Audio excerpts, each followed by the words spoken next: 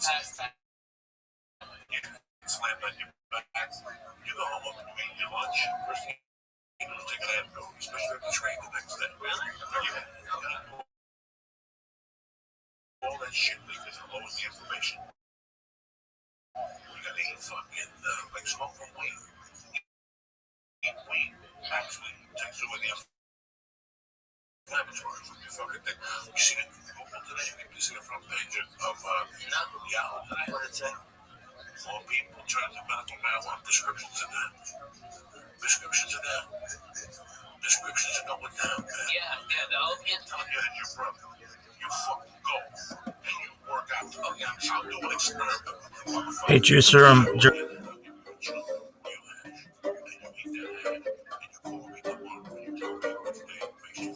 all I want is 8-minute DOF. And they're like, oh, you want 8-minute DOF? Here's some fucking kid climbing on this wall. You like it? Did you like this kid climbing on this fucking wall? Hey, Rabbi, do you like this kid climbing on this fucking wall? Oh, you want to learn about brachos? Oh, okay, cool. Here's a kid climbing on a fucking wall.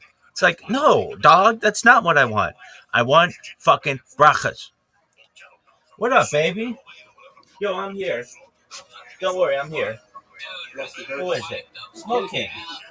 Smoking, how you living, pimp? Smoking, just one moment. My name is Del Farkas. How you living, pimp? Australia. I'm Bernard David. If you're there, great. I'm adjusting to computers over here. So if you're like, what the fuck are you doing? I'm over here. I'll be back right back in a second. Every single Shout out day, to Smoke King. thousands of people across the world participate in Rabbi Stefanski's daily Daf Yomi Shiur. Yo, dog. Hey, Rabbi, you want to listen to 8-minute DOF on brachos? Yeah, that'd be great. I want to hear about the fucking black cat of the daughter of a black cat and her afterbirth. Oh, okay, cool. Here's a kid climbing on a wall. But why? Oh, because you want to hear about the black cat and the black cat of the afterbirth? Huh? Bracha is daf samach daled. Dog. It's the last daf of Masechtas Bracha. It's an amazing accomplishment. You finished the first Masechta of Shas. You should take this opportunity to make a commitment. You're going to learn Masechta. Do you want to hear about a black cat and the black cat and the afterbirth? Huh? Oh, okay. Dog, look at this athleticism. Dog. Look at this athleticism. Bracha is daf beis. Welcome to the 6,000 new subscribers who just joined us in the last few days. Welcome to the original subscribers. We should all be zoicha together to Look at this athleticism. finish Shas with Mashiach and Meher B'Yameinu Amen. I'd just like to take this opportunity to point out some of the amazing benefits of Daf Yomi and some of the reasons why people fall off of Daf Yomi and what they could do to overcome them. The saying is, it's not about the Daf, it's about the Yomi. Daf Yomi provides an opportunity to learn every single day of the year, even Motzei Tisha B'Av, Yom Kippur, Yom Tovim, Shabbosim, Sundays, vacation. Hey, Rabbi, do you want to listen to 8-minute DOF? You want to hear about the afterbirth of a black cat, of a daughter of a black cat? Huh? Well, here's a kid climbing on a wall.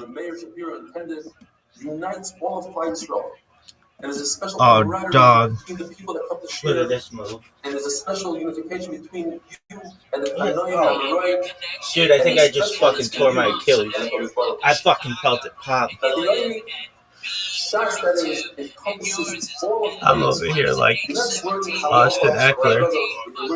Non-contact injury. Don't worry, Rebecca. It's a non-contact injury. Why does that matter? No one knows.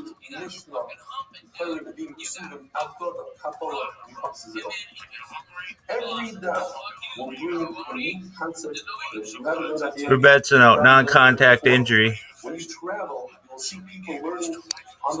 Look at this athleticism. Rebecca would be like, "Hey, kid, you want to tell me about the daughter of a black cat? Is her? Hey, Rabbi, you want to tell me about the afterbirth of a black cat, of the daughter of a black cat?" No, it's disgusting. It's an amazing connection that you make with the Rabbi. And now, some of the reasons why people fall off the bandwagon. People say, the Rabbi is. You want to see this black cat kid? Calm down, woman. I've been learning this. I don't remember what I learned last week. Doug, no one. Yes, sir. No one knows. It's not English. Speak English, Doug. These are all valid points. I'm not going to get into whether Athleticism, it's like this, fast or slow. Look at this The question is, what's the alternative? Are you learning every single day with Jerusalem? Are you learning on Friday? Are you learning on Sabbath? Are you learning on Sunday? If the answer is no, then this is for you. The other question you have to ask yourself is, did you learn all of Torah? Did you learn all of Shabbos? When are you going to do that? And finally, the Zohar says, and how time came down, the Zohar talks about it. If somebody learns something in this world, when we get to the Shemayim, we'll be able to learn out of his book, and his book will explain things better. Go through all the Shabbos, even if you don't remember it. Even if you don't really understand it, his book will explain it to you even better. But if you don't learn it, you're going to be learning fluid, monotonous, sparkling, the higher touching. You didn't learn it. You're not invited into the shade. And finally, one of the pitfalls that people have is when they miss a daf, inevitably you will miss a daf. There's sickness, there's symptoms, there's vacation. And a mistake that the Zohar makes people do is says you have to make it up. Don't go back to the shield. Let's make this up first because I don't want to have a hole in my Gemara and my Masechta. And that's a big mistake. Skip what you missed. Go back to the shield. Go back to where Christ was holding. Write down what you missed, and you'll make it up at a different time. But today, you must skip. Don't fall for that. And don't be a perfectionist when it comes to that language. Don't say, well, I didn't finish the Sefer, I don't want to do this. I need to finish. Because at the end of the day, if you finish $2,700 versus $2,711, it's not the end of the world. Better to do that than not to do it at all. And now, let's just jump in to the beginning of Shabbos. The Mishnah discusses Kriya Shema. The Torah says, you shall come over from Bethel to Kriya Shema, say Kriya Shema twice a day. When you go to sleep, nighttime, and when you arise in the morning. And what is nighttime? The Mishnah in the Gemara leaves down 6 shittas. The shitta in the Mishnah says like a child. And the Mishnah uses a lesson of when the Kohanim who are tonguing go to the Chayvol, the Mikvah, and then after it's covered, they're able to eat truma. Until what point can you say Kriya Shema? The Rebbe says until the end of the first Mishmar of the Malachim, the night is divided into 3, so the third into the night. Rabbi says until Chatzos, halfway through the night. And the Leil says until Amir Shachar, until the light of dawn. In fact, the Gemara says Chachamim agree with the Leil that the time is Amir Shachar. But the Hashim said, Saudi Navera, in order to dismiss people from Navera, they made a siyag, they made it better, and they said, you must say Kriya Shema before Chatzos. The same halacha applies to Hekkel Halacha in the and to, in other words, when Kohanim put the karbanos, the limbs on the Mizbeach, and certain karbanos that are only eaten for one day and a night, such as Chagas and Asham, the shear is until Chatzos. It's a real shir until Amud Shach. The reason why our Mishnah starts with Kriya Shema of Meir and not Kriya Shema of Shach is 2 reasons in the Gemara, because the Torah says it was Shach and then only afterwards it's not when you get up. Or because by Kriya Shema it says that you err first the night and then by the Yibakar the day. As we mentioned before, the Kohen can eat truma after he's Kohen, after he says the Kohen, and even before he was Kohen. Because the Torah says, "Before Hashem is the Torah." Unlike the typical meaning of the Pasuk, but it means when the sun comes up, the ball here means when the sun goes down, the fire, and the chase of the Kohen came the day the light is dark. And now we go to the 6 shittas of the Gemara brings down. This is what it says: the time of Saint Shema is Shkia. That's when Shabbos comes in. Remaining the first shitta is slightly before Shita of the Father. That's when the Kohanim are playing. The ritual says, "Say second Father." The real Shita. That's when the Kohanim can eat the truma. Karina says, after Say second Father. That's when 4 people sit down to eat. And remaining the second Shita says, when you eat Friday night, it's slightly after that, and Rabbi says this is the latest man. It's when people sit down to eat a weekday meal at night, having a wonderful day. We should be certain to finish fast together. Amen. I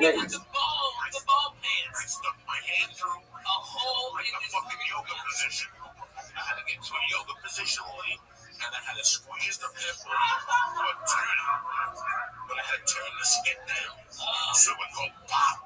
And Lee, you can hear it go pop. And it was just a yellow. Close the eye, back in, and I put my fingernails and I tried to fucking piece the skin out when he changed about it. Yeah, I've been grown half. Rabbi is not Gimel. Tremendous mazel tov to every single one of you who started Shas. You should be zoicha to stay on board, stick it out, and finish Shas B'Ezras Hashem. Welcome to the over 1,500 new subscribers in the last 24 hours. That brings us up to 7,500 new subscribers in the last 4 days, I think it is. Our goal initially was to get to 10,000 new subscribers during the Siyum Shas. We're almost there. With your help, just send out the link, put it on your status, tell your friends about it, or make a tremendous Kiddush Hashem and a big difference. We learned in the mission that according to Eliezer, you say Tishma until Soy Hashmur Rishayim, until the end of the first Mishmar.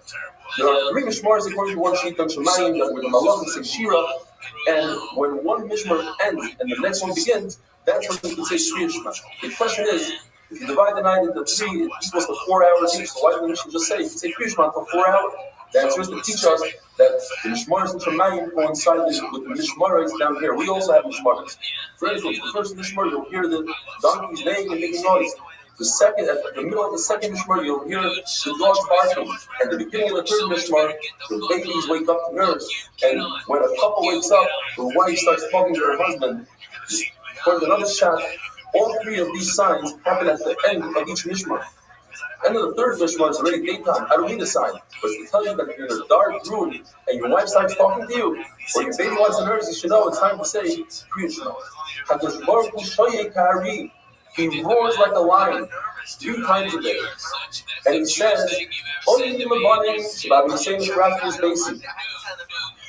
wow to the nation that I caused my sons. I had to destroy my house, I had to burn my handcuffs, and I had to send Christ on the dogs. I don't know what the Pickets is doing. They're the number 1 team in the country right now, kids. I went off the path and I went into We're the number 2 team in the country. This is the game of the century. And when I finished, he said, Shalom. And I said, Shalom. Number 1 versus number 2. What are you doing here? I had to daven. She davened on the way. She davened to Sarah. They're the number 1 team in the country. So you guys have learned 3 things from me. First of all, you don't go into the Kurban. And if you're traveling, you daven on the way. And what do you daven? And we are not continuing to ask him, what did you hear in the Kurban? And he said, I heard a voice that sounded like a pigeon cooing, and the pigeon was saying, or the voice was saying, oh, you're body, like you just said, that I have to be macro in my house and burn my handle, and I have to magnify yourself. Saying, in the lesson of a shvur, and a double shvur, I swear to you, double. And the Baruch says this every single day, 3 times a day. When a Baruch sees Christ going to shows, and they say, Rabbi, he bows his head to the and he says, and he's mitzvah and he sent Christ home, and he goes. Why don't you go into a Kurban to ruins? There are 3 reasons you can run. First is Hashab, is suspicion. And that's the reason if you go in with 2 people, they're not that good, they're cruising. So it's still a shot that a person will be with a zayna. People will say there's with a zayna. The second reason is my fellows were worried that the ruins will cave in. And that's the reason, if you go in with 2 kosher people, then you don't have to say. Finally, the third reason is mazikim, shaitim. If it's a brand new place and 2 people that are kosher, but it's in their place that the mazikim like to hang out, it's still dangerous even though you have 2 people. Or if you just get 1 person, or you're by yourself, and you're in a field, so there's no women, there's no chashad, yet there's mazikim. Rabbi says that the night consists of 4 mishmaros, in other words, 3 hours each. So Rabbi says he woke up every night at Tzayis and says, I woke up 2 mishmaros before them. Now, if you hold that there are only 3 mishmaros in the night, and you woke up at Tzayis, which is in the middle of the night, that means there's only 1.5 mishmaros left. How do we reconcile this? says the Gemara, because Rabbi was saying that he woke up 6 hours to the end of the night, plus 2 hours, because kings would sleep 2 hours in the day. Basically, he woke up 8 hours before everyone else. 8 hours divided by 2 equals 4 hours. In other words, it's 2 mishmaros that he woke up before the other. Yes, it's only 6 hours of nighttime, 1.5 mishmaros, whereas 8 hours before the kings, which is equals 2 mishmaros and 4 hours each. Rabbi says you can call 1.5 mishmaros, 2 mishmaros. The Gemara says halacha. In front of a dead person, he's not fucking learning because it's like since the dead person can't fucking learning, he'll feel bad unless you talk in learning that the dead person was mechanic. Another Chinese Gemara, you shouldn't talk any shituyot, you shouldn't say anything in front of the mace. It still makes you feel bad unless you're talking about the mace stuff. There's a contradiction seemingly in the Psukim. One passage says that David woke up at Chatzos, other passage says that he woke up before the night. The Gemara has 3 pshat. Either David was saying, I never slept as Chatzos, or he said that I was learning Torah up at Chatzos, like a horse that dozes off, but he's learning in his dozing. And then from that point on, he would be misgathered by reading, stretching himself like a lion. Or the shot is, I'm still Chatzos, and learning Torah, and then from Chatzos on, he basically shiros. This is Balas. The word Nesha means when something goes away, when the night becomes day, or when the day becomes night. The Rabbi says, Chatzos Laila Akum. I wake up at Chatzos. So in other words, the Rabbi knew what Chatzos was, and on the other hand, it seems like Moshe Rabbeinu didn't know what Chatzos was, because he says, Chatzos Laila tells Pharaoh, Chatzos. Almost like Chatzos. 4 pshatim in the Gemara. Either David HaMelech knew what Moshe Rabbeinu didn't know, because David HaMelech had his kinar, his heart, which told him exactly what Chatzos was. Or the pshat is Moshe Rabbeinu also knew, just David HaMelech needed his kinar in order to awaken him. Third pshat is Moshe Rabbeinu knew what Chatzos was, and just worried that people will say Moshe Badoi, he's lying Moshe Rabbeinu, so that's why they say Chatzos, so they don't catch him on his word. Or the pshat is that Moshe Rabbeinu on the 13th of Nisan he said, Chatzos, just like now, tomorrow, Chatzos, tomorrow, the Shmuel can take Chatzos out of this. By Elisha Shaki, the Gemara tells us, Chachmei Yisrael came into the Melech, it means one time they came in, every day they come in by Elisha Shaki, but once they came in, they said, we need Paras with Klal Yisrael, so that let them do business with each other. And the father is not enough, and the father said, he said, go out for war. So you might have to go out for war. You ask after Bible. In other words, the strategy of war you get from after Bible. Yoga Yoga means you ask the Shus from the Sanhedrin. Yasser means you ask the Urim the Tumim, and Yoga led them to war, have a wonderful day. That's garbage. That's way too fucking much. I mean, like the month. So Southwest gives you free Wi-Fi. Yeah. But it's when you want Wi-Fi, I don't get it. So you just have to, but they don't want to pay for screens. So you can bring your tablet and there's one CN accept. And then they have like a whole bunch of TV stations. Yeah, but you can get all your Wi-Fi, everything on there, and everything. Especially if you're A-list, you get everything. Racha is Davdallah. You get all of it for I'd like to thank each and every one of you. A few months back, when I found out that my sister-in-law got sick, that day I started taking her down. Just recently I promised her that for Chusar and Shlema, I would try to get 10,000 new subscribers during the Sima Shas. In fact, today, Baruch Hashem, in your schus, we achieved that monumental occasion, and Shoshana Blazio Basilka should have a full Shlema. I also like to thank the over 1,500 people who viewed the regular 42-minute cheer. You can find that on YouTube. Search under Eli Stefanski or Ramata Chemish Yomi and subscribe. The Pasuk says in Tehillim, David HaMelech says, Shomer Nafshi Chassid Ani. David HaMelech has a Chassid. The only thing I'm a Chassid, two pshatim. The only thing I'm a Chassid compared to the other kings of the world who get up 3 hours into the day, and I get up at Chatzos, or the other kings, they sit around with their friends, while I act as a local rabbi. I check Why out you mention Michael with my Pitt? fingers, I get my hands bloody to make sure that women are taught to their husbands. virgin. I just I'm a took chassid. David Montgomery as my I fifth asked pick, and I feel like I'm known wasting as him. Mishboishes. The reason why it's called Mishboishes is because he embarrasses David Amelech. David Amelech asks him questions and he says, "Is this hard? Is this kosher?" And he embarrasses him by Allah. He's that much better than David in Allah. So David Amelech got his revenge, so to speak. When they had a son Daniel, he was called Hillel because he was able to embarrass Mishboishes in Allah. It says in the famous pasuk, "Lule hemanti lirois b'tuv Hashem." The word "lule" has dots on top of it, the kudos. David Amelech wasn't sure that he would be zoicha Ha'olam haba, and the reason is because he was worried Shemi Yikra Nachei. Perhaps he'll sin and he won't be zoicha. As we see by Yaakov Avinu, even though HaKadosh promised with shmira, protection, it says in the pasuk by Yira Yaakov, he was worried. Why? Shema Yikra Nachei. In fact, we see that the chet was vital. Ezra should have had the same kind of what up, Am? How you living? What's good? Can you hear me? Yo, Doc, how'd you find out about me?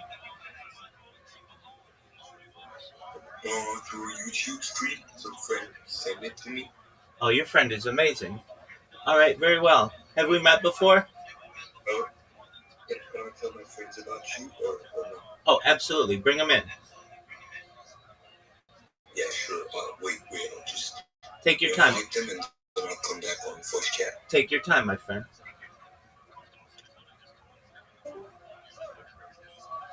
Can you tell your friends about me? You want to just make my fucking day?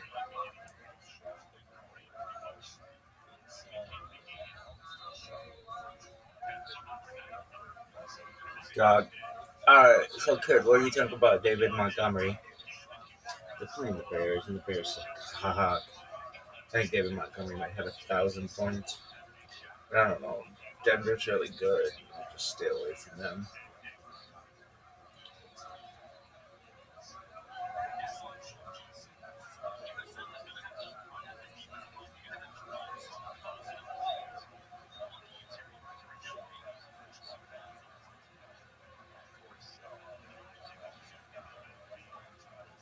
But what are your thoughts?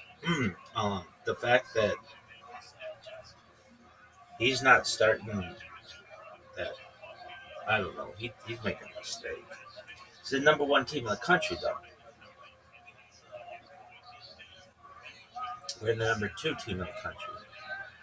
This is like November 13th, 1993 all over again.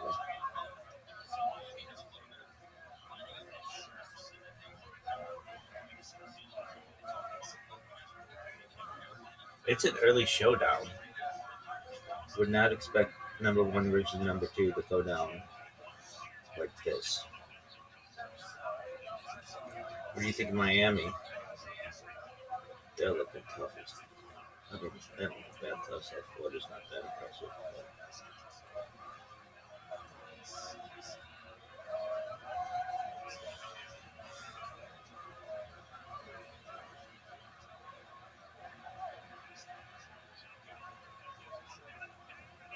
What a throw. What a catch. What a beautiful, beautiful play. That was beautiful.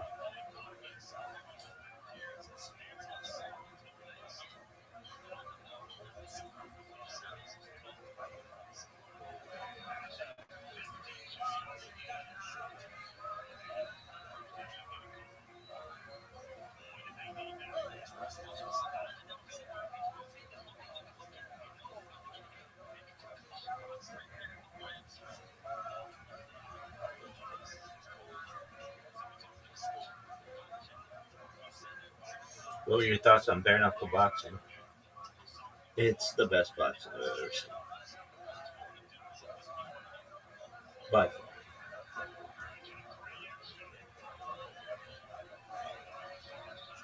But I still like UFC more.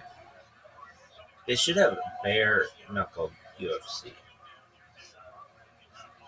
Or UFC with the gloves that have the hands.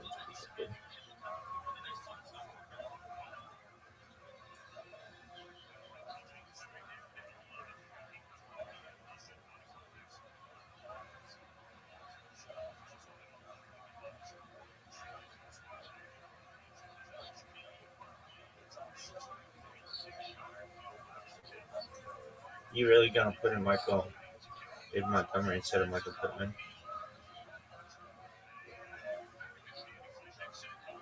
Denver's got a really good team.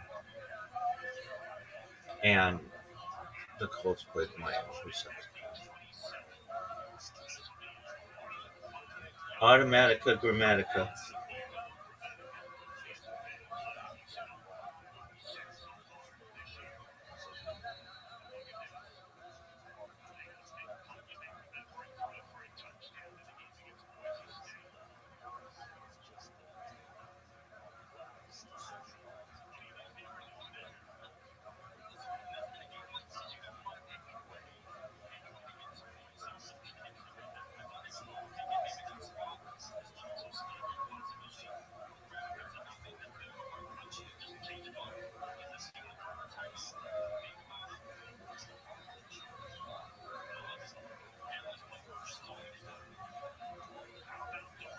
Look at this. Whale tail, girls.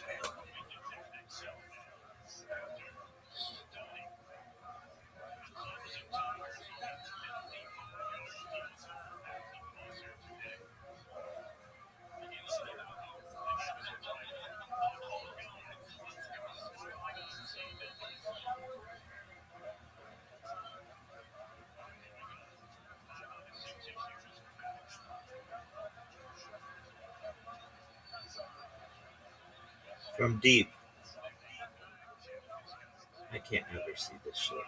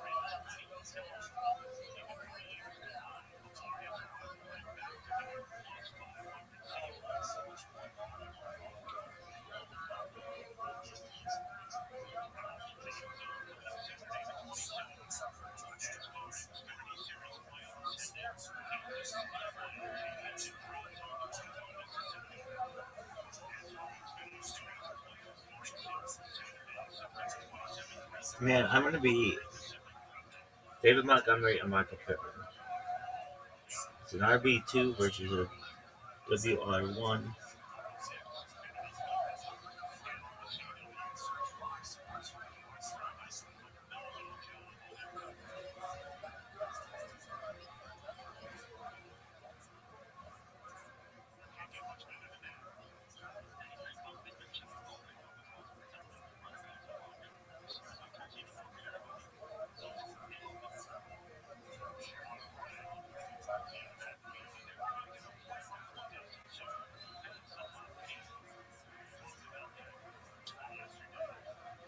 Are you proud of the way that your fantasy football team played last week? Incredibly. Aside from Brittle Kittle, who even still played really well. Lamar Jackson played amazingly.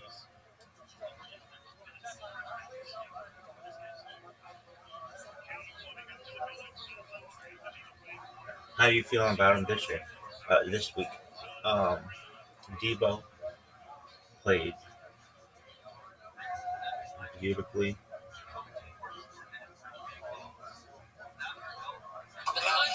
That's going to go to the only problem is they like, all right, I want to go to fucking Austin from LAX. Right.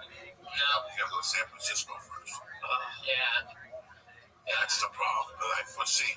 Chicago. I'd love to take Bert to Chicago, but you know what? I don't want to get to LAX at 9. Yeah, that's hard. LAX at 9 as well. That's a rough flight. You know what? American will get me anywhere at 5 a.m. if I call them and ask them. I That's one thing about American Airlines. That's one thing about American Airlines. They have flights all That the is time. why I fucking fly American. They are Because 24 hours. they got a vampire flight. They are 24 hours. They got 5 a.m. to Chicago. That means you have to be at LAX at 4 a.m. What type of human being are you? You're working at 4 a.m. without drugs. You know? Yeah. Me. You know, it would be more effective, like, if they ran, like, Southwest is almost a 24-hour-a-day airline, and especially with its all its international flights now.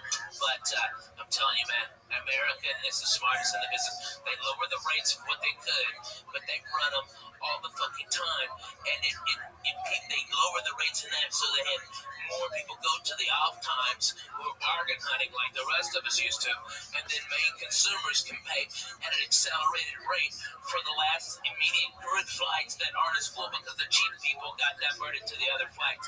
It's a goddamn beautiful business model. That's how you fucking make money. But it's amazing how much these companies treat the customers like crap. Like, especially, Well, there's no fucking reason why they. I mean, all right, if you are the worst person in the fucking world, go work at the airport. Because no one will bitch about you because they don't have time to fill out a form. They don't have time to fucking talk to your manager. They just don't. They've got a plane to catch, so they go, oh, that guy was a dick, and they watch your next plane. You can, it's free. It's awesome. If you're an asshole, go work at that airport. A lot of years I made a really bad mistake. That's the type of person I am because I know it's a corporation. I know it's a company. And I know, it was here, but I never happened to know. I was having a chat today with Her hair looks amazing. And I said, listen, I know people who are shit agents, but the agents are killing them. Yeah. Doesn't matter. Just because he's, I was looking at her. Here's the funniest thing ever. IMDb, they've got a rating for agencies and management and all that shit. CA is obviously number 1. William Morris is number 2. Innovative is like 8. And then the agents up with like 200, it's like 300. I mean, it's a fucking nightmare. There's some management companies I looked at, and here's what's fucked up. You look at Jeff Susser's management, they're 4,300. A regular person will look at that and go, I wouldn't even talk to that management company. Yeah. what do you mean 4,000? But that's what they cost. That's how, that's the rating. That was the rating that was as far down the list. But they've got 3 clients. They've got 3 clients. Millions. So it doesn't matter. It doesn't fucking matter. It doesn't matter. You understand this? It's all bullshit. What are the rankings based on? I guess the client's earnings, and the client's earnings. And so, I'm with William Morris, and I think worldwide they're number 1, but here in America, CAA is, especially in LA. All right, but William Morris is badass. Who gives a fat baby steak? If they're at that level, unless they're worthless or fucking strung out on something. I mean, there's been a lot that have risen and fallen because of what they're snorting and what they're drinking on their fucking expense. But man, if you got one client and you're that guy's manager, and that fucking guy is Kevin Hart, your rating would be, that you only have one client and you're so far down. But Kevin will work hard and make a ton of money. But what if he takes 2 years off, just to relax and build up a new act? That's when your rating drops to 5,000 like assessments. But how much TV does Stephen, Joe, and Kevin do anymore? No more. Is Joe he's still throwing people around in UFCs, right? Right, but that's Some guy called me and they said, he would be such a fucking amazing action hero. I understand. Almost he would be fucking amazing. Okay, but Joe Rogan, with a fucking skull and tats and crazy shit, driving a hot rod to the fucking desert for hot bitches. What the fuck? I'm all for that. That fucking nice ass Corvette of his fucked up. Oh, God damn it, run to it. He can throw it. He can change your life bulb with a kick. If you put a show on TV, wouldn't you want to be a producer? He probably would do it if I asked him.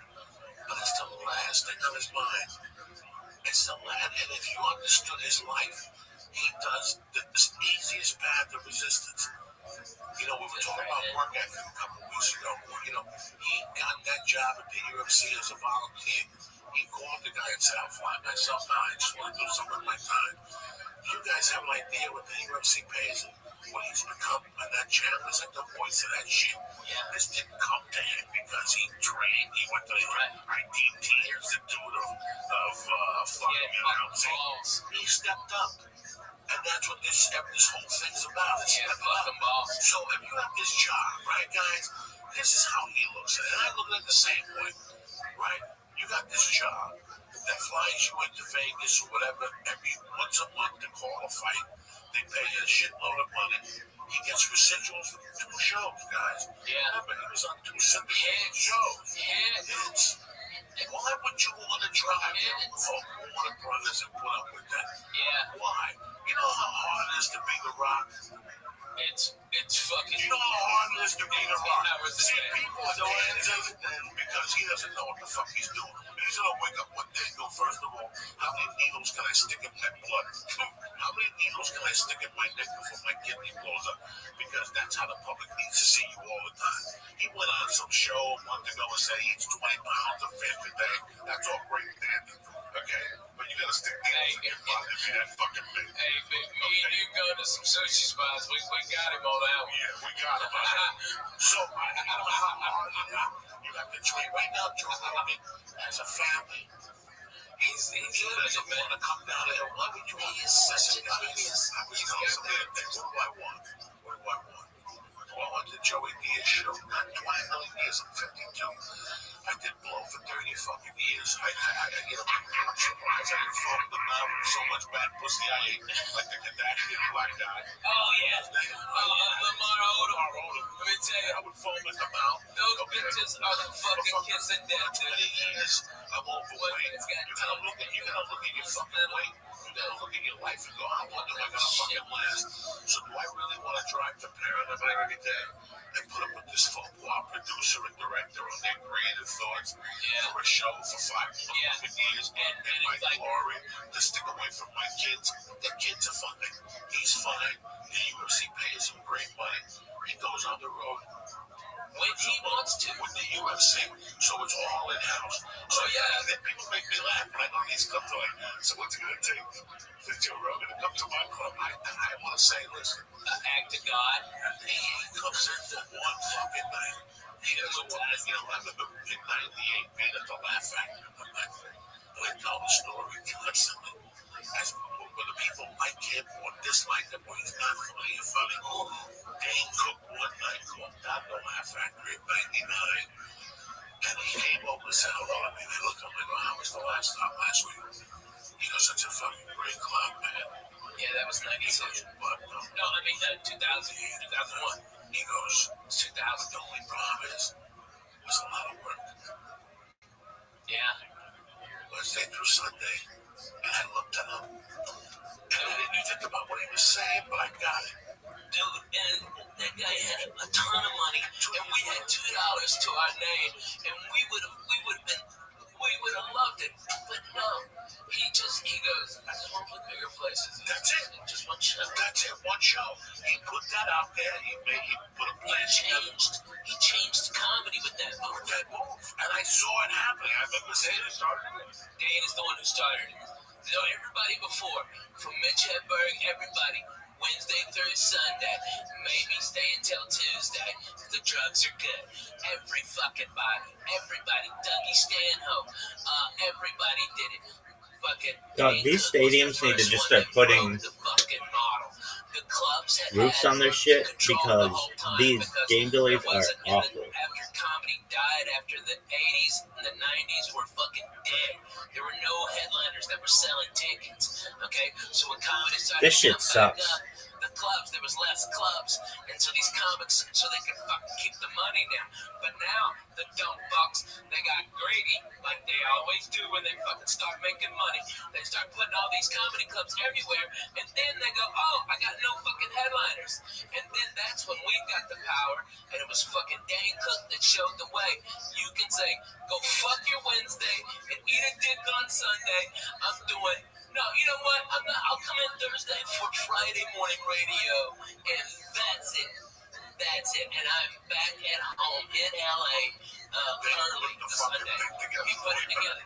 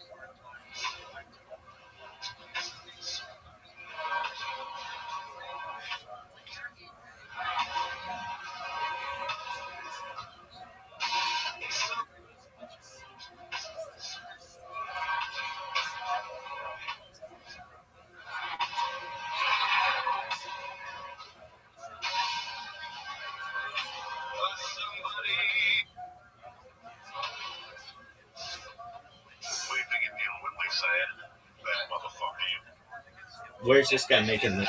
Yo, big dog. Yeah, wherever this is. I know I don't have a thing, but where's this cat making this? He's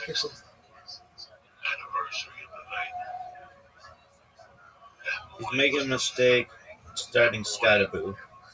Where did this fuck even go to school? No one gives a shit, but I do.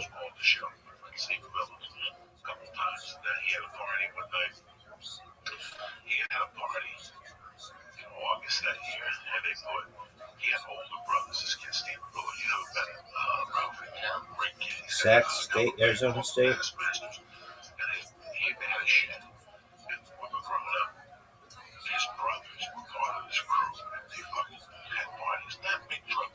In Dallas, is he the RB1? No. Huge mistake. As Ashton Gentry did. They have him scoring 18 points, half a million years.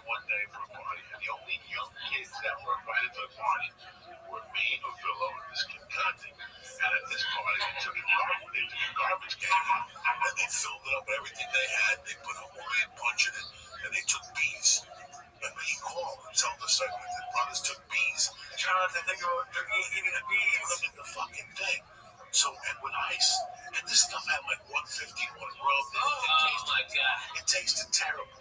So fucking, they just scoop it out. You had to do this. It was in a garbage can, and it had chunks of fruit in it. And I'm back there smoking pot. The next thing you know, I'm getting woken up in Sasulo's front yard. Anthony Sasulo. He's in Dallas, Texas. And I'm getting woken up by Ray Ernesto. All right, do a breakdown. All right, Lamar Jackson, just head and shoulders better than Jacob McCarthy. He sucks. Ashton Gentry over James Conner. This shouldn't even be close. Tony Pollard over Skytaboo. That's what we're delivering, just ass kicking. Tariq Hill pooping the stool. That one's not very good. How did he get? Devo already did better than we thought. Ruth McConkey, Vlad McConkey, so. Only fan is everybody's high on him. Tyler Warren, so. Jacoby Myers, Brock Bowers. Jacoby Myers almost was beaten. David Montgomery, Ricky Kershaw, Luke over Aubrey, Cardinals over Broncos. It was a Sunday morning, so I got home like at 5. I passed out about 10 o'clock in the morning. I can hear like ice cubes and shit. That's what I woke up to. I can hear Cuban music. And I heard her come up the stairs. She goes, oh, yeah, well, I need to wake up. I made breakfast or lunch. And she had like a glass. In those days, towards the end, she used to drink a Bloody Mary with a Heineken in it. Shit, right? What the fuck? Makes a Bloody Mary with a Heineken in it. Walking around your house? She was such a spit. Like, she was such a spit. Dude, are you serious? You're not gonna get a boo? Yeah, he's fucking serious. She was such a smack. She just ate it, right? Just ate it.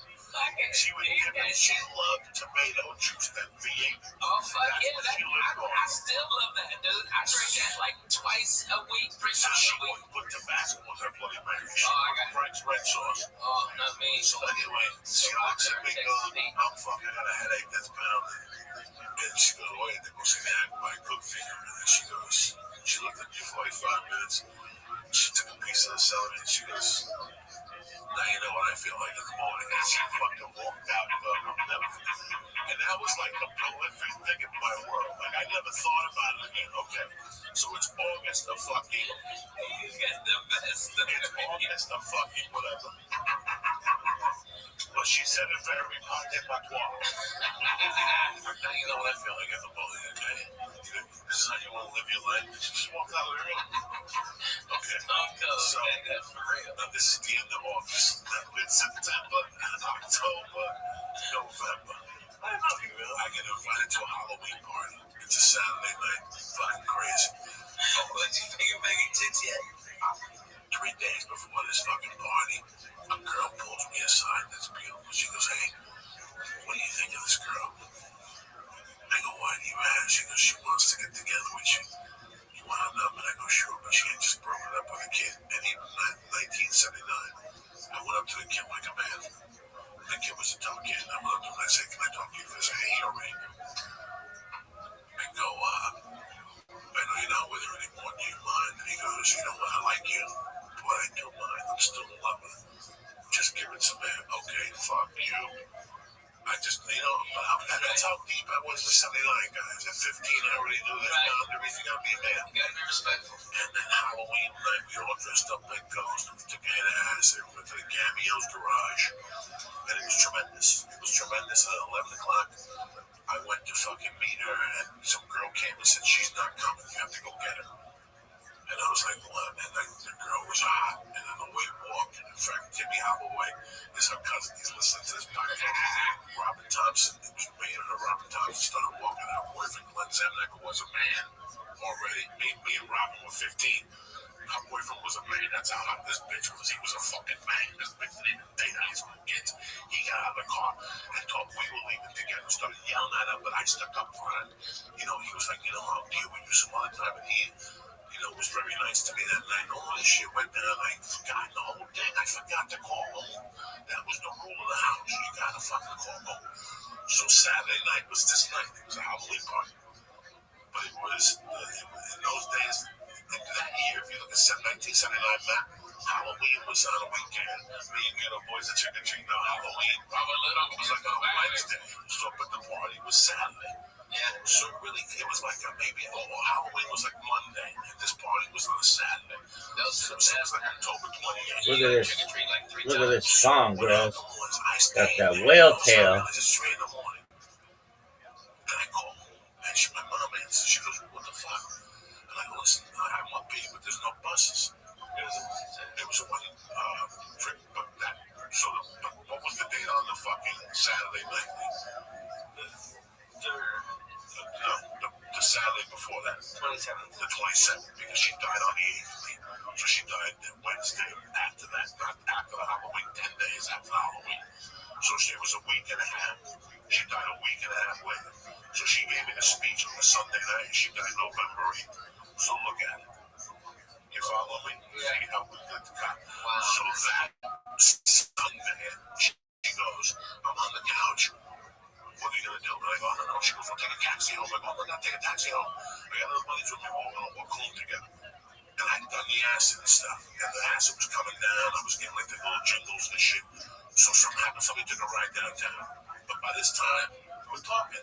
It's 5 a.m. I'm not going to call her back. She was already sleeping. And I'll never forget that I fucking my friends dropped me off. I had a ghost costume on.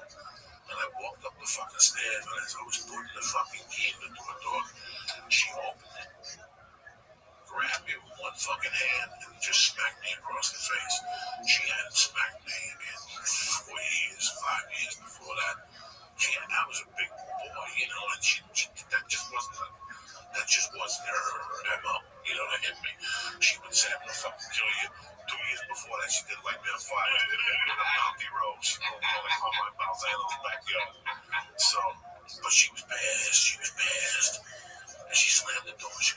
son.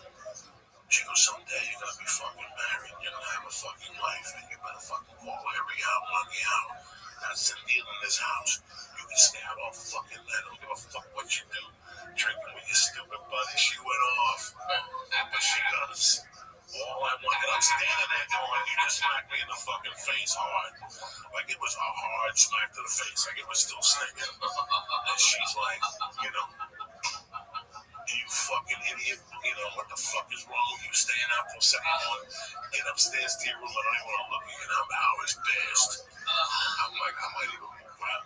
Like, that's it. I'm going to get the fuck out of this bitch. Fuck this place. Fuck you. No wonder your husband left you. The other one died. Fuck you. Holy shit, that was fucking real as in game. That's real. My father died at 37, and then one who was a killer left up because he hit him in the head with a fucking saint. A fucking Catholic saint. Which one? Guadalupe, Maria? No, Santa Barbara, the man that with the sword. He flicked the cigarette and she fucking waited for him to fall asleep. She broke it over his head. Nobody could deal with that. He didn't even know what to do. He was lost. He was in a deep sleep. So that night I went to bed thinking, When was that after she got home from close on the bar? yeah, they came home together and they were talking. And they were sitting like this. He was sitting on a chair and something happened where she wanted a cigarette. And he took it and instead of handing it to her, we were old school humans. Right. You don't throw nothing in the house. No, that's rude. That's fucking rude. Threw it at him. I don't give a fuck. What if somebody flicked the cig? Can I have a cigarette? Like you say, I'm thirsty. Hey, Coke, can I have a sip of your water? Sure, it You wasn't fucking threw it in me. It's the same fucking thing. It's rude. It wasn't even It's lit. fucking rude. But my mom's demented drunk again. It was a disrespect thing, so she waited for him to go to bed. She hit him in the head. And he fucking left the next day. But so I'm walking up the stairs thinking, That's just. I'm walking up the stairs. Oh yeah. I'm walking up the stairs thinking, you know what? I ain't tolerating this shit no more. You know, I'm 15 and a half. I get a job. I go look at the Balzanos. That was my plan. I don't need this shit. People hit me I and shit. never went to Balzanos when I was working at Hasbrook Heights one time. Yeah. Political beat. So the next morning she woke me up again. She's like, yeah, cook something. She said, but let me tell you something. She goes, get up. And she got up. I was like, oh, fuck. And she goes, first off, I'm sorry to put my hand on you. You're too old for me to be in there. But number two, she goes, I just want you to understand something. All I want on this deal is for you to grow up and be a man. That's it. I don't give a fuck how you do it. I want you to grow up to be a man, okay? When you tell somebody you gotta go home, you go home. And she kissed me in the cheek and she walked out. And I didn't think much of it. I just sat there. And I was like, you know what, whatever. I'm a man. What the fuck is a guy? I am a fucking man. I was just sucking titties behind the high school last night. I'm a fucking man. I worked last summer. I made $75 a day, you know, in my head. And in the morning, you know, whatever. So 10 days later, when I found her dead on the floor, the first thought was like, she's never gonna find that I got left back. But the second thought was, here's what she was saying. She gave me a heads up. That's all she wanted out of this, for me to be a man. Whatever I knew in her world what that meant. But I just wanted to celebrate that. I know she liked churches. Yeah. My mom loved going to fucking pray. There was a church down the block in St. Patrick's Cathedral. In the 70s and 60s, and every year on February 26th, my mom would give the guy 100 and bring him a bottle of shivers and whatever, flowers, and they would set the casket up like a fake casket. And my mom would do a fucking thing for my dad. And she used to say, I love her. We used to go to churches just to fucking look at churches. Even though she was demented, she would go to churches. And in the 6th and the 5th grade, I was 10. That's 1973. In that year, something happened. The New York Mets went to the playoffs, the NLCS playoffs against, look it up, Lisa, against Cincinnati. What do I like? Look up the New York Mets against the Cincinnati Reds, 1973. Oh, poor Mets. This is how Royals whipped the shit out of them. 17 spins, and they did it right there. And fucking, I mean, fucking, who's that black guy? Spike Lee, he took his hat back off. Okay, Jerry Seinfeld was boohooing back to his $1 billion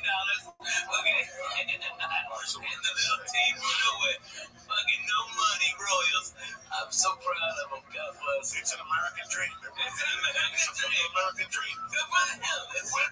Whipped them to death. At their house. What year was it? 73? 1973, New York went from the Cincinnati Reds. Tremendous. October 6th to 10th. And New York won the series. Who do you think you're doing? With Joey the Bananas? But they lost to the A's.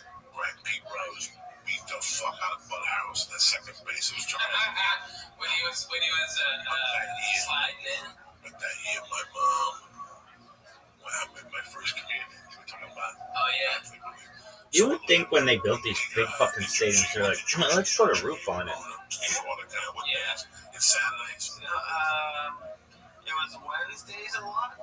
Wednesdays and Sundays sometimes. Hey, did you have the little nice thank God? No, not. That would have been a It's all the pro bills. You should eat some pot cookies and say fucking just fucking Lee, if you did that, you know, I have no idea how to grow those. yes, you do. How do you grow those? You just let it, just let it fucking. What am I supposed to do? Breathe. It's a I'm fucking. not growing like an asshole. No, making big mutton chops. Everybody think you're a hipster faggot. It'd be great. Get you some mutton chops. Lay clear to the deck. So you can eat pussy and it doesn't chap their legs. You get some money on sponsor. Oh, yeah, man. Chew-wax. Yeah, get you one of them mustaches, too. It makes you look like one of them fucking evil villains, like you got a bitch tied up on a train track. That's what you need, Lee. That would be the look. Yeah. This show will definitely show. You gotta do that. Come on, you got that stash. There's no way that's my look. Do that, you look. Law and Order Toronto. Go fuck yourself. Who gives a shit about that? What are you gonna do? Pay me a loony? CW. That's the worst idea for a show ever. Hey, let's do Law and Order Toronto. No, that's a terrible idea. Are you gonna show it in the United States? Yeah. Nope. No one's gonna watch this. Riser's not even gonna watch this. No wonder it's on CW. Dude, I don't even know that they had sports. They have a ton of sports.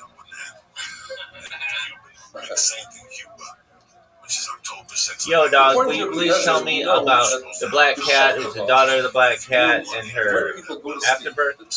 Yo, dog, can you please tell me about the afterbirth of a black cat who's the daughter of a black cat? Until the end of Shmur Rishayim. According to the Gamliel, the Shabbat doesn't mean when you go to bed, it means when you are sleeping, which means the entire night all the way till Amir Shabbat. Amen, but the Yishur Gamliel, that's what the word of the Shabbat means. So they say that if you only say Kriya Shema to Chatzos, that this is a person from an Avira. You are concerned that a person will come home from work, a hard day, work on the field, he'll eat a little bit and say, let me take a little nap. And he'll fall asleep for the rest of the night, and that will be Mechayiv Nisa. Why is the Gemara so strong with its language? It's Chayiv Nisa. Because sleep is very dangerous. You try to take a short nap, you fall asleep for the rest of the night. And another fact is, we want to tell you, you should know Myra is not for the shus, it's obligatory for the to daven. You say Kriya Shema, it says in the Gemara, and then immediately you say Shemona Esrei, that goes according to Rabbi Yochanan. Says that when you mention Yitzis Mitzrayim, you have to say Shemona Esrei immediately. Rashi explains beautifully, and that is because first, praise HaKadosh Baruch Hu, and Kaviyachol, you open HaKadosh Baruch Hu's heart, and once his heart is open, you can jump in and ask for the tzedakah and you say Shemona Esrei. Shmuel Levi says, you don't say Kriya Shema and then Shemona Esrei. The opposite. You say Shemona Esrei and then Kriya Shema. You make a sandwich. When you wake up in the morning, you say Kriya Shema, so Shemona Esrei, then Shemona Esrei and Kriya Shema. In other words, it's Kriya Shema on both sides. Why is the Shaila? The question is whether you consider the Ge'ulas Mitzrayim, the main part happened during the day, we know. But perhaps as we're different on, there's a little bit that started at night, and therefore at night also you have to say the Ge'ulah to feel. So the lady says no. The main thing happened in the day, and that's what we need to concentrate on. Or the question is, the Shachtabot Kumachah is a hektish between laying down and getting up. According to Rabbi Yochanan, just like when you get up, you have to say Kriya Shema, and then Shema Esrei is so cool to go to sleep, you say Kriya Shema, and then so the lady says, it's a Hekesh. What we learn from the Hekesh is that when you get up, you say Kriya Shema. In other words, Kriya Shema is closer to the sleep. So, and I'd also first say Shema Esrei, then you say Kriya Shema, so that Kriya Shema should be closer to sleep. What up, big dog? Just watching football. You have to say Kriya Shema and then immediately Shema Esrei. Why is it that during Ma'ariv you have to There you go. Was it good? The answer is once the Chumrah will second it, it's considered it's a long expression of the Tzitz. Okay, sounds good. For the same reason when we say Hashem's Pasayt Tov, it's the Tefillah that's part of Shemana Esrei. Yes, sir. All right, I'm watching. We've got the Trojans and the Boilermakers. The Seder of Aleph base, every pasuk starts Aleph and then 7 pasuk base Gimel, and the other reason is it's a combination of these two reasons. Oh, it's a weather delay. SMU and notice Ashby is Mississippi missing State. the pasuk that starts with the nun, because that pasuk talks about how Klal Yisrael falls and doesn't get up. In Eretz Yisrael, they learned that pasuk that Klal Yisrael fell down, but they will get up from the fall. As David HaMelech had in Ruach HaKodesh, and he said right away, the following letter, Samach, Soymech Hashem L'chol HaNoivim, the Torah will lift up those who fall. The Lord tells us that Malachim fall, when he flies, it's non-stop. But Gabriel has a stopover. He makes one stop. So basically he has 2 flights. The Lanavi has 4 flights. In other words, there's 3 stops. The Malach HaMonos has 8 flights. But the Malach HaMonos has 7 stops. We want the person to be able to do tshuva, and we make it harder for the Malach HaMonos to arrive at his destination. Yet if there's a Matyefa, if many people are dying, then the Malach HaMonos has a direct flight. The Tzuma lady says that there's a mitzvah to say Kriya Shema Lamita. As you see the pasuk Yidzu L'Apachto, Inu B'Davkim Amishkatim, when you're laying down, you say Kriya Shema. However, Talmud Chacham, who constantly repeats his Torah, does Chazaras, perhaps watches the Yidin Daf, not really. Talmud Chacham like that doesn't have to say Kriya Shema Lamita. Rabbi says even Talmud Chacham should at least say one pasuk. For instance, B'Yad Chafti Ruchi, Isa Yisi Hashem Aleichem, Hashem Shei Emes. Have a wonderful day. When they went to the World Series, my mother put, I remember I was still going to Sacred Heart School for Boys. I still remember that play this day, because my mom had that belt. And if, and listen, this is not only for you, the school, you go in on Sundays, and you come home on Thursdays. Here's what really gets me. Roth's Daf Hey. I'd like to apologize. We're simply overwhelmed by the vast amount of new subscribers that we just had in recent days, and it's very difficult for us to get the video out to everybody. We're working on it, we're building technology, and hopefully in the next few days we'll have it all sorted out. The Gemara says that a person should use the Yetzer Toy in a battle against the Yetzer Hara constantly. And if that doesn't work, he should learn Torah. If he sees that he's not beating the Yetzer Hara, he should say Kriya Shema. If it's still not working, he should remind himself of Yom HaMisa, the day of his death. This has come as a surprise to some people that even Shas, all of Shas, came down from Moshe Rabbeinu on Sinai. As we learned in the pasuk, the Etim Luchos Ha'even, that's referring to the Luchos, the Aseres HaDibros, the Torah, the one who is to learn Torah. Hamisha Chum Torah. The Mitzvah is referring to Mishnayos. Asher Chesavti is Nevi Mitzvah. How do I get halacha? From Gemara. You cannot derive halacha from a Mishnah, rather from Gemara, and all these came from Moshe Messina. The Gemara discusses Kriya Shema Lamita, that Kriya Shema Lamita acts as a double-edged sword to kill away the Mazikim, and Rishosh says to get rid of Yisurim. Says Rabbi, I don't need a pasuk for that. Every kid knows that the pasuk says if you do everything that the Baruch Hu tells you, for something that's trying with a single leper, Torah is something that gets rid of Yisurim. Says Rabbi, if you don't learn the Torah, then the Baruch Hu sends terrible Yisurim. So the Gemara, Baruch Hu doesn't act like a regular king. A regular person who gives a present to somebody, when he sells something, he's upset. The Baruch Hu gave us the Torah, and he's excited about it. He says, if a person has Yisurim, and this is a Yisod for life, a person should introspect, should check to see what might cause Yisurim. If he can't figure it out, he should assume it's because he's not learning Torah and about the Torah. And if not, you should understand that Yisurim Shalahava. There's a concept that both gives you Yisurim in order to double your Sachar in El Haba. The Baruch says the Gemara gives Yisurim to the people he loves. On one condition, that those people accepted the Ahava, and if they do, they'll be Zoicha, the children, and Arichas Yamim. The Machlokes, if Yisurim Shalahava is only in a situation where it doesn't create Bittul Torah, according to one man, it's only in a situation where it doesn't create Bittul Tefillah, and according to Rabbi Yochanan, even if it creates Bittul Torah and Bittul Tefillah, it's still considered Yisurim Shalahava. The more reason Kavachaymer, if a slave leaves his master when his master knocks out his tooth or his eye, certainly Yisurim, which take hold of the entire body, they should give you a kafaras amayis. Rav Shimon Bar says, and this is also a great yesod for life, anything good comes with a struggle.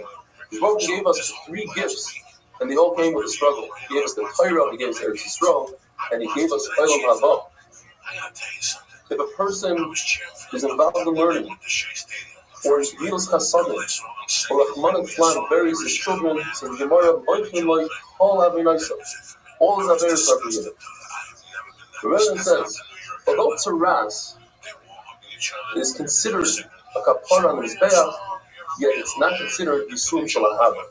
Those Yisurim, the difference is, those Yisurim come to take away Chatoim and Averos. Yisurim Shalahava, as we mentioned, means that it comes to double your Sachar. To make a distinction, says the Gemara, perhaps if somebody has Saras and Eretz Yisrael, where he has a lot of Busha, it's very embarrassing, he has to leave the Machane, he has to leave the cabin, then that's considered not Yisurim Shalahava. But if it's in Chutz La'aretz, in America, in Bagal, you have Saras, that's Yisurim Shalahava.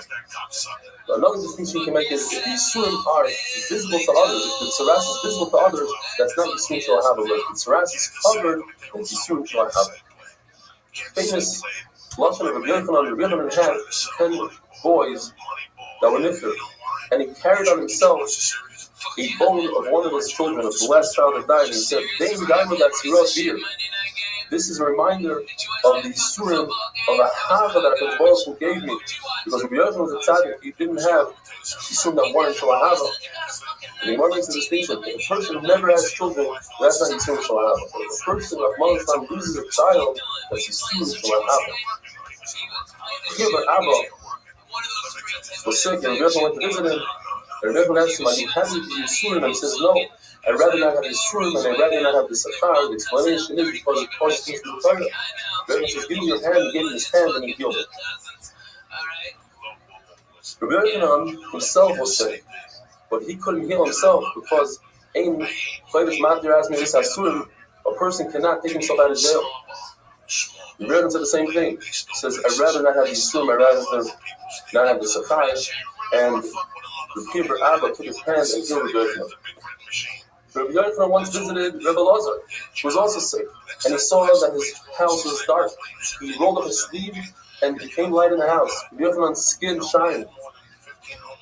And he asked him, why are you crying? If you're crying about the Torah that you didn't accomplish, the famous concept, doesn't matter the quantity, it's the quality that counts. And if you're crying because you don't have parnasa, not everybody has future fathers, 2 tables. You have Torah, you should be happy with that. Says, with the Lord, I'm crying about you, about your beautiful face, your beauty that one day is going to be buried.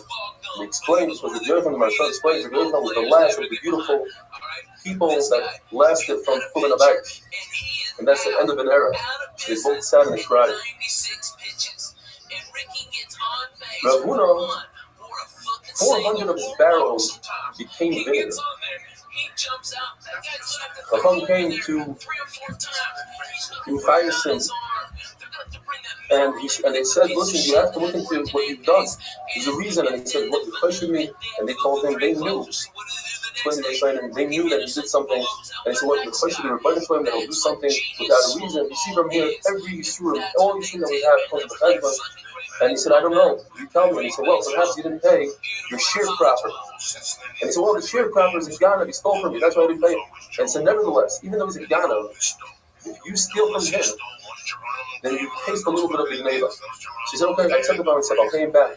And in fact, either all his 400 barrels became wine, or the price of vinegar became higher than wine.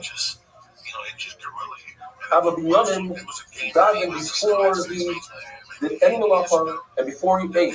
And Rashi says a tremendous thing before he learned Torah. He says, you don't understand what Rashi is saying. Of course you can learn before davening. You should put your bed between north and south because the Shekhinah is facing east and west. And if you do so, you'll have Banim Scharim, and the wife won't miscarry, have a wonderful day. You lose your concentration. It's fucking crazy. I used to love baseball. I used to know everything about the Red Sox. There's 162 games before the postseason. I don't have time to watch all the games until then. Well, not every one of them, but watch one of each series and feel like a fan, you know? You know what I mean? I like the Houston Astros. Rocha is that vav. Started stand-up If we had the capacity to see Shadim, we'd be so scared that we wouldn't survive. They're all around us, and there are many of them, many more than us. In fact, each person has 1,000 Shadim on his right side and 10,000 Shadim on his left side. And you can blame the Shadim for everything. The fact that our clothing is worn out, that our feet knock each other, that our knees are weak, that when we go to a shear, it feels as if it's crowded. It's all the Shadim that you can blame. If you want to see evidence of Shadim, you take ashes, you put it by your bed, and in the morning, you can see footprints that look like those of a chicken. If you want to see them, that's kind of dangerous, but you can if you take a black cat, a female black cat, who's the eldest, who's the daughter of another black female eldest cat. You take the afterbirth, you burn it, you put the ashes in your eyes, and then you can see Shadim. Rabbi tried this trick, and it actually damaged him, and Chachamim had to daven for him to be healed. Abba Binyamin continues to say halachas, and he says that tefillah is heard only in a shul. It says, "L'shmaya el arina v'latefillah." The place that is rina, that is singing, there's where the davening should take place. The Baruch Hu is found in a shul, and he comes to where there's a minyan. He actually comes before the minyan gets there. And Akash Baruch Hu is there when we're doing the Torah, when there's 3 dayanim, the Torah is considered Torah. Akash Baruch Hu is there when a chavrusa is learning Torah, and Akash Baruch Hu is even there when a person is learning by himself. The difference between a person learning by himself and a chavrusa is that a chavrusa is explicitly written down in a sefer that's for everybody to see. Yet for an individual, it will be in his own private sefer. That's how Tosis explains it. It says in the pasuk, the famous Gemara, that if a person thinks about doing a mitzvah, if he had an oinus and he couldn't do the mitzvah, he'll get schar as if he did the mitzvah. Hakadosh Baruch Hu wears tefillin. And Baruch Hu says, Klal Yisrael gave me this one great shvach, and he said, Shema Yisrael Hashem Elokeinu Hashem Echad. But I'm going to say, Tam for Yisrael, Baruch Hu. What did Hakadosh Baruch Hu put in his tefillin? And one of the batim he has, Kimi Goy Gadol, and the parasha Umi Goy Gadol. In the second bias, he says Ashrecha Yisrael, and the parasha of Mika Amcha. In the third bias, it says Oya Nisa Elokim, and in the fourth bias, it says Ulititcha Elyon. If a person is used to coming to a shul and he doesn't show up, the Baruch Hu asks about it. So where's this guy? If he finds out that it's because he went for Bar Mitzvah, the person will have light. If he finds out that he went for Dvar Shus, even to make a Parnasa, he won't have light. The Chofetz Chaim brings this Gemara, and the Chofetz Chaim says it's impossible for the Baruch Hu tells the person, if he wants to Veya, that this is what a person is going to earn this year on Rosh Hashanah. Comes the Men's Shalom Suvi Rosh Hashanah. It's impossible that if a person has more than time to go daven and to go learn, and he takes that time, instead of learning, he goes and he earns a Parnasa, it's impossible that the Baruch Hu will take away from the earning that you're supposed to earn. In other words, you should stay and learn, and nothing will happen. It will make the same amount of money. The Rebbe says if the Baruch Hu comes to the shul and the minyan is not there yet, miyad koyes, he gets upset immediately. a person has a permanent place where he's davening, then he's like a Rabbi, and it says that we have Rabbi Ezra, Hashem will help him. And when he dies, they say, who's this Anna, who's this Chassid, the child of Abraham? When you go towards the shul, you should run. But when you leave the shul, you don't run, because it looks as if you're running away from the shul. In fact, on Shabbos, when it's us to run, you're allowed to run. It's encouraged to run to shul. The Gemara has a list of things that what we might perceive that you get schar for, it's in fact something else. When you go to shul and listen to speech, you don't really understand the speech, you get the schar not for listening to the prayer, but rather for walking to shul. The schar for arguing and learning is the schar that you get for the pircha, for the amilos hakari that you get from coming up with the svara. The schar that you have going to the base of Aval to be Menachem Aval is not to talk. The opposite. Shikusa is being quiet is what's referred. When you fast, on a fast day, you think that the schar is for fasting. In fact, the schar is even greater when you give money to the poor person to break his fast. The schar of being masked with somebody saying a hesped is not in the speech that you give, but rather in the crying that you do. And the schar that you have from going to chasana is the schar for telling the chassan great things. If you daven in a shul, outside of the shul, according to Rashi, means opposite of Daran Kodesh, that wall, and your back is towards Daran Kodesh, you consider the Russian. The Gemara says a story that Aliyah and Navi met somebody who was davening outside the shul, and his back was towards Daran Kodesh. He said, "Should we turn around?" And Aliyah and Navi took out his sword and he killed the person. It says in the passage, "Krum zilus v'nei adam." These are the things that people are used to, such as davening, and people disregard the davening. They don't treat it with proper respect. The other one says, "Krum" is a lashon of a bird. When a person is being supported by others, he has a certain busha that his face turns to the color of his bird, called krum. Not only that, he is nidain. He gave him a punishment with patient knife, fire and water. The Gemara says you must be careful with all three tefillos. Mincha, you see that Aliyah Navi is answered during Mincha. By Ma'ariv it says Minchas Eretz, and by Shachris it says Hashem Boiker Tishma Koyin. If you benefit from a wedding meal without creating simcha at the wedding, you're over on the 5 kolos that says in the passage Kol Sasam, Kol Simcha, etc. If you are Misameach Chasam Kala, you benefit from the 5 kolos that it says by Matan Torah, by Yi Kolos Ubrach. The continuation of Kol Sasam, Kol Simcha is a very long passage. It says that Nevi'im Toida Beis Hashem. Some say that when you go to a wedding in Misameach Chasam Kala, it says if you brought a Toida. Or it says if you built one of the ruins in Yerushalayim, because that's also the continuation of the same passage. It says, "The Asher B'Shvus Haaretz Kol Yishem." If your friend says hello to you, you should try to say hello before your friend does. As it says in the passage, "Baki Shalom V'Rutfei," seek out peace. Now, if your friend says hello to you and you snub him out, you don't say hello back, you're considered a gazlan. It says in the passage, a lashon of Zeilas Anin. You're a poor person, you don't have anything. All you have is the ability to say hello, and somebody stole that ability from you. That other person is a gazlan, having a wonderful day. I would sweat the cocaine that I wasn't a fiend no more. So now it's 2 a.m. and on the way I go across the street to the Y. I'm still all hungover on the blow. And the fucking steam was back. James jumped up and down. I'm like, I can't do my fucking laps. But the adult pool, the lap pool, was wide open. Oh, shit. Bracha is Dav Zayin. The Gemara tells us that even HaKadosh Baruch Hu davens. But what does he say? Who does he say it to? The Gemara says he says it to himself. It's actually the same exact words as the famous song, just he says it to himself. The famous song, Tanya, Omer B'Shmuel Ben Elisha, Hamachas Nechnasi Lahaktis HaTorah. I once walked into the Beis Hamikdash to serve HaKadosh Baruch Hu with Torahs. V'roisi HaKadosh speaking of Hashem Tzvachos. I saw HaKadosh Baruch Hu himself. V'yoshev was sitting, V'omar Li, and he told me, Barucheinu, give me a bracha. Amarti lo, Yirotzim Ufonecho, She'ifreshu Lachanecho Schascha. Your mercy should overcome your anger. As the Gemara is going to explain, as the Baruch gets angry. And your mercy should overcome your midos. You should treat your children with mercy. And he shook his head in agreement. But his Baruch says it a little differently. He says the same words. He just says,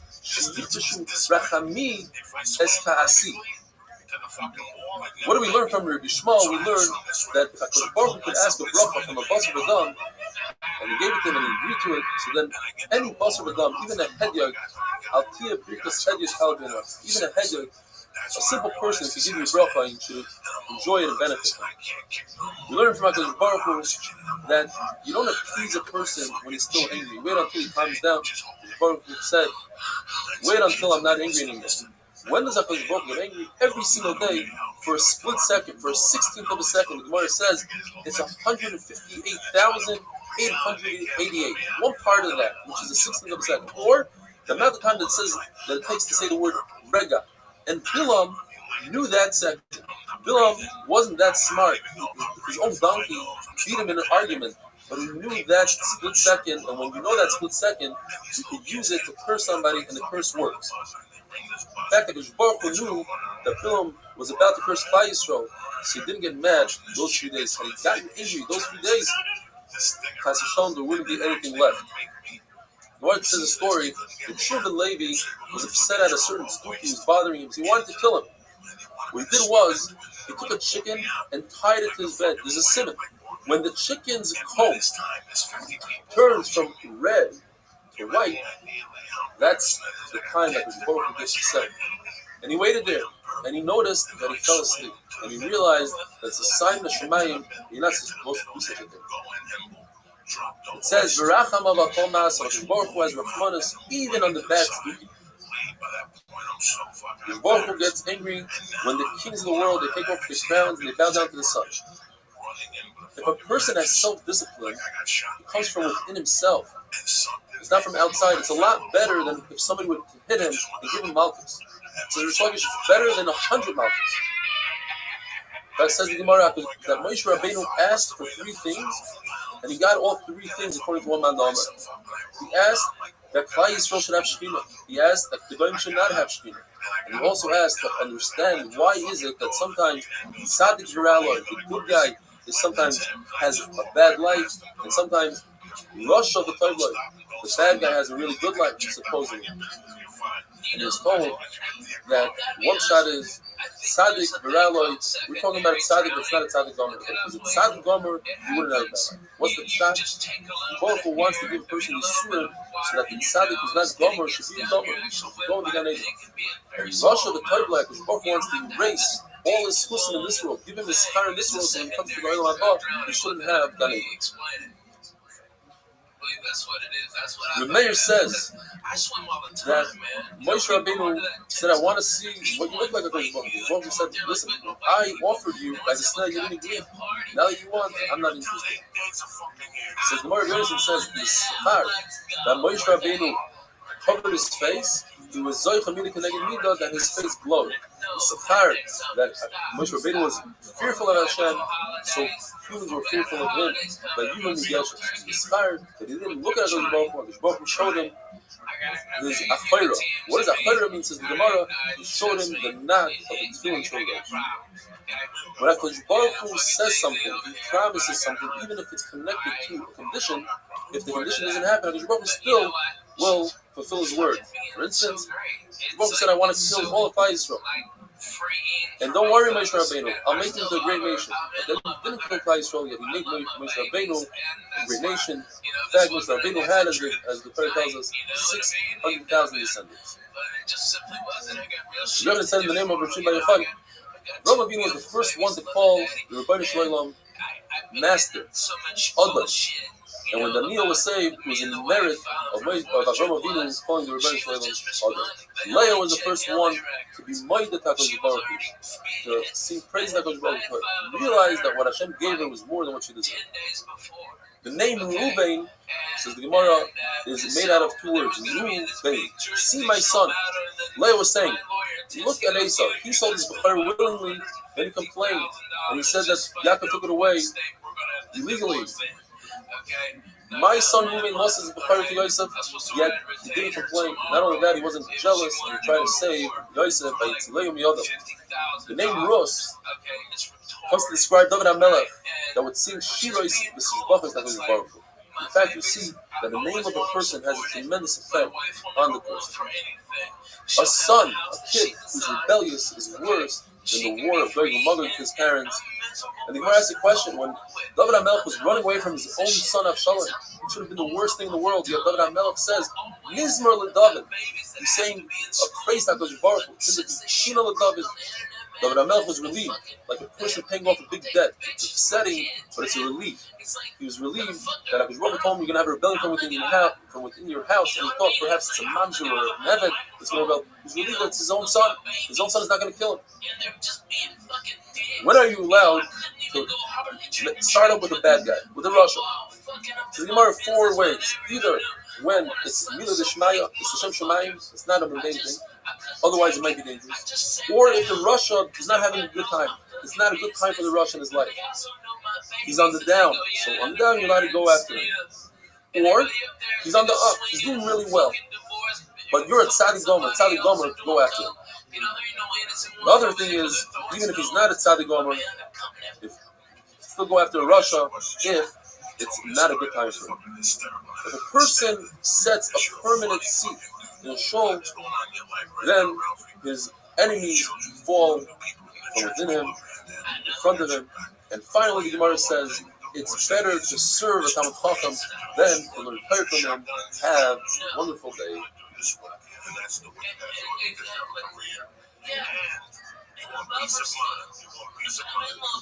Listen, man, sometimes people try out thinking about this rostering.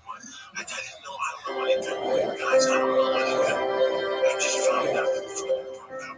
And she's dating a new dude. When does this happen? How does this happen? The singer from No Doubt. Bracha is Daf Ches. Today must be one of the highlights of my Daf Yomi career. I was singing over the Gemara Tanya, Rabbi Shmuel ben Elisha, when suddenly one guy started singing the famous Avraham Fried song, and then the entire group, 60, 70 guys together. It was an unbelievable feeling. If you want to be part of a Geshmak Chevra, a fun, entertaining shir, check us out on YouTube on the Rabbi Stefanski. Understand why there are close to 2,000 subscribers. The halacha is, if a person has an itis, he's sick, and he can't make it to shul, and he can't gather 10 people to his home, it's preferable that he should daven at the same time that they're davening in shul.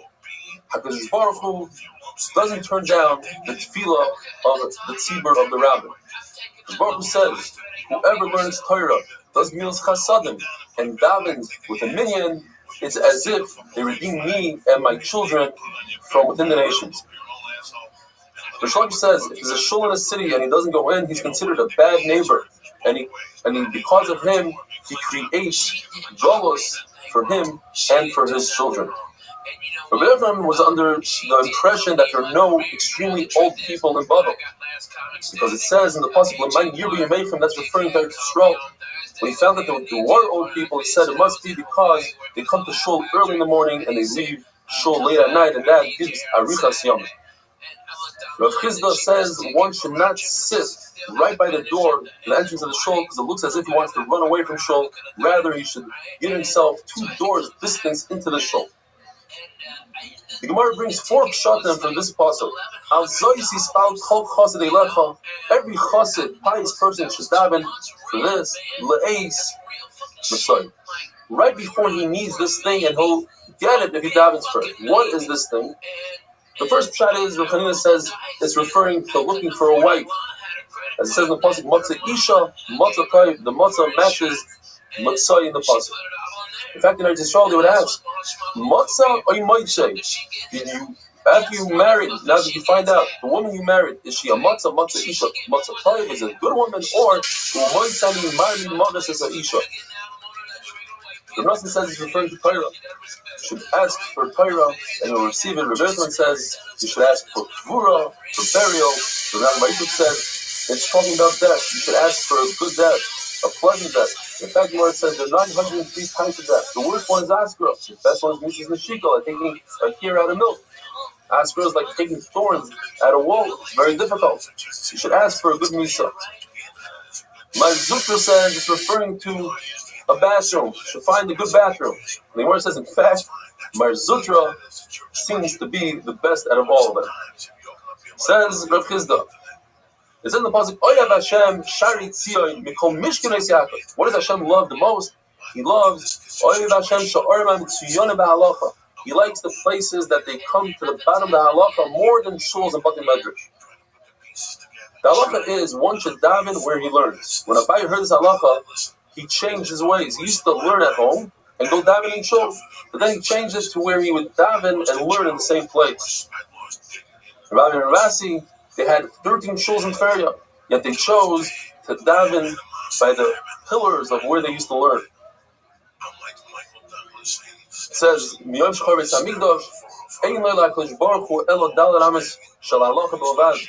time the Churban Abayis and Baruch Hu only has 4 Amis of Halachas. In other words, that's why Abai also, he decided to daven in the same place that he learned Halacha. That's what the Baruch Hu is. Gemara says, somebody who has Yerushalayim and earns a living is greater than somebody that earns that just has Yerushalayim without earning a living. It says in the pasuk, Yagia Tapecha Yisaychel Ashrecha v'Toivla. We learned Ashrecha by Lamazeh, v'Toivla by Lamabah, whereas just Yerushalayim only has Lamabah, not Lamazeh. There's a halacha that one should live right next to his Rebbe if he's subordinate to his Rebbe, if he accepts everything his Rebbe says. Otherwise, it's not good to live next to your Rebbe. You see that Shlomo Melech didn't sin, didn't marry the daughter of Pari as long as his Rebbe, Shimon Megeri, was alive and lived next to him. Says the pasuk for Oizvei Yichalu. There's a halacha that if the Sefer Torah is open in shul, you're not allowed to leave the shul. The Mavo would leave the shul between Gavra and Gavra, between Aliyahs. But Baba asks, what about between Psukim? If there's a pause, can you sneak out? And he remains with the Tekel. Rav Shimon says, I turn my back to the Sefer Torah and I learn, they're doing what they want to do and I'm doing my thing. The halacha of Shnai Mikra Nefesh Paragon brings Arichas Yamin. You should say 2 Psukim and 1 Targum. What if there's no Targum on the pasuk? Like a Teres Divar. Says Rashi, in that case, the Gemara says you should still say it, meaning you should say the pasuk 3 times, once instead of the Targum. One should not wait until Yom Kippur to say the Targum because every Yom Kippur is the day that we eat, it's as if you're fasting, and do not say Shnai Mikra Targum earlier than the week that you need to say that. The children of Levi told his children, first of all, when you chef the bird, be careful that you chef all the breathing in the veins, make sure that all the blood comes out. Be careful with the Talmud Chacham, the Zaken that had Torah, even though you forgot it now because of the Oines, just like they put the broken Luchais into the Aron. This person is a broken Sefer Torah.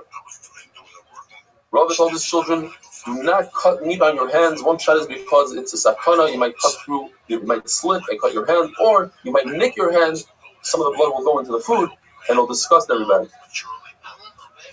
The halacha is, you're not allowed to sit on a mita aramis. A bed of a gaya. One shot is, it's referring to going to sleep without saying Kriyishma al Amita. The other shot is, Rabbi was telling his children who were kohanim, do not marry a gyaras because you're a kohen, it's also. And some say that it's a gaya mamash. Why can't you sit on a bed? There's a story of Rav Papa. A woman told him, a gaya said, sit down. And he said, let me see what's underneath the bed. And she lifted up the bed and there was a dead baby there. She wanted to blame him for his death. Wow. Lacha is, one should not go behind the shul. It looks as if you don't believe in the shul. Gemara says there's a number of conditions here. If a person is carrying something heavy, it's obvious that he's not trying to avoid the shul. If he's wearing tefillin, it's obvious that he's Yerushalayim. If he's running, it's also obvious that he's trying to get somewhere, and if the shul has another door, then people will think he's trying to go to the other door, and it's not going to the shul. Rabbi Akiva loved 3 things about the nation of Madai: that they cut their meat, they don't cut their meat on a table, and they would kiss each other only on their hands because of germs. And when they discuss private things, they would go into a field so nobody else could hear. Rabbi Yonah says, I like 3 things that the Parsian did. They had sneas in 3 areas: when they ate, when they went to the bathroom, and when they had relations. Nevertheless, the Barsim are ready to go with all the things. They're ready to go straight into Gehenna. The halacha is like when we learn in the Mishnah that you can say Kriya Shema all the way until Amud HaShachar. Rav Shimon Bar Yochai says that there's a possibility of saying Kriya Shema one after another. One will be for the night, one will be for the day. That is, if you say Kriya Shema right before Amud HaShachar and right after Amud HaShachar, the one after Amud HaShachar will count for the daytime, even though halachically right after Amud HaShachar is considered night. Since people get up then, your Yotzah, Kriya Shema Shachris, have a wonderful day.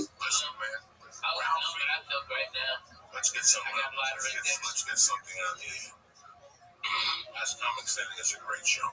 And it shows a lot of comics in the country, vice versa. I don't know what I'm saying. Ralphie was on Last Comic Standing. He was already a brilliant headline. Ralphie was already a lot of people paying tickets to go see him. Bracha is Daf Tes. The Gemara tells us a story. The two Talmidim that came home from a wedding drunk, and they didn't say Kriya Shema. They asked Yeshua ben Levi, the father of the Chassan, whether or not they could say Kriya Shema, even though it's the Netzach Hama. Yeshua ben Levi says, yes, we pass like Rav Shimon Bar Yochai, that in a time of a oinus, like being drunk, you could say Kriya Shema of Ma'ariv all the way till the Netz. In fact, that's the halacha. You're supposed to say Kriya Shema of Ma'ariv up until Chatzos. If that doesn't work out, you have until Amud HaShachar, and only in the case of an oinus, you go till Netzach Hama. As in our Mishnah we had that the sons of Gamliel, they also went to the wedding, but they didn't have a nonus. They didn't come home drunk, and they asked Gamliel, they could say Kriya Shema, he said yes, up until Amud HaShachar. Because they weren't sure whether or not Chachamim, who are the rabbin, argued with their father or not. They knew their father, but they weren't sure if Chachamim agreed. And Rabbi says, yes, Chachamim agree with me. The shir really is up until Amud HaShachar. Chachamim made a takana siyag, say Kriya Shema before Chatzos. Lezim ben Azariah has Xer Shalom. There's an extra word hazeh. And he learns out that the time to eat the Korban Pesach is only up until Chatzos, whereas with the Kiva holds, the time to eat Korban Pesach is all the way to the morning. The Kiva learns from the word Hipazah. Hipazah, he holds, is the hastiness of Klal Yisrael. When did they leave in hastiness? In the morning, so therefore you can eat the Korban Pesach till the morning. Lezer holds that Hipazah is referring to the Mitzrim. They were in a rush to get Klal Yisrael out. The Geula started by Chatzos, by Makkos the Players, they wanted Klal Yisrael out. In reality, Klal Yisrael only left the following morning. There's a pasuk that seemingly has a three-way contradiction. It says, "Shal tizbach es hapasuk." When do you shut the pasuk? Bo'erev, which means in the afternoon. The pasuk continues and says, "Kivay Hashemesh," as we learned, "Kivay Hashemesh," referring to Shkia. And the pasuk continues and says, "Vayed seis chamer Mitzrayim." When did Klal Yisrael leave Mitzrayim? In the morning. So which one is it? Is it noon, Shkia, or the morning? So the Gemara, the pasuk is telling us two different things. Shechita of the Korban Pesach happens in the afternoon. The eating of the Korban Pesach occurs only after Shkia. Until what point can you eat the Korban Pesach? According to Yeshua, which is like Rabbi, you can eat all the way through the morning. According to Rabbi Lazar, it's until Chatzos. The Gemara now goes on to explain a few psukim. When Baruch told Moshe Rabbeinu to tell Klal Yisrael to borrow gold and silver from the Mitzvah, the pasuk uses an interesting lashon. Daber no ba'oznei ba'omri yishalis. What's this no? I beg of you, please. Baruch told Moshe Rabbeinu, I don't want Avraham Avinu to come to me with kindness. I promised that the Mitzvah will enslave Klal Yisrael, and that they did. But the didn't happen, so therefore I beg of you that they should beg of them that they should borrow gold and silver. So that Avraham Avinu doesn't have kindness. And Klal Yisrael said, we don't want to borrow. We want to leave. If we can leave, why should we wait until tomorrow? Let's leave right now. Vayashimu with a mem at the end says Rabbi means that it happened forcefully. What happened forcefully? One shita says that the mitzvah were forced to lend. Another shita says Klal Yisrael didn't want to borrow, so they felt that it might be too heavy, and they needed to run away from the mitzvah might give chase. They wanted to go lighter, and therefore they didn't want to borrow. So the Klal Yisrael was forced. By Natzmus Mitzrayim, says the Gemara, that once Klal Yisrael borrowed from the mitzvah, everything was desolate. It was as if it was a trap for an animal without a bait. Or by Natzmus, like the Yitzhak Sayam, just like in the depths of the ocean, there are no fish, so too Mitzrayim had no values left. Eya Asher Eya. What's this double lashon? Baruch Hu told Moshe Rabbeinu, tell Klal Yisrael that just like I was with them now, I'll be with them in the future goals. So Moshe Rabbeinu said, Klal Yisrael has enough on your head. Why should I tell them about future goals? Says Rabbi Shalom, you're right. Just tell them I'll be with them. What's the double lashon by Eliyahu Hanavi? Aneni Hashem Aneni. The famous story, Eliyahu Hanavi wanted to prove the Nivei Habal that they are false, so he had them try to consume meat with fire from Shemayim. It didn't work, and then he begged Rabbi Shalom, bring an ace, bring down fire from Shemayim and consume the meat. In fact, that's what happened. But Aneni the second time was, Klal Yisrael shouldn't think it's witchcraft. They should understand that it's been a Shemayim. Says the Mishnah, Kriya Shema in the morning is said, so when you could differentiate between Chelas and Lava. This is Chelas and Lava. That's one shot. We had the opportunity today, the owner of Sid Chelas came to our shir and gave us a live demonstration and lent this to me. The Gemara says that the Chelas is in the Lava with a piece of wool. It wasn't dyed completely, it didn't catch the wool like this. When you can differentiate between the white and the blue, that's the shear. That's when you could say Kriya Shema. Rabbi Elazar says between Chelas and Karsi. Karsi is a leaf. So when you can differentiate between the blue and the green, that's the shear of Kriya Shema. The same shear, the Gemara brings in another way. If you differentiate between a dog and a wolf, between a donkey and a roid, which is a wild donkey, and Achayrim say it's when you can differentiate, when you can pick out your friend or an acquaintance, an associate from 4 Amasoy. Up until what time can you say Kriya Shema? One sheet is until Netzach Chama. That's the Lechatchila. You have to go even further. The Yeshua says until 3 hours, Zmanios. In other words, you divide the day. Before the light, that's Machlik from the Gra and the Magen Avraham. And the Ram says you start from Shachar. The Magen says you start from Netzach Chama. And that's when kings wake up, 3 hours into the day. The Mishnah says, whoever reads Kriya Shema past this time, at least there'll be a time this is the Raisa of Yom HaTorah. The Rebbe explains what's the Chiddush. He says because this person is saying about pet, and this person beside can't say about pet, nevertheless he gets a fat. Rav Huna says the halacha is that Kriya Shema can be said the shear of picking out your friend 4 Amos away. Rabbi says no, that's only in regard to tefillin. But Kriya Shema is kidasikin. The sikin means the type of a person that's a chassid, and a chassid would say Kriya Shema immediately before night, and not the Shemona Esrei right after night, because the reason I'm doing the mitzvah, he wants to say Shemona Esrei the earliest possible time, but you have to be sort of Gulul Tefillah, you have to put Kriya Shema right before, and therefore, in order to time everything, you have to say Kriya Shema at the last available moment, right before night. It says, how do we know this concept? It says, Yiru'ucha Mishemesh. You should have fear right when the sun comes out. That's Kriya Shema, Ol Ma'ach HaShemayim. Because it continues. Pnei Yereach, third Dorim, is talking about Mincha should not be said after Shkia. The Yoisi and Eliakim said in the name of the people in Yerushalayim that whoever says Yehulah right next to Tefillah won't be damaged that day. Reb Zera said he was damaged, and the Gemara says, why? Because he had a monetary loss, he had to bring Hadassah to the king. People pay money to see a king. You're supposed to see even Gentile kings to see the difference between a Goy and a Yid king. Rav Bruna says in the Gemara, he was son of Gula Tefillah, and he was happy the entire day. He had a smile on his face the whole day. Hashem's Chosai Tifta, that we say, the Gemara in one shot says, we don't say that a Mincha, otherwise it's a Hesed between Gula Tefillah. Well, as he had in the beginning of the Sefta, but since Chachamim with Keveyad in the Tefillah, it's the right part of the Shemona Esrei, like Hashkivein, we said is part of the Klal Yisrael. Shemona Esrei is because of the 18 people that David HaMelech had that correspond to the 18. Yir L'Rotzain is the capital Yutes in the 19th. That's why we say Yir L'Rotzain after Shemona Esrei and not before. Have a wonderful day. That's awesome. She is so cool. She opened her body. She got a little big. She's a Dude, I bet she's gonna get a fucking man. She's 45. She dances in a cage. She looks like she's like 26. She dances in a fucking lesbian. She gets married. Gay guy. Where was that?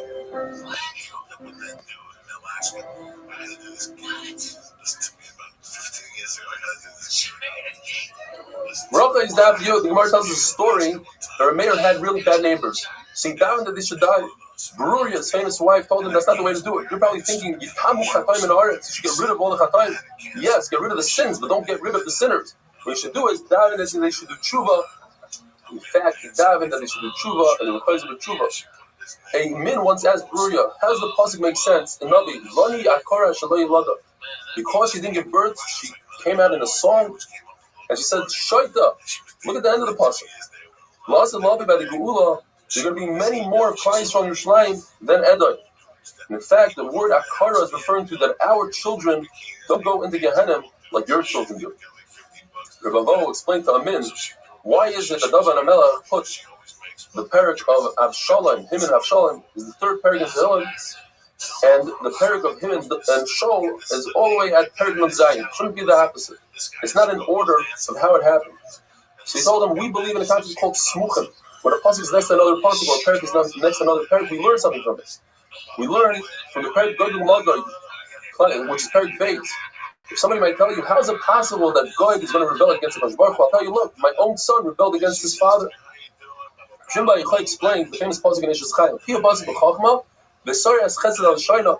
Shlomo Melech wrote it about his father David, that he had Ruach HaKodesh later on in life about 5 times that he was in different worlds. One of them was the world in his mother's womb. He said Shira, he said a Baruch Hanafshi about it. When he came out and he gazed at the stars and the mazalas, he said another Baruch Hanafshi. And when he nursed, he also said a Baruch Hanafshi. Two shatim, either because humans are different than animals. You nurse from a clean place, or you nurse not in the Mokim Erba. And he said Shira when he had the falling of the Rishayim, and when he spoke about the day of death. Rishonim Pazi says that it corresponds with HaKadosh Baruch Hu and the Neshama, the 5 times. Because Baruch Hu fills the whole world, the Neshama fills the whole body. HaKadosh Baruch Hu sees it, but it's not seen. Neshama sees it, is not seen. HaKadosh Baruch Hu feeds Mefarnas the whole world, and Neshama is Mefarnas the whole body. HaKadosh Baruch Hu is pure, he's tar, so is the Neshama. HaKadosh Baruch Hu sits in the inner rooms, so does the Neshama. So therefore, the person that has the Neshama within him should come and praise HaKadosh Baruch Hu. Baruch Hu Nafshi, it says, my innards. Because Baruch is not like a human being. If an artist paints a picture on the wall, he can infuse it with life and a neshama. Where because Baruch Hu not only can he infuse it, but he can infuse something within something. A baby that's within its mother can infuse it with life. As Chana said, ain't sur telekenu, and we learn ain't sire. There's no artist like our God. In other words, Baruch Hu can create humans, and nobody can do anything similar. Ke'ein biltecha, we learn ke'ein levaloischa. Ein levaloischa meaning HaKadosh Baruch Hu outlives everything he creates, whereas an artist, usually his art outlives him. The Gemara tells us what happened in the story between Chizkiah and Yeshayahu, who were both tzaddikim. Chizkiah was the king, Yeshayahu was the Navi. They didn't want to visit each other. Each one held that they had more honor than the other one should come to them. So HaKadosh Baruch Hu made a compromise. He made Chizkiah really sick, and he told Yeshayahu, go visit Chizkiah. So he went to visit him and he said, you're going to die, and you're not going to live, which is a double lesson. The Gemara explains, you're going to die in this world, and you're not going to have a Olam Haba because you didn't do Puru, you didn't get married. Because he said, I saw in Ruach HaKodesh that I'm going to have descendants that are not worthy. So, Yeshayahu told him the famous line, why are you getting involved in the Rabbi Shalom's business? Let him do his thing, you do your thing. So he said, okay, so give me your daughter, and our 2 schusim will be zocha that I won't have bad descendants. So he told him it's too late. The Xer already happened. So Chizkiah got upset. He said, even if a sharp sword is on your neck, you should never stop diving. And the Gemara tells us that immediately Chizkiah took the Musar, he got up and he went to the wall. What's the wall? The walls of his heart. He said within his heart. Or, lady says, he said something that has to do with a wall. He said, if Isha Shunamis, with the story with Elisha, that Elisha did kiss Amesim to her son, in the schos, because she built him a wall, as Gemara is going to discuss later. So my grandfather, Shlomo, he built in Kaidus Sanida, Shimba deserved the schos. Chizkiah told her to Baruch Hu,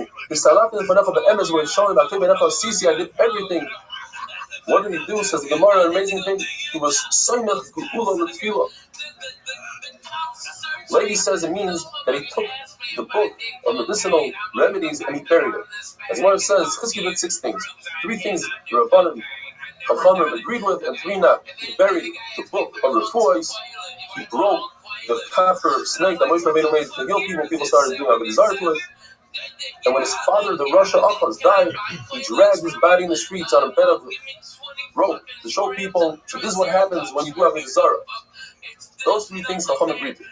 But what they didn't agree to, that when he plugged up the water of Bichon in order to create that the soldiers of Pharaoh shouldn't have water, they didn't agree to that. He says, let it go to deal with it. When Chizkiah gave the doors of his Amidish, the golden doors, the Tzachar, they didn't agree to that.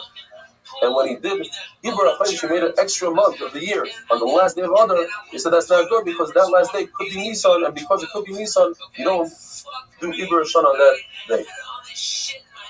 If somebody uses other people's chus when he dies, he says, "Akash Baruch Hu answered me in the chus of my forefathers, like Moshe Rabbeinu did in the chus of Avram." He's answered in his own chus, but Chizkiah used his own chus. He said, "Answer me, my chus, Asher Salaki Lefonecha," etc.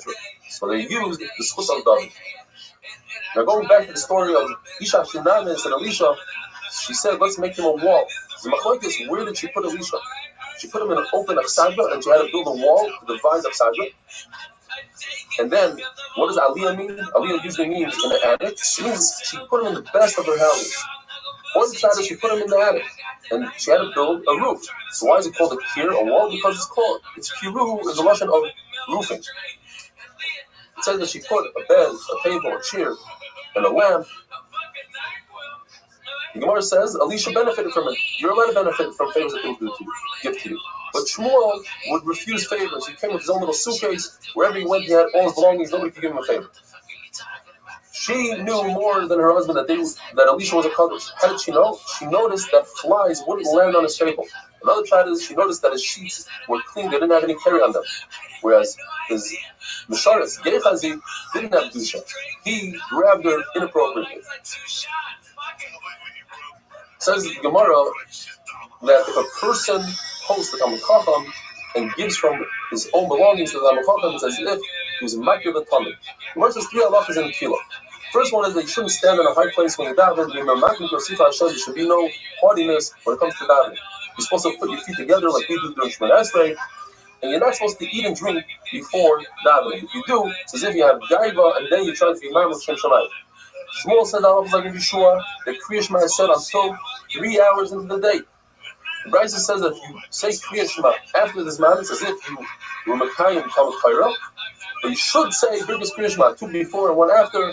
Rav Chisda agrees to that.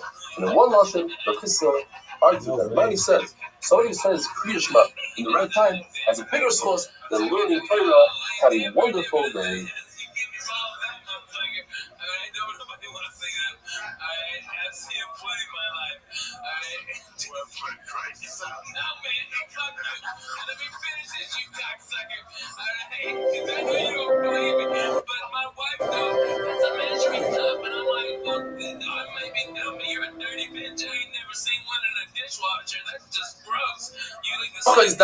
As we learned, the pasuk says you must say Kriya Shema b'shach b'chol kumecha when people go to sleep and when people get up.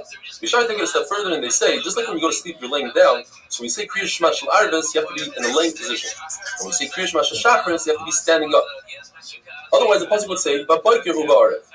They still say, wait a minute. The pasuk says u'v'lecha chavaderech. You must say Kriya Shema even when you're walking on the way. Walking is not laying down, and it's not even standing. Therefore, say still, you can say Kriya Shema when you're sitting, standing, laying, and even while you're working. Both Beisam and Misham agree that from the words of B'shach b'chol kumecha, we can learn a big chiddush. That somebody that's basing a mitzvah, he's preoccupied doing another mitzvah, he's putter from saying Kriya Shema. U'v'lech b'chavaderech teaches us, and not only a person that's actually doing a physical mitzvah, but even somebody like a chassan, who's tarred in his machshava, his mind is preoccupied, he's also putter from Kriya Shema since he's about to marry a psula. If he'd be marrying an almana, he's not occupied, and therefore he's chayav. You need a combination of two things. You need to be preoccupied, and it has to be with a mitzvah. So therefore, if somebody's about to lose his shit that's sinking, that's not enough to give him a p'tur from saying Kriya Shema because it's not a mitzvah. An Avel who's preoccupied, he just lost a loved one, and he's very bitzar, he's also chayav in all mitzvahs. Besides tefillin, because tefillin say pe'er, and since he has afer on his head and he's in bitzar, he's potter. Even though they still use U'v'lecha chavaderech to teach us this concept that Isaac b'mitzvah you potter, nevertheless they learn the physical words U'v'lecha chavaderech that it's talking about a person that's walking and not laying down. You want to tell the story, Rabbi Shmuel and Rabbi Elazar ben Azar were together. Rabbi Shmuel was laying down, Rabbi Elazar ben Azar was standing. When the time came to say Kriya Shema, Rabbi Elazar ben Azar decided to lay down like the Shammai. And Rabbi Shmuel, who was laying down, jumped up to say Kriya Shema. So Rabbi Elazar ben Azar told him, you remind me of a mashal. Somebody had a beautiful beard, and they told him, look, your beard is beautiful. So he said, okay, let me cut it off. I was standing up and I laid down, and because I lay down, that's why you stood up. I give you a compliment, and you're doing the opposite of what I'm doing. So he said, no, I am worried that people will see us, and they'll say that Allah is like Bishamai. What's the difference? Because they still say you could also lay down. But since you were standing, and then you lay down, so it looks as if you're passing like Bishamai. So what is the halacha if you do like Bishamai? According to Rabbi Cheskel, it's okay, you're Yaitse. But according to Rabbi Yosef, you're not Yaitse at all. Similarly, we have that if somebody does a sukkah like Beis Hillel, most of his body's inside the sukkah, but his table's inside the house. According to Beis Hillel, it's fine. Beis Shammai say if you do like Beis Hillel, you're not Yaitse at all.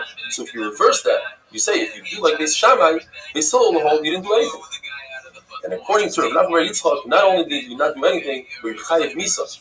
You see in the Mishnah, Rabbi Tarfon says, I once put myself in danger in order to be Yaitse like Beis Shammai. If Chacham told him, if something would have happened to you, you would have deserved it. The Mishnah tells us, based on the pasuk, Sheva Bayoim Hilalticha, you should say 7 brachas, 7 birkas Kriya Shema. How do you break it down? The Mishnah says, in the morning you say 2 brachas before Kriya Shema and 1 after. In the evening you say 2 before and 2 after. In the evening, the Emunah, Emes V'Emunah is a very long bracha, and Ashkivenu, compared to Emes V'Emunah, is considered short.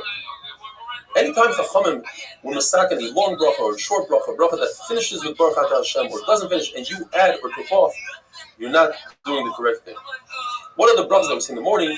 Yoitzer Oyer V'Oyer Chaysha. We don't use the word Noiga because we want to say Chaysha, which is darkness, which is Laila. We want to mention the night during the bracha of the day, just like we mentioned the daytime during the bracha of the night, where we say Galul Ar Mibnei Chaysha, Chaysha B'nei Yar.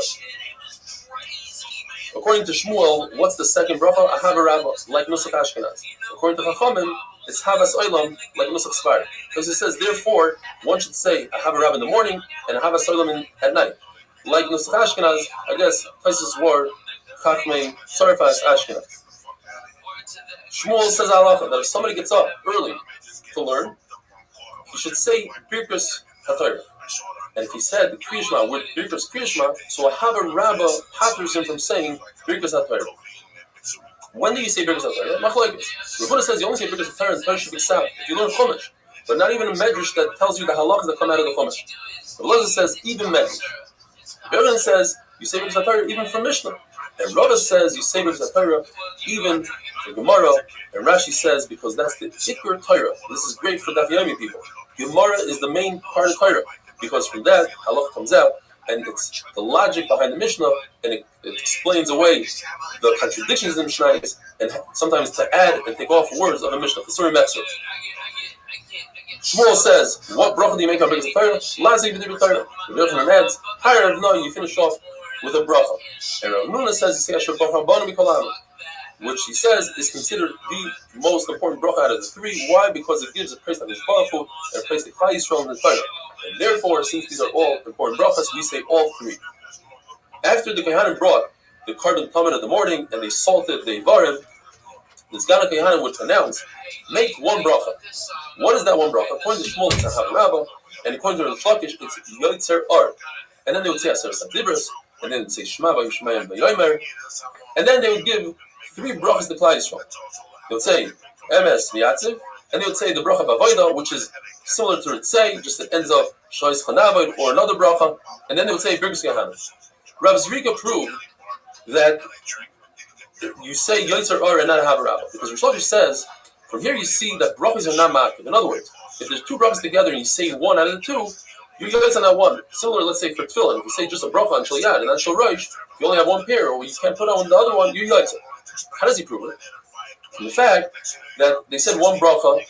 And if that 1 bracha, for instance, was Yoitzer Ar, then it's a great proof. Why? Because why did they say Ahava Rabba? Ahava Rabba you can say all night long. There's no Zman for it. But if they said I have a rabbi, then there's no proof, because perhaps they said it when it was too early. Yotzar is only when the light comes out, and maybe they said it later on. The Gemara is doichem. The Gemara says perhaps they said both brachas. What he meant to say that it's not ma'akim, that the seder is not ma'akim. You could say one before the other, and it doesn't matter in what order. Have a wonderful day.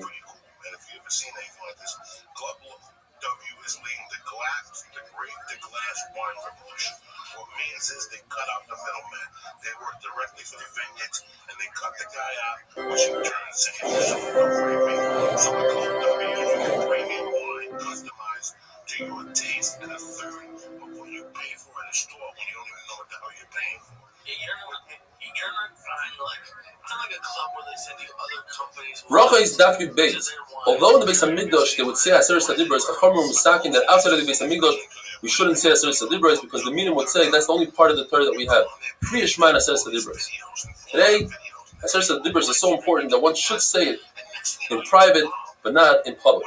There were 24 mishmaros of Gehanim. Every week a different mishmar would take over the Beis Hamikdash. When the incoming mishmar came into the Beis Hamikdash, the outgoing mishmar would say another bracha, and he would say, "Misha shiken eshmoy bebayis hazeh, uyashkin b'neichem ahava v'achva v'shalom v'reis." The Gemara goes through a series of questions regarding brachas.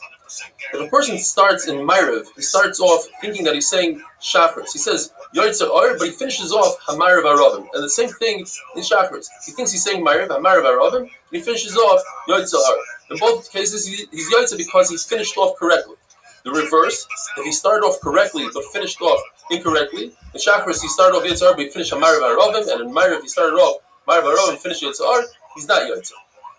If a person is holding in his hand a cup, and he thinks that it's beer, but in fact it's wine. So he starts saying shahakal, and he finishes off a gofen, he's yotzei. What about bracha achreina? A person thinks that he ate bread, but in fact he ate dates. And he finishes off correctly. He started off birkas hamazon, but he finished off mein shalish, the bracha achreina. He's yotzei because even the birkas hamazon that he started off with would work for dates because dates can satiate it.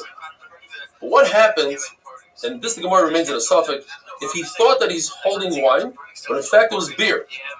So he started saying hagafen, but he finished off shahakal. The question is, do we go by the main part of the bracha or the latter part of the bracha? And therefore he would be yotzei. If a person thought that he ate dates, so he started saying a bracha achreina, and then he realized that he ate bread, and he finishes off with birkas hamazon, the Gemara remains in a suffix. Now the Gemara says you can't prove anything from the halachas that we said by Kriya Shema, because according to Rav, since when it comes to birkas Kriya Shema, you finish off with a bracha, Baruch Atah Hashem Hamarav Aravim, that's enough. That's a bracha in itself. According to Rabbi Yochanan, Baruch Atah Hashem Hamarav Aravim, or Yotzei Or, is not considered a bracha because you have to say Baruch Atah Hashem Elokeinu Melech Haolam in order for it to be considered a bracha. Nevertheless, you can't prove anything from birkas Kriya Shema, because birkas Kriya Shema, when a person starts the bracha, he intends to mention the day and the night in the same bracha. So every bracha really is a bracha for the day and for the night, and therefore he's yotzei. The person does not say the yatziv in the morning and the emun at night. He's not yotzei the mitzvah of Kriya Shema kitikuna. Because it says in the pasuk, "Lahagid ba'avog chazdecha ve'munascha ba'leilos," you have to give shvach HaKadosh Baruch Hu in the morning and the evening. When you say Shemona Esrei, the first two brachas, and by the last bracha, you bend your knees by Baruch, and by Ata, you bend your spine and your head down. All your vertebrae have to bend, and then by the word Hashem, you must start coming up. It's important to remember that by Baruch Hu also, when you say Baruch Hu Es Hashem, you start coming up. Rav Sheshes would bend his knees and bow down quickly, but when he said the word Hashem, he would be like a snake. He would pick up his head very slowly to show that it's not a burden on him to do the Kriya. As he made tshuva, we know we say Hamelech HaKadosh and Hamelech HaMishpat. What if one forgets and says Hakel HaKadosh or Melech Oyev Zako Mishpat? So according to Rabbi, and that's the halacha, he's not yotzei, and according to Rabbi Lazar, he's yotzei. If a person has the ability to daven for his friend and he doesn't daven for his friend, he's considered a sinner. And if he has the ability to daven for a Talmid Chacham, he must do so until he feels sick, literally sick. He has to fast and daven until he becomes sick. If a person is over an Aveira and he's embarrassed by the Aveira, an amazing chiddush. not only are they Meichelim on that Avera, but they're Meichelim on all his Averas. And how we know this? We know this from Shaul. Shaul brought down Shmuel from Shemayim through the Oiv. And Shmuel says, why did you bring me down? So he says, I tried this, I tried that. But he never mentions I tried the Urim Tumim, because he's embarrassed by the Avera that he committed, that he killed the Oiv with the Urim Tumim. So I don't know that Shaul was forgiven, because Shmuel tells him, tomorrow you'll go to battle, and if you go to battle, you'll be killed, you and your children, but you'll be with me. Says the Gemara, with me means my mechitza. In other words, Shaul was zoicha to be in Gan Eden with Shmuel Hanavi, which is a tremendous madrid. Or, because the Gevinim, they said they'll forgive Shaul if Shaul gives them 7 of his sons that they could kill. Obviously, they hated Shaul. And the pasuk ends off saying that Shaul was a Bechir Hashem. Says the Gemara that it wasn't the Gevinim that said it, was Hashem that announced it from Shemayim, Bechir Hashem. In other words, he forgave Shaul. The Gemara tells us that they wanted to institute that we should say Parshas Balak in Kriyat Shema, because Parshas Balak has the pasuk Parah Shochav Karyei Uchilavi. It's a beautiful pasuk, but it also includes the lashon of B'shach B'chov Kumecha. The reason why they didn't institute it because of Tikkun Tzibura is very long, and to say one pasuk you also can't say because you can only say a full parsha from a pei to a peir to a sama.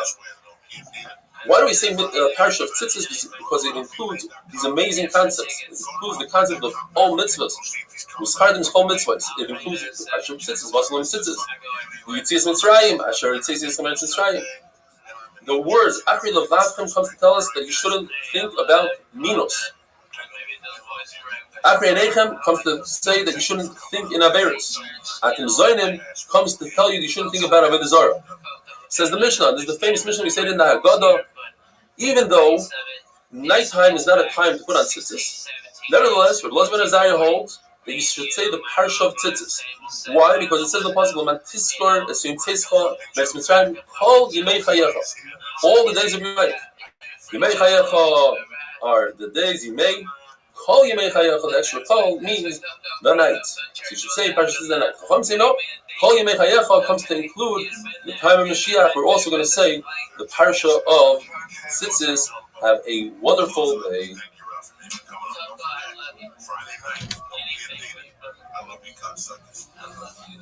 Thank you, sir. Thank y'all for having me on. I really appreciate it if you stuck around.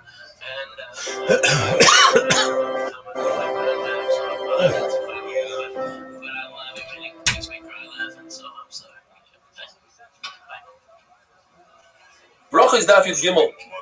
The Gemara tells us that once Mashiach comes, we're not going to be mentioning the Geula from Bavel, Paras, and Magai, but we will be mentioning Mitzrayim, though it's slightly muted compared to how we mention it today, because the main focus is going to be on the Geula from Gog and Magog, as the pasuk says. Hideni ois chadasha. I'm going to give you a brand new Geula. It's going to be so large that you're going to forget about the other Geulas. And Mashal, a person bumped into a wolf, and he has a great story to tell over to his friends. He bumped into a wolf, and he was saved. Later on, he bumps into a lion, so he forgets about his first story and tells him the second story about the lion. And after that, he bumps into a snake. He forgets about the other 2 stories, and all he tells people is how he was saved from a snake. He defeated a snake. Klal Yisrael is going to be so busy with the Geula of Gog and Magog, they're going to forget about all the other Geulas that they had. We know because Baruch Hu changed Yaakov Avinu's name to Yisrael. It's a mutter to call him Yaakov. We see we do that every day. The answer is because Baruch Hu himself called Yaakov Avinu Yaakov after he changed his name. So there's no Issa. However, when it comes to Avram Avinu, the Torah tells us, do not call him Avram.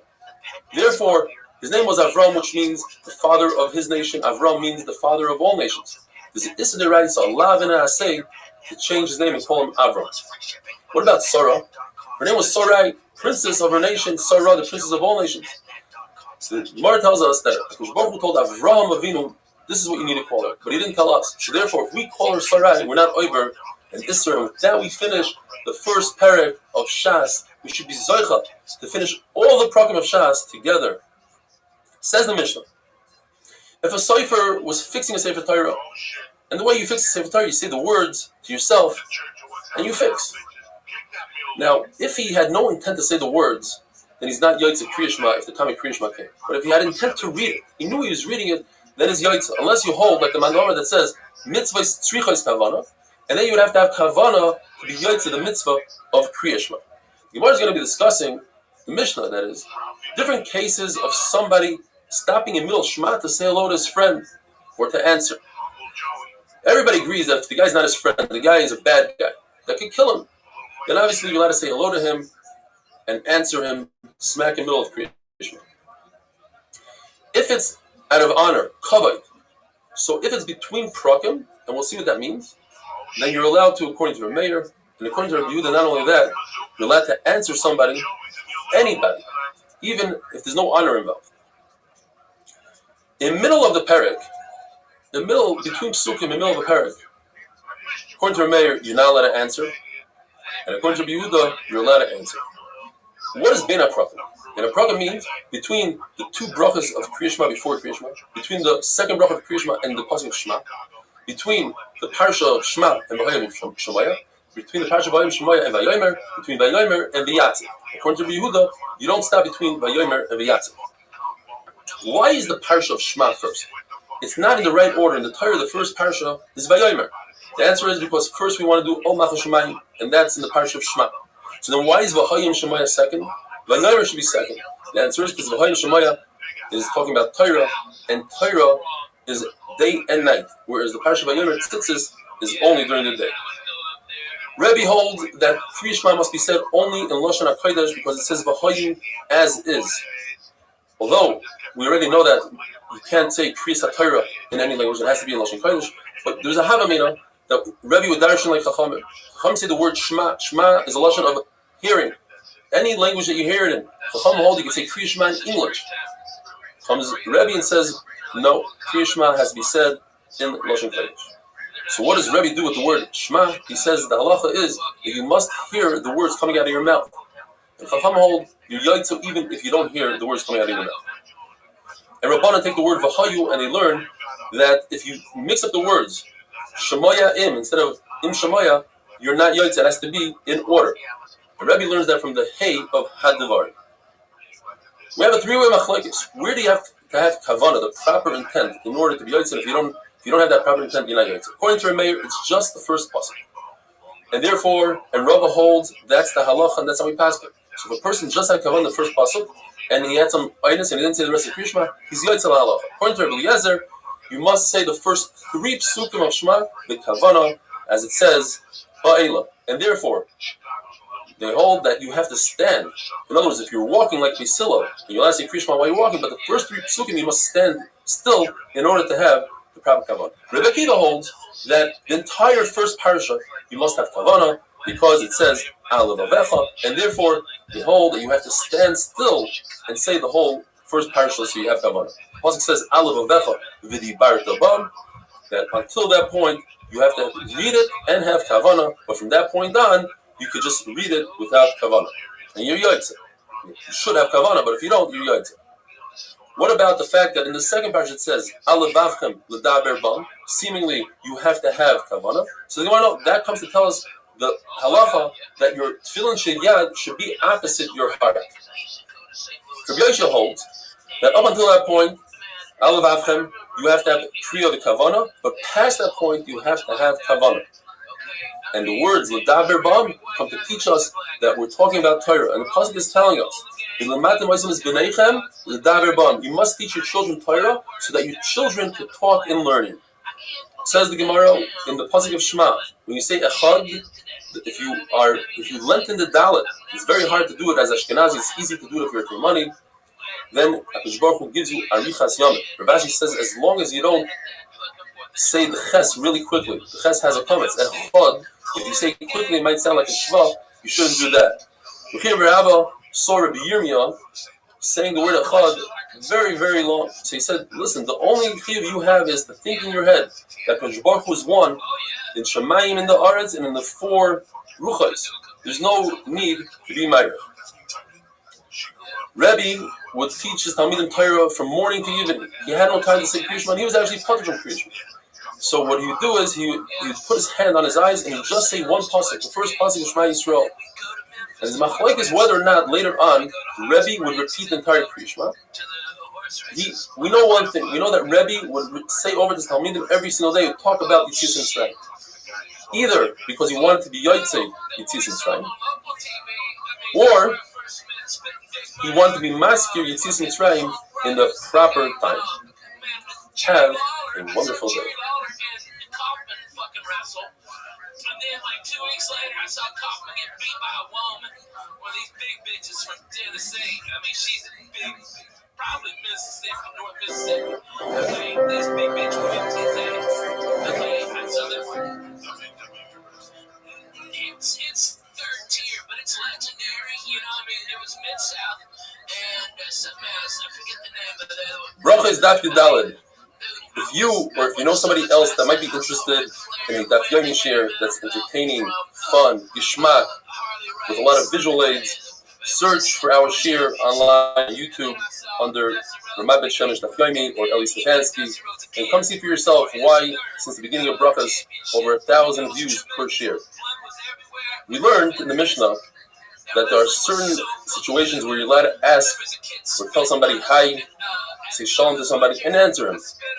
Says the Gemara, if you could do that in Kriya Shema, then certainly you could do that in the middle of Hallel, which Hallel is only the Rabbanan, and Kriya Shema is the Raisa. Although Hallel is a Persuma Nisa, nevertheless, you can compare it to Kriya Shema. Now, the Gemara qualifies that. If you're saying a Hallel Shalit, meaning on Yom Tov where you have to say a full Hallel or on Hanukkah, then you could only say hello to somebody, Beina Proket, between paragraphs, and not in the middle of the paragraph. However, if you're saying a half a Hallel, like a Rosh Chodesh, Chol Moed, then you could say hello to somebody, you could answer them in the middle of the paragraph. The fact that Rav Ina didn't answer to Rav Bar Shava is because he didn't think he was chashuv enough for him. It wasn't an issue of covenant. In fact, they pass him that in our days, since people understand that you're not going to answer them, you're in the middle of Hallel, you're in the middle of Krishma, so we don't have this concept of Shoylo Meshet Mipnei HaKavod.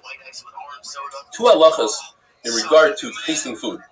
If you're tasting a food and it's less than a revius, and it's on a tinus, the Machlokes are showing what tinus we're talking about, you're allowed to taste it on a fast day. Since you accepted the fast, that you won't be eating, you didn't accept the fast, that you won't be benefiting and having enough. And also, if you taste food, you don't have to make a bracha for it. It's also to get up and go to your friend's house to say hello to him before you daven. That would be a giyah and a Kadosh Baruch Hu. If you bump into your friend, or you happen to go to your friend for something else, then it's okay to say hello to him. It's also lazis chafotzav. You're not allowed to take care of business or your personal things before davening. Now, I venture to say, and this applies to me as well, it's probably also to look at your emails and WhatsApps, etc., before davening. The Gemara says an amazing thing, though, that if one has to be talking to HaKadosh Baruch Hu, he says, you know what, I'll take care of my business after davening. HaKadosh Baruch Hu isolates Racha. HaKadosh Baruch Hu takes care of his business. The Gemara says that if somebody sleeps for 7 days without having a dream, he's ra, he's considered wicked. And from the same pasuk we learned that if somebody satiates himself with Torah, he's so full of Torah that they won't tell him any besuros rois during that day. We had a machlokes in the Mishnah. What's considered bin haprakim? There's a machlokes between the end of Shema, emes, and v'yatzev. Is that considered between the prakim? Rabbi says that's not. You're not allowed to stop there and say hello. Why? Because he brings a pasuk Vashem Elokim emes, so it's one continuation. We have machlokes. Once a person says at the end of Shema Hashem Elokeichem emes, does he have to repeat the word emes again? According to Rabbi Yochanan, you must repeat it again. When to Rabbi, you don't repeat. The Gemara brings a very interesting lashon. Rabbi heard one of his talmidim say Hashem Elokeichem emes, emes v'yatziv. He said, "Kol emes v'emes tafsi lahai." This guy is grabbing onto every emes. He's doing the wrong thing. There's halacha that once you start the third parsha, that is by Ma'ariv, if you start, you must finish. According to Rav, what does it mean to start? You say, that's it. Once you get to Barmarta Alehem, you have to continue the whole parsha. But Papa holds that's not considered a start. And therefore, if you just say that until Barmarta Alehem, then you could skip everything and go all the way to Hashem Elokeichem emes. Abai says that our minhag is you start, you say the beginning of the process, and therefore that creates a chiyuv for you to finish, and that's why you finish the entire parsha of Vayom. Here Barav says that if you say the third parsha, then you're mechuyev to say emes ve'emunah. But if you don't, and this is a Ma'ariv, then you have to say, instead of the third parsha, you have to say Moedem anachnu lo Hashem shotziseinu me'eretz Mitzrayim. You took us out of Mitzrayim, and you redeemed us from slavery. And he did tremendous nisim for us on the water. And we sang to you, what did we sing to you? And then you continue from that point on all the way to God Yisrael, and then you say Shemon Esrei. Shimon Bar Yochai says, not only is the parsha of Shema, O Malchus Shemayim, that's why we say it first, but the parsha Shema has three concepts in it. Lilmoid, Lilamed, Lilasos. It says in the pasuk V'dibar Tabam that teaches us you have to learn Torah. Lilamed, that you can teach others, V'shinantim Levanecha. And Laso is to do, to take action. Ufshartam, you put on tefillin, Ufsavtam, you write mezuzahs. And that's why it's before Vayim Shemaya. Vayim Shemaya only has Lilamed, which is L'matem, Esberechem, L'daber Ba. The Laso is, again, Ufshartam, Ufsavtam. And finally, the final parsha of Vayomer is only to do. Take action. V'asulam tzitzis, that make tzitzis. One must put on tefillin and only afterwards say Kriya Shema. The fact that Rav, one time they saw him saying Kriya Shema before tefillin, you must say it's because his shliach, the person that went to get his tefillin, took a long time and he was worried that he's going to miss his Kriya Shema, so therefore he said Kriya Shema first. The fact that Rav would get up really early, he'd wash his hands, make Birkas HaTorah, and teach Torah, which is an asiyah, says Rashi, and then only afterwards he would put on tefillin and then Kriya Shema. You could be doich and say there's no raya from there. That's because the reason why I did Torah before Kriya Shema is because it wasn't the time of Kriya Shema at all. So why are we bringing the story? We're bringing the story for a different reason. To say that we had about 4-way machlokes. When do you say Birkas HaTorah? From here you see that Rav said Birkas HaTorah even Amishnayos. If somebody's digging a grave, he's oisik the mitzvah.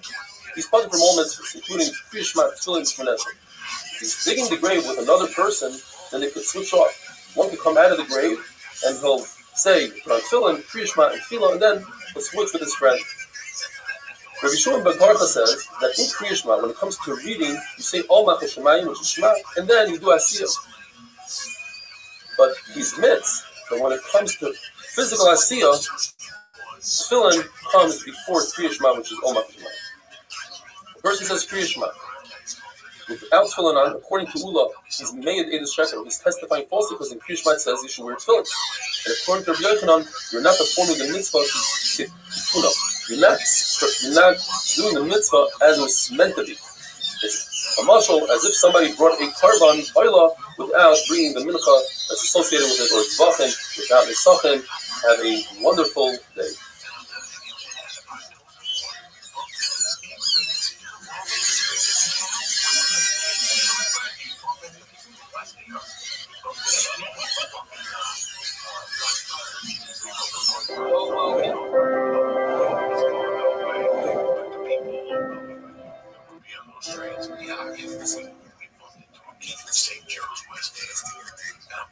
Rocha is daft hezvah. Rabbi says if one wants to complete the process of Ol Malchus Shemayim, to do its entirety, he should first clean his body. In other words, go to the restroom, wash his hands, say Kriya Shema, put on tefillin, and then daven Shemon Esrei. If you do all that, it's as if you built a mizbeach and you will mark a carbon on top of the mizbeach. It says Rabbi, not only that, it's as if you were tribal in a mikveh. The Chizda used to curse those who would search for water before saying Kriya Shema. Kriya Shema has a zman, and you might miss the zman. Shemon Esrei, on the other hand, you will to look for water because the zman is much longer. You should look for water up until a parsa, which is approximately 3 miles in the direction that you're traveling. To go in reverse, to make a U-turn and look for water, when you know there's water, you're only going to go up until a mil, which is approximately 4,000 feet. The Mishnah says that if a person doesn't hear the Kriya Shema in his own ear, he wasn't mashmiya la'ozna, Tanakama, which is Rabbi Yehuda, says Yaitza, and Rabbi Yaisi says he's not Yaitza. It's a very long sugya. It's almost complicated and brings in 5 different rices and rice. And I'll try to make it very simple. With Maskana, we have 3 shittas, 3 opinions. We have Meir, who's the most maker. He says, if you don't hear what you're saying, whether it's Kriya Shema or different brachas, the Rabbanan, the Raisa, you are Yaitza L'chatchila. In other words, you could start out initially saying it without hearing it in your ear, and you're Yaitza. On the opposite side, you have Rabbi Yossi, who says that when it comes to Kriya Shema, you don't hear it in your ears, you're not Yaitza, even after the fact. And then you have the middle sheet. It's Rabbi Elazar ben Azariah, who happens to be Rabbi Yehuda's Rebbe. Rabbi Elazar ben Azariah says, you are Yotze only with the Yotze. But if you want to be Yotze L'Chatchila, you should hear it in your ear. You have these three shitas. How do these three shitas match up with the following 5 cases? You have our Mishnah that discusses Kriya Shema, and that's the right. So in Kriya Shema, we're going to have all 3 shitas. You have Rabbi who says, you don't have to hear it in your ear, you only have to be mechaber, because it says Alud Avecha, it's in your heart. The Rabbi Yossi says that you have to hear it in your ear, because it says Shema, you must hear it. And then you have Rabbi Elazar ben Azariah, who's in the middle shita, you should l'chatchila hear it in your ear, but if you don't, you yoytze. And then we have a brayso that brings a person who's deaf, but he could speak, and he says a bracha on Truma. One brayso says he's only yoytze b'diavad. That will be going according to Rabbi Elazar ben Azariah. Now the big question in the sugi is, how does Rabbi Yehuda fit in? The Gemara tried to say that perhaps he says like Rameir, that you yoytze even without hearing it. Maskanas sugi, it seems like Yehuda holds like his own Rebbe, Rabbi Elazar ben Azariah,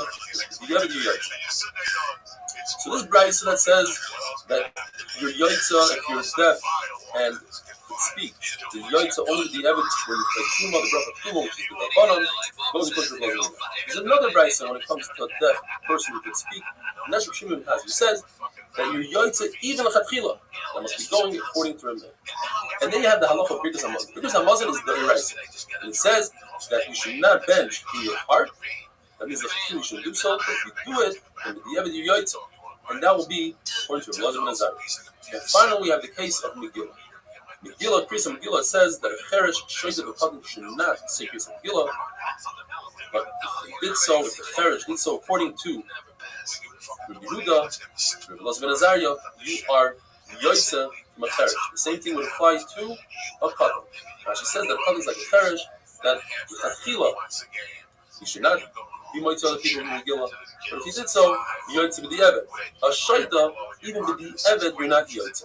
Rabbi says there's another shir that is, if a patan is the gilchino, if he's 8-9 years old, then he's completely kosher chachila to be moitze other people. So that's sugya. Then the Gemara says that it's possible that Rabbi Yossi holds by Kriya Shema, that you are not yoytze at all in b'diavad. He could agree by the Rabbanans, let's say Truma and a Cheresh by Megillah, that you are yoytze b'diavad. The Gemara says that just like a womb takes in zera, and then out comes a baby, so too a grave takes in the dead, and there will be Kis HaMesim, bodies will be alive. Just like the womb, it goes in when it's quiet, but when it comes out, the baby comes out, and there's a lot of commotion, there's screaming, and celebration. So too, how the Chaimer, the grave, when the body goes in, there's a lot of crying. When the body comes out alive, like Kis HaMesim, there's going to be a huge celebration. And this is the source for Kis HaMesim in the Torah community. It says in the pasuk, "When the following Torah Giganas Alei Nohar to Aholim Nota," just like a river to take a person out of his tuma and make him tar, so to the Aholim, referring to the Beis HaMedrash, to take a person and take him out of Choiva if he has Averis and bring him into Skos. We learned in the Mishnah that if a person said Kriya Shema but he wasn't medactic, what does that mean? He said all the words, but perhaps 2 of the words were connected to each other. The Gemara gives examples where the end of one word ends with the same letter as the next word begins, like Al Levavecha. They both, Al ends with a Lamed, and Levavecha starts with a Lamed. If you say it quickly, it sounds like Al Levavecha. Without, you're supposed to stop in between. As you see in the Sidurim, there's a stop between all these words. And we learned that from the Madhika. It should be Limud Tam. The Gemara brings another example like Isef B'Sadcha, 2 bases. Vavatem Mahera, 2 mems. And Taisa brings down also the Chara Af. If you say it quickly, it sounds like the Chara Af. You should make a stop. The Chara Af. And also Taisa talks about Tizkuru, which people are very makted. They say the Zayin Tizkuru, but it shouldn't sound like Tizkuru. If somebody is very careful with the way he says Kriya Shema, they will lower the temperature in Gehenna. And the Gemara finally says at the end, "Uchsaftam, ksivot kama." There's a havamina that perhaps you shouldn't have to say the instructions regarding Kriya Shema.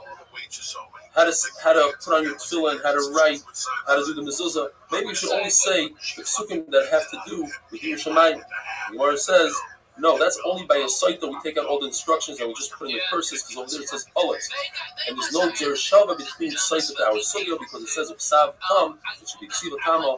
Have a wonderful day. The time before that, and I got a fucking salami and egg sandwich. Okay, that's a strong move. Okay, late at night, boom, had a couple of pops and stoners, boom, that's great. And they fucking fried up the salami, and the goddamn thing left the plastic on the outside, so it burned. It's all toxic. And I'm like, what the fuck? Okay, just send this back. Racha is Daf Kazayin. The Gemara tells us that Rabbi Ami and Rabbi Asi were building a chuppah for their friend Rabbi Lazar was getting married that day. Rabbi Lazar said, I'm a chassan, let me go learn Torah now, and I'll come back with what I learned. So he came back with the following. So if a person makes a mistake in Milah Kriya Shema, let's say he misses a word, he must go and repeat the entire Shema. Let's say a person says Uvisharecha, and he's not sure where he's holding. Is he holding at the end of the first parasha that has Uvisharecha? Or perhaps he's holding at the end of the second parasha. He must go to the first parasha. According to Rashi, the following halacha applies to the third parasha. In other words, the third parasha a person knows better than the other two parashas. Therefore, if he's concerned that perhaps he missed a word or something in the third parasha, don't be concerned. You know it really well, and you probably said every single word. You don't have to repeat it.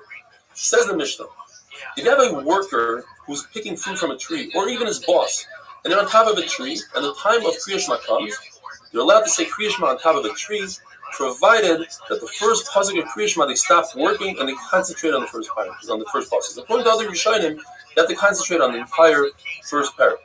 But when it comes to Shemona Esrei, you must come off the tree and down to Shemona Esrei, where it's sturdy and they're not concerned, and they're able to have the proper kavanah. If it's a tree that's really sturdy and has a lot of branches, such as an olive tree or a fig tree, they're allowed to stay and remain on top of the tree. The Gemara makes a distinction between a worker who receives a salary for his work and a worker who only receives food. The one who receives a salary has to be a lot more careful with his time and how he uses it, and he shouldn't cause a loss to his boss. So therefore, when he davens Shemona Esrei, he should only say the Shemona Esrei known as Havinenu. It's the shortened Shemona Esrei where you say the first 3 brachas and the last 3 brachas, and everything in between is shortened to 3 to 4 words. Like you see in the picture, this is from a siddur given to servicemen in the English Army in 1940. When you say Birkas HaMazon, you only say 2 out of the 4 brachas. You say the first one completely, and the second and third bracha you combine together. The fourth one is only the Rabbanan, you don't have to say. When it comes to Birkas HaMaiti, since it's only the Rabbanan, they don't even wash and say a bracha. Somebody that works for his food should be careful not to be a chazan, because that's a waste of time for the owner, and he shouldn't do Birkas Kahanim, he shouldn't do it. As we learned in the beginning of the Masechta, ha'isek b'mitzvah patur min mitzvah. If somebody is occupied with a mitzvah, he doesn't have to say Kriya Shema, because it says v'shivtecha b'veisecha. And from Uvelechtacha b'derech, we learned that a chassan who's not physically doing a mitzvah, but he's preoccupied in his head with the mitzvah of marrying a basula, therefore he is patur from Kriya Shema, because he has a combination of 2 things. He's preoccupied and it's a mitzvah. Therefore, a person who's preoccupied but not in a mitzvah, for instance, if his ship is sinking and he's very occupied with that, but it's not a mitzvah, he's chayiv in Kriya Shema, because he's obligated to take that preoccupation out of his head. If, for instance, he's an avel, he lost a loved one and he's preoccupied, that's also not a mitzvah, and he's chayiv in all the mitzvahs. A person who marries an almana, he's not preoccupied. Yes, it's a mitzvah, but he's not preoccupied, and therefore he's chayiv in Kriya Shema. The Gemara tells us that Gamliel himself, when he got married, he did say Kriya Shema because he knew about himself that he could be mechavan. And the Gemara says that anybody who's muchzak, that has a chazaka, that he's a chacham, and he could be mechavan during Kriya Shema, he's allowed to say Kriya Shema. But anybody that's not muchzak, according to Gamliel, that's considered gaiva. He has haughtiness. He says, "Oh, I could be mechavan." And chacham say that he could say Kriya Shema regardless. An avel who just lost a loved one is usher to bathe, unless he's what we call an istinus, somebody who's spoiled, likes to take care of himself, and he's not bathing for enjoyment, but rather he can't live without it. And that is in a time that the isser of rechitza, of bathing oneself, is the Rabbana. The first day is the isser d'oraisa. But the first night, according to some, and after the first night, according to everybody, then it's only the Rabbanon, and Rabbanon were makir when it came to the nistas. The person who loses a slave, we don't stand in the rows that we stand in front of Aveilim and say Amakim Yinachem. We don't say Amakim Yinachem, and we don't make the bracha of Rechava, which is by the Suda, the first Suda of Havra. What do we say to somebody who loses a slave? We say Hamakayim Yimalach Esreincha, like we do for any other object that one might lose. There's no hespedim that you give on a slave. According to Rabbi Yossi, if the Eved, the slave, was a kosher, he was a Talmud Chacham, then you could say, Oy ish toiv neman v'nehenem yigiyoi.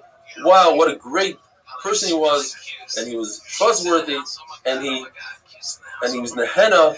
He worked hard, and that's how he earned a living. Chachamim disagree, and they say, if that's what you say about a slave, what is left to say about any kosher Jew? And therefore, you don't say any hesped on a slave. You don't call a slave Mr. or Abba or Ima, which was in those days a way to call somebody in a nice way, unless this slave is a chashuv slave, and then you could give him that kind of surname. We only have 3 Abbas, Avram, Yitzchak, Yaakov. We have 4 Imais, and we don't have any more. In other words, you can't call one of the Shvatim Ruvain one of our Abbas, because the Chashivas is up to 3 Abbas and 4 Imais. Whoever is careful with Kriya Shema and Shemona Esrei, says the Gemara, will have Olam Hazeh and Olam Haba.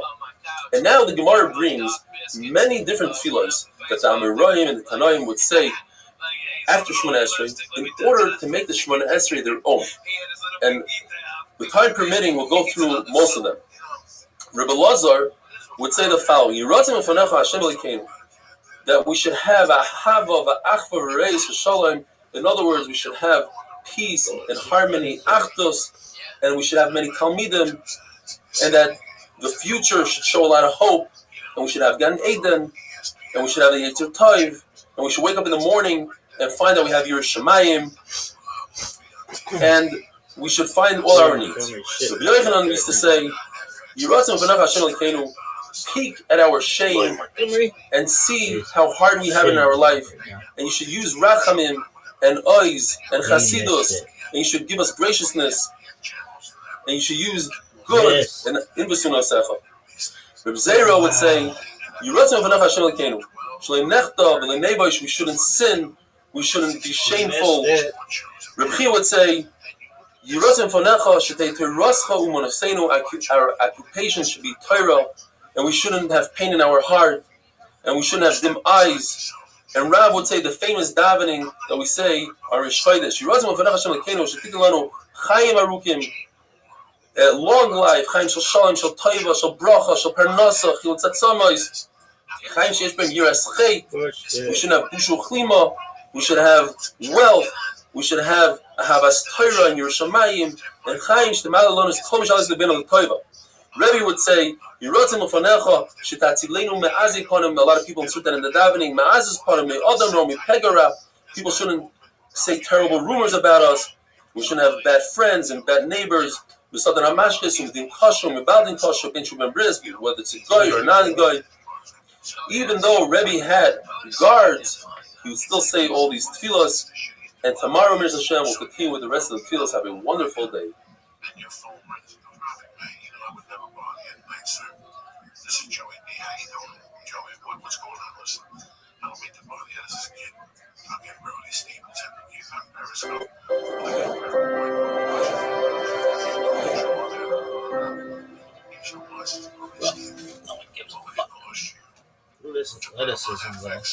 Bracha is Daf Yitzayim. We're going to continue with the special davening that Tanoim and Amoraim inserted at the end of their Shemona Esrei. Rav Safra would say, please put peace between the Malachim and Shemayim, because when they fight, war breaks out down below.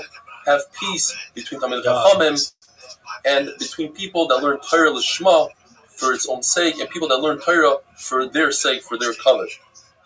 And those who learn Torah Shalai Lishma, they should have the schos to learn eventually Torah Lishma. According to one opinion, Alexander used to say, Hashem, put us in a corner. If you're already putting us in a corner, make sure there's light in that corner, and don't put us in a dark corner, and our heart shouldn't be aching, and our eyes shouldn't be dim. According to another Shaz Alexander said, it's our will to do your will, but what's preventing us? The Sahara. And Shibud Malchiyos, the fact that we're in Galus, please take those two things away and we'll behave properly. Rabbi used to say, when we say on Yom Kippur by Vidui, Lekai actually Nitzarteni Kedai, I was not worthy to be born, and now that I was born and created, I'm still not worthy. I am dust when I'm alive, and certainly after I'm dead, after I die. And you're also saying that I shouldn't sin any longer, and whatever I sin, please erase completely. My brother Rabbi used to say, basically what we say every day after Shemona Esrei, etc. And then he goes on to say, save me from a Isha Ra, from a bad woman and a bad guy. Maybe one of Rav Sheshes, and this is what we say when you have a Kanis Yachad, he'd say, when we had a Beis HaMikdash, we would be marked korbanos on the Mizbeach, and we would only put the chaylev and the fat and the blood. This tightness that I'm fasting, now I have less fat, less blood, that should be as a korban, to be mechaper. And then the Gemara goes on to say beautiful sayings that Tanoim and Amroim used to say. Rebbe would say, when you finish Yoy, it says, everybody's destined to die, whether it's an animal or a human being. Are you fucking serious? The famous song, Ashri Mi Shigala B'Torah B'Amoli B'Torah. Praiseworthy is the person who grows up with Torah and toils in Torah, and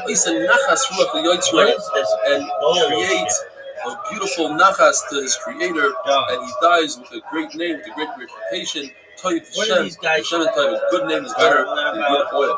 Hey, so this is my favorite. Meir would there's say, a black cat, the daughter of the black cat. She's got after birth, we burned it, we put ashes on her eyes, etc. The Lishka Dasi, a person should be a master when it comes to Torah. Have Torah in your heart, and you should always have your Shemayim in front of your eyes.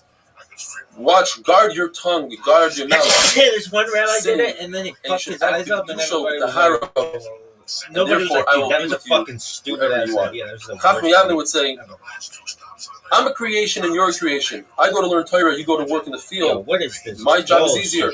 I'm closer to home. And what are you going to say? And this is unbelievable. NBC. If a person says, I'm an Amaretz, what good is it that I'm learning Torah? I don't understand it as well as the other one. Says the Gemara, that's not true.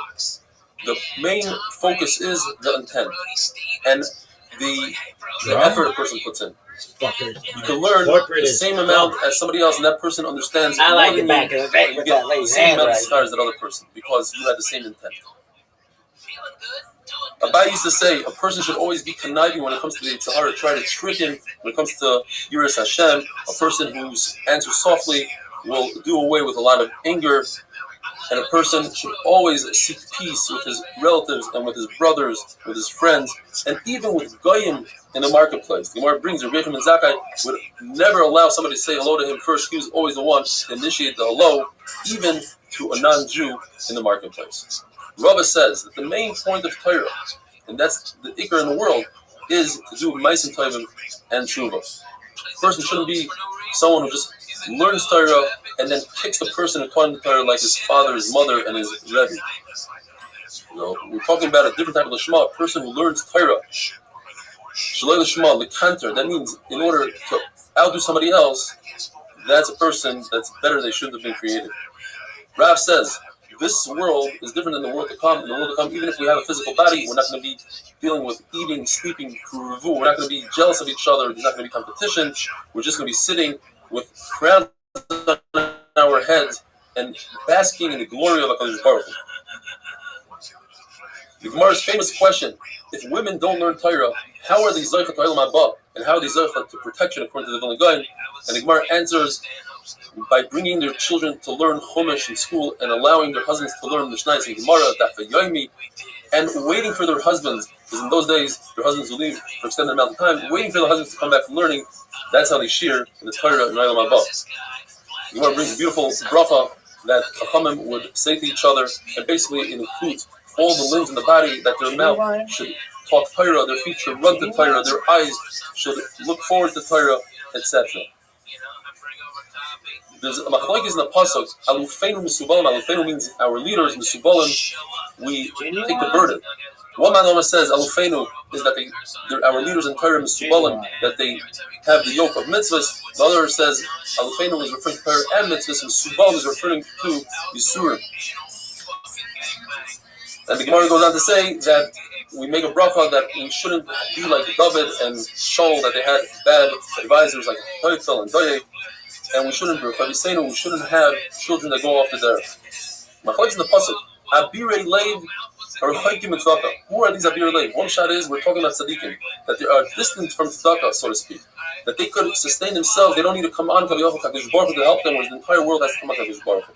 More brings that Rav Chanina, the famous Baskel, would come out and say, Chanina B'ni, he doesn't need anything but some boxer, some charuvim, where the entire world is sustained because of him. The other shot is that Abiri Leiv is referring to the Rishayim, like the Gevinim that lived within the midst of Klal Yisrael for many generations and they never became Gerim. They didn't see the beauty of Klal Yisrael. Or the people from Mechasya, who they saw Klal Yisrael gathering together before Yom Tov, 30 days before Yom Tov, before Pesach, before Shoshana. Pesach even brings that a flume of fire would come down from the sky, a pillar of fire, and they still didn't do tshuva, they didn't become Gerim. And the Gemara goes on to say that there's a machlokes. Well, we know you're allowed to do malacha on Tisha B'Av, and in a place that you don't do malacha, you shouldn't do malacha. But if you're Talmid Chacham, you should never do malacha on Tisha B'Av. The question is whether the person could act like a Talmid Chacham. Is that considered metzik yura, or is that considered haughtiness or not? The Gemara goes on to say that if it's obvious that you're doing it as you are, such as a chassan who doesn't say Kriya Shema, everybody knows that he doesn't have kavanah. Why is he saying Kriya Shema? He shouldn't do so. On the other side, you could say, well, nobody knows what he's doing. When it comes to Tisha B'Av, maybe he doesn't have a job, that's why he's not working. Or on the other hand, you could say, everybody knows that he has a job, and the reason why he's not working is because he's acting as a Balgaiva. And basically that finishes, with that we finish the second parak. And the Mishnah says in the third parak, Misha Meisoi, if you have a deceased one, a loved one in front of you, you're called from Kriya Shema, from Tefillin, from Shemona Esrei, and there's a machlokes in Gemara whether the body has to be right in front of you, or even if it's not in front of you. And we'll go into it a little bit more tomorrow. Have a wonderful day.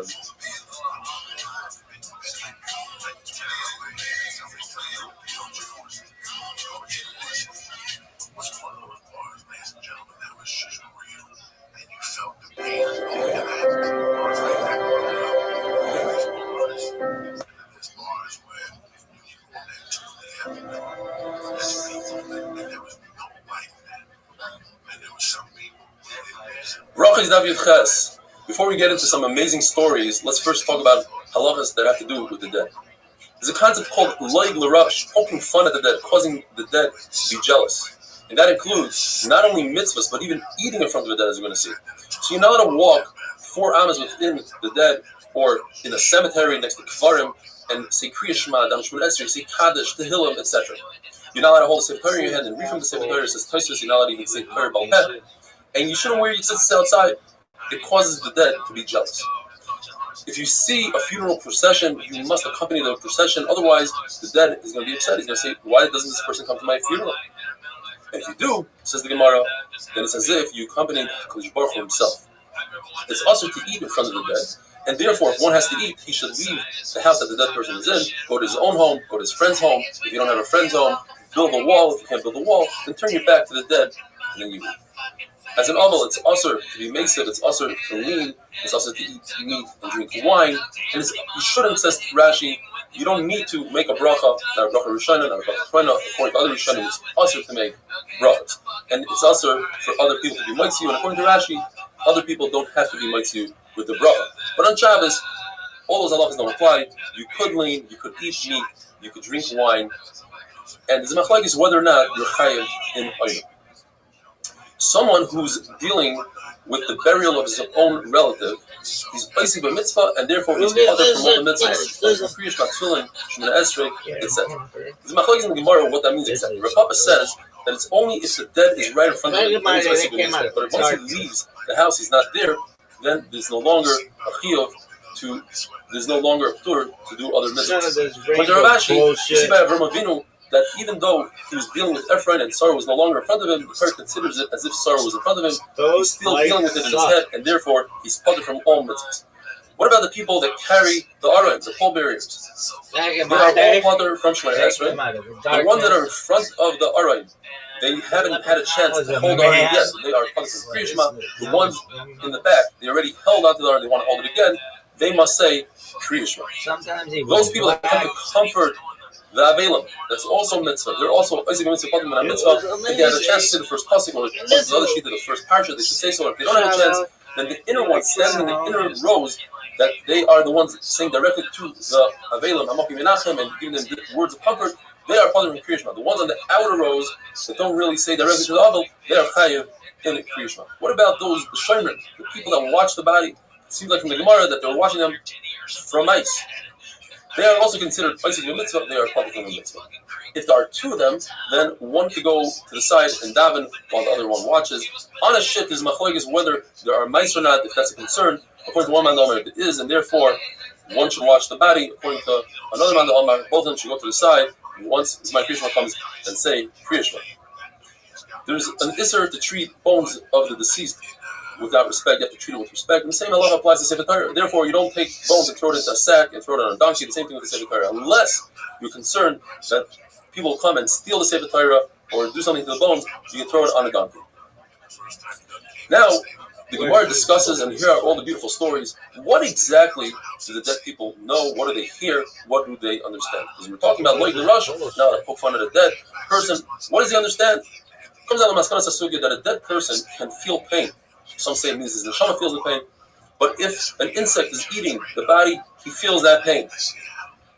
If there's a malach called Duma, he's in charge of the dead, he announces that a certain person is going to die soon, within a day or so, and the other dead people, they know that. They know that he's coming up.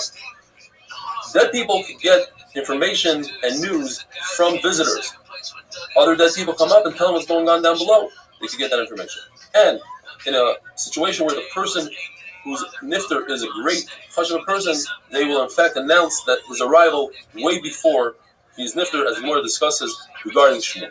Says the Gemara, the sons of Rabbi were wondering if their father, who already was nifter, does he know about their pain? Because they forgot their learning, they were busy working, and they forgot their learning, and it bothered them a lot, and they were wondering whether the father in Shemayim knows about it.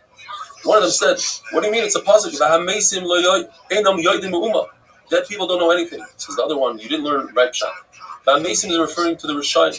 They're in this world. They're not concerned about that. But Tzaddikim, even when they're dead, they're considered alive. But Tzaddik is always concerned about Olam Haba and what the future holds for him. Gemara talks about Ben Yoyada, that there's nobody like him in the first Mikdash and the second Mikdash. The Gemara says perhaps he was toivel in the ice, he cut open the ice and was toivel inside, or it means that he went through the entire Sefer Rav, which is the hardest sefer, says Taisus, in one day, in one short winter day. Says the Gemara, amazing story. There was once a chassid. Usually when the Gemara says chassid, it's referring to Rabbi Yehuda Bar Eloi or Rabbi Yehuda ben Baba, that his wife really bothered him to the point that he had to sleep in a cemetery. And we're talking about Rosh Hashanah night. He was sleeping in the cemetery and he heard two ruchos, two young girls that were nifter. They were talking to each other. They said, let's fly around the world. Let's see what's going on. Behind the mechitza where Hakadosh Baruch Hu is with the shkinas. She says, one, I cannot fly. I'm buried in Machzel Shulchanim in reeds. The Tzlach explains, since her body didn't decompose, therefore she couldn't fly. She tells her friend, you go out there, tell me what you hear. And she went out there and she heard that whoever plants the Revi Rishayna, in the first, says Rashi, he's talking about the 17th day of Cheshvan, the 7 days, and then comes the second Revi'ah, and then comes the third Revi'ah 7 days later. Whoever plants then, hail is going to come and destroy the crop. So this chassid did not plant in the Revi Rishayna, he planted in the Revi Shniya, and he made a lot of money. The following year, he decided to do this trick on his own. So he went and he camped out in the base of Kfars, and sure enough, he hears the two ruchai saying, let's go fly. I can't fly. I'm in Machzel Shulchanim. So you come back and tell me. And she said, I heard. But whoever plants in the second Revi'ah, the Shibah find that he was going to come and ruin the crop. So he planted in the first, and therefore he made money. Everybody else lost their crop. Says his wife, how did you know to do this? So he told his wife the secret. The wife had a big fight with the mother of the girl that was flying around in the paraglide, and she made fun of the mother of the other mother. And she said, I know that your daughter was buried in Machzel Shulchanim.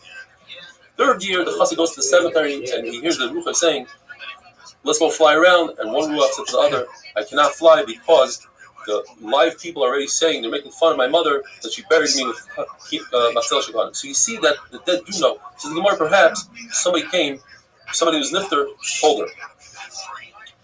Zahiri once gave money to a lady and she died, and he went and he asked her in her grave, where's the money? And she told him exactly where it was. And she also said, tell my mother that we're going to have a visitor soon tomorrow. Please send my comb and my makeup. And that's because she must have heard it from Duma, the Malach, that announces. The Gemara says that Avu the Shmuel used to take the money of the orphans, and he was nifter, and people started making fun of his son Shmuel. They called him the son of the person that steals money from the orphans. So he went to the Bisafaris, and he sees that Levi didn't make it into Shemayim because Levi heard his Rabbi by not going to the Shir. And he sees his father, and his father's crying and laughing. Why are you crying? Because you're going to be nifter soon. Why are you laughing? Because they consider you as a huge individual here in Shemayim. He said, if I'm so big, have Levi go up to Shemayim. In fact, Levi went up to Shemayim. He says, where's the money? The money is buried between our money. It was a sandwich. Our money is the Yisrael's money and our money. I didn't want it to get ruined. I didn't want people to steal. And in fact, they returned the money. Upon him, you see that the dead know what's going on, but it's different because Shmuel was such a chashuv person. They announced it in Shemayim in advance. Have a wonderful day.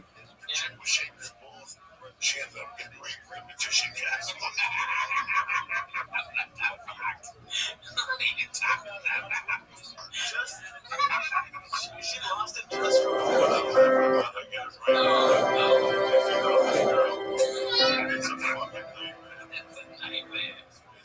That was like the 30th one, right? Bracha is Daf Yotes. We had the other day that Rabbi Yonason was walking in the cemetery and his tzitzis were dragging on the graves, and he's told, Loig l'rush, you're poking fun at the dead. It seems like Rabbi Yonason himself retracted, because Rabbi Yonason says that Baruch Hu tells Moshe Rabbeinu, tell the Avis of Rabbi Yaakov that I kept my promise, I gave Klal Yisrael Eretz Yisrael. You see that Rabbi Yaakov care about what's going on in this world. The Gemara says perhaps they don't really care. Baruch Hu wanted Moshe Rabbeinu to speak to Rabbi Yaakov so that Rabbi Yaakov can have a curse that to Moshe Rabbeinu for everything that he's done for their descendants, Klal Yisrael. The halacha is, if you speak about a mace, it's as if you speak about a rock. Either they don't care, or they don't know. However, if you speak about an Adam Chashuv, like somebody spoke about Mar Shmuel after he died, and a pulse pierced his head and pierced the membrane around his brain, that's because Baruch Hu himself hears and spoke about the Chashuv person, but not necessarily that the Chashuv person heard it and knows that you said something about it. Shmuel ben Levi says that if you speak about a Talmid Chacham, even if the Talmid Chacham is in peace in Gan Eden, nevertheless, the person that speaks about it will fall into Gehenna. Speaking about Rabbi Shmuel ben Levi, the Gemara says, Rabbi Shmuel ben Levi said that there are 25 instances in all of the Mishnayos where somebody said something about a Kosh Baruch Hu or other things, and they put him in Nidus. They put him in Chayrim, excommunication. Rabbi Loza says, I only found 3. What are the 3 instances? That a Kaveh b'Mahalel says that the concept of Saita, if somebody has an affair and the husband suspects her of having an affair and they give her to drink Mayim HaMa'arim, you don't do that to a Guyaris and a Meshuchraris. That's what Kaveh b'Mahalel holds. The fact that Shmai and Naftali, who were Gerim, did it, gave Mayim HaMa'arim, they did the Saita for a Guyaris, says Kaveh b'Mahalel, that was fake water. It was a placebo. And for that, says the Gemara, that they put him in Midu. Says Rabbi Yehuda, that's not true. Kaveh b'Mahalel was a great man. There's nobody like him in Chachma, in Tahara, in Yiras Hashem. Therefore, could have been a Kaveh b'Mahalel. It was, in fact, Elazar ben Chanoich, who made fun of the concept of Nechilas Yadayim, and they put him in Nidui. And in fact, when Elazar ben Chanoich died, they put a stone on his coffin to show that even to the dead, you do skila, you throw stones at the coffin. There's a concept called Megis Daite Klapamala.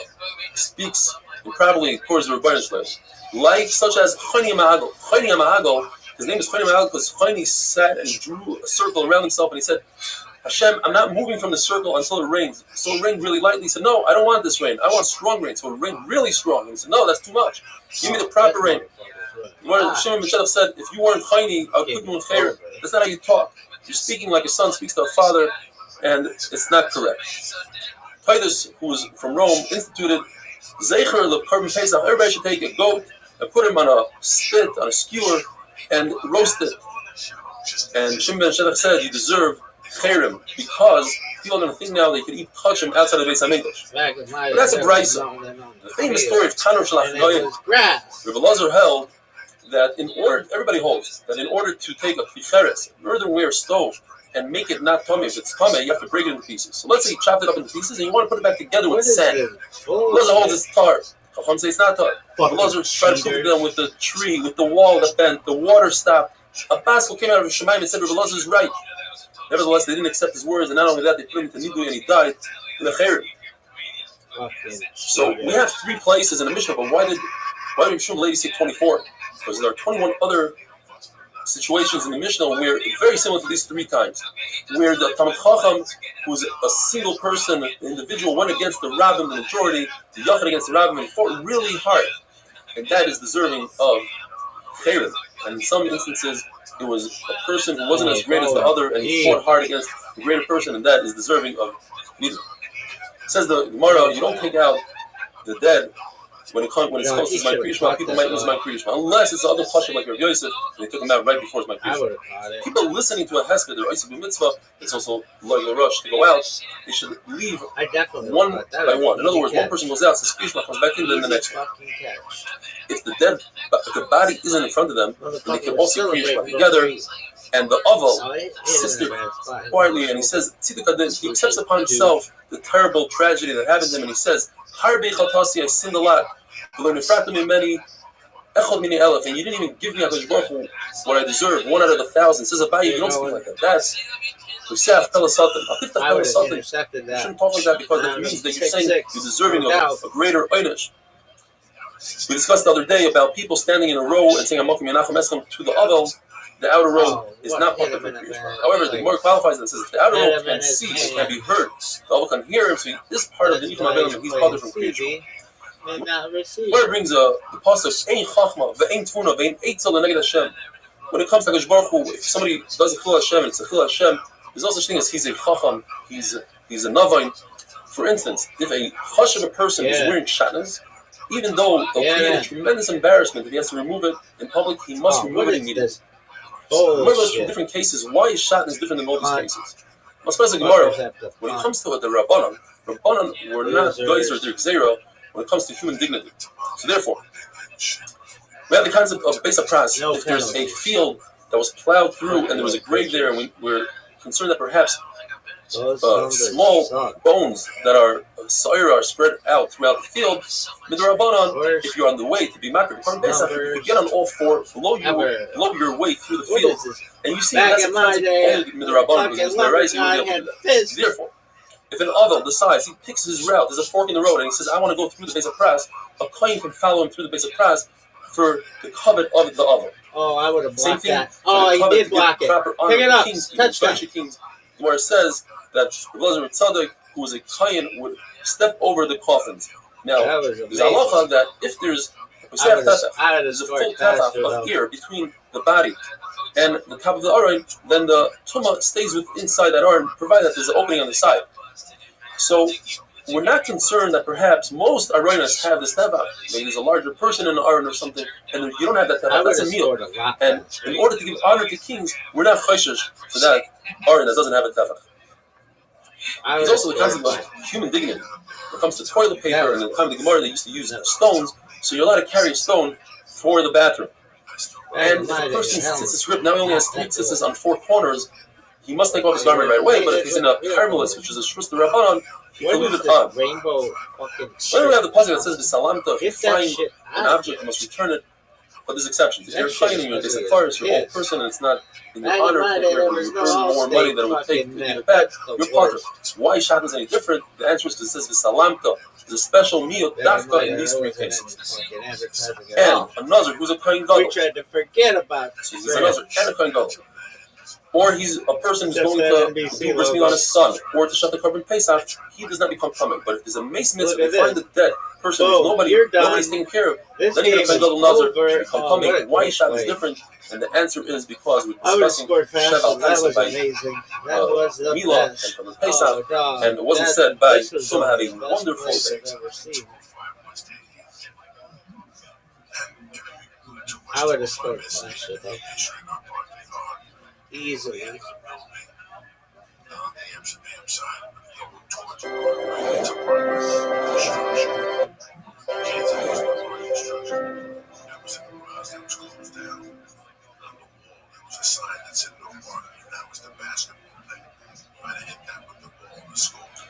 Bracha is Dav Chav. Rav Rabbi asked Abai, why is it that the previous generations, they had so many nisim? For instance, if they needed rain, Rabbi Yehuda would just take off his shoe and start being the tsar, and immediately it would start raining. And us, we scream and we cry and we daven and nothing. And don't tell me, says Rav Papa, it's because they were greater than us in learning. In fact, we are greater than them in learning, says Rav Papa. They, Rabbi Yehuda, only learned Nizikin, says Rashi, Bakama, Babatiba, Vasra. We learned all Shishis of Mishnah. When Rabbi Yehuda tried to learn Uktzin, he had great difficulty. He said it's like all the questions that Rabbi and Shmuel's Rabbi used to ask. When we learn Uktzin and Yadois, how a branch transmits tumah into the fruit, but if the branch is really wet and soggy, it doesn't. We have 13 pshatim in there. So what is the pshat? Pshat is that the previous generations, they were Meiser Nefesh for Kiddush Hashem. The Gemara brings a very interesting example of what it means to be Meiser Nefesh for Kiddush Hashem.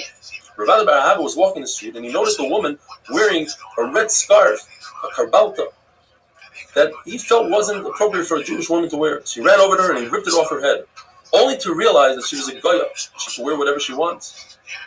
And he was fined 400 zuz, which he said was because her name was Muslim, which it sounds like 200 times 2. You see, that is Mesiras Nefesh, to put oneself in a position where he owes money to make him a chaf for Torah.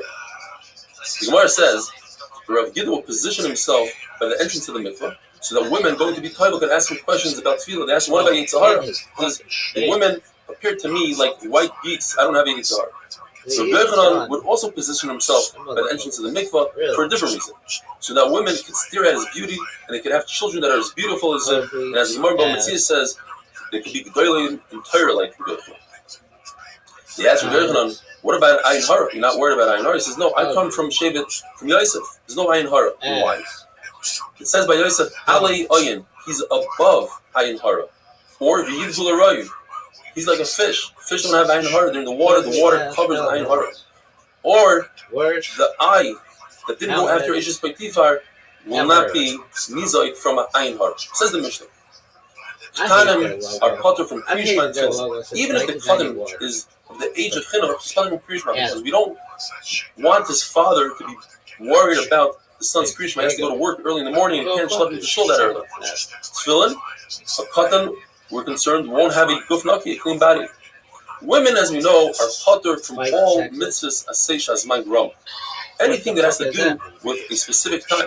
Therefore, Kriya Shema is a specific time, in the morning and evening, they are potter from Kriya Shema. Women are potter from tefillin. And the chiddush is that I would think that they'd be chayav in tefillin because there's a hekesh between tefillin and mezuzah. And in the mezuzah they are chayav. Mashman, women are potter from tefillin. Now, they are chayav in a mezuzah. Why? Because in a mezuzah it says the yirgu yimechem, mezuzah brings longevity, and women need longevity. I would think that a mezuzah it would be potter because it says the matin is oisim is b'neichem, and then right afterwards there's a hekesh, just like they're potter from Torah. They should be potter from mezuzah. Mashman, they're chayav in mezuzah. A woman is chayav in Shemona Esrei because Shemona Esrei brings rachamim, and women need rachamim. Even though Shemona Esrei is erev, boiker, v'tzarayim, it's his man grama. Nevertheless, because of the rachamim, they're chayav. What about kiddush on Shabbos? This is machlokes whether they are chayav mid'oraisa or mid'orabbanan, but they're definitely chayav. According to Rabbi, the chayav mid'oraisa, because it says zachar v'shalom, shalom v'zachar. Whoever's chayav in keeping Shabbos is chayav in mentioning Shabbos and doing kiddush. According to Abaya, it's only chayav d'rabbanan. Birkas Hamazon, they are chayav. Although Moshe Rabbeinu says that Klaisel should eat in the evening, in the morning, so it seems like it's a mitzvah sensation as my grandma. Nevertheless, they are chayav. The one wanted to prove that perhaps the Muslim of a woman is a deraisa because she can be mighty her husband.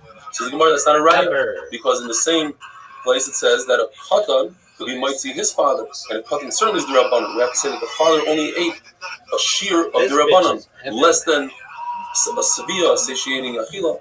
And therefore, the katan can be mighty. So maybe that's what it means that a woman can be mighty to her husband in a situation where he ate a shear d'Rabbanan. What is this? The Gemara says the Malachi Ashar told Rabbi, it's not fair. You said that we shouldn't take bribes, but you show favoritism towards Klal Yisrael. It says Yisa Hashem Panav Elecha. It says Rabbi, of course I show favoritism. I told Klal Yisrael to say Birkas Hamazon when the Achalta v'Savata, if you're satiated, and they were machmer on themselves, and they say Birkas Hamazon even on a kipetza like Rabbi Yehuda or the Zayis like your mayor. That's why I show favoritism. The Mishnah says as follows. We know that about Keri cannot learn Torah. Ezra was misakin that they have to be Torah. So how does one say Kriya Shema if he's about Keri? Says the Mishnah, he should think it in his mind, he should contemplate it. And therefore, he doesn't say Birkas Kriya Shema. And when he eats, he doesn't say Hamaitzi. And Birkas Hamazon, he says it in his head. He contemplates it, he's Maharit. Rabbi Yehuda says no. About Keri, he must say Birkas Kriya Shema, he must say Hamaitzi, he says Birkas Hamazon out loud, he says Kriya Shema out loud with his mouth. The Machlekes between Rabbi and Rav Chisda, whether Hirur is Kedibur, contemplating something, thinking about something in your head, does it have the same effect as saying it with your mouth? According to Ravina, it has the same effect. So why does about Keri only think it if it's as if he's saying it? Because we replace it just like we said at Har Sinai. You should not say it with your mouth. Think it in your head. According to Rav Chisda, Hirur lav kedibur. So if so, why is he thinking about it at all? It has no effect. You have to say Kriya Shema. And the answer is, you're right, it doesn't have that effect. The issue is, if he's sitting in shul and everybody's saying Kriya Shema, he's going to look as if he doesn't care about HaKadosh Baruch Hu, and we want him to be Isaac and be doing the same thing as everybody else is doing. Have a wonderful day.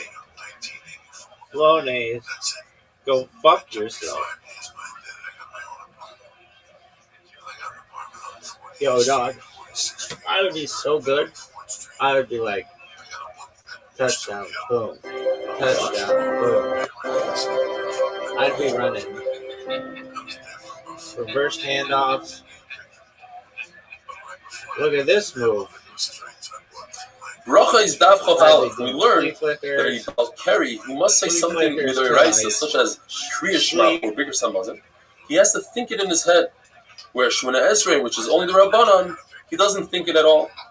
How do we know that Birkas Hamazon is the Raisa? It doesn't get any more clear than this. It says in the pasuk, "Ve'ochalta," you eat b'savata and you're satiated. U've'rachta, you say Birkas Hamazon. Birkas HaTorah, it says that Moshe Rabbeinu said, "Kishem Hashem Echo." I'm going to announce Hashem's name, and Klal Yisrael is going to say Amen. And then from there, we're going to continue to the Shira that is brought down in Parshas Hazino. From our Mishnah, it seems like that the Birkas Hamaitzi, the bracha you say before eating food, is only the Rabbanan, because it says that you don't have to contemplate at all. You don't have to think about it. Even though we have a Kavach Chomer going in two directions, that one should perhaps say Birkas HaTorah after you learn Torah, and one should say Hamaitzi before you eat.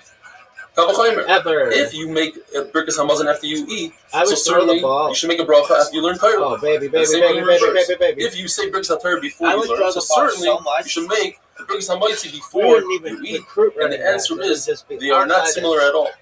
Birkas Hamazon comes after you're satiated and you feel good about yourself. So you say Birkas Hamazon. You don't make that bracha prior to eating because you didn't have anaya. Whereas Talmud Torah, you're saying the bracha because you're about to go into Chayei Olam. This brings the Talmud Abba. So you say prior and not after. What is this bullshit?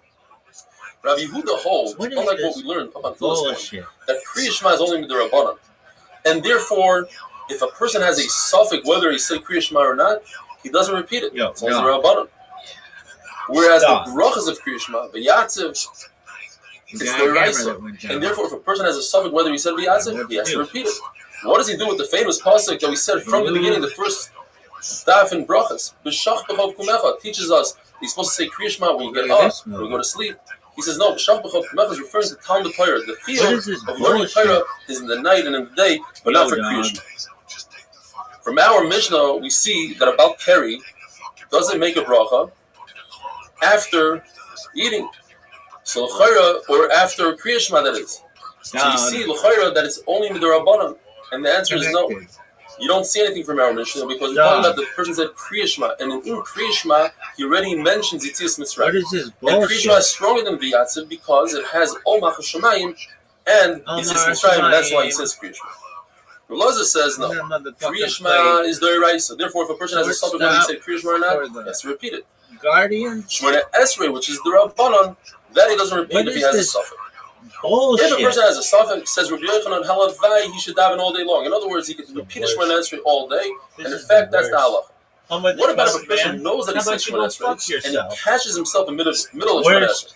Says the Gemara that if a person is davening Shabbos Shemona Esrei, he's on Shabbos and he's davening Shemona Esrei, all of a sudden he feels stream. Punch on his Ever. chest. He realizes, Hey, look, soda crackers. I'm saying Slach Lana in the middle of fuck saying yourself. weekday Shemona Esrei. What does he do? Pipping. The halacha is that he can finish the bracha. What does that even What is fucking the mean? reason? The reason Who is does the because next streams of in 4 reality days? we should be saying Shemona Esrei of the weekday on What is this Shabbos, bullshit and in we've addition to done that, every add the brachas of Shabbos. But because of the tircha of the tzibur, Chacham said you don't say Throw Shemona the Esrei. ball. So therefore, if he finds Oh, himself his helmet saying a came off, now he's bracha, got to sit out. regular weekday This Shemona is Esrei, he finishes it. garbage. Whereas a person who realized that he already said Shemona This is the Esrei, worst. and now he's saying it for the second Worst time, team ever. if he's in the middle of a bracha, he stops right This there where he is, and he just doesn't the finish worst. because he has no chiyuv to say. Worst team FLP came. ever. Nevertheless, if a person comes into a shul, he comes in the shul and he finds the tzibur Worst down in team Shemona ever. Esrei, he could What is this? say Shemona Esrei again as long as he shows that it's tefillas and dava, meaning he adds to each of the middle brachas, he adds something of his own and makes God, it they're gonna personal. lose. This is the worst If shit. a person comes into a shul, and this is Allah comes into the shul, and he finds the tzibur down in Shemona This Esrei, is what should he the do? worst. Well, this is machlokes. According to Rav This is Huna, the worst if he could finish Shemona Esrei before shit everybody gets to, the chazan gets to Moedim, ever. then he should start Shemona Esrei and finish. Because This the is problem the is you don't worst. want to be davening Shemona Esrei while everybody bows and does Moedim, because then it looks like you don't agree to the Moedim. But according to Rav Chizda, he has to What be is able to this finish fucking his Shemona Esrei before everybody gets to Kedusha. Losers. And the machlokes is whether a person can say Kedusha by himself or not. So we, the paskin, that a person can't say Kedusha by himself, the Chayra comes out that he should be able to finish Shemona Esrei before everybody gets to Kedusha. Now, according to everybody, while you're saying Shemona Esrei, you cannot stop for Kedusha and Baruch Hu, etc. The machlokes is whether you could stop in the middle of Shemona Esrei to say Amen Yehei Shmei Rabba. According to Rabbi Yochanan, you could. We don't pass in halacha like that. Cases brings down that today we think about it. This asks a question, then it comes out that you are saying it. You should look in Taisus and see the halacha. About Peri is also to learn Torah.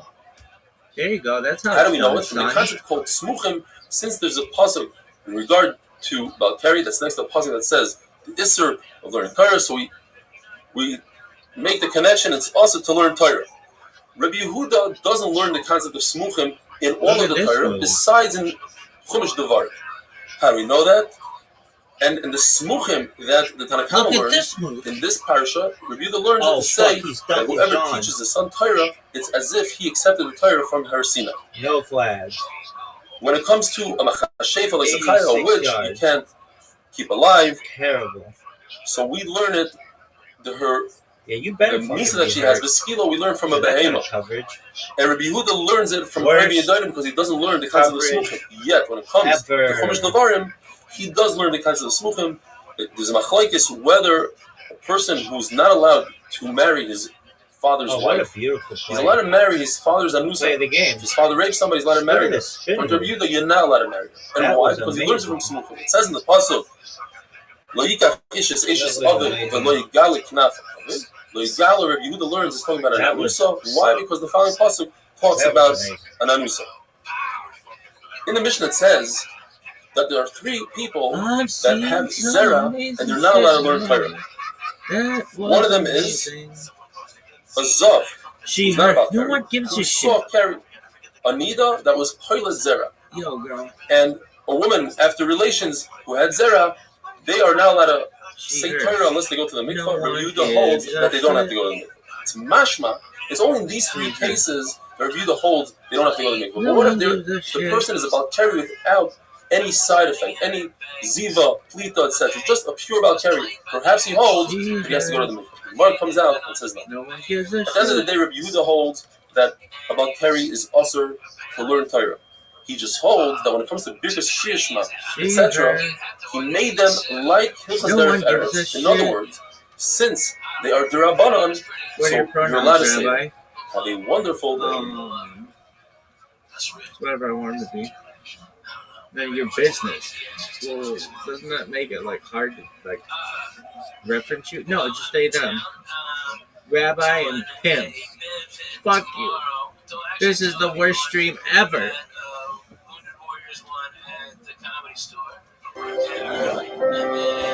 Hey, kid, I saw your ceiling view. Hey, lady, shut the fuck up. Calm down. Bracha is not Chobez. The Gemara tells us that just like Matan Torah was you guys want to hear about the rest is V'zeya, so too when we learn Torah, we should be in fear and trepidation and trembling. Therefore, if one comes about daughter, but it wasn't his fault. afterbirth of a black cat, by mistake, mother's a black he can cat. learn Torah. We burn that shit and put it on our eyes. Which is an issue of Kalos Rosh. Worst Actually 7 Shitas. idea. The Tanakhama says it's Ever. impossible for him to learn Torah at all. It came through Kalos Rosh, and Torah is only Bereses B'Zeh. On the polar opposite, we have Rabbi Yehuda ben Meser that says that Torah cannot become Tameh. Therefore, you can learn Torah in any state, even in the state of Tum of Keri. Torah is like fire, says Rabbi Yehuda ben Meser. Fire is not Mekabel Tumah, Torah is not Mekabel Tumah. And then you have 5 Shitas in between. Rabbi Yossi says you can learn Torah, you can learn Mishnayos, but say them quickly, don't go too deep into them.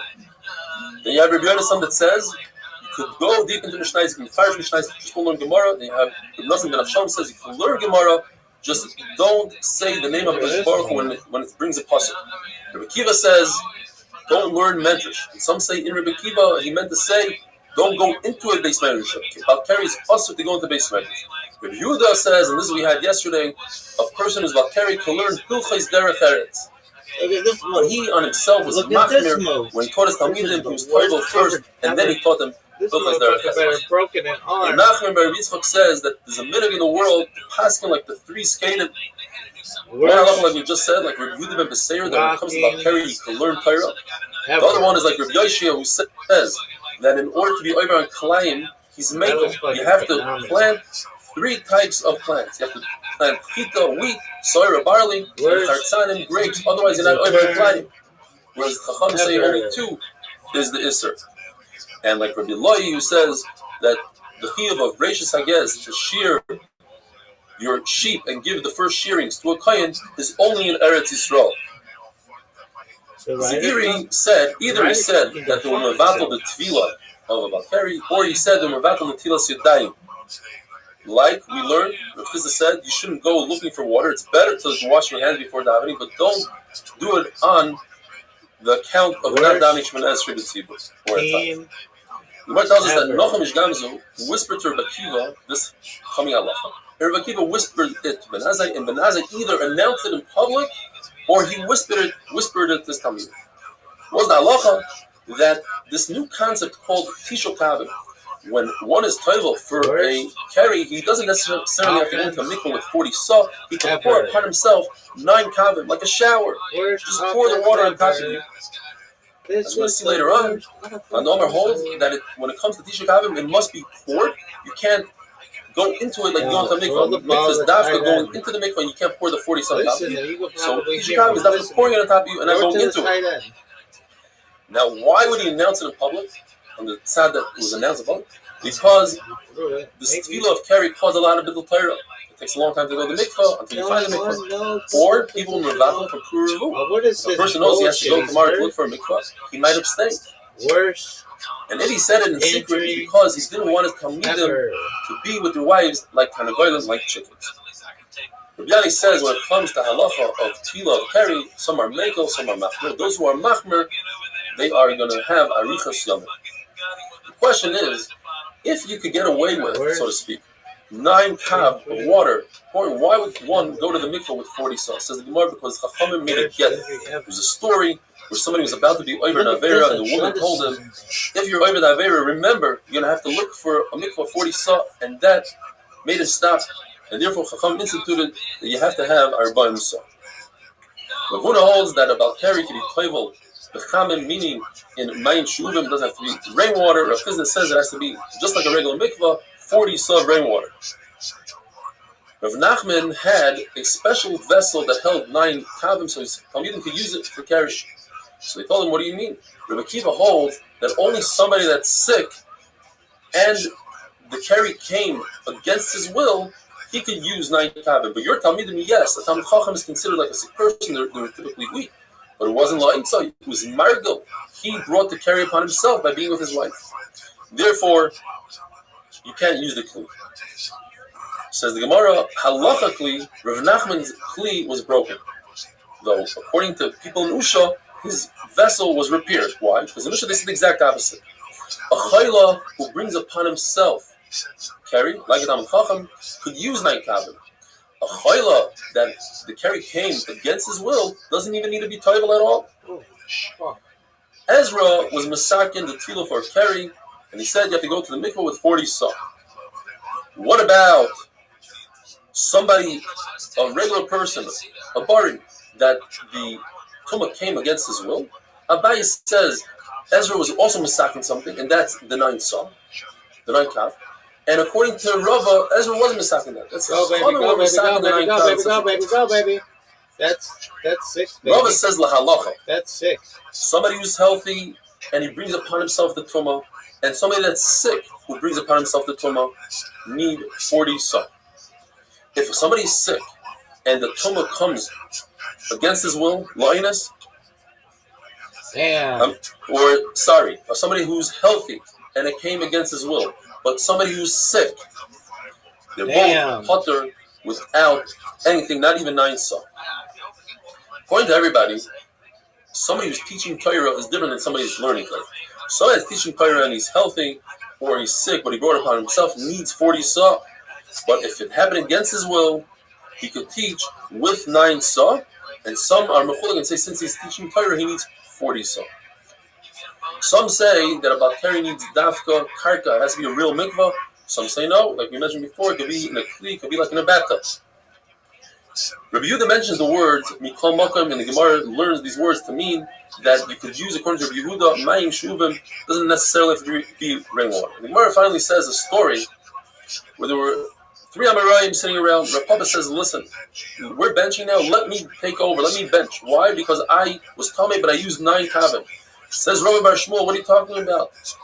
9 kavim is not enough when it comes to teaching other people, saying to other people. You need 40 saw. And I, in fact, was tamei, but I used 40 saw. Says Rav Huna, let me solve this for you. I wasn't tamei at all. Let me bench. Says Gemara, one more halacha. Rav Chama was toivel in 40 saw erev Pesach because he was mighty other people. Says the Gemara, the halacha is not like him. You don't need 40 saw. Have a wonderful day. Everybody says hello. We have to go do all the pat downs and stuff, and they're just like, Rabbi, what's happening? High five everybody. Walk the fuck around. I mean, these guys are easy breezy. It's just easy. Those guys they just breeze you right. I fucking love the guys, man. Burbank's a good one, dude. Bracha is daf chav gimel. If a person is in the middle of Shemona Esrei and he realizes that he forgot, he's about carry. He doesn't just walk away from Shemona Esrei. Rather, you should finish off Shemona Esrei, but be bekatzer. You should shorten every single bracha. You should say the beginning and the end and take out everything in between. If a person is about koire, he's laning from a Torah, and he realizes that he's about carry, he should say everything really quickly. And according to Rameir, he can only say 3 psukim, and that's it, and then he has to let somebody else lane. It's also to daven in front of waste, excrement. So if he sees waste, he should turn his back to it and make sure that he's at least 4 amas away, approximately 8 feet away. And if he doesn't have the ability to turn his back to it, he should at least put it to his side 4 amas.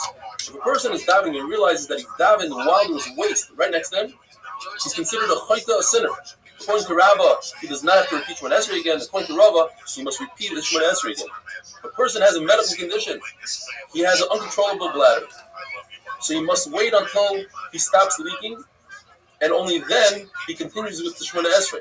Now, if he stopped for the total amount of time that it takes him to say the entire Shemona Esrei, then he must repeat the whole Shemona Esrei. Like any other tefillah, if a person stops, regardless for what reason, he must repeat the whole Shema or Shemona Esrei. But let's say he didn't stop long enough to say the whole Shemona Esrei. According to one man, the Omar, he's a gavrit dachi. In other words, he shouldn't have started davening anyways.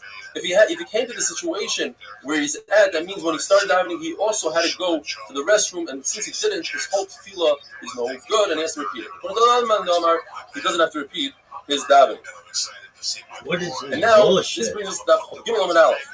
If a person needs to relieve himself, he has to go to the restroom, and he cannot wait for 72 minutes, he can't hold it in, which is the time it takes to walk 1 parsa, then his tefillah is a te'eva, he must repeat his entire davening. But if he could hold it in, according to Rashi, he could start his davening lichatchila. The pasuk says, "Shmor raglecha kasher pelach al beis Elokim." So one shot is you should watch your body. It should be clean. When you go daven in beis Elokim, you go to shul. Make sure you have a clean body. And Ravashi, the other Madonna says, be careful not to sin. Don't be chaita, because then you'll have to bring a carbon to beis Elokim, referring to the beis Elokim. The continuation of the pasuk is, don't bring a carbon like a fool, meaning a fool doesn't know why he's bringing a carbon. Perhaps he has to bring a chatas, and he brings an oil instead, and he won't have the proper kapara, he won't have the right tshuva. If a person is wearing tefillin shorosh, he has tefillin on his head. According to Ravina, he could go relieve himself tanin, and according to Rabbi, it's also why? Because he might come to go for this. If this bathroom is a beis hakisei kavua, meaning it's a permanent place, and there's a lot of waste everywhere in those days, we're talking about that there's no hole in the ground, so you have to remove your tefillin before you even approach this beis hakisei 4 amas before you get there. Now, what do you do once you get there? That will see the machlokes. According to the Mishnah, you hold your tefillin in your hand. According to your tiva, you wrap it up in your clothing and you hold your clothing. If it's a beis hakisei aray, it was never used, so you don't have to remove it 4 amas before you get there. But once you relieve yourself, now you just create a beis hakisei kavua. Now you cannot put your tefillin on until you move away 4 amas from that place. According to Shammai, what you do with your tefillin is there's a wall separating the beis hakisei from the Rosh Hashanah, where everybody's walking. It's a busy place. So you put your tefillin on the shelf facing everybody else in the Rosh Hashanah. The issue with that is that somebody could come and snatch the tefillin. Gemara tells us a story that once a Zayna walked by and she grabbed the tefillin, she ran to the Beis HaMedrash, and she told people, "Where's this boy that owes me money?" That boy, obviously, he wasn't over the Avera, but she lied, and he was so embarrassed that he threw himself off the roof. From then on, they said, you should not put your tefillin in the Rosh because somebody might take it. The issue with putting your tefillin on the inside part of the wall is because inside it's quieter, and there are a lot of rodents, and they might take your tefillin as well. Look at this athleticism. Therefore, it says, Beis Hillel, you must hold your tefillin in your hand. So what do? You take the tefillin in your right hand and you put it against your heart. You roll them up, and you have to make sure that the ritzuas don't come out of your hand one tefach, because the ritzuas have kedusha in them. The tefillin shel yad has a yud. The tefillin shel rosh has a dalet. Together with the shin on the tefillin shel rosh that spells shakai, the name of HaKadosh Baruch Hu, so that's special kedusha. This is all if you're going to wear your tefillin afterwards. It's still daytime left. But if it's night, this is the last time you're taking off your tefillin, you're not allowed to hold the tefillin in your hands. You must put it in a bag. Now, if it's a tefillin bag, then you must make sure that the tefillin bag has 1 tefach of air in it. That creates a new domain. The tefillin bag is its own entity, and then you can put the tefillin bag on the ground. But if it's a brand new bag, you never used this before for tefillin, then even if it has less than a tefach, you can put the tefillin on the ground, just like if you take a jar and you put food in it, and you bring it into a room where there's a dead body, it's not makabel tum as long as there's a slight amount of air in there, says Taisves, because you don't need a full tefach in that situation. And this brings us to Amud Beis. The Gemara tells us 2 different stories, and they both say the same thing. That Rabbi Yochanan and Rav Nachman, when they came, they approached the restroom. They would give their sefer of Agadita to the Talmidim, but they didn't give their tefillin to the Talmidim. They preferred to hold the tefillin by themselves inside the restroom. They said, since there's a heter, they still give us a heter to bring tefillin into the restroom. They prefer to bring the tefillin into the restroom because that gives them a shmira, a protection from azikim. During davening, the Gemara tells us you're not allowed to hold your tefillin in your hand, you're not allowed to hold a knife or money in your hand. The Taz says this refers to everything. You're not allowed to hold anything in your hands because this will reduce your concentration during Shemoneh Esrei. You're not allowed to sleep with tefillin, even a temporary sleep, just a few moments of sleep, because you won't be able to control your body, and it could bring a bezayin to tefillin. There's a concept of tznius, when one goes to the bathroom, even though nobody's in the room with them. If it's a man, he's allowed to expose himself 2 tefachim in the front and 1 tefach in the back. A woman, only 1 tefach in the back and nothing in the front. If a beis hakisei, you have a bathroom, a restroom, which is a permanent bathroom, so there's a lot of stuff going on the ground. The ground is softer, so we're not concerned that there will be a splash of tanim on the leg. So you don't have to wash it off.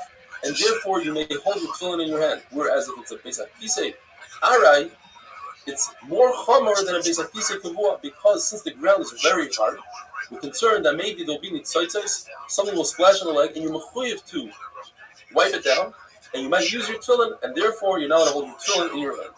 The person doesn't want to be embarrassed when he goes into a very long meal, a sudas keva. He doesn't want to get up and build a meal to go to the restroom. He has guests and he's embarrassed. What should he do?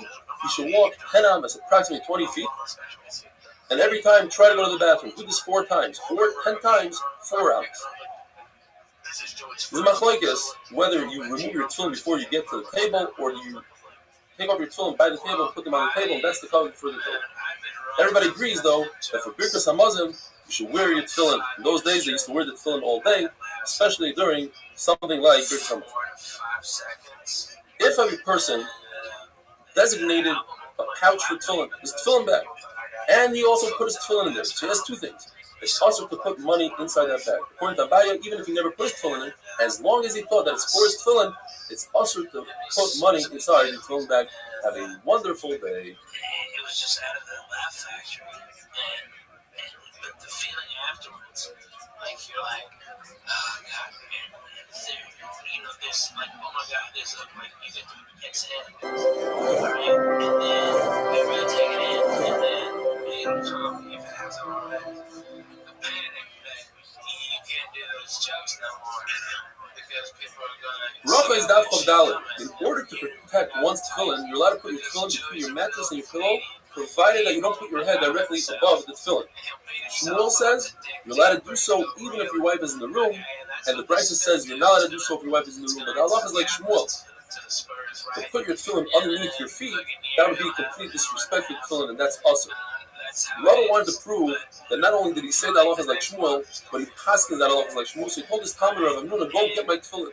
When his Talmud Rav Amnuna went to get his tefillin, he realized that the tefillin were below the pillow, not where Rabbi put his head, and that his wife went to the mikveh the night before. In other words, even in the situation of Ishtay Imai, you're still allowed to put your tefillin below your pillow. If 2 people were undressed and they were beneath the blanket, how do they say Kriya Shema? Now, if they're facing each other, it's definitely usher. If they're not facing each other, they're back to back. If it's his younger children, what exactly the age is? Machlokes in Gemara: a girl below the age of 3, a boy below the age of 9, or a girl below the age of 11 and a boy below the age of 12. Then it's mutter. His wife, or his older children, or just another person. According to Shmuel, it's machlokes in the Brisa whether you have to put a machitza with the talis, and he passed in Shmuel that it's a mutter without the hefsek. And according to Rabbi Yosef, there's a difference between his wife and other people. His wife is mutter, ishtay gufay, and other people, it's also. But there's no concern of agavais, meaning rear. The rears that are touching each other, they are not considered an erva, and therefore you can take Kriya Shema even if they touch each other.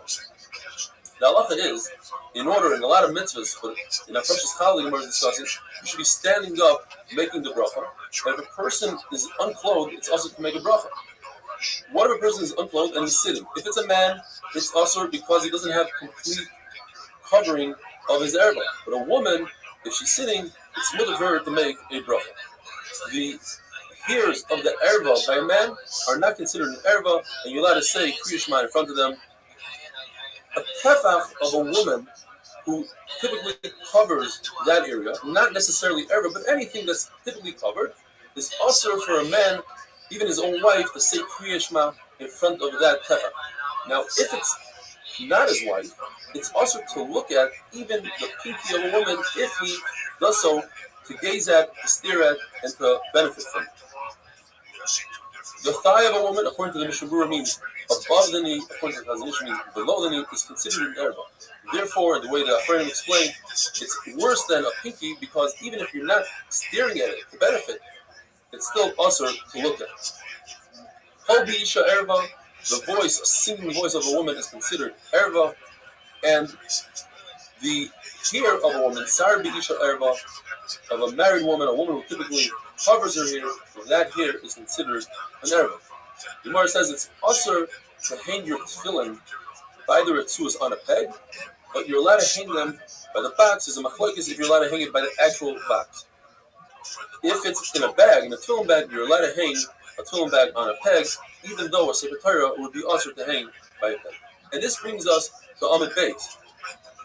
If somebody is allowed during Shemona Esrei, he says Shemona Esrei allowed, well, if he just is trying to show Hashem that he's davening, that's also because that shows that he doesn't have a munah, that Hashem hears him without him being loud. But if he's doing so because that's how he has kavanah, then it's mutter provided that he's not in public. Because if there's other people that are Shemona Esrei and he's disturbing them, that is also that's triggering tzipur.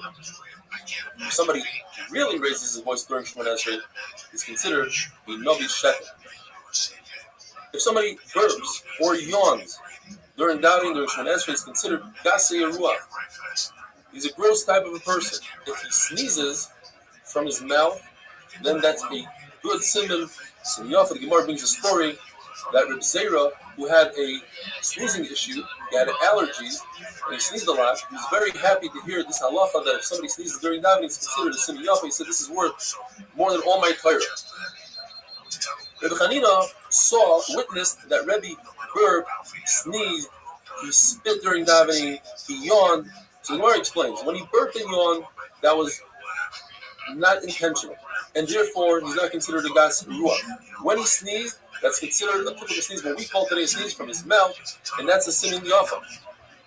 When he spit, he didn't spit onto the ground because that's considered spitting in front of a king, so he spit into his clothing, and a person who's an istinus, he could put it into his scarf, and if he's really an istinus, he could spit it behind him, and if that doesn't work, then only he spits in front of him. Rabbi Yochanan, that is the Rebbe, he used his garment to crush allows during Shemona Esrei, and he also, when his talus fell off completely, he wouldn't return it. It's also to put on your talus during Shemona Esrei. But when he yawns, he had manners. He put his hand over his mouth in order not to show his mouth. However, the Gemara calls it sneezing from below, sneeze that has a smell to it. That is also, if you do it on purpose, that's considered a gasrua. Now, what do you do if one feels that he has to do so during davening? He must walk dalet amas behind, wait until the smell clears, and then he goes back and continues from where he was in Shemona Esrei. But before he does so, he has to say a bracha, asks sort of for forgiveness for what he's just done. He says, "Yitzartanu mikavim mikavim chalulim chalulim bali b'du'al lefanecha cherkoseinu v'imoseinu." You understand, Hakadosh Baruch Hu, how embarrassed we are b'chayenu in our life, u'b'achriseinu when we die. We're going to be maggots and worms. And then it's unbelievable that in the middle of Shemona Esrei he makes this bracha, and then he continues with his bracha with the Shemona Esrei from where he led off before. And the Gemara tells us that Rabbi Yehuda held that it's usher to move from Chutz La'aretz to Eretz Yisrael. As the Pasuk says, I will come and get you from Galus. And Rabbi Abba held that it's mutter. So Rabbi Abba kept on avoiding Rabbi Yehuda, and Rabbi Abba said, before I go to Eretz Yisrael, let me hear one more halacha, and this is the halacha that he heard. And you say this bracha, and you walk away, and he said, if I only came to hear this, it was worth it. If a person is in, let's say, a sleeping bag, and he's not dressed, and he wants to say Kriya Shema, but it's too cold for him to poke his head out. Now you have an issue of Vid by Rois Erva, Ein of Rois Erva, his eyes Rois Erva, his eyes see the Erva, his heart sees the Erva. So what you do is you make him a chitza, you put some sort of cloth between your neck and the Erva, and that's enough. That goes according to the Manhama that says that it's not an issue for Vid by Rois Erva. That's an issue, and you put the cloth a little bit lower down, and that creates if a person is walking the street and there's excrements, there's soya all around, one man Omer says you can put your hand on your mouth and continue saying provided you continue to walk. If you're standing still, everybody holds. And the other man Omer says continue putting your hand on your mouth. Doesn't work. Have a wonderful day. You get a taste for screen. Oh, this is tremendous. And you know what? They've done 10 videos, 10 different things. I think this guy was the first guy. That's why I don't want to say it was true. This is the first guy I saw that really made an impact on me. Bracha is not chofei. If a man is not wearing anything from the waist up, he may say Kriya Shema, but it's also for him to say Shema like that because he's standing in front of the king. You have to dress properly. If a person is in the restroom and he realizes that he's wearing his tefillin, he shouldn't just jump up and run out. That could be dangerous because the first discharge must come out. But he puts his hand on his tefillin.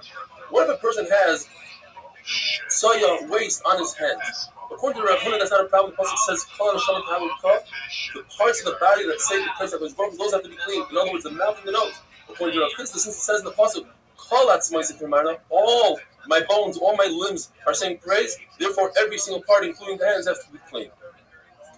If the source of the smell is there, according to Rav Huna, you have to distance yourself 4 amas from the source, not so much the smell. According to Rav Chisda, it doesn't matter where the source is, it matters where the smell ends. From that point on, you have to distance yourself 4 amas. In the Brisa, one Brisa says, what kind of waste are we talking about? We're talking about human, dog, pig, and chicken waste. The Brisa says it's not really chicken, it's turkey or a lot of chicken poop. According to Rava, the only time dog and pig waste are also to say Krishma from them is when they are used to tan hides, and therefore it's a very foul smell. Now, if you could see the tzaya, it doesn't matter how far away it is from you, as long as you can see it, it's also to say Krishma in front of it. If it's 10 tefachim above or below you, then it's mutter to say Krishma, that's considered another domain. If it's inside a glass jar, it's mutter to say Krishma in front of it. But when it comes to erva, if a glass separates you in the erva, that doesn't give you a head there, because over there it's still an erva. If you have a very small amount of tsoya, kolshu, then all you need to do to cover it is you spit on it and spit. If the tsoya is in a hole in the ground, you just put your shoe on top of the hole, and that's okay. What if the tsoya is stuck to the bottom of your shoe? That's a teiku whether or not you're allowed to say Kriyashma. Now the halacha is, if a mitzayra whose tummy is underneath a tree, the tree is like a tent, is like an oil, so anybody that's tar that walks underneath the tree becomes tummy. But if somebody that's tar is underneath the tree, and the mitzayra walks by the tree, the person that's tar remains tar because that's not his domain. Says Abaye, if so, the same thing applies to tsoya. In other words, if tsoya is moving by, then you are allowed to say Kriyashma. Only if it's stationary, it's also. Rabbi says no. When it comes to tsoya, the pasuk says, where you are, you need to be in a proper place with Kedusha. Since he moved by you, then in that moment, it wasn't Kaddish, it's also for you to say Kriyashma. A reach, a smell that doesn't have a source. So the Gemara gives an example that the yeshiva bacher, they would sleep on these machatzalos, but their friends would learn next to them. Now, when a person sleeps, doesn't really have full bodily function control, and it's possible that there's some sort of reach, smell that comes from the bacher. Nevertheless, you're allowed to learn Torah. However, you're not allowed to say Kriyashma. Now, the person himself is the one that created that smell. He's not allowed to learn Torah. He must distance himself from that smell. What about if we don't know whether what you're looking at is meriglayim or, let's say, apple juice? It's a suffix. So even if it's in a heap of trash, where typically there's a lot of tsoya and a lot of meriglayim, it's mutter because the isra midaraisa of saying Kriyashma in front of meriglayim is in front of a stream coming out of a person. But once it hits the ground, it's not also their Michael, how you living, pimp? You have a suffix. However, when it comes What's to good, son? You don't know if you look Yo, at dog, just chocolate. a moment. How'd you find out about me, my friend? Do I remember you? Maybe. I don't know. Tell me about yourself. What are your hobbies? What are your interests? What are your favorite things to do? Dog. No one knows what that is. Dog, you know how much shit I just stopped for you? You stupid ass name. Stupid ass name. Worst name ever. Dog, I'm so excited for the NFL. I could shit.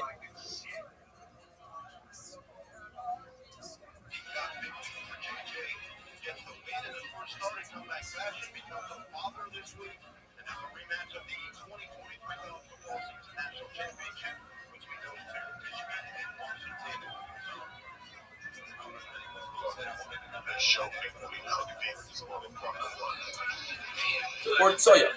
So in that case, if it's in a pile of trash, it's usher. Why? Because in trash usually you find tsoya. If it's in the house, there's a machlokes because one number says you typically don't find tsoya in your house.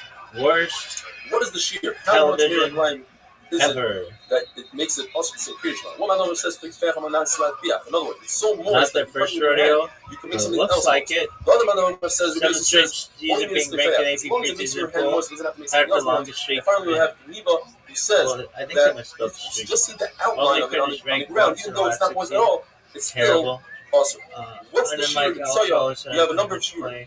One shear is that it becomes hardened on the outside. It's no longer worst soya. The other shear says up to the point where it has cracks in it. ever. The other shear says as if it's as hard as earthenware, and if it breaks, the halacha is, Rabbi says that it has to be as hard as earthenware in order for it not to be soya, in order for you to be able to say Kriya A Shema. win here. How about a win? And this brings us to common debate. It says in the Mishnah we learned that if a person is inside the mikvah and he realizes it's time to say Kriya Shema, Ever. and he doesn't have enough time to get out and get dressed, he should say Kriya Shema in the water. Now, number one, we're talking about Vasikin. So it could be goes according to Yeshua that says that 0-13 versus ranked opponents. Vasikin, then we're You're doing such a dick, dog. but other people can say that Worse. The other point the Gemara makes is that what kind of water are you talking about? Either, according to one man, Ever. the water is dirty water or it's not see-through, so therefore it creates a barrier between your eyes and your erva, or your Get heart that and your Jimbo erva, Fisher or any buyout. other part. Let's say Get you that Jimbo Another Fisher man says, buyout. Oh, this motherfucker's we're talking spinning about like a fucking top. clear water, This is. but nevertheless, there's no issue of Worse. erva, and there's no issue of ain't no erva. Look at this. La halacha. If your This heel, motherfucker your own heel hamstring. touches your erva, it's also the same. Look at this move. So to speak, see Look the at erva, this move. that's much to say. Look at this move. The erva of a guy, halachically is considered Look at erva, this I would move. think, because it says in the pasuk, B'sar chamorim b'sarim, they have Look halacha at this chamorim. move. Mashmalon is still Look considered at this an move. erva. There's a concept called grash and reed. Reed. Look There's at this a vessel that athleticism. usually contains excrements, Look at this soya, move. merigline, and now it's completely clean. Nevertheless, it's possible to say Kriya Shema in front of it because it absorbs. It's a disgusting most clean. According to the Look at Tanakama, this move. the entire house, even if it's 100 amas long, it has the halacha of Dalet amas when it comes to the halacha of tzoya. According to Rav Shimon Gamliel, if you have tzoya in front of the bed, that doesn't create a mechitza, and therefore you have to distance yourself 4 amas from the tzoya. If there's a bed Get it. and the tzoya, that creates a mechitza. Worst What if the tzoya is coverage below the bed? Well, very ever. interesting halacha. If the bed is only 3 feet from above the ground, then we have the concept called loving. And it says if the bed is on the I ground, would then intercept there is that ball. the tzoya. If the bed is And I 10 feet would have from above run the it ground, then all the way to the end zone. it's also the same And we Kriya Shema. spiked the ball, and we got so sick they wouldn't have penalized. The murder remains in the suffix. If the merigline, I would have looked like Jackie Kennedy on September 12th, 1953. Everybody would have known it. In the heat first. Everybody. Pour the merigline on top of the water. Then the merigline becomes bottled drop by drop. As it hits the water, they become bottled. However, if the merigline were in the heat What is first, this and the bullshit? merigline bottled with water, well, that's Worst whether kosher meat coverage ever. This says no. It's the exact opposite. If you put it in water before the merigline, then there's a machlokes whether you need a kosher or a reveal. But if the merigline were in there first, you certainly need a reveal. And finally, for today, there's an Isser Kashmish in a house that has a Sekretariat and Tefillin. You either remove the Sekretariat and Tefillin from the house, or you build them a pizza if you can. That's 10 to 5. Or you put the Sekretariat and Tefillin in a double wrapping, have a wonderful day.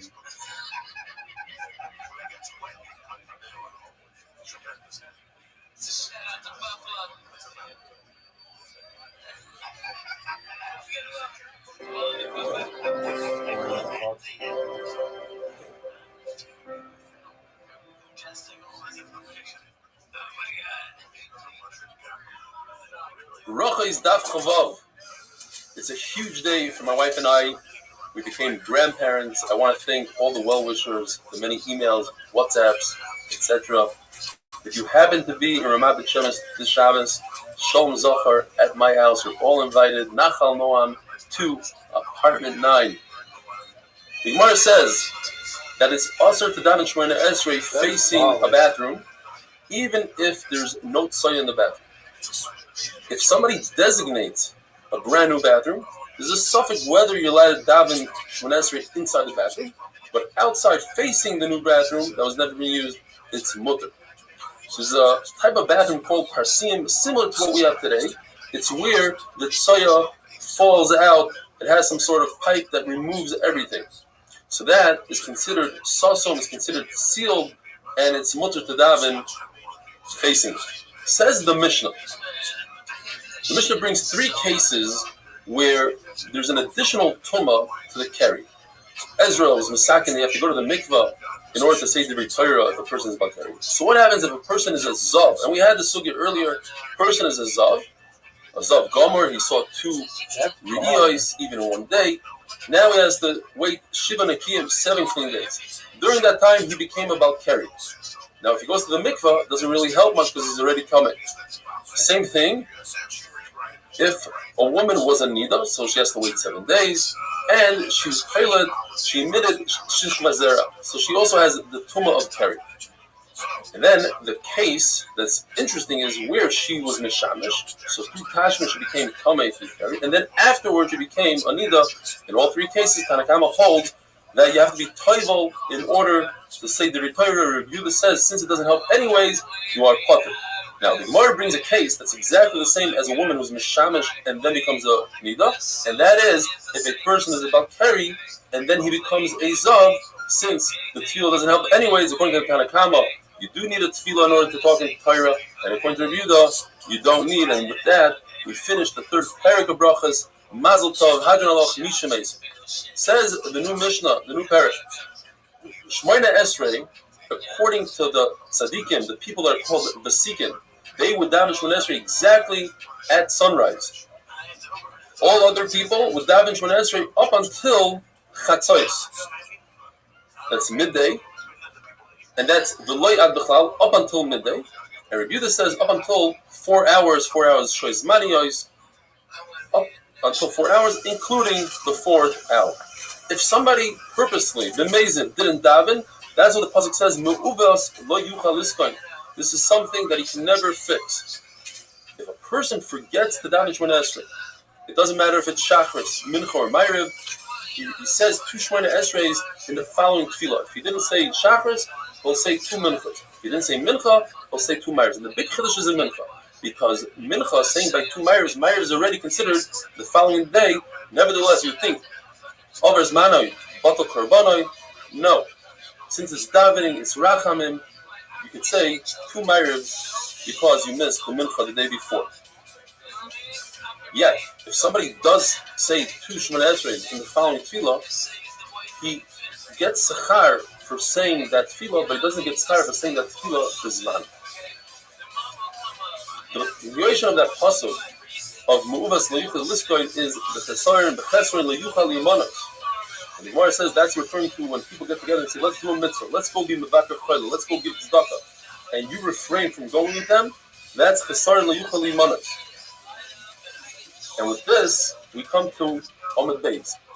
If a person forgets Mincha, weekday Mincha, Erev Shabbos, what should he do? He says 2 Shabbos Ma'ariv, even though it's a different type of Shemona Esrei. It's the Shemona Esrei of Ma'ariv of Shabbos.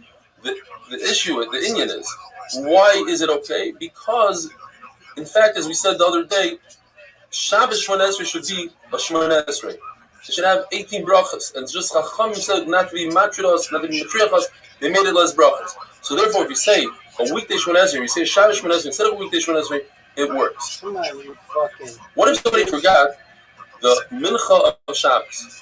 The following tefillah is Ma'ariv of Motzi Shabbos. It's a weekday Shemona Esrei. What do? You say 2 Shemona Esreis, 2 Ma'ariv, and the first one has Abdullah in it, Adar Kanatanu, and the second one does not, because the halacha is that the Shemona Esrei that you're saying first should be the one that you're mechuyev to. So the first one is Ma'ariv, same Ma'ariv. The second Shemona Esrei is the Tashlumim. What if he reversed it? He said the first one for his Mincha and the second one for Ma'ariv. Halacha is he has to say a third one because he's not Yaitza. The kasha is that the Gemara brings down, we say that if a person says how he forgets to say Havdalah, he doesn't have to repeat Shemona Esrei at all.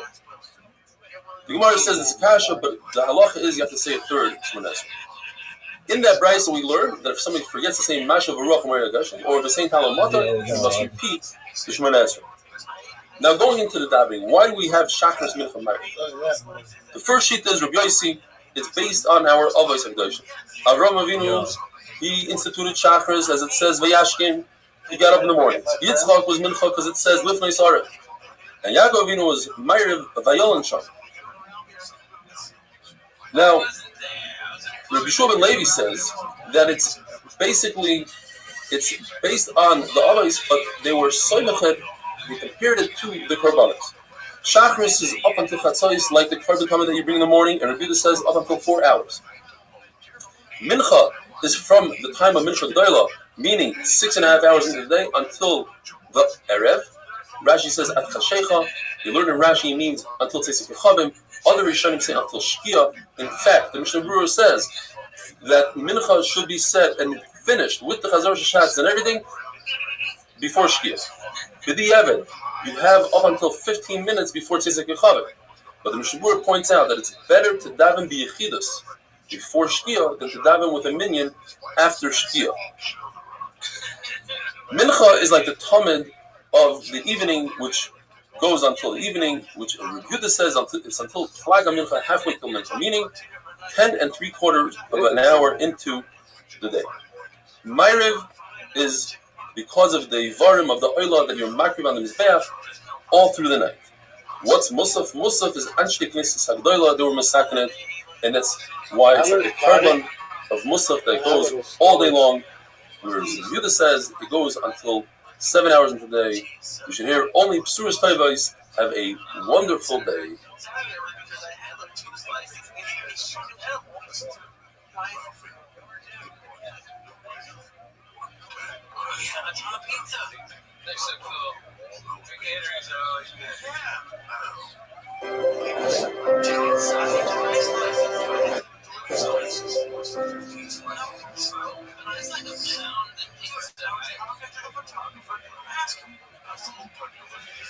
Oh, did he catch it?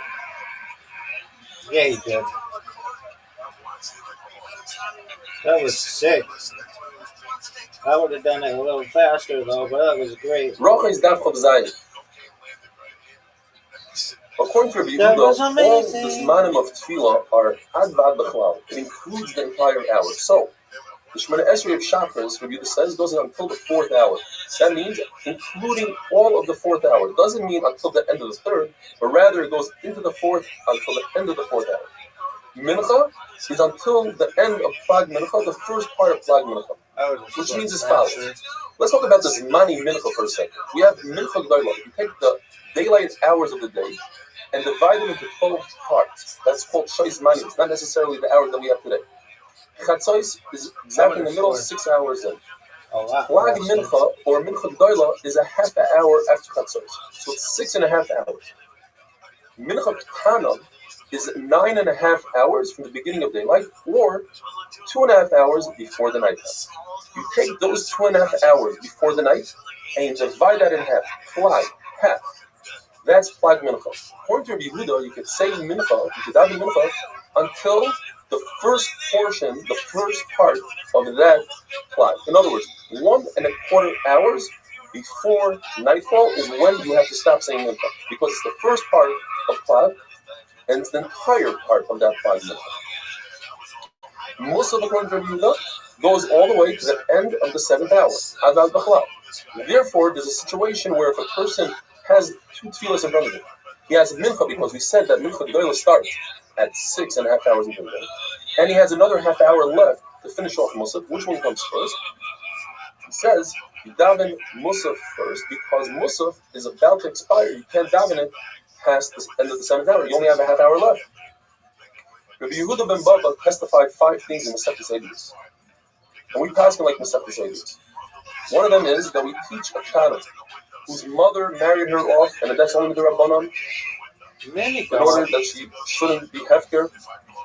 In certain situations, we teach her to do niyos. That is to say that she wants to negate the marriage, and therefore there's no marriage. In a situation where 2 sisters, including this Kana, married to a brother, and her older sister was a G'dayla, married to another brother. That older sister's husband died. Therefore, she falls to Yibum. She cannot fall to Yibum in this current state because there will be 2 sisters married to Yibum. Therefore, we teach the younger one to do Miyon, and she'll be a proper Yibum of the older one. We taught a testimony, that you can marry off a woman based on an Eid Echad, one witness testifying that her husband died. We also testified that they did skila to a chicken who killed a person. and that for Nisachim on the Mizbeach, it's enough to be considered old wine. It's enough to be 40 days old. And finally, for our sugya, the Talmud was nekra 4 hours. In other words, the entire 4 hours into the day, and that's why we pass like Rabbi Yehuda that we daven Shachris 4 hours in the day, not until Chatzos. Rav, except Shabbos, he did an early Shabbos, what we call today, after the flag, because he holds like Rabbi Yehuda that flag is the end of the day, and after flag is already nighttime. Chachamim say you can only be Makabel Shabbos after Shkir. It says it comes depending on which Rishonim, because they hold that Mincha goes all the way to the evening. And whoever does the other Gemara about you could do any way you choose, says the Gemara. If the entire congregation davened Shmoneh Esrei, they thought it's nighttime, they davened Ma'ariv for Motzei Shabbos, but it was still Shabbos, they didn't see that it's only a cloudy day, their tefillah works because of Tirchut Tzibura, but if an individual made a mistake, he has to repeat the davening. Rabbi sat in a Beis HaMerchatz in a sauna before the Gzeira against doing Gzeira, and he was Mekabel, after he was Mekabel Shabbos. So first he was Mekabel Shabbos, went to the sauna, and then he taught Torah. Rabbi Yirmiyah Ba'aba, who was a Talmud Chaver of Rav, he davened Mincha of Friday behind Rav, who was davening Ma'ariv of Shabbos. And you see from here that Rav didn't take his 3 steps back, he didn't do Eis Shalom because Rabbi Yirmiyah was still davening Shmoneh Esrei. You learn out halacha that if somebody's davening behind you, you're not allowed to take the steps back, you're disturbing him, or the Mishabur brings that the Shekhinah is there. However, if it's out of the 4 amas of the person, you're allowed to. And the only reason why Rabbi Yirmiyah was allowed to daven behind Rav is because he was also his friend. He's a Talmud Chaver. But a regular person, a regular Talmud, is also to daven behind his Rebbe. If he does, he causes the Shekhinah to leave Klal Yisrael. Just like if a Rebbe says Shalom to a Talmud and you answer him back like you'd answer to a regular person, Shalom, instead of saying Shalom Aleichem Mayri, that also causes the Shekhinah to go. And if a Talmud opens up a yeshiva without asking permission, gives shiurim, that's Nisal the Shekhinah. Lahalacha, a person could make an early Shabbos and he can make Kiddush before nightfall as long as he repeats Kriya Shema. Shmuel says that a person could daven Motzei Shabbos on Shabbos itself and make Havdalah on a cup before Shabbos is over. A very interesting story. The Gemara says that in the name of Rabbi, they said that Rabbi Shmuel Bar Yossi stood at this particular pillar and he davened the tefillah of Shabbos, Ma'ariv of Shabbos, on Erev Shabbos. Says, well, that's not what happened. It happens to be it wasn't a pillar, so it was a palm tree. And it wasn't Rabbi Shmuel Bar Yossi, it was a Rabbi Elazar Bar Yossi. And it wasn't Erev Shabbos on Shabbos, rather it was Shabbos on Motzei Shabbos. This machlokes whether the Ma'ariv is obligatory, you have to daven it or not. And the Gemara brings in, therefore our Mishnah says, Ein lo keva, our Mishnah holds that it's not a field. And the Gemara brings it, a very famous story that Reb Shimon Bar Yochai asked Rabbi Yeshua, do you have to daven Ma'ariv or not? And he said, it's a reshus. And he went and he asked Rabbi Gamliel, who's the Nasi, and Rabbi Gamliel said it's a chayva. He said, wait a minute, Rabbi Yeshua says it's not a chayva. He said, let's wait until everybody comes. Everybody comes to the Ishmael and he says, ask him. He says, do I have to daven Ma'ariv? Rabbi Gamliel says, you have to daven Ma'ariv. But Rabbi Yeshua said, I don't have to. No, so Rabbi Gamliel says, is anybody here Mechulot? And Rabbi Yeshua said, no, nobody argued with that. He said, but they said in your name that Rabbi Shimon Bar Yochai said that you said that it's a reshus. Says Rabbi Yeshua, I can't argue with him. He's alive, I'm alive. How could I argue with him? Rabbi Gamliel forced Rabbi Yeshua to stand as the shir went on. And the tzibur was very upset. And they said, last year when it came to Rosh Hashanah, Rabbi Yeshua asking that it's Yom Kippur, and Rabbi Gamliel said, I want you to come on Yom Kippur, which I hold is not Yom Kippur, with your stick, with your money. And you asking when it comes to prayers, that you made Rabbi Yeshua stand up like you did today. We have to get rid of Rabbi Gamliel. Who's going to be instead of him? Rabbi Yeshua can't be instead of him because he's part of the story. Rabbi Akiva can't be instead of him because he doesn't have Schusavos. It has to be Rabbi Elazar ben Azariah because he's a Chacham. He knows how to answer everybody. He has Schusavos. He's 10 generations from Ezra, and he's wealthy. He can go deal with the Kesach. Rabbi Elazar ben Azariah says, I have to ask my wife. The famous excuse. So he asks his wife. His wife says, but what if they remove you? It's better to be a glass cup and that breaks the next day than not to be anything. But you don't have white hair. In the story of Pesach, that day that it was a nest, and he had 18 rows of white hair. And Be'ez Hashem, like they say in Cheder, the Rabbi always says, tomorrow we'll continue the story. Be'ez Hashem, have a wonderful day. Oh. What is that bullshit? Intercepted. What in the fuck, dog?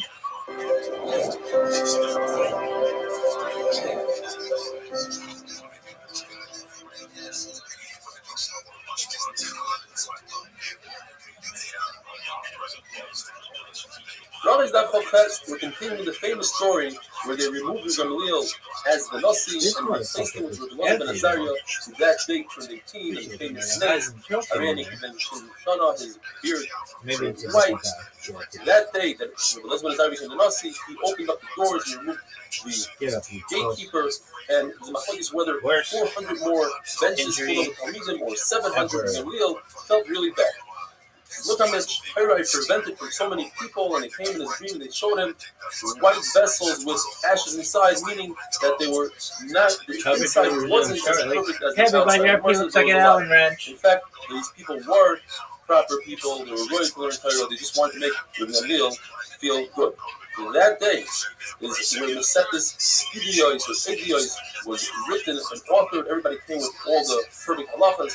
Any time in Shas that's mentioned Boy Bayoim, it's referring to that day that Rabbi Ben Azariah became Nasi. Any halacha that they had a question about became resolved, and Gamliel didn't prevent himself from going back into this medrash and even fighting again with Rabbi Yeshua and halacha. In fact, there's a big fight between him and Rabbi Yeshua, whether in Amoini Yehuda, there's a person Yehuda who came from Amoin, whether he could be a ger or not. It says in the Torah that he cannot accept gerim from Amoin. Rabbi Yeshua claimed that Sancheriv came and mixed up all the nations, and therefore they are no longer considered Amoinim, called a Parish, Meruba Parish. This particular non-Jew comes from the Roy, and therefore we accept him. Rabbi Gamliel argued with him, and everybody agreed to Rabbi Yeshua. Says Rabbi Gamliel, if everybody agrees to Rabbi Yeshua, I see that perhaps I made a mistake by fighting with him, and he went to ask him a he went to his door, he saw that the walls of his house were black. He realized he's a Chacham, he deals with things that make his house black. He says, I see you're a Chachamim. Rabbi Yeshua tells him back, I see you don't understand the needs of Klal Yisrael, from the Chachamim, how the misparnas. And he says, I accept. And I ask him Mechila, Rabbi Yeshua didn't take the Mechila. Says the Gemara, an amazing thing. So he says, well, at least Rabbi Gamliel tells Rabbi Yeshua, at least be mindful in the honor of my forefathers. As you see, his great-great-grandfather was Hillel. And look at all the Doilim, all the Nesiim that came from Hillel, all throughout Atur and Gamliel. And in fact, Rabbi Yeshua was Meichelim. Says the Gemara, Rabbi Kiva said, if so, once Rabbi Yeshua was Meichelim Gamliel, we could reinstate Rabbi Gamliel. What do we do? They sent the launderer, and the launderer said in the Remez, the words of Rabbi Yeshua, he said, let the person that wears the clothing, the cloak, continue wearing the cloak, referring to Rabbi Gamliel, and the one who doesn't, referring to Rabbi Ben Azariah, he shouldn't say, give me your cloak, let me wear it. Rabbi Gamliel didn't accept it. Says Rabbi Kiva, let's close the doors, let's not allow the servants, the slaves of Rabbi Gamliel to come and persuade us. So Rabbi Yeshua himself went to Rabbi Gamliel, and Yeshua said, a person, a kohen, who's the son of a kohen, who does hazah and sprinkles the ashes of the paraduma, he said, he needs to sprinkle. So too, you're the son of Nasi, and therefore you should be the Nasi. The question is, so he accepted. The question is, what do we do with Rabbi Ben Azariah, who's already the Nasi? You don't go lower in Kedusha. What they said is, Gamliel will say 3 weeks of Shiurim, and on the 4th week, it should be Rabbi Ben Azariah. He needs to switch off, alternate week to week, because that will bring Kinah. Worst. Reb Zera, says the Gemara, was very weak. He couldn't learn Torah, but he wanted to gain sufficient. So he was stabbed by the Spanish, and every time he walked in, he stood up. It's amazing. He couldn't learn Torah, he was able to stand up. And he heard the following Allah in the name of Rabbi Yochanan, that if somebody is late with his Musaf, he died his Musaf after 7 hours, he's considered a Koishaya. Yes, if he has the option of davening mincha or musaf, he should daven mincha first because mincha is tug. Rabbi Zera repeated this halacha 40 times in order not to forget that he heard it from Rabbi Yochanan and not from Yisrael ben Levi. The taste food before Musaf, that you call it the Kiddush Club, according to the halacha, it's Musaf. I'm not saying the Kiddush Club is Musaf. To eat before Mincha, according to Yisrael ben Levi, is also, but the halacha, it's Mutter. And this brings us to Amid Beis. If a person is davening in a shul with a tzibur and they're not holding by Musaf yet, it's also for him to daven Musaf before everybody else, but the Yechidus in the shul is holding that he could. Says the Mishnah, the Rabbi Nechuni ben Akana had a special tefillah that he would say before he walked into the Medrash and before he started learning. And the Gemara says, he goes as follows: I would have shouldn't make a mistake in halacha. I definitely would have My intercepted friend that. shouldn't be happy that I made a mistake in halacha. Now they can make fun of me. This will be too Oh, proud. he's So I like made a a mistake in bitch. halacha. Saying, well, I'm pausing Hey, them. mustard pants. Why don't you To make quit fun of looking me. like such a bitch? And I shouldn't say on tummy tar and tar tummy, and my friend shouldn't be Mitchell and halacha, and I should make fun of them. I would have That is easily what you picked say. that up. Everybody knows this from the I would have picked it up one-handedly. I would have stopped this. I would have stopped this run. If everybody knew they were running, and I would have stopped it. Etc. When Rabbi Eliezer was I would sick, have stripped, he told us something. If you want Elam Abba, do the following Strip things. And it stacked says it in this order. It's very interesting. First, treat your Strip friends with stacked it. respect. That's number one. Number two, Strip six. don't allow your Or children to strip learn too much six. Chumash, because then they'll stay away from Gemara. I would have Have kicked children it. be surrounded by Talmidei Chachamim, put them in a place I of would've Chachamim, kicked and when you daven, the number one rule in davening is not so much to have kavana, etc., but to remember who are you davening to. When Rabbi Yochanan was about to die, What is this? he was ugly crying, and he house? asked him, why are you crying? He said, if for a bus of a dam, for a person, a regular king, we're so fearful that he could judge us and put us in jail, etc. But it's a king that today he's here, tomorrow he's gone. You can convince him, you can bribe him. Worst I'm not going to be afraid. I don't know if I'm going to Gan Eden, says Yochanan, ever. and he gave him a bracha that your Yiras Shamayim should be as you should have fear of his bracha like you fear human beings. I would have done a He flea said that before his death. He said, get the I kid would've out of my done house. You're about to be coming and prepare us. Hey. The Skio Melech Hey, he's first, coming to greet me. I'm going to be everybody would have been his like, oh, this placing an motherfucker's Eden. good. Says the Mishnah, Dude, that is according to the Rabbi Leah, worst you say the Full Shemon Esrei, fucking according to logo Yeshua, you say the age Shemon ever. Esrei. You say not all of it, you Worst say beginning and the end. And according to logo Rabbi Leah, it depends. If you know how to say Shemon Esrei ever. very well, you say Shemon Esrei, if not, you say the age Shemon Esrei. Worst In a place of Sakana, you say something called the Tefillah logo Tzara. And the difference between that and Armenian ever. is that if you say Tefillah Tzara, you must repeat it again later on. And what's a Tefillah Tzara? You Worst say, Shah Hashem Samchas She'er Worst Yisrael Parshas Yibud. defense Ever. Person is riding on a donkey. worst. He must get off the donkey in order to daven. If he can't, he should turn his head towards the Shalayim. And if he can't, he should at least be mechaven in his heart. Round 9. If he's on a boat, How about he you should go mechaven his fuck heart. yourself? To the Kodesh Kedoshim. Why do we say Shemona Esrei 18 brachos? There's no one One man doing always says shit. that 18. It represents the 18 Shemas of Hashem, Oh, and that the was Titel of baller. Hashem in the Elam, or the 18 Shemas in Kirishma, or the 18 vertebrae that we have in our spine. Baller. Have a wonderful day. Baller.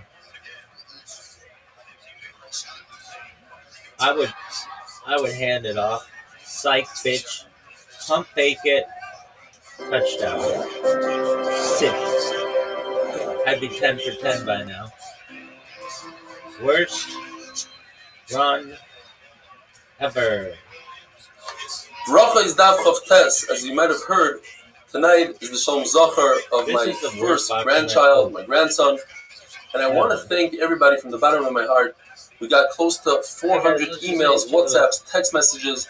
And I want to assure you, I read every single one. I just can't reply to that many emails and WhatsApps. That'd be a thing. I really thank you from the bottom of my heart. It means a lot. It's very touching and moving that people went the extra mile and sent me messages of encouragement and mazel tov There and you welcome go. me to the grandfather club, There you etc. go. We should all share in simchas together. The Gemara tells us that Shimon HaPikoili, he's the one that put together the Shemona Esrei, the 18 brachas that we say every day. And the Shmuel HaKatan is the one that added the 19th bracha. Today we say it's called Shemona Esrei, but we're saying 19 brachas. and the 19th bracha is V'la Malshinim. It's against the Minim, the heretics. And the Gemara tells us that a year later, after he authored it, he was davening for the Amid, he was a Shliach Tzibur, and he simply forgot his masterpiece that he put together. The halacha is that when a chazan forgets a bracha, we don't remove him. But if he forgets V'la Malshinim, we must be concerned perhaps he himself is a min, and that's why he's not saying it. Maybe Shmuel HaKatan became a min. Just because he's a tzaddik, and just because he authored it, doesn't mean anything. Says the Gemara, the reason why they didn't remove him is because he started the bracha. And that proves he's not a min. A min wouldn't even start the bracha. Now, if a person is a Rasha, and then he did tshuva, it's very possible that he ends his life as a Rasha. If a person starts out as a tzaddik, will he become a Rasha later on in life? And this is also dependent on the machlokes, whether or not Yochanan Kohen Gadol is the same person as Yanai HaMelech. Yochanan Kohen Gadol, we know, served as a Kohen Gadol for 80 years, yet he died as a Rasha. My fucking word. The 7 brachas of Shemona Esrei on Shabbos is funny. We call it Shemona Esrei, the 18 brachas. It's really 7. Worst. They are to correspond with the 7 kolos that David said in Kol Hashem Al Hamayim. The 9 brachas we say are Rosh Hashanah, are to correspond with the Askaros that Chana said, which was on Rosh Hashanah itself. On Rosh Hashanah, Sarah, Rachel, and Chana were nifgad because Baruch Hu decided that they should have children on Rosh Hashanah. On Atainas, in addition to the 18 brachas, we say 6 additional brachas for a total of 24. What is this? And we only say these 24 on a day of Rachamim, like Atainas. Why? These are corresponding to 24 Rinonos, the Shirais, the songs that Shlomo HaMelech said as they brought the Aron into the Kodesh HaKadosh. Rabbi Yeshua says that you say Me'ein Shemona Esrei. You don't say a full Shemona Esrei. Everybody is supposed to say the Me'ein Shemona Esrei. What does that mean? According to everybody, at least the 3 first brachas and the 3 last brachas are the regular brachas. The question is what you put in between. According to Shmuel, you put Havineinu. As we had before, it's a kitzur of Shemona Esrei. Each bracha consists of 3-4 words. And Abaya would curse those that would use Havineinu instead of Shemona Esrei. Shmuel says you can say Havineinu every single day besides the month of Shabbos. Because what do you do with the Havdalah that we insert into the Shemona Esrei by Atachayim, and we put in Atachayim Antonu? And you cannot make its own bracha, like Rabbi Kiva said, it should be the 4th bracha, Atachayim Antonu. And according to Rabbi Eliezer, it's by Moedim. The reason why we don't pass like Rabbi Kiva and Rabbi Eliezer is because you don't insert additional brachas. Therefore, it has to be part of something. The only question that remains in the Gemara is, so then why don't we just say it, the kitzur, in Atachayim and add a couple of words for Havdalah? The Gemara says it's kasha. Rabbi would not say Havineinu in the wintertime because you can't insert the same talum matar into Havineinu. And you can't put it together with the bracha of Birkas Hashanim because that would match with him, that would throw the person off. Now, we don't say that someone will get thrown off by inserting Atachayim Antonu into Atachayim because, very interesting, the beginning of Shemona Esrei, the Gemara says a person has kavanah. It's only later on that a person starts spacing out. So when he has kavanah and Atachayim Lodem Das, then we can insert whatever we want. This is the worst shit and we don't insert it purposely by Shemei Tefillah. That's only if a person made a mistake, you could insert it then. If a person doesn't say Mashav Ruach Amorid Geshem, we make him repeat the entire Shemona Esrei. If a person doesn't say the same Talmud Lebracha, you don't make him repeat the entire Shemona Esrei unless he's past Shemei Tefillah, because he could always say by Shemei Tefillah. If the person doesn't say Yalav Yavai, he goes back to Ritzei. Yeah, that's as long as he didn't finish Shemona Esrei, he goes back to Ritzei. Now, if he takes 3 steps back by his Shalom, then he has to repeat Shemona Esrei. There's some people that say that if a person is not used to saying Tachanunim, even if he didn't take 3 steps back, but he's at the Shemona Esrei, he doesn't say Tefillah, he must repeat Shemona Esrei. We learned in the Mishnah that you should not make your Shemona Esrei a kva, a fixed. You should make your Tefillah Shemona Esrei a fixed thing. Now, what does fixed mean? Gemara brings numerous pshatim. One shot is that you make it as a burden. Like, when are we going to get over with this? When is this davening going to be done with? Where Another we shot drink is pee and he doesn't say it like a tachinum, he doesn't say it softly as if he's begging for something. Another shot is that it's a Shemon Esrei that you don't add your own words. You just read from a siddur and you're done. You're supposed to make it your own. You're supposed to show that you care and add words to it. The Tzara said that's not true. I know how to add my own tefillah, but I don't because that could throw me off. This team Another shot sucks. is that he doesn't daven when the sky is red. In other words, you don't daven chakras by Vesikin, and you don't daven mincha That's like by calling your Shkia fucking when this thing all the way at the like last moment. And in Israel, they would curse those who would push off mincha Hey at the guys, last welcome moment to the because Dick if you Badge come channel. to forget, Where we you suck got dick and we eat veg. The Mishnah discusses tefillah ktsara. If you're in a situation of danger, you should say tefillah ktsara, shortened tefillah. One of the things you say in that tefillah is b'chol parshas hi'ibur. Because In it's the the parsha worst of name ever Ibur, the Gemara explains it's referring to pregnancy. for anything. That just like when a woman is upset when she's It's like the pregnant, Gaylord. so too HaKadosh Baruch Hu, when he's upset, should have Rachmanas and Klal Yisrael. But Because of it's the Shalom hilarious. Zohar, just stick in a little vart. Worst What does it mean? A woman that is pregnant, she's upset. team The pshat is ever. that every good thing comes with pain and aggravation. This is The the Gemara said that worst Yisrael was nicknamed Yisur. fight In order to come ever. to a beautiful, healthy child, you have to go through very Fight vigorous labor ever. and delivery and everything else that's involved. So just like a woman who's upset, in other words, she went through pain, but at the end she had a beautiful thing. So too, Klal Yisrael, if This the upset them, motherfucker's either the it comes to king beautiful of things. The Gemara said at the beginning of the Sefta. or number That one dude on the He wasn't Hamas upset list. by I don't know. those days when Bilam was going to curse Klal Yisrael. That led people to go off the derech and be Yo, mizayim dog, because they didn't let's have wear that fear suits of and the tennis Kadosh shoes. Baruch Hu. The That's Kadosh a Baruch good Hu look. actually Psych. is good for us. It brings good things. And some people say that this tefillah tzor shas ibur means when Losers Klal wear that. Yisrael are I've not doing never the right respected thing, that the anyone in Baruch Hu tennis still think shoes about Klal in Yisrael. a suit. If Ever. a person is walking in the safari with dangerous animals or bandits, you should say tefillah tzor. What is this tefillah tzor? Lezer says, "Asay ritzon cha b'shamayim imal v'tein nachas ruach li'yiriyecha metachas v'atoy b'necha asay baruch atah Hashem shomei tefillah." The Elizabeth Tzilik says, "Shema tzakas am for Yisrael v'asay meher b'koshasam baruch atah Hashem shomei tefillah." There's another one in there, and finally Acherim say, "Tzorchei am chomerubim." I think this is a song. V'daydem tzara yiratzin shetitan kol echad v'echad kedem parnasasoy. You should give everybody what they need. So bad. So bad. And the halach is this is what Fair enough about it. Yonavi said. Don't get upset because if you get upset, that brings to Naveira. Oh, what is To Aveira. You bullshit? should always say Fil Saderech, and that we know what it is. Yiratzon, etc., etc. Have a wonderful day. Have a great Shabbos and Mazel Tov and simchas by everybody. Stream ever.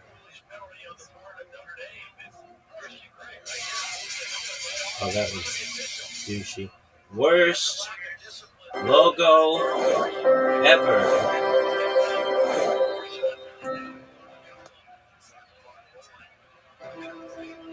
Worst. Just let him score. I'd let him score. Brachas Daf Lamed. Psych. I'd If stuff you're going him 4 to watch times the in a Super row. Bowl today, please And then remember run it. to insert a little bit of Torah, maybe at And halftime, then an 8-minute daf. And if you do, don't forget to Score send some again. pictures. The Gemara tells us that if you're going on the way Don't after even Tefillah need an Saderech, onside kick, but I you have do to it wait anyway. until you come out of the city. What is going on But do here? not take Tefillah Saderech once you pass 8,000 amas, which is Hey. approximately 16,000 feet. What's going on here? Rav Sheshes hold that when you say Tefillah Saderech, you have to stand still. Rav Chizda says you can be moving. Yet when they went together, Rav Sheshes respected Rav Chizda, and he stood. No He one didn't gives want a to shit do about bad this game. in a place of good. And in fact, Allah is it's preferable to be in a standing position when you say Technical Tefillah issues. Saderech. You're riding on a How about you donkey. go fuck There's yourself? machlokes whether you get off the donkey, you give the donkey to Don't. somebody else. Rabbi says you don't because Technical that's going to issues? take away your concentration. You're going to be thinking about your donkey. A person who's blind or doesn't have a compass, he should think about Kachei HaKadoshim in his heart. The point is, you always have to be facing the Kaparis, which is in the Kachei HaKadoshim. So if you're in Chutzlar, you face Eretz Yisrael, which is eventually going to get you to Kachei HaKadoshim.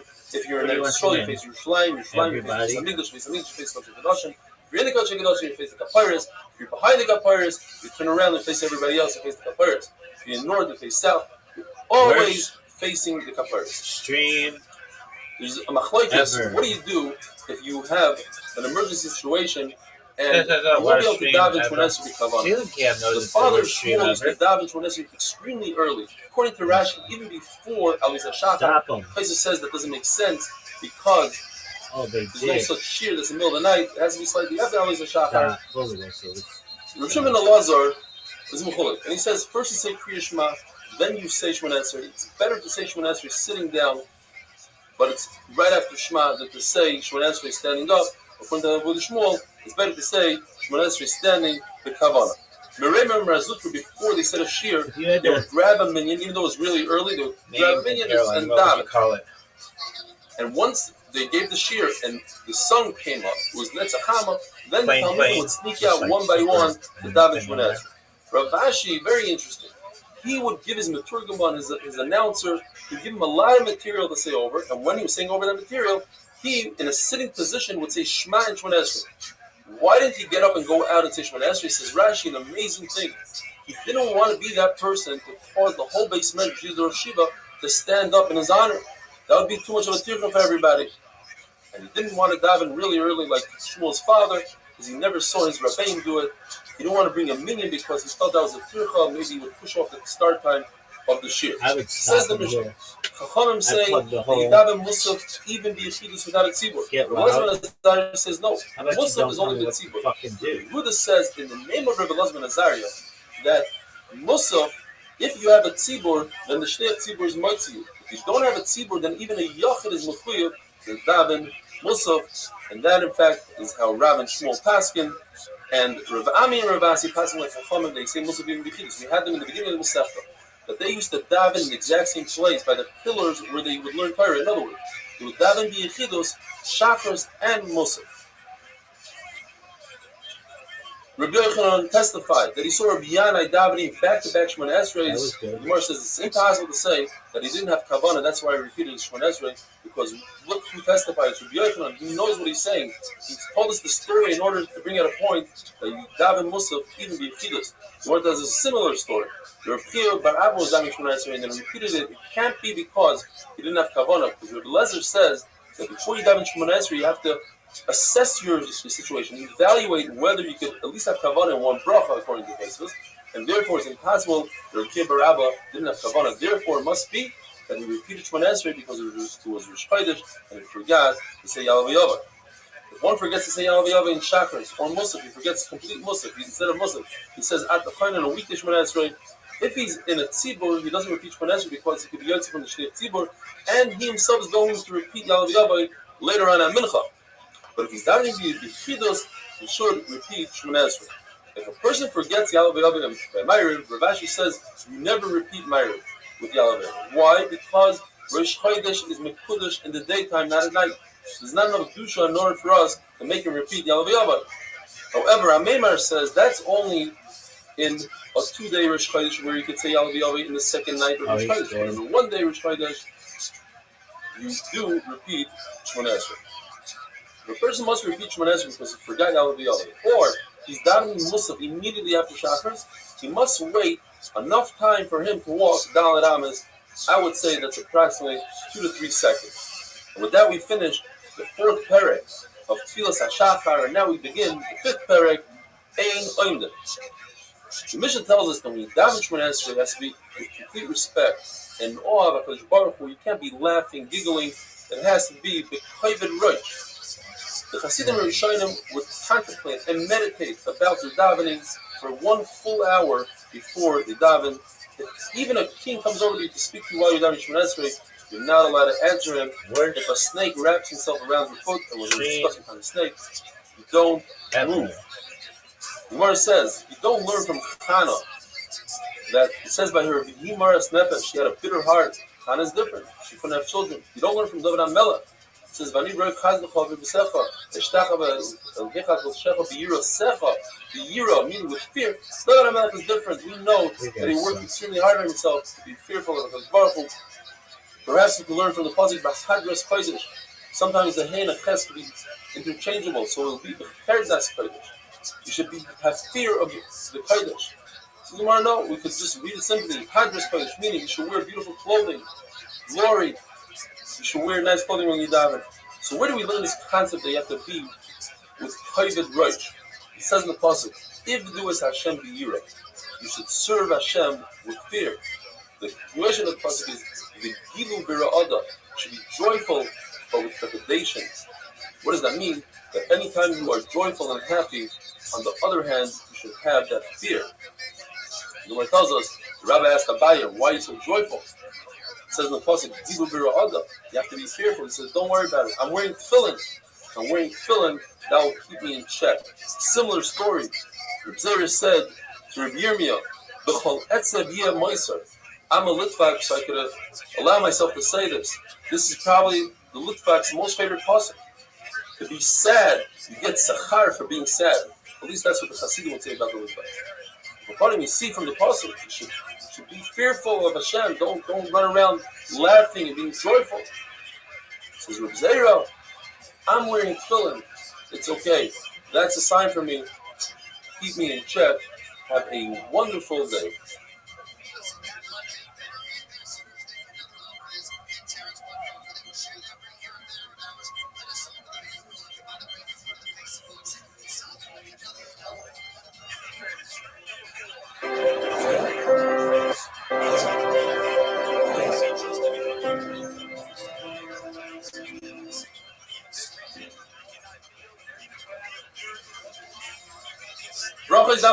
The Gemara tells us that you have to have a balance between Gila and Ra'ada, between being joyful and being in fear of HaKadosh Baruch Hu. And the Gemara tells us two stories that are identical. Mar Bereder Ravina and Rav Ashi were both at weddings at different times, and they saw that the crowd was very joyful. They took extremely expensive glass dishes and they broke them. This is the minute to break the glass by a chuppah, but they put everybody in their plates. The Gemara says, Rabbi Yochanan holds, it says, only then, when Mashiach comes, can you have a full smile and be completely happy. Rish Lakish was his Talmud at the time. He heard this, and from that day on, he never smiled completely. The halacha is that when you daven Shemona Esrei, you shouldn't daven right after you have a din, or after you learn a real halacha. That will take away from your concentration. It has to be halacha psuka, halacha that there's no argument on. For instance, the Gemara says, B'nai Yisrael, they accept upon themselves that even if they see dam the size of a mustard seed, they have to wait 17 days. Because with the rice, you don't have to wait 17 days. You can have dam all throughout the 7 days and go to the mikvah on the 7th day. Another halacha. With the rice, if you bring food into your house, you take wheat into the house, through the back door with chaff on, you're part for meiser. Because the halacha is you have to bring it through the front door and you have to do your ruach, and it has to be smooth. Hey, everybody. So if you do Let's that, you dedicate the channel to an Allen wrench. You give it to your animal, What are we going to name that channel? Another halacha. If you let blood out of an animal, you draw blood, you're not allowed to use it if that animal was a carbon. Stream. If you shaft an animal that's a carbon, you can use that blood, there's no meila.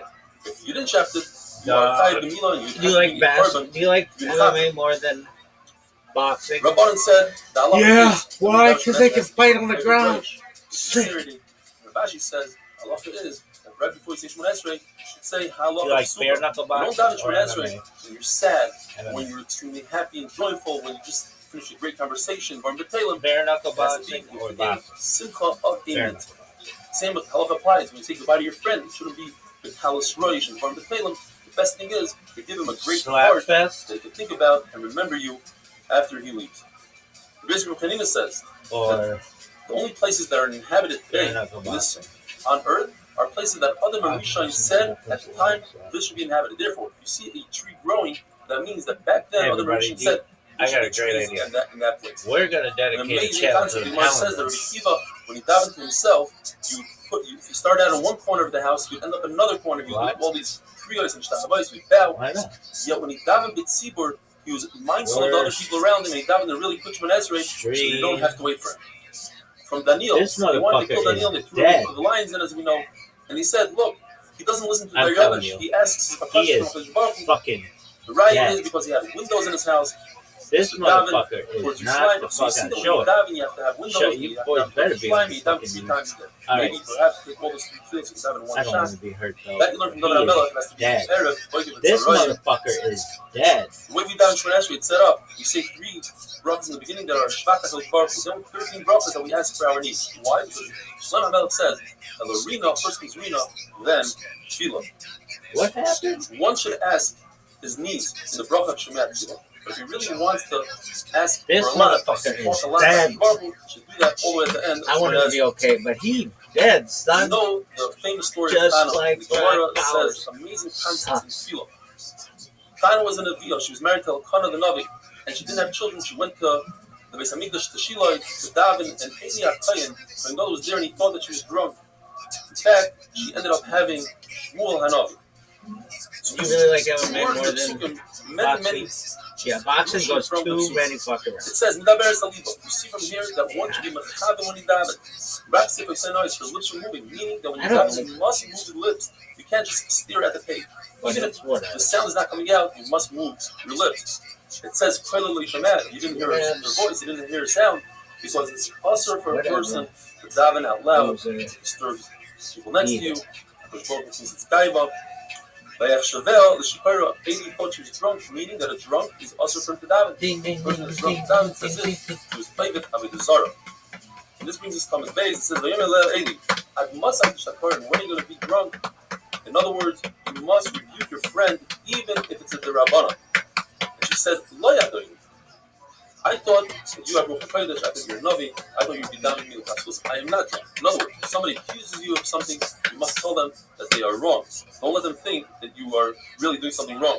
So you had to give her a bracha. He said, this motherfucker is dead. Because if you're a betrayer, it's over for this guy. You must give that person a bracha. I hope he's okay, though. Tana was the first person to ever but he is dead. In the name Tzva'is. This motherfucker is straight up. And she used different tricks in Tefillah. She thought it was Baruch. Dead. If you don't give me Show a son, the play I'll again. pretend I'm a soita. And a soita, you have to give her my namamar.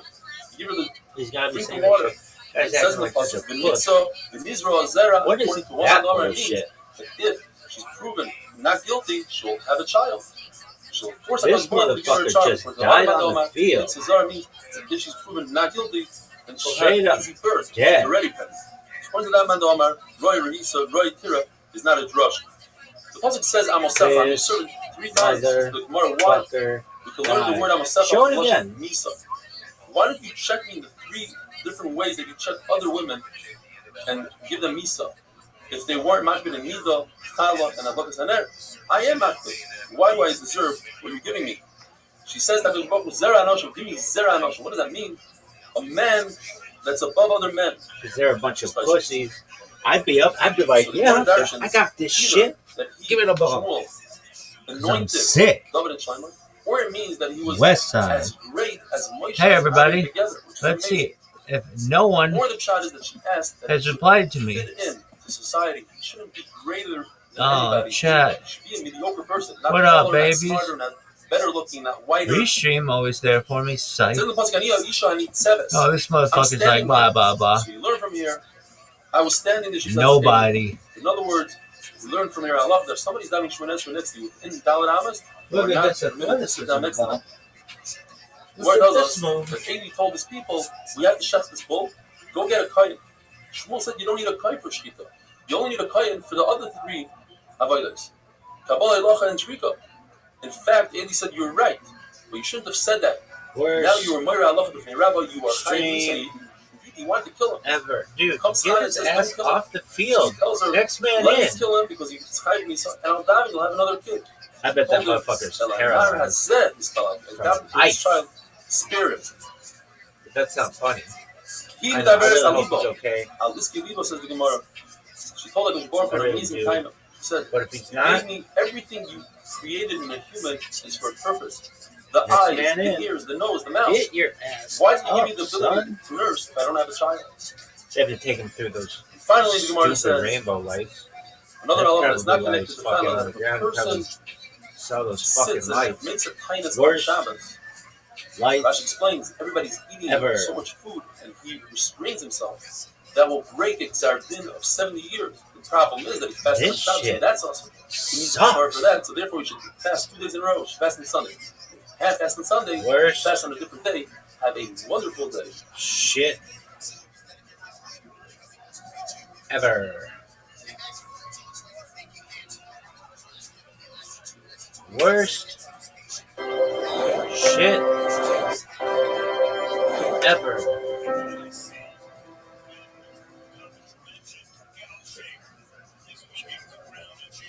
Bracha is Daf Lamed Beis want to extend the heartfelt mazel tov to my daughter and son-in-law Meir and Elisa Jacobs, the bris of their son Naftali Moshe. This motherfucker's dead. Today's daf discusses the tefillah of Moshe They're gonna Rabbeinu, and cancel Rashi this explains game. that Naftali means tefillah. It's the tefillah of Moshe Rabbeinu.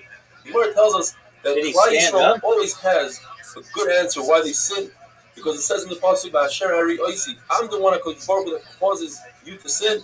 Like clay in the hand of an artisan. Get him one of those The double one that molds decker. us. It's his fault that we sin. Baruch Hu should remove the heart of stone that he put in us. It's his fault. I'm the one that inserts your ruach. And then finally, Alel Moshe El Hashem. Moshe David Hashem, the Gemara Darshan Oh yeah, tells that Al motherfucker's Hashem, dead. which Did you is see a him was strong on the ground lashon, like, lashon dude, of he's throwing the dead. tefillah to Hashem like Hannah did, which is not the best thing in the world. The Dizov. What's this place? Dizov. It's the lashon of the Dizov. Enough of this gold. It's your fault, HaKadosh Baruch Hu, Dead. that you gave us so much gold and silver Get that the we sinned fucking with the egg. triage Without that, unit. we wouldn't This be able to sin. motherfucker is The muscle dead. is that person had a very weak cow, a bony cow, and he fed him a lot, and then the cow This comes around and kicks him. Whose fault is it? It's the owner who fed him. Is Therefore, he got kicked. dead. Like a father, another marshal that gives his Get son up, everything. son. He feeds him and he feeds him, and then he Dead. gives him a lot of money. He puts him by the door of the house of the Zayna. It's the Worst. father's fault that they sin. Gemara says when you Are they gonna put spoil him on a somebody, cart? spoil a kid, you fill his stomach, that causes sin. They don't even have a And finally, HaKadosh Baruch Hu, in the midst of Moshe Rabbeinu, says you're right. The chesed Rebbeisi, I gave them a lot of money, a lot of silver, the Okay, zav, well, that's a also good Baal, and a sign. lot They of could do that. gold, and what He did you just do when acted he like made? a close. Now, He could do that. Baal, it's my fault. He's dead. Baruch tells Moshe Rabbeinu, late Move your rate, feet, dog. go down. What's this double lashon? Baruch tells Moshe Rabbeinu, I only gave you your godless, Give your him the thumbs up. greatness. Hey, Use sorry, for you gotta go Klal through Yisrael. these Once I ugly don't have ass Klal Yisrael, lights. give it back to me. Worst And therefore Moshe Rabbeinu became extremely weak. Lights. Until Moshe Rabbeinu Ever. realized that it's in his hand when HaKadosh Baruch said, Heref mimeni Worst v'ashmidem, leave me alone so I stream can go destroy them. Meaning, if you don't leave me ever. alone, I can't destroy them. So Moshe Rabbeinu was Hey, my mischazik name the is Mike tefillah. Alco. I suck dick. It's like a mashal where a king is beating up his son, and the king's best friend is Alright, watching in the enough of corner, that and he's scared to say bullshit. something. And when the king tells his son, Throw in the "You're end lucky zone. that my friend is here, otherwise I would have killed Throw it in you," the end the zone. friend realizes that he has power, There you go. steps in, and he breaks up the Oh, fight. what the fuck? Dude, this quarterback If the Torah wouldn't sucks. have said him before, it would be usher to say him. Worst. But the Torah says that Moshe Rabbeinu Quarterback held on to HaKadosh Baruch Hu ever. and wouldn't let him go until he Hey, forgave. everybody, my name's Klal Yisrael. quarterback, and I suck We say the famous dick. passage on a kindness by Yichal Moshe. Major What does it mean league. by Yichal Moshe? It should say Moshe David by Yichal Moshe. The Gemara gives us There have been 6 people in this world that suck options dick. how to learn the word by This Yichal. motherfucker One sucks the is worst dick. Hechilo. Worst It's a dick lashon of ever. mafzer, to be persistent in This tefillah. motherfucker Or sucks the worst Yachid, dick. which is Worst a lashon dick. of a nether. A Worst person dick. makes a nether. He needs somebody else to knowledge. Worst dick. HaKadosh Baruch Hu said, I need Moshe Rabbeinu to know my Worst nether that I'm dick. going to destroy Klal Yisrael. Or the lashon of Chalal. Chalal is a body, a Worst dead dick. person. Moshe Rabbeinu said, Mecheni no Worst Mesukah, dick. I'm willing to give up my life Dick. for Klal Yisrael. Or it's a lashon of Chal, Worst to rest. The midas of Worst Rachamim, to rest on Klal Yisrael. Or it's a lashon of stream Chulin, sacrilegious. ever. Moshe Rabbeinu is telling HaKadosh Baruch Hu, it This doesn't make is the sense that you worst. should act I in such would a way. watch And this. finally, a lashon of This is like an Uday Hussein that punishment. This is Moshe awful. Rabbeinu said he davened so much Worst that he got sick. It says in the stream pasuk, "Shebatu lohem bach," HaKadosh Baruch Hu ever. swore bach in yourself. What does that mean? Had HaKadosh Baruch Hu sworn in the heaven and the earth, just like the Look at heaven and the this earth, he could athleticism, destroy that shvuah. It's really But since impressive, he swore son. himself, just like he himself, HaKadosh Baruch Hu is going to last forever. So too is shvuah to Klal Yisrael that they're going to be Oh, what is this Almighty. bullshit? It's going to last forever. But the Be'er Alem, interesting passage. It Worst starts off, Moshe Rabbeinu stream speaking, and then all of a sudden it switches off to HaKadosh Baruch Hu ever. speaking. Which one is it? It says, "But the Be'er Alem are bezachem b'koyfer Hashem." That's Moshe Rabbeinu. What is And that's this the Cholaretz bullshit? Shamarti. Baruch Hu is the one that's one, not Moshe Rabbeinu. So either you can learn that the passage in blue What is is Moshe Rabbeinu, this? and the red is HaKadosh Baruch Hu, or What are you you learn that the fucking entire passage doing? is Moshe Rabbeinu. Moshe Rabbeinu said, "I What are repeated you unto the Klal fucking Yisrael doing? what you told me to say, that you're going to give them the land, so you have to keep your word." It says in the passage that built Yichas Hashem. It's a lashon nekeva, says the Gemara, that Moshe Rabbeinu said the nations are going to say they became weak like a woman. You were able to protect Klal Yisrael You can't blame the against Senate one for nation. that. That was not his One fault. king. That's You that did stupid Moshe. ass quarterback's fault. He sounds consensual, but You're against the fucking nation, at the you ball can't now. protect them. Says the Rabbi Shalom, at the end of the day, you're right. That's what the Ummah Salam are going to say. Salachti kidvarecha. Kidvarecha, that's what they're going to say. And while as a Talmud who is Rabbi, If they score here, I'm throwing fists. when a person This should be davens the first, worst. he should give a shvach HaKadosh Baruch Hu and then ask for what you need. Tefillah is more important and more powerful than good deeds because no one is greater than Moshe Rabbeinu when it comes to good deeds. And HaKadosh Baruch Hu told him, Alei Doresh Hizgil, go see Eretz Yisrael because of his tefillah. Kindness is more powerful than tzedakah because kindness you do with your own body and tzedakah is with your money. And tefillah, although it comes to replace korbanos, has more power than a korban. A kohen who killed somebody, that's the situation that Apostle the kohen who killed another individual no longer Zochen can't do Nesis Kochayim for the rest of his life, even if he did tshuva. Once there's korban abayis, the gates of tefillah were locked. They could be opened, but it's difficult. Baruch Hu put a mechitza of barzel, an iron wall between us and himself. However, the gates of tears are never locked. As Rashi points out, Hashem always sees the tears. He doesn't hear tefillah. He sees tears. You just have to be able to that. You should be metabel those tears. Rava never made a kindness on a day that was cloudy. He said, "Cloud, stop the tefillah." If a person lengthens his tefillah, as long as he's not ma'ayin, as long as he doesn't believe that Hashem owes him something and has to dude, this is a fight. give him what he asks, then his tefillah will be in the stable. But if he believes that his tefillah is so powerful that Hashem must answer him, he's ma'ayin in his tefillah, then he's going to end up with a heartache. And what does he have to do if he has a heartache? He has to learn Torah. If a person's tefillah wasn't answered, he should repeat his tefillah, as it says twice. There are four things that a person has to strengthen himself in. Torah, tefillah, masim tovim. This one is interesting. In your job, in your profession, you have to strengthen yourself. It says in the pasuk, Hashem shetichmani. Hashem forgot about us. Yisrael tells Hashem, even if a person adds another wife, he'll never forget his original wife. So we rebelled against you, HaKadosh Baruch Hu. I like how they let that motherfucker sit right in front. I forgot about you. I like your hat. 3.6 billion times 300 million stars in the sky. I don't know. 16 zeros, but billions of stars. What is this? And they're all for your sake. You think I forgot about you? Who are these people? It says in the pasuk, no one knows. Can a woman forget about her own child? Where it says, I'll never forget about your oilas, I'll never forget about your korbanos. However, I do sometimes lose my memory when it comes to Averis, like the Egel. I'll forget that, but I won't forget your good deeds by Sinai.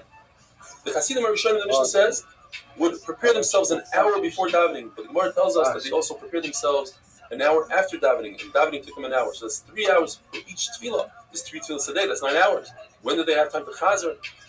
They had to see after Shmaya that they didn't forget their learning, that they learned before they became Chassidim Yisrael. They had to see after Shmaya that their parnasa came with just doing very minimal.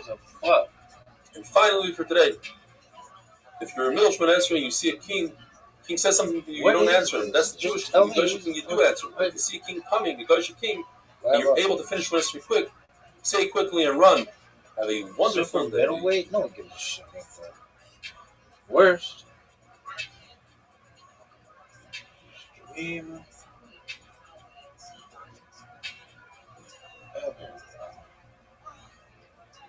There's a junior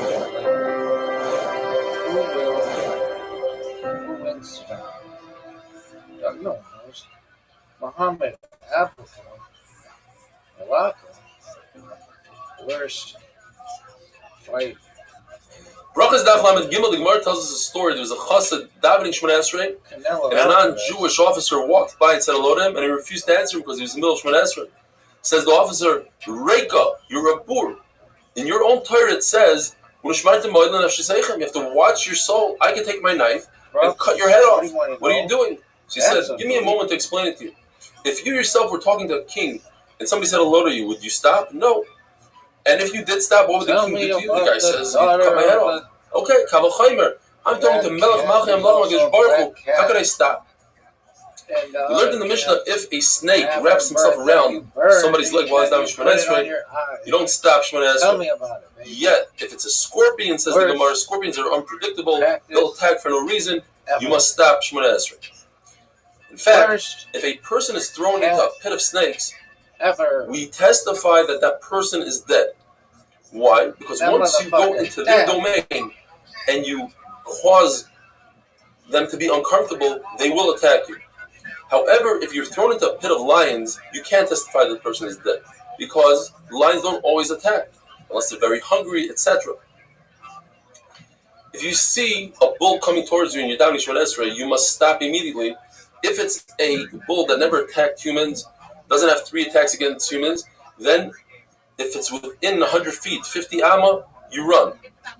And if it's a bull that attacked humans, as long as you can see it, you have to get out of there. Because there's a saying in Aramaic, if you see a bull, run to the roof and take the ladder with you. Because a bull will attack, he's unpredictable. Shmuel says that's only a bull in Nisan time and a black bull because there's so much food around that he goes crazy. The famous story with Rabbi Chanina ben Doisa and the Aroid, some call it Arvad, there's a very special animal that's the product of a snake mating with a toad. And if it bites a human being, there's a race who can get to the water first. If the human gets first, then the Aroid dies. If the Aroid gets to the water first, then the human dies. And there was a Aroid causing a lot of trouble. They went to Rabbi Chanina ben Doisa. He said, show me where he lives. He put his foot on his hole, and the Aroid bit him. And a nace happened that there was a ma'ayan that opened up right below his feet, and there was water, and he got to the water first, and he killed that Aroid. He took the Aroid, put him on his shoulders, and brought him to the Beis HaMikdash, and he said, Ein Aroid meimus. The Aroid doesn't kill. It's our sins that cause us to die. And then the people said, wow, we feel bad for this Aroid that bumped into Rabbi Chanina ben Doisa. It says in the Mishnah, we say Mashav Ruach, where?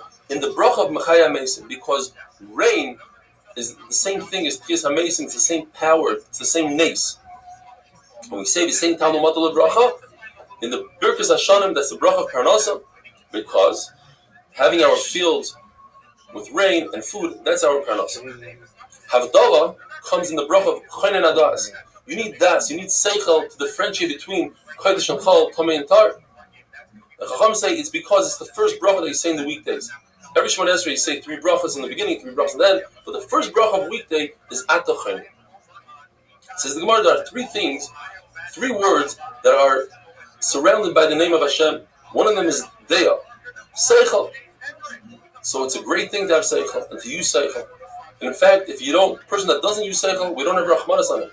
The Beis HaMikdash, Mikdash is wrapped around with Hashem's name, also great. Person that uses seichel, it's as if he built the Beis HaMikdash. Nekama, revenge, we need to explain, because revenge seems like a bad thing. The Gemara says no, in fact, revenge can be a good thing, depends how it's used. If it's used against our enemies, then it's a really good thing. Rabbi Kiva and Rabbi Lezer say that the bracha of Havdalah is not inserted into Atuchaynim. Rabbi Kiva says it's its own bracha by itself, it's the 4th bracha Shemon Esrei. Rabbi Lezer says you insert it in Maida. The question is, where does this machlokes come from? If Klal Yisrael had a tradition to make Havdalah every single Motzei Shabbos, then where can you have machlokes? We just look at what Anshe Knesset Gdola said to do, and that's it. The answer is because there were 3 takanas from Anshe Knesset Gdola and Chachamim, and therefore there's a lot of confusion. The first takana was to say Havdalah in Shul in Shemon Esrei, because Klal Yisrael didn't have money then to buy wine and say it over wine. Later on, when they became wealthier, they changed Havdalah. They said, no more Shul, let's do it on a cup of wine.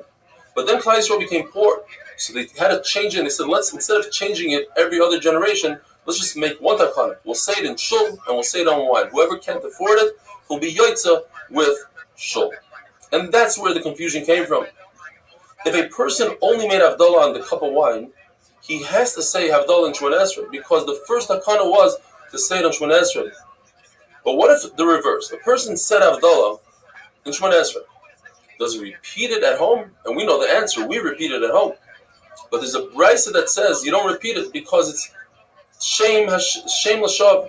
It's a bracha l'vatala. You don't say Hashem's names for no reason. It says l'sisa. It's Issa d'Oraisa. But according to Rabbi Yochanan, you do repeat it at home, and that's the halacha. And this brings us to Amud Beis. You could ask a riddle. How is it if a person eats 1 kazais of bread, it will be mechayev him in 24 brachas? And the answer is, if a person forgets to say Havdalah in Shemona Esrei, then he goes home and makes Havdalah on a cup of wine. But what if he ate a kazais of bread before he made the Havdalah on the cup of wine? Then we penalize him and we make him say Shemona Esrei again with Havdalah, and that's Shemona Esrei, plus he has to make Birkas Hamazon, that's 24 brachas. A Motzei Shabbos that falls out on Yantiv, there's no Atachayne, so where do we insert the Havdalah? According to Rabbi Kiva, it's not a problem. According to Rabbi Lezer, it's not a problem. They insert it in their own brachas or in Maidim. The answer is that Rabbi Yochanan says, and there's three lashonis in Rabbi Yochanan. Either the lashon of Maidim, which means that everybody agrees to Rabbi Eliezer, or the lashon of Matim, that we lean towards Rabbi Eliezer. We don't tell people in public that looks like Rabbi Eliezer, that you insert the Avdallah in Maidim. And the final lashon is Nirin. We can see Rabbi Eliezer's words. In other words, we don't tell, not in public, we don't pass him like that to an individual, but if an individual said Havdalah by himself in Maidim, we don't make him repeat Shemona Esrei. According to Rav Yosef, we say, and that's how we pass him today, we say Batodiyenu. In the middle, Ata B'chartanu, we stop, we say Batodiyenu, which describes the Yom Tovim, and we are grateful to HaKadosh Baruch Hu for giving us all the chukim, and differentiating between Shabbos and Yom Tov, because the Kedusha of Shabbos is greater than Yom Tov. Says the Mishnah, if somebody tries to give a shvach to HaKadosh Baruch Hu and says, look, HaKadosh Baruch Hu, you even have Rachmanas on birds, you made us do Shiluch HaKan, we tell him to be quiet. Either because that's going to create a jealousy between other animals and the birds, or because you think you understand Hashem's ways. When you do a mitzvah, you have to do the mitzvah because Hashem said to do the mitzvah, not because we understand the logic behind the mitzvah. If a person says Maidim, and he says it, repeats it again, Maidim, it looks as if he's talking to two different entities, and we tell him to be quiet. If a person says, I recall Hashem's great chesed, all the good that he does to me, we tell him to be quiet, because you have to thank Hashem even for the bad. Just like you thank Hashem for the good, you thank Hashem for the bad, you say Baruch Dayan Emes. There was a person that was sitting in front of Reb Chanina, and he started saying, okay, Hagadol, Hagibur, V'Hanoira, those are what we say. But he added, Ha'izus, Ha'ayam, V'Hanoira, V'Hayari, etc., etc. And when he finished, Reb Chanina said, that's all you have? That's all you got? In other words, in the Torah it says only 3 Shvachim. And Ezra only said 3. And actually said they only were 3. So say 3. Otherwise, it's as if you are belittling HaKadosh Baruch Hu. He has that much more. It's like saying on a person that has that much gold, and you say, oh, he has a lot of silver. We know that everything is in the hands of heaven besides Yirah Shamayim. And Moshe Rabbeinu says, what does Hashem want from you? Only to do a little bit of Yirah Shamayim. It seems like it's very easy. It's very difficult. And you see that HaKadosh Baruch Hu, all he has in his Eitzar, all he has is Yirah Shamayim. In other words, he covets Yirah Shamayim. The answer is, Moshe Rabbeinu was so good at Yirah Shamayim, he didn't realize how difficult it is for everybody else. So he considered it a small thing. Have a wonderful day.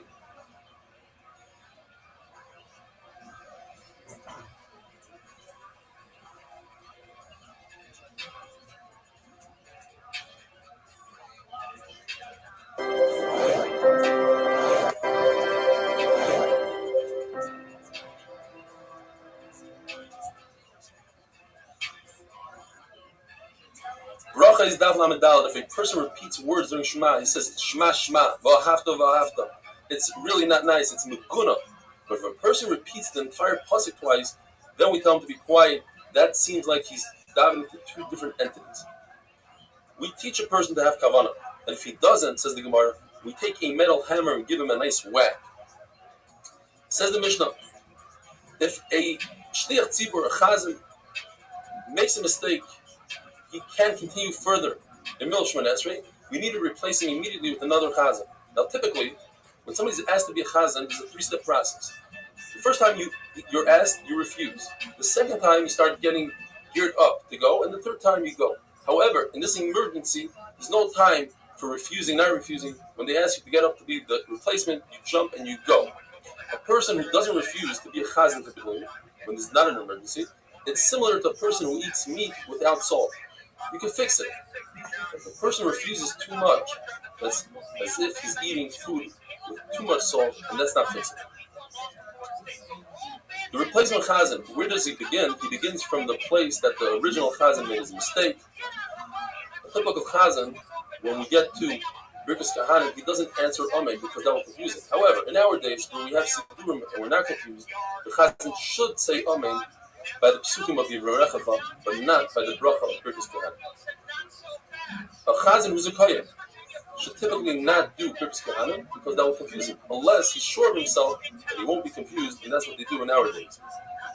The Gemara says that there are three things that too much of it is no good: salt, yeast, and refusing Kedam for the Amid too much, declining Sarvanos.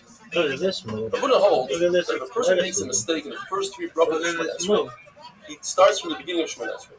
The last three brachas of Shemona Esrei, he starts from the beginning of the last three brachas of Shemona Esrei. That's it. If a person makes a mistake in the 13 middle brachas, and he begins from the beginning of the 13 middle brachas, which is at the point we hold, that all 13 brachas are considered. Look at this move. Ravasi holds that the middle brachas don't have an order. According to Rashi, you can say any one in any order you want. If you make a mistake, just continue from the end. According to Tysus, you have to go back to the place that he made the mistake in its original place. Gemara describes the way Shemona Esrei works. The first three brachas is like a servant setting up praise for his master. Once he praises him, then he goes in the 13 middle brachas and asks for his needs, and finally the three last brachas are thanks to his master. Talmidim came to Rabbi and said, this chazan is no good. He prolongs his davening. So Rabbi told him, what's the big deal? Moshe Rabbeinu davened for 40 days. He said about another chazan. The chazan is way too quick. So what's the big deal? Moshe Rabbeinu was also very quick. He davened for Miriam with a very short tefillah. In this passage we learned that if a person davens for a friend, it's not necessary to mention the name, because Moshe Rabbeinu didn't mention Miriam's name. We know when we daven for Shemona Esrei, we bend our knees and we bow forward. We do this 3 times actually 4 times in Shemona Esrei. 2 in the first bracha, right when we start Shemona Esrei, and Magen Avraham is the end of the first bracha. And then we do it once by Maidim, and the end of Maidim, which is the tension called Chana Loida. If one wants to add extra tefillas, he cannot do so. A couple of reasons. It looks like oneness, etc. Now, if you're a Kohen Gadol, you bow by every single bracha at the end of the bracha. If you're a king, you bow at every single bracha in the beginning of the bracha and at the end of the bracha. According to Shimon Levi, if you're a king, you bow once in the beginning of Shemona Esrei, and you remain in that position the entire Shemona Esrei. There's 3 types of bowing. There's one called Kida. Kida means you put your head forwards until it reaches the ground. You do that by your Filas HaKayim, by Kafna. Not in our days. Kriya is where you get on your knees and you put your head forward. Ishkachava is to lay flat out on the ground, hands and feet. Abaye and Rava would only do the Filas HaKayim, the Kafna. You lay on the ground, but they'd be on your side, not to have your face towards the stones. And nowadays, we just put our hand and we put our head on top of our hand like that. Says the Mishnah, if a person makes a mistake in Shemona Esrei, that's a really bad sign for him. And if he's the chazan and he makes a mistake, that's a bad sign for the whole congregation, because the concept of shliach shalom k'moiseh. Rava saw that Rav Nachman and Rav Sheshes bowed twice by Maidim, one at the beginning of Maidim, one at the end of Maidim. The Bryce that says you should not bow by Maidim is referring to the Maidim in Birkas Hamazon. You don't bow there, you don't bow during Halal. But people would come to ask for Chanina ben Vaisa for a bracha for somebody that's sick. He would tell them whether they would live or die. Based on the flow of his words, if it came out nicely and smoothly, he knew that they would live. We say that if a person makes a mistake, it's a bad sign for him. Some say that means in the first bracha. Some say that the first bracha is referring to you can't have kavanah. You should have kavanah at least in the first bracha. There is a machlokes what Rabbi Yochanan said in regard to nevuah. Nevuah, which is a nevuah of good things that are going to happen in Chumim, says Rabbi Yochanan is referring to a person who marries off his daughter to a Talmid Chacham, or does business for a Talmid Chacham instead of the Talmid Chacham, gives him the prophet, or somebody who gives the Talmid Chacham from his own. But the Talmid Chacham himself, he can't comprehend what lays in store for him. Another member in the name of Rabbi Yochanan is that the nevuah is for the time of Mashiach. But for the Rabbi, which is different than the time of Mashiach, nobody can comprehend. According to Shmuel, the time of Mashiach in our days is identical. We're going to have the same homes, the same fires. We're not going to have Shibim Achuyos. We won't be in Gullus. We'll have a Beis Hamikdash, so it'll be the same.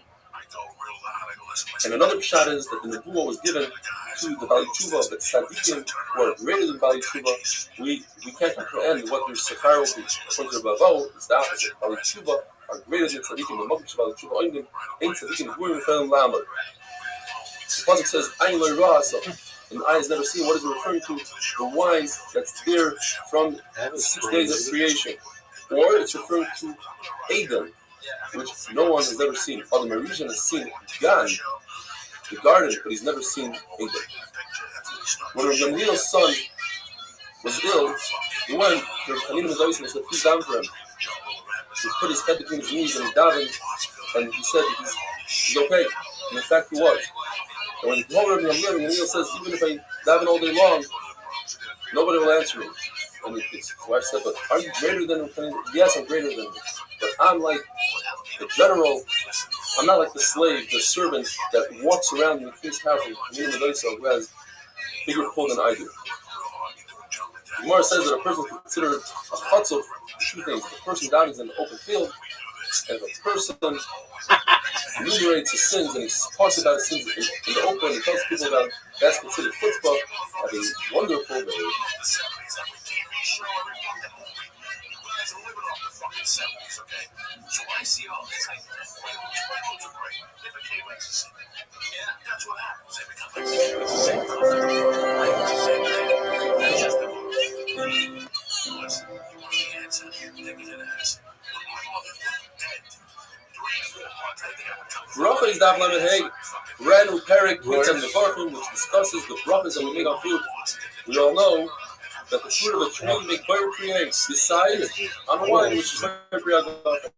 The fruit of the ground, vegetables, make fire creates. Besides on bread, which you make on Mitzvah Nevarchim.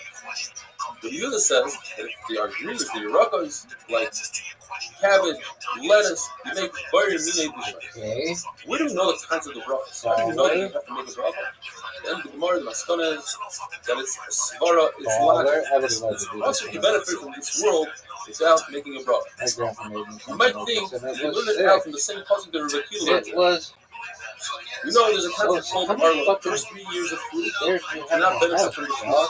On the 4th year, it's called Netter Rabbi. You treat it exactly like you treat mice and shani. That is, you want to eat your fruit, you must bring it up to your slime. Amazing. You don't want to bring it up to your slime. You must challenge the food on money. I totally forgot about that. So just memory unlocked.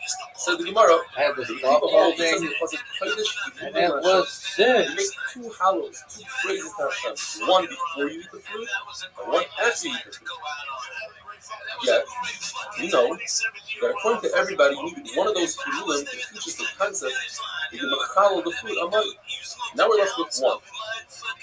Now, the second hilul, you might need it to teach us that the pasuk is talking about grapes. Even if you say that the pasuk is talking about all fruit, not the or even if you have another limud, like a Zer Shabbat, so that leaves us just one bracha. I would use that for Birkus HaMazon. Birkus HaMazon is the right, since I would say, the Torah is telling us you have to make a Birkus HaMazon. And how do I know you have to make a bracha before you? It will be Kal V'Chomer. If I make a bracha after I'm satiated, so certainly when I'm hungry I should make a bracha. The problem is, where do I learn brachas for all other food? And if I say, let's learn from grapes, grapes have something special. They have something Pretty strong there. Otherwise, I'm required to give it to the poor person, and therefore I have to make a bracha. Perhaps I should learn it from bread. Bread has a concept of challah, so maybe that's why I make a bracha. Maybe combine the two, learn from both of them together. Well, they are special, bread and wine, because they go on in this bath. Learn it out from the Shiva Minim. Shiva Minim, you have to make a bracha. No, Shiva Minim have the Purim, the other two doesn't. And besides, according to the Manor that says, Netter Rabbi, how does he know foods that don't grow in the ground, such as meat, eggs, and fish? Therefore, we have to come on to the logic. Svara tells me that it's also to benefit from this world without making a bracha. I would throw it so fucking far. It'd be like a stuffed salini in the night. Necessary stuff. And using the company of Rabbi Ben Abad, which is the symbol of riches. Not only does he sin, Rabbi Ben Abad was a king that caused Klal Yisrael to sin as well, and therefore one should go to a chacham before he eats, and he should learn the brachas of food. It says in the pasuk, Hashem ha'aretz u'malayah. The entire land belongs to Hashem. On the other hand, it says, ha'aretz na'aseh l'bnei adam. Hashem gave us the land. So which one is it? Well, Before you make a bracha, Hashem owns it. Once you make a bracha, Yo. you buy it off Hashem, you have permission to use it. And this brings us to the base. It says in the pasuk of Safta the Throw it in gun, the end zone. and then it says V'lakachta the gunny. Worst. On the one hand, it's the gun cost, it's our grain. On the other hand, it's Hashem's grain. Which one is it? When we do Hashem's will, it's our grain. When you don't do Hashem's will, I it's think Hashem's. dogs. I like their art. Famous machlokes. Look at Whether this a movie. person should spend his days learning Torah or Look providing at him this Torah movie. with Look at earning a this living. It says in the athleticism. pasuk on Saturday the gun. You should go out and What is this? gather your grain. In other words, you're a farmer. On the other hand, it says that you have to learn you should learn day and night. Which one is it? Sucks. It says in Shmuel you have to combine it to learn Torah. Throw it. But combine it with the ferret with Oh, that was earning a baller. living. That was Everybody baller. says it doesn't make sense to me that a person should waste his life He scored a touchdown, plowing though, and everybody working on the knows it. field. What is this gathering bullshit? Therefore, if you do Hashem's will, then His parnasa will be done through Hey, other people. everybody. If you don't do Hashem's will, not only will you have to earn a living, Look but at this you will earn a living athleticism. for other people as well. Google. It says Abaya, many people Worse. did what the Shmuel said, which is provide, Shit. earning a living with Torah, and work for them. And many people tried to be by a phrase way, and it did not work for them. You have to be zeichet to be in that madriga, just for the Torah all day. First generation, they made their Torah the main part of the day, and they're earning the livelihood. How's that only paralyzed temporary guy? part of the day, small part of the day. Sucks. They didn't try to come up with tricks to outdo the Torah and their mitzvahs. They would bring their grain right through the front door, right through the front gate, and create a field of mice. And therefore, says the Gemara, their Torah stayed and their livelihood. They made Throw a it good in living. the end zone, The dog. later generations, Worse. when they made their livelihood the main part of the day, so the Torah was a little small part of the day. I And would they have came up with a scored trick how to prevent themselves from having to get mice by bringing already in the this food game. the skylight. Would be in there. They didn't learn Torah and they didn't earn a good living. On olive oil, you don't make the bracha boirik tree 8 zayis because you don't become satiated from olive oil. Wine This will athleticism. satiate and also makes you happy. You make boirik tree agafen. You don't make it for mother because no one is a suuda on wine. And if you do, but what that is it's different. Unless I know you will come and tell us that that's how you make it. You don't make a bracha on oil because it damages the body.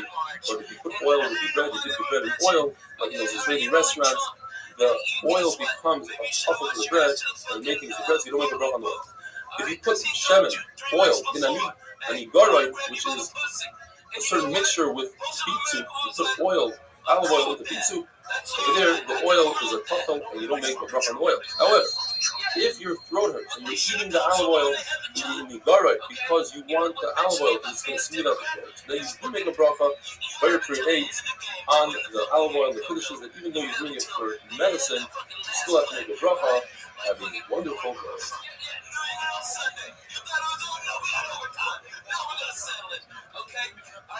New York, New York. A city so nice they named it twice.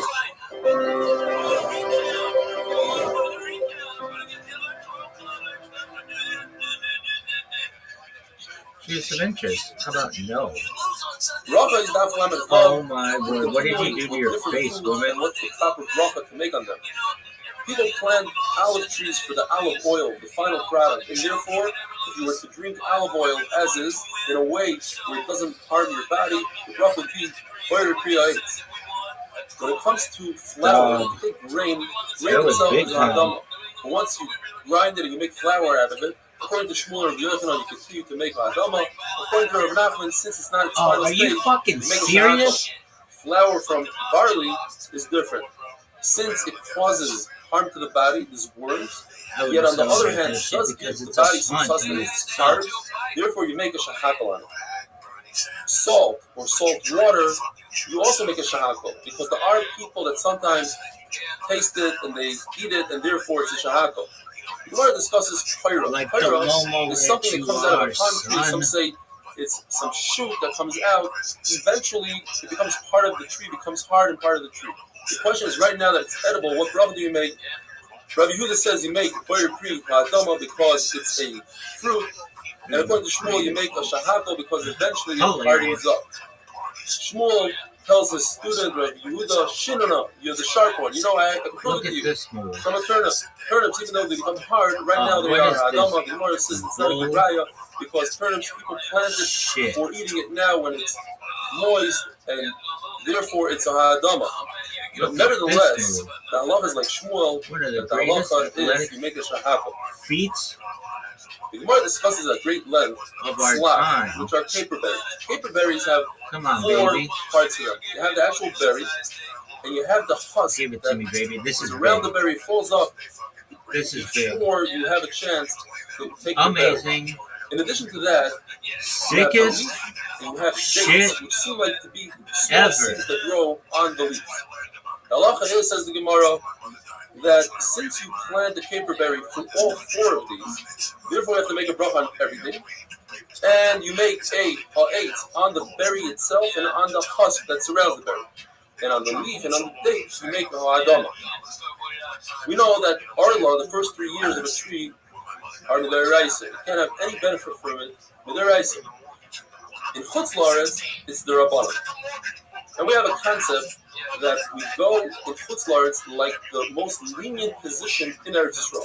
Who's the most lenient in Eretz Yisrael? That would be Rabbi Akiva. Rabbi Akiva holds by Meiser, when it comes to a caper berry, you only take Meiser from 1 out of 4 things. You take Meiser from the berry itself, and not from the husk, not from the leaf, and not from the date.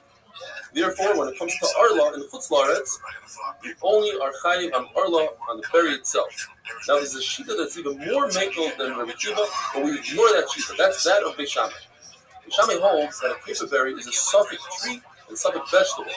Therefore, it's an issue to do kleakarium with caper berry. Kleakarium means to take grapes and plant them together with other vegetables. Since Beis Shammai thinks that perhaps a caper berry is a vegetable, they say it's also. If there's a suffix, now it's a suffix arla. And a suffix arla, you go to someone who's not market on arla and buy caper berries from them as long as you don't look. Maybe he's taken from a caper berry tree that's 5 years old, maybe he's taken from a 2-year-old. You ignore it, you just don't look. So that's even more lenient than Rabbi Akiva, and the reason why you don't go on the Shammai Shita is because when the Shammai argue Basil, it's as if they don't exist. We ignore their Shita completely. Now, the question is, why isn't the husk of the caper berry a shomer, a protector to the berry? And if it's a shomer protector to the berry, it should be chayav barla, it should be over and isra if you eat the husk. And the answer is, the Maskenas Gemara, that a protector is only considered something that actually protects the fruit. If you were to remove the protector, the peel, and the fruit remains to exist and doesn't spoil, then it's not a protector. The caper berry, if you remove its husk, it remains a caper berry. It doesn't go to waste, and therefore the husk is not a true protector in a chayav on arla.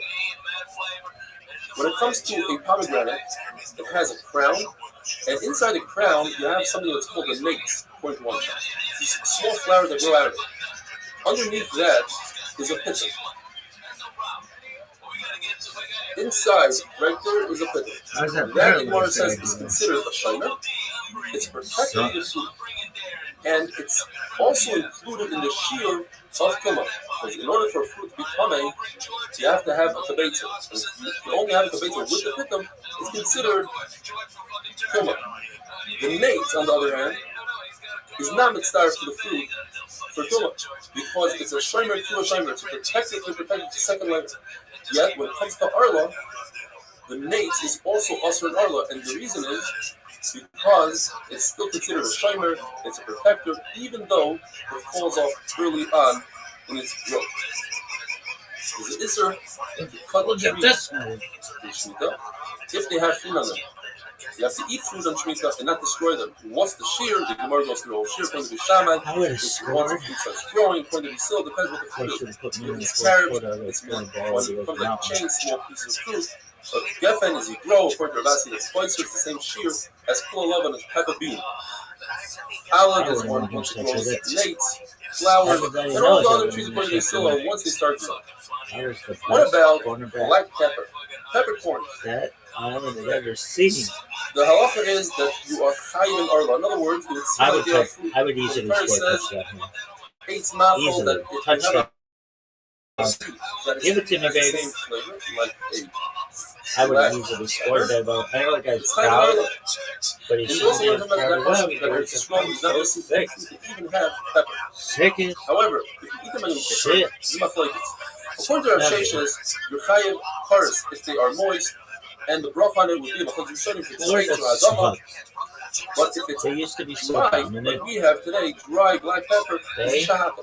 According to Rabbi, if it's moist, you're chayiv paris. But if it's dry, Terrible. you're not chayiv paris. You don't make One of broth the worst at all. teams of all time. Ginger, which is dry, says Rabbi, on your tipper, you're confident if you eat it. However, if it's part of a Right, score you food that comes from fucks. Kush, Rashi says it's Ethiopia, Go to the tight end. others say it's India. The point is, Tight it's end. very heavy on ginger. So first of all, we're not market on Rishu'akum because it's mostly fresh ginger, yet the bracha would be ha'adama. And the Gemara finally talks about daisa, some sort of oatmeal. If you eat it as is, just the oatmeal or the oats or one of the chamish taminim, the bracha would be mezainis. But if you add a lot of honey to it, it's machlekes. According to Rabbi Yehuda, the main part is the honey, and therefore you make a shahako. And according to Rav Kahana, since it has one of the 5 minim, one of the 5 grains, the bracha is mezainis. This points out that even if you have the 5 grains, if the 5 grains are in there, to bind the One the of item, the worst such as let's say the licorice, moves to say ever. that If they kick the ball there's a lot out of throwing flour in it fist, just to keep it together, guaranteed. it acts as glue, then the bracha would be Worst shahako. Have a wonderful day. team. There's a lot of cities I go and I travel. People get mad at me. You know, periscope. Listen, guys, it ain't the same. It ain't the same. I know you can periscope on a weekend. There's some place you can sit outside, smoke a joint on the phone on the fence, and nobody sees me. There's some place you're watching. You stick out like a fucking. Bracha is daf lamed zayin. Oh, If a great person job. eats a mixture that First includes down. one of the 5 grains, you have to make a very many mezainis. Unless, like we said the other day, Tosis brings down that if the 5 grains acts as a binder, then it's a shahako. Now we're going to be discussing the sugya of pas oirez and pas doichan. Bread of oirez and doichan. What is oirez? Rashi says oirez is millet and doichan is panic grass. But many other Rishonim are machloga Rashi. It's brought down la halacha that Look at the oirez yellow. is what we call today rice. And in Israel, Look at the oirez is yellow. rice. So what bracha do you make if you eat rice bread, and what bracha bread do you make? The 4-way machlokes. Rav and Shmuel hold that you make a Look at the shahako, yellow. and afterwards you make a burden of us. Look And at this that will come as a yellow. very big surprise to a lot of people. Rabbi Yochanan ben Nuri holds on the other end that you make a hamaitzi and a birkas hamazon on rice bread. Rabbanan, What and would this you is how do we if pass you it not today, that? you make a Let's mezainos, focus and a on the yellow. real holes, you make a mezainos, and alam nifya. But once we mention burden of fashos, Throw it in the end zone. This explains what the words of burden of fashos means. It's a beautiful I text. would throw it in the end This zone. says, If anybody wants to burden know, of fashos rabbis b'chesroino. What does b'chesroino mean? It means what's essential to life. Bread and water. So you think Hashem for bread and water. Kol ma shebarasa lahachayis b'nefesh k'chai. Says Tosfos. It means all the luxuries that are not essential to life. Imagine if HaKadosh Baruch Hu gave us just bread and water. All we eat all day long is bread and water. How boring. But Hashem gave us steaks and chocolate and candy and pizza. All the great stuff. Lahachayis b'nefesh k'chai. What about oatmeal? What bracha do you make on oatmeal porridge? According to Rabbanan, you make a mezainos. That's what we do today, and we make a michya. that's But according what to your meal, I'm talking and this is a huge kaddish, we make a birkas hamazon when you're done eating oatmeal. If somebody chews Good. grain, you make a burger. Good job. But if you ground it and baked it and cooked This it, girl can get it. it depends. If it remains as a bread, it looks like a bread, you make a maitzi, and if it doesn't look like bread, you make a mezainos. According to Rabbi Yehuda, who says you have to be more specific when it comes to Bar Pri Adama. So in the Mishnah he says that if you're eating cabbage or lettuce, you have to make Bar Minei B'Shayv. Over here he holds that if you chew grain, you have to make Bar Minei Zirai. What if you chew rice? You make also very Bullshit. and if you ground it, face it, and cook it, and it remains looking like rice bread, you make a mezuzah. According to the Rabbi, all shivas haminim, pomegranates, dates, etc., you have to make a birkas hamazon when you're done eating it. It's unbelievable. The Gemara tells us a story that Rabbi Leil and Rabbi Kiva, they were eating dates. Rabbi Leil told Rabbi Kiva, you say the bracha achrayna. Rabbi Kiva jumped ahead and made a halamikia. Rabbi Leil was upset. I'm the Rebbe, you know I hold that it's birkas hamazon. So Rabbi Kiva told Rabbi Leil, but you yourself paskin that you should go by the Roiv, and Roiv hold that you make on dates, you make halamikia. The Gemara brings different types of food. One of them is a chavitza, which is almost like a challah, let's say. It's a kavshel that has bread in it. Says the Gemara, if the size of the bread is a kazayis, then you have to make hamoitzi. If it's less than a kazayis, it's a mezayis. And we learned this from when a Yisrael brings his mincha, and he hasn't brought one in a very long time, according to Rashi, he makes a shechiyon. If the kohen eats from the mincha, he makes hamoitzi, provided that the pieces are kazayis. So you see that you need a kazayis in order to make a hamoitzi. There's a brayz that says that if somebody gathered crumbs from the mincha, and he eats the crumbs in a chatzi pras, in a shir of a chatzi pras, meaning he ate 4 kibbetzim in 3 to 9 minutes. So he could be yaitza the matzah. His matzah is lechem ma'ini, and this is really poor bread. But he's also chayav on chametz, if it's chametz. We must say that it's talking about a situation where these crumbs come from a larger bread that's still in existence, and therefore these crumbs have chashivas. La'alacha, chavitza that has crumbs that are less than a kazayis, you make a hamoitzi if you could see that these crumbs come from bread, they are bread. It has a tzura than a hama. Now, if the crumbs are larger than a kazayis, even if you can't tell that they are from bread, you still make hamoitzi. Tosis holds, and this is how we pass it, that we're not talking about cooked chavitza. It's actually just bound together through some other thing, like with eggs or something. And only in that situation do you need a kazayis. But la'alacha, if you eat crumbs of bread, then even without binding them together, it's definitely a hamoitzi. There's something called chuklin, the Gemara says, which is also known as kuba da'ara. It's a very liquidy dough, maybe perhaps something like pancake dough, and you put it in the oven. Says the Gemara that according to Rabbi, it's chayiv and challah, and according to Rabbi Yochanan, it's patur and challah. Teresa. What is Teresa? There are 3 explanations. One is that it's a very, very thin batter, maybe something like a blintz batter.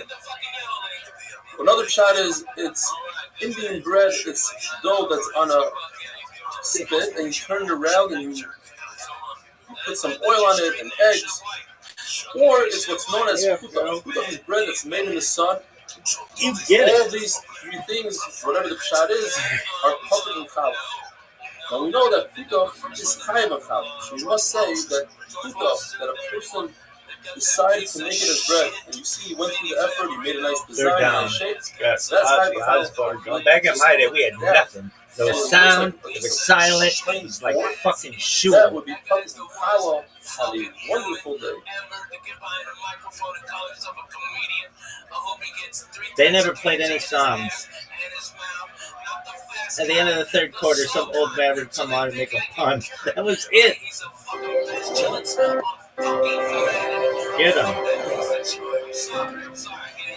Oh, what? Are you seeing this bullshit? What up? How are you? Continuing with kuba da'ara. You take flour, you mix it with water. Yo. And it's a liquidy dough, and you put it in the bottom of the oven. How are you? According to the Tanakh, it's considered bread. Can you hear me? Therefore, you make hamoitzi and birkas hamazon. Oh, wow, you're amazing. Just one moment. It's considered dough that has You don't go to class. You don't go to focus on the yellow. Focus on the I'm here. Just a moment. How's your day going? What are you doing? Okay. Do you have Discord?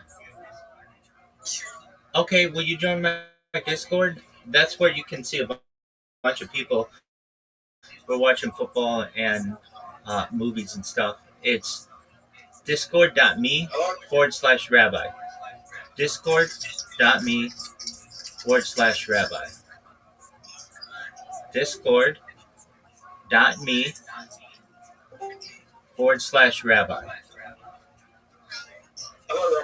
Just one moment. Yo, Zoo, just one moment, big dog. What's your name? Marcy. Amazing. I'm Rabbi, and we'd love to have you as a member of the Discord.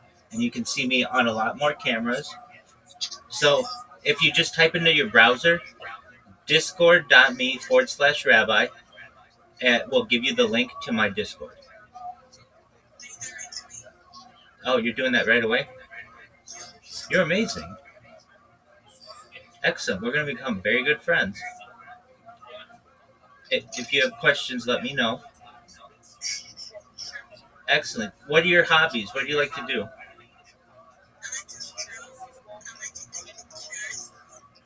Excellent. What was the first thing you said? You like to stroll around? You said you like to stroll? That's amazing. I hear people say that like to walk or run, but never stroll. Beautiful. When did you learn to say? Okay. Just one moment. I'll send you an invite. Do you know your Discord name? Okay, just one moment.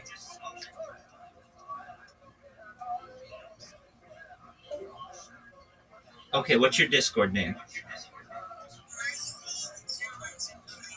Okay, like MERCY?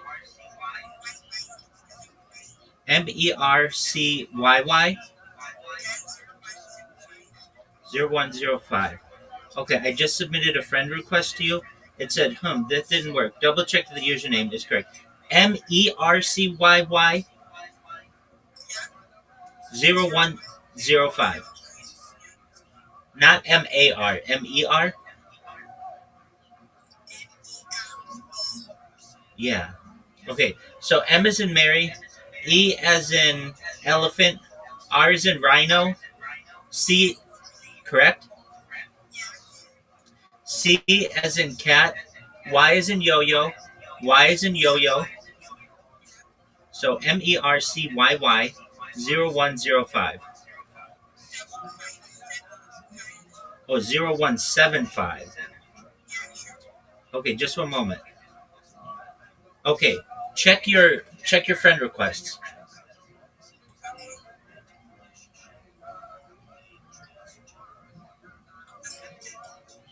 Amazing.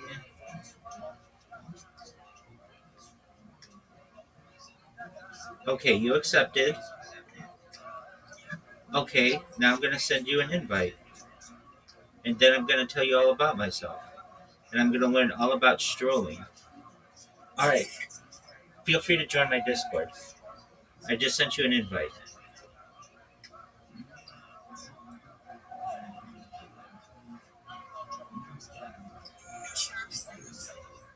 Accepted. Okay, and then join the VC, and I will talk to you. I mean, I can talk to you here too, but there is easier. Okay, do you see how to join the VC?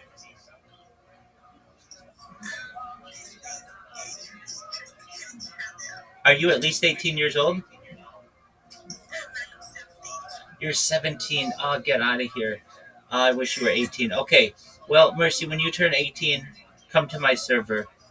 Until then, blessings to you. Best wishes. You're welcome. Shout out to Mercy. Everything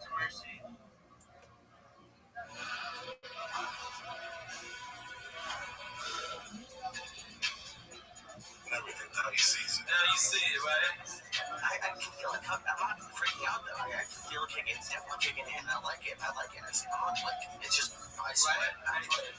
Yellow. Yellow, just yellow, man. Just yellow, baby. Why yellow? That's all I'm thinking. No other colors. Just yellow, right? That's it. I like yellow. That's my favorite color. Stay in the middle. Stay in the zone. Okay, we're gonna. It's funny that when I got into comedy, especially when I came out here, I go, how long is it gonna take for me to fuck up? Like, how long is it gonna take for me to hit somebody with a chair or rob one of these comedy clubs, you know?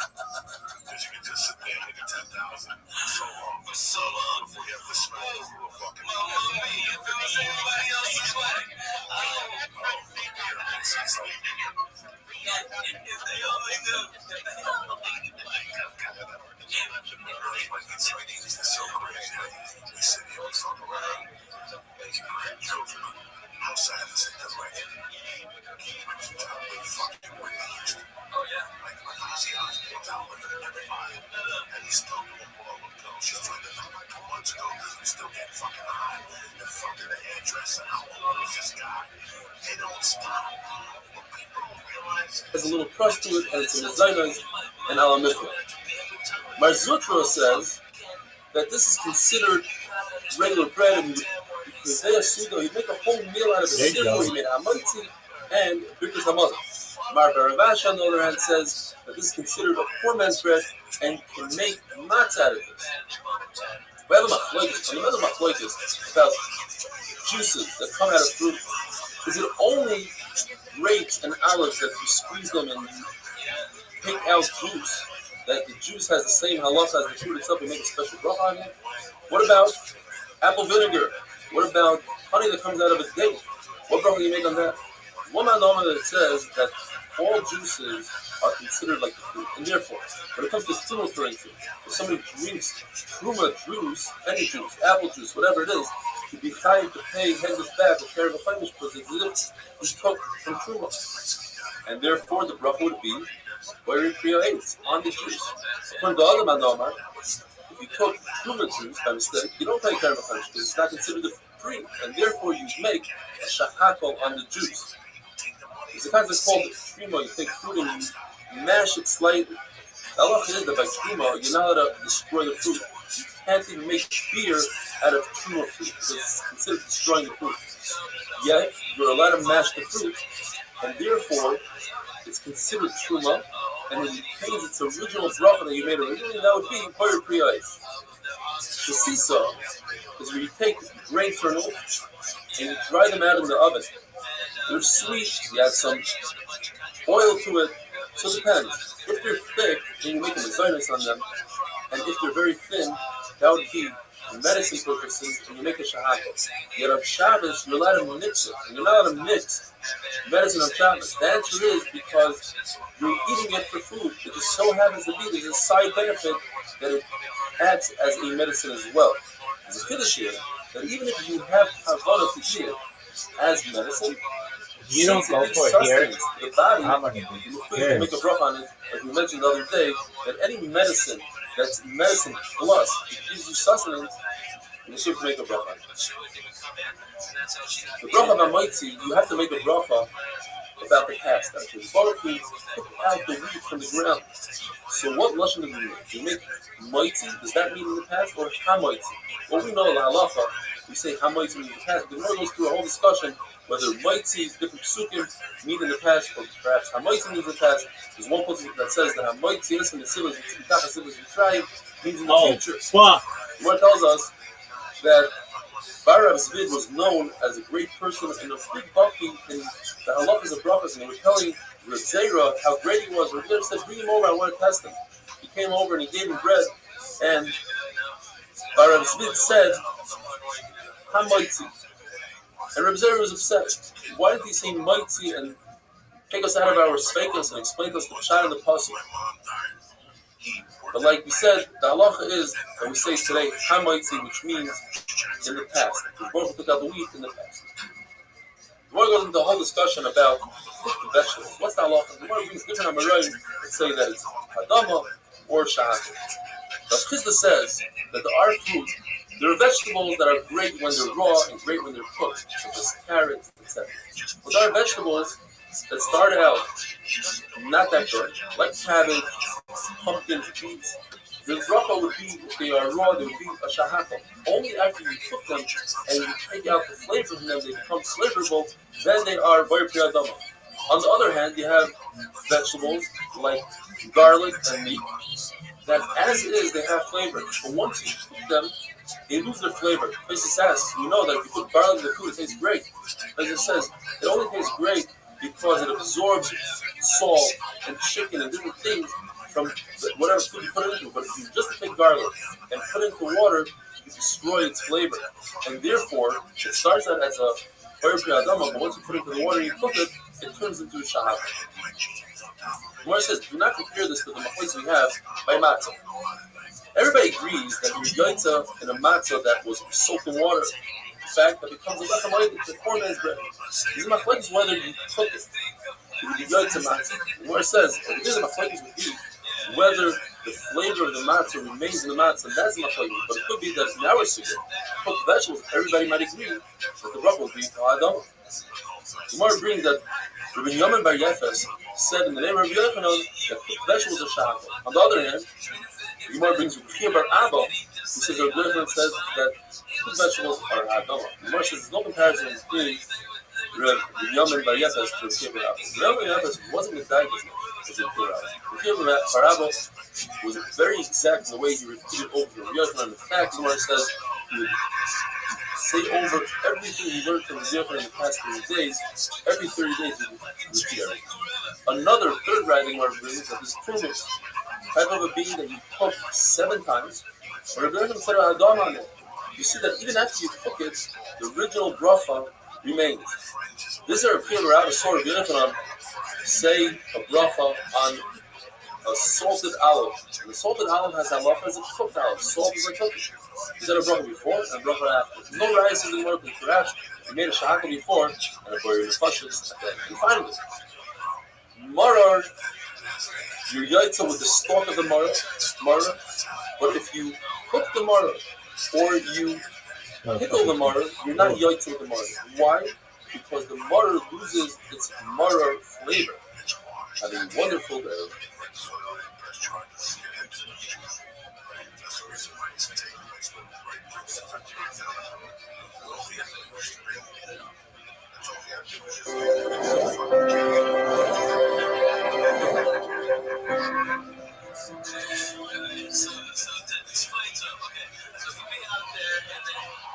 Bracha is the Aflamet test, continuing with the story that Rabbi Yochanan ate a very salty olive. The question is, how did you make a bracha flame? In order to make a bracha flame, you have to eat a shear of an olive size. But every olive has a tip. And therefore, that olive that he ate is less than a shear. So you must be talking about a very large olive. The shear of a kazayis is a medium olive. So even without the tip, it still had the shear of a medium olive. If you have 2 foods in front of you, one is a hadama and one is a shahata, you make the bracha of hadama first. Let's say they're both hadama in front of you. If you like one of them more than the other, you must make the bracha on the one you like more. Says the Gemara story, there were 2 Tanoim, 2 Talmidim that were sitting in front of the Bar Kapara in the middle of the meal, and he brought out in front of them cooked cabbage. And now we have the whole discussion yesterday. They're going to go deep. Cabbage. Is it a shahata or a hadama? He brought in front of them kardiyot, which is hard-rich bird, the meat of a bird, and also umaskin, which is melted intercepted it. And the Torah told one of the Talmidim, go ahead and be motzi us with the bracha. So he went ahead, jumped ahead without asking questions, and he made the bracha on the meat. So his friend laughed at him. But the Torah was very upset about him. He said, I'm upset at you for laughing at your friend. Your friend did it because he likes meat more than anything else. And I'm upset at you for making the bracha on the meat. You should have asked me. I'm older than you. The Gemara says, in fact, both of these Tanoim were nifter that year. The Gemara says, but don't prove from this story that there's a machlokes what the halacha is in regard to cooked cabbage, which is cooked vegetables. It's possible to say that everybody holds that cooked cabbage is a shahata. There's another question. Community. Followers. Was when you have a situation, you have Zero people. two foods in front of you.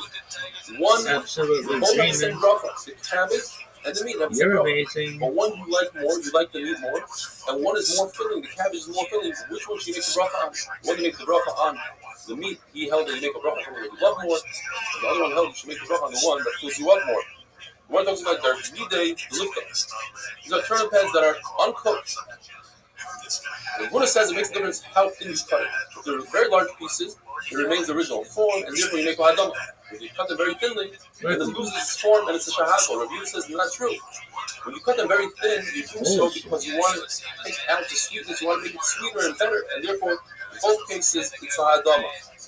Rabbi says if you have a dish made out of beets, and it doesn't have that much flour in it, you make a hadam. What about a turnip dish that you do put a lot of flour in it? It says the Gemara, you don't make a mezainis on it because the flour is there only to bind the ingredients together. The Gemara tells us that beet dish is really good for your heart, it's good for your eyesight, and it's good for your intestines. So the Rabbi provided that you put it on the stovetop and you cook it until you hear the sound of tuch tuch. You want to sound really smart, you ask your family a trick question. They're going to know it's a trick question. What bracha do you make on vegetable soup? Just the liquid that comes out of vegetable soup. No chicken, no other ingredients, just vegetable. And the halacha is that it's hadama. It's exactly like the vegetable that it comes from. Not only that, the Gemara says even dill, don't think that dill is there to remove foul odor. It's there to impart the flavor, as the Gemara brings. That if once you put dill into the liquid, and it imparts its flavor, you're no longer over on eating truma if the dill is truma, and you're no longer from Kabbalah truma. We view the dill itself as just a piece of wood because it already imparted its flavor. So you see that it has flavor to impart. The Gemara brings a three-way machlokes. When do you cut bread? At what point of the bracha do you cut the bread? Rav Barashi says that if you have a very tough piece of bread, you want to be able to eat it, so you soak it in water. And soaking in the water creates a situation that's as if it's cut. And you make the bracha afterwards. That means that Rav Barashi holds that you make a bracha after the bread is completely cut. But Chia himself holds that you should make the bracha, you should cut the bread at the end of the bracha. It's as if you made the bracha on a whole bread. Rabbi says that's not true. Since you cut it right before you finish the bracha, it's as if you made the bracha on broken bread. Therefore, says Rabbi, and that's how we pass the halacha. You make the bracha. Take it to the his. Cut the bread after you make the bracha. And that brings us to the base. What happens if you have in front of you a choice of bread? One is a small whole roll, let's say, and the other one is a large piece, but it's broken. The Buddha says you make the bracha on the broken bread. It's more important, it's more function, and therefore, even though the other one is from bread, the Resident says you make the bracha on the whole one. The Gemara brings that the Tana came and said what you should do is, and the Gemara said, take both of them together. Take the broken one and put it under the whole one, and like this, it's both shitos. Or Nachman Yitzchak said, that's amazing. He asked the guy, what's your name? He said, my name is Shalom. He said, oh baby. Torah is whole Shalom. Oh baby. Shalom between Ravuna and Ravuna. Quintuple. Quadruple covered. This case of a broken bread and a whole bread is not similar to the case that we have at I would have scored, but the halacha is that if you have a large half an onion, which tastes better than a small whole onion, you should give the half onion as truma. Everybody holds that. The machlokes is I would have there's easily no kind around. Designate put aside the half onion, it's going to go to waste. oh So what am I going to baby. hold? Set aside the I whole would have scored there small too. onion, and I never since you mind. always No, separate and designate the better one, the more kosher one, even if it will go to waste. If you have a broken piece of bread that's made out of wheat, What is this? and a whole bread that's made out of Bullshit. barley flour, the halacha is you make the bracha on the broken wheat, because wheat is more kosher than barley. Settings. As it says in the pasuk, Channel. Hita comes before barley. My What brother is this Rabbi bullshit? is the one that said before, we mentioned before, you can do both of them together. And therefore, on Pesach, the Papa says on Pesach, everybody holds that you take the broken matzah and you put it underneath the whole matzah, and that's how you make a mitzvah. Settings. Because on Pesach, there's the concept of lechamayni, poor man's bread. And when you do so, it shows as if you are breaking off from the broken piece of matzah, which poor people usually have, broken bread. The Abba says that on Shabbos you need to have two talis, lechem, mishnah, and Rav Ashi saw that Rav Kahana cut only one out of the two bread. Reb Zera says, according to Rashi, Reb Zera would cut a very large piece of challah, and he said it doesn't look like a ratzon, like a chazer, like a fresser, because everybody knows that during the weekday he would have a smaller piece. It was only the Kavod Shabbos that he made a large piece. Other Rishonim learned that Reb Zera cut both pieces, both challahs. Rabbi and Ravasi, and these are the last halakha for today, when they would get challah for an Eruv, they would make hamoitzi. If they had a choice of different challahs, they would use the Eruv challah because the Eruv challah already had one mitzvah in it. And the Eruv in it, it's better to do two mitzvahs out of one challah than to use a challah. That is so funny. They never had a mitzvah done with it. Have a wonderful day. Oh my god, I just announced I can't stop sweating. See, this is the market like last time I did this. I was freaking out. This is now I still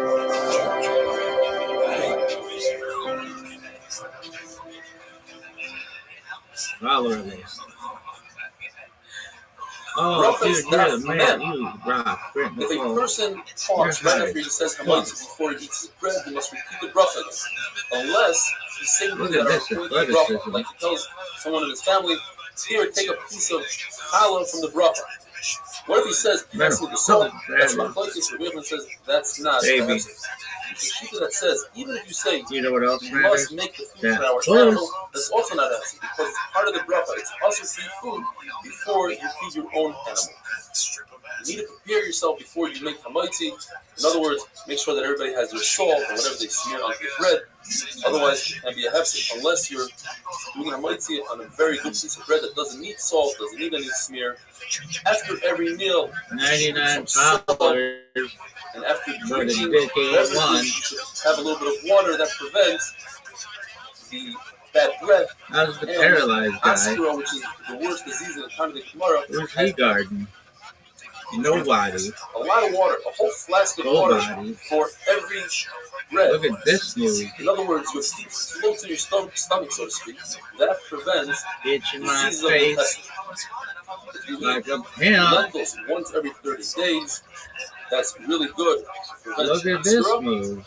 And if you eat it every day, that prevents bad breath. If you eat mustard once every 30 days, that prevents diseases in general. And if you Look eat at it this every day, it's not very good. It weakens the heart.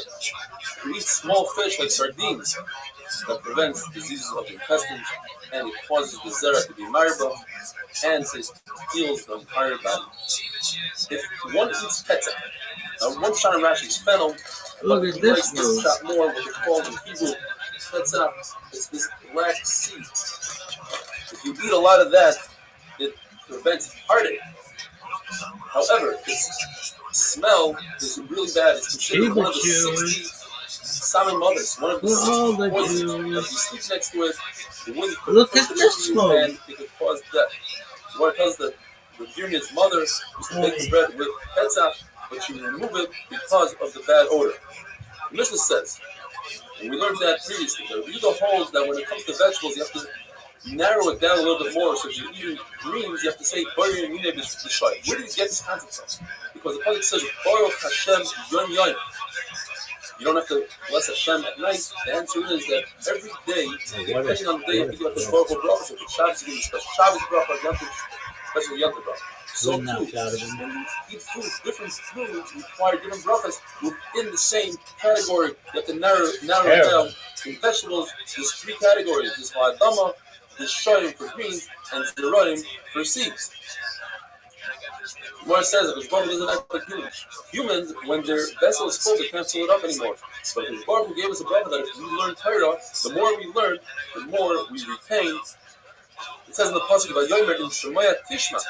So another pshat is, if you chazer and you do chazara on learning, you will be able to retain more. Says the Mishnah, if you say ha'adama, Baruch Pri Adama, Don't on suck. fruit, I would throw you are it in the yoitzik. end If you say zone. the opposite, you say Baruch Pri Catch it Adama, one-handed. on Like it. vegetable, you're not They yoitzik. wouldn't even Ha'adama penalize is me. moitzi Penalty. Penalty. When you bring Bikurim to Hashem, to the Worst You're supposed to say, team Ala Aretz Hashem ever. Esacheli, on the ground, on the land that you gave me. Now, what happens if you had a disaster on your land? Your tree was chopped down, your stream disappeared. You still say it. And Jesus says, yes, you still say it, because the main part is the actual land, not so much your tree. You the holds, it's the land that we give the bracha, not the tree. Is it machlokes a tree? Machlokes what exactly? From what tree did Adam Rishon eat? Look at this. When he sinned? According to the mayor, What are they going to do? The grape. Kick Because this fucker all down the sin- middle, baby. Humans sin because of wine. Oh, he missed And it. the Nehemiah says it's the fig, because the fig is what he dressed himself. Oh, he got it. Afterwards, other How the people wanted fuck to did give he him get anything. that? It was the fig that tried Let me to see it again. compensate on the avera that he did. And finally, Rabbi Yehuda holds I can it's never wheat. see that It's shit. a tree of wheat. In other words, wheat is a tree. He ate from the Eitz Hadas. It gave him seichel. That was so Child only has sick. seichel can differentiate and call his mother, mother, and father after he has wheat. In other words, that's how he has that. And I would think that if you say ha'et on wheat, you are right. The answer is that wheat, although it might be a tree, but since it doesn't grow, once you pick it, that's it. So you don't say ha'et on wheat. Rav Huna says, if you say shahakol, you are yoitz on everything besides wine and bread. And Rav Yochanan says shahakol will be moitz even wine and bread. This is machlokes. Rav Yochanan says if you change the words of the brachas of what Chachamim and Anshe Knesset were in the sakin, you're not yoitz. Or Meir says if a person uses his own language and he says, how beautiful is this fig? Baruch Hamakam. Less than HaKadosh Baruch Hu says, Meir, he's yoitz. But it's possible that if a person mentions this fig, it's better than saying shahakol, because shahakol is just a general bracha. On the other hand, it could be that shahakol is better than saying your own language, because shahakol is a bracha that Chachamim were misagid. The word tells us that there was a shepherd, his name was Bilamid, and by benching, instead of benching, he said, Baruch Rachman Moreh, the High Rifta. Blessed is Hashem, the master of this bread. And Rav said he's yoitze, the first part of Birkas HaMazon, the first bracha of Birkas HaMazon. And we know that Birkas HaMazon is one of 5 things that you can say in any language. The Parsha of Saita, Yidin, Meiser, Ishmael, Shmanesri, and Birkas HaMazon are things that you can say in any language. But I would think you could say it in any language when you translate word for word. But in this case, he said his own words.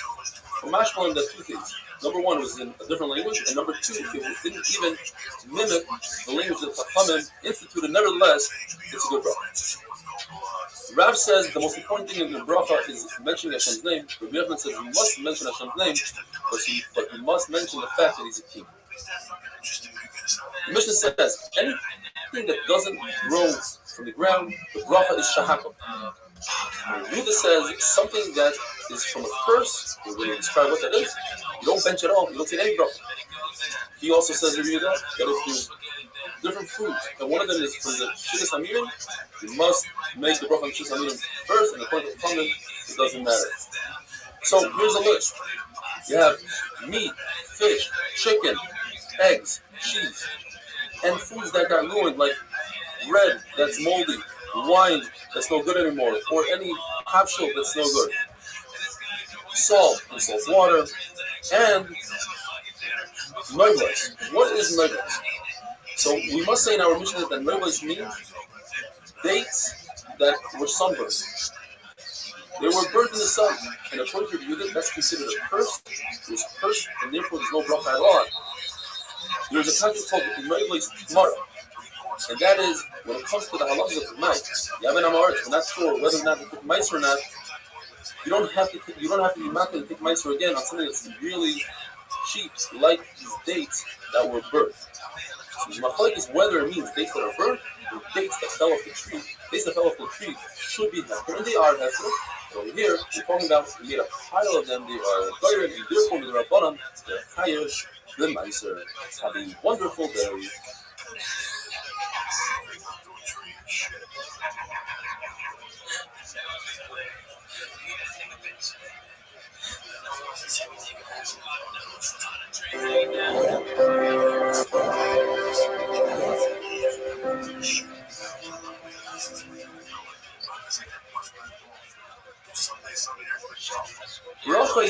Mem Aleph. We have in the Mishnah Machlokes with Yehuda Chachamim. If you have fruit in front of you, which one do you make a bracha on first?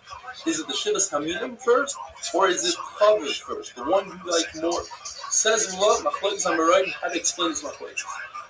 The Machlokes is only when the brachas are the same. Both of them are right. So you have an apple and an olive. The olive is Shivas Haminim, the apple is what I like more. Which one do you make first? But if the brachas are different, you have Ha'adoma and Ha'etz, you have a carrot and an olive. You can make a bracha on the carrot if you like. Now, there is a brisa that says that if you eat a turnip and then you eat an olive, the turnip, the Ha'adoma on the turnip is mighty the olive that's Ha'etz. And we must explain that the pshat is because the turnip is very sharp. And the only reason you're eating the olive is to diffuse the very sharp taste. In other words, the olive is a tuffle to the turnip. And here's a big chiddush. Even though you're eating the tuffle not together with the turnip, nevertheless, since it comes because of the turnip, it's still considered a tuffle to the turnip, you don't make a bracha on it. Now there's a shita that says that the machlokes are Yehuda and Chachamim is even in the case when the brachas are not equal. Because we have a Rabbi Yosef who says that the pasuk that discusses the Shivas Haminim, Eretz, Chita, V'Soira, V'Gefen, V'Kaina, V'Rinu. Eretz, Zeisem, Zeis, Shemen, V'Dvash. Goes in a very specific order. Chita, wheat, the bracha comes before Soira, barley. And you just go down the pasuk, whatever is first in the pasuk, the bracha comes before that thing. And therefore, that would tell us that anything that's in this pasuk comes before other vegetables as well. Chanan says that this pasuk is coming to tell us that these fruit of Eretz Yisrael all correspond to shiurim in the Torah. So, for instance, you start from the beginning. Chita, wheat. That is, if a person goes into a house of Mitzorah, holding his clothing and his shoes and his ring, they become tamei immediately. He becomes tamei immediately, and all his clothing comes from. But if he's wearing his clothing, he has to wait anywhere from 3 to 9 minutes. That's the shear today achilas pras. A half a loaf of bread. A loaf of bread is 2 seudas. A half a bread is 4 beitzim, 1 seuda. But the Gemara says it has to be in a special shear that's easy to eat. It has to be made out of wheat. So here you have the shear of wheat. You have to be leaning, and you have to have a dip. The next shear is soira. A bone the size of a barley is mekama if it's with that person, if you touch it and if you lift it, but it's not mekama the whole room, but oil. Gefen, wine, is a shear for Nazir. Another Nazir eats kartzanim, he eats the peel or the seeds of the grape, he eats a shear of revis. How do you measure revis? With wine, wine is thicker than water, therefore more of it fits into the cup. Kaina is a fig, that's how much you have to take out into a different rishus and Shabbos, the size of a fig for food, that is the size of a fig. You mind a pomegranate, if you own a kli, you're not selling a kli because a kli wouldn't become tummy, it would lose its susceptibility to tumor even if it has a small hole in it, but if you own a kli, you don't want to get rid of it until it has a giant hole the size of a pomegranate. Then it's no longer healthy. An olive, that's all, most of the shiurim of the Torah, such as Caleb, Dam, Figel, and Noisar. And finally, Dvash, which is a date, that's the mountain you have to eat on your sticker in order to be oil. And Rabbi Yosef was He's got to be kicked out of the game? all these shiurim are just on a smack in the Torah, it's not a real meaning of the Torah. Question. You have in front of you a date and a pomegranate. Which one do you make a bracha on first? Now, if you go in the list of the Torah, the date is the last one in the 7 minutes. Pomegranate is number 5. So the fire of pomegranate should come before the date. Says the Gemara, Rabbi Muna said no. A date comes before a pomegranate. Why? Because the pasuk is divided into 2 pieces. First eretz and second eretz. The date is the second one to the second eretz. The second one comes before the 5th one on the first eretz. And if this had heard this, he was extremely excited. He said, Rabbi should have metal feet so that I could serve you forever. The person made Amaiti, and then they brought him fruit. They brought him dates, figs, and grapes. According to Rabbi Nachman, since it's not part of the Suda, you have to make a separate bracha on it. And Samazon works to be Moitzi those food. According to Rav Shimon, you need to make a new bracha, Achroina, Birkas Hamazon doesn't work. Why? Because Birkas Hamazon is only for something that satiated you. These foods are just for sweetness, and therefore you have to make another bracha. Strolling, that's the nicest this is thing. one of the scariest words in Shabbos. This is the Like only stroll, thing that like I can eating think what? of that doesn't require a bracha. Right now, Oh, is fuck. possible to kiss him with his son. Rashi explains. What is This this? thing is This team posted sucks. bread that comes at the end of the meal, toasted grain. Says Rashi, it's talking about after Birkas Hamazon, they bring toasted grain. In addition, they bring bread, and since that bread has so little flour, less than the kazai's flour, it has a lot of nuts and other stuff in it. Therefore, you don't have to make a bracha koina. Tosfos argues with Rashi very strongly. Rabbi says, bread patters all food, and wine patters all beverage. It says Rav Papa, halacha l'maaseh, and he says three halachas. I'm going to say how Rashi learns, but also how Tosfos learns, because we go by Tosfos, and that's what's brought down in Shulchan and in Shabbat. Things that come because of the Suda, in the middle of the Suda, don't need a bracha not beforehand and not after. It says Rashi, that's talking about anything that you dip Shit with football bread. team. No, it's talking about meat and fish, and that's what we do today. We don't make a bracha on meat and fish because of this halacha. It comes out of the bread. You don't eat it with the bread, but because you have this with bread, you bring to the table Offside on fish the and meat, and you're not going to make it. She. Second halacha. If it doesn't come because of the Suda, then you have to make a bracha beforehand, but not afterwards. What does that mean? Says Rashi, it's not for a dip, it's to satiate yourself, such as eating cabbage or turnips. Tosfos says, no, it's talking about fruit, sweets, and Rashi used this as the third option. Sweets, in other words, fruit, they don't come because of the bread, and therefore, you make a bracha before, but you learn to the goodness among the next. And finally, the third halach. Anything that comes after Sukkot, you have to make a bracha before and after. According to Rashi, it's fruit. And according to Tosfos, it means even meat and fish that come after you're done. You say, I'm finished eating. You didn't make the mother when you're done. You have to make another bracha, Rishayna, and after. And finally, the last halach is this. The Zayma says that when you make hamaitzi on bread, it's not mighty the wine. Why is that? Because wine is special. Wine is burning a bracha for itself. Meaning, there are times that you make a bracha on wine, you don't even want to drink the wine. But you have to make it on wine, such as tradition as well. Therefore, it's a very special bracha. And if you're not yotza through the bread, it's wonderful.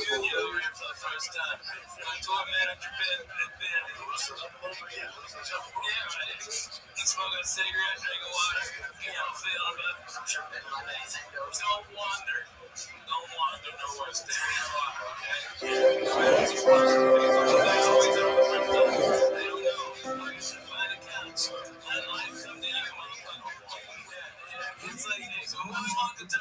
Rocha Stavman Beis, continuing with the sugya of Hasaba B'Kisnim, bread that comes together with Kisnim, which is toasted grain. In other words, it's a different type of bread. Rashi describes it as very heavy on the sweets, on nuts, very low on flour. That's why there's a manora that says you don't even make a Birkas Hamazon on it. What bracha Rishayna do you make on it? According to Yehuda, you make hamaitzi. According to Shmuel, it depends. If one is kiveh a suda on it, in other words, he eats 4 kibbetzim of it, then he would have to make hamaitzi. In fact, in nowadays, if you eat any cake or whatever cookie that and you eat 4 kibbetzim of it, you would also have to make hamaitzi on that cake and cookie. Not kiveh a suda, says Shmuel, then it's just the mezainis. Rabbi Yehuda was at a chasna that he made for his son, and they brought out kistin.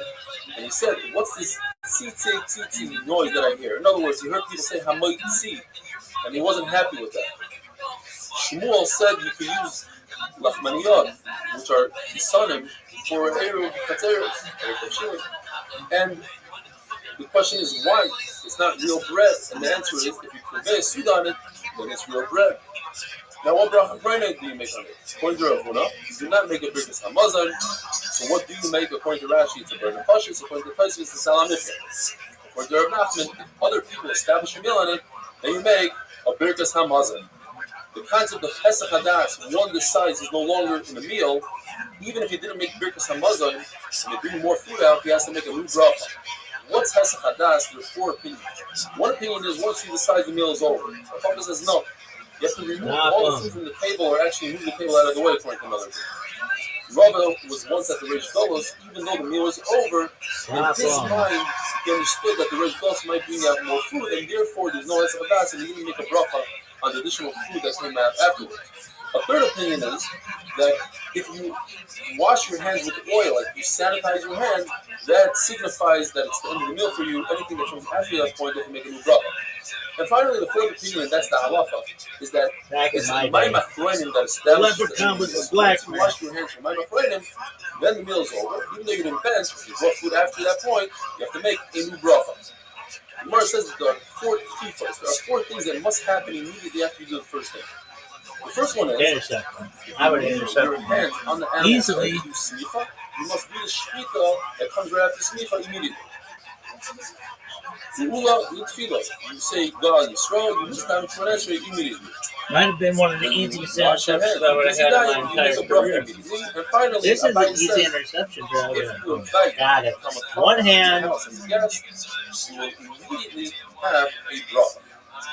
Says the Mishnah, there are 3 times during the meal that one would drink wine in the time of the Gemara. One was before the meal started during the appetizers. One during the meal, and that was in order to soak the food in the stomach. And the third one was after the meal before Bignas Hamazon. Says the Mishnah that if you make a bracha on the wine that comes during the appetizer before the meal, that's enough to conquer the wine that comes after the meal before Bignas Hamazon. The same thing if you make a bracha on some sort of appetizer, that's enough for the appetizers during the meal as well. And this brings us to Talmud Beis. Gemara says that 1 cup of wine, a bracha on a cup of wine, is mighty the 7th cup of wine, provided that it's in other words, it's Shabbos, it's Yom Tov, it's after bloodletting or after coming out of a bath. But if it's during the week, 1 cup of wine has nothing to do with the other cup of wine. You have to make a bracha on each and every cup of wine. In fact, if you're the type of person that doesn't really drink a bunch of cups of wine, you only drink one, like a baya, then you would have to make a bracha on Shabbos also on the 7th cup of wine. He didn't have in mind when he drank the first cup, he's actually going to have a 7th cup, and therefore you have to make a bracha on the 2nd cup as well.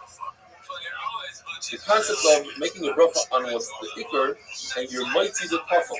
So if you make a bracha on bread, your mighty is the parperes, which is like cake or snack, but not the opposite. If you make the bracha on the parperes, you're not mighty the bread.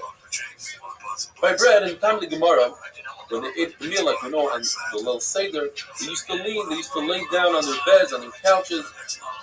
If they were in a leaning position, then one person could be made to everybody else. But if they're not leaning, they weren't for their suda, then one person cannot be made to other people. And nowadays, this is different. We sit as if we're for suda by sitting, not by leaning. During the suda, when you drink wine, it's the soap, the food, that has less of a chashivas than drinking wine for enjoyment. And therefore, there's a machlokes whether making a bracha on the wine that's there to soak food is mighty, the more important one of after the meal when you're drinking for enough.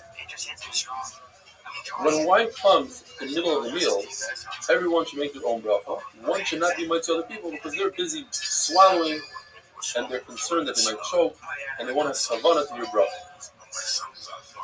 If it comes after the meal, then one person makes a bracha for everybody. The Mishnah says that only when they're all leaning, one can be mighty to everybody else, unless they planned initially to sit down and have the meal, and that is considered as they decide to do so. The Lord says a story that after Rabbi was nifter, his Talmidim went to the Levaya, and they all decided, they got together and they said they're going to eat on the banks of Nahar David. And when they got there, they weren't sure if that's considered to establish a Suda.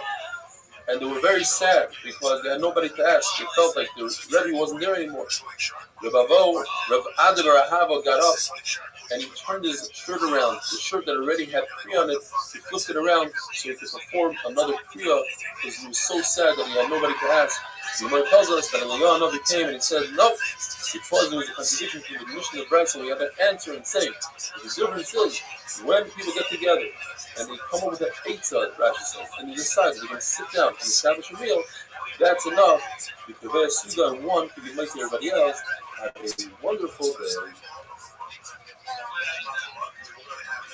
So much acid stuff that it's all over. You got ISIS acid. You gotta take it. You gotta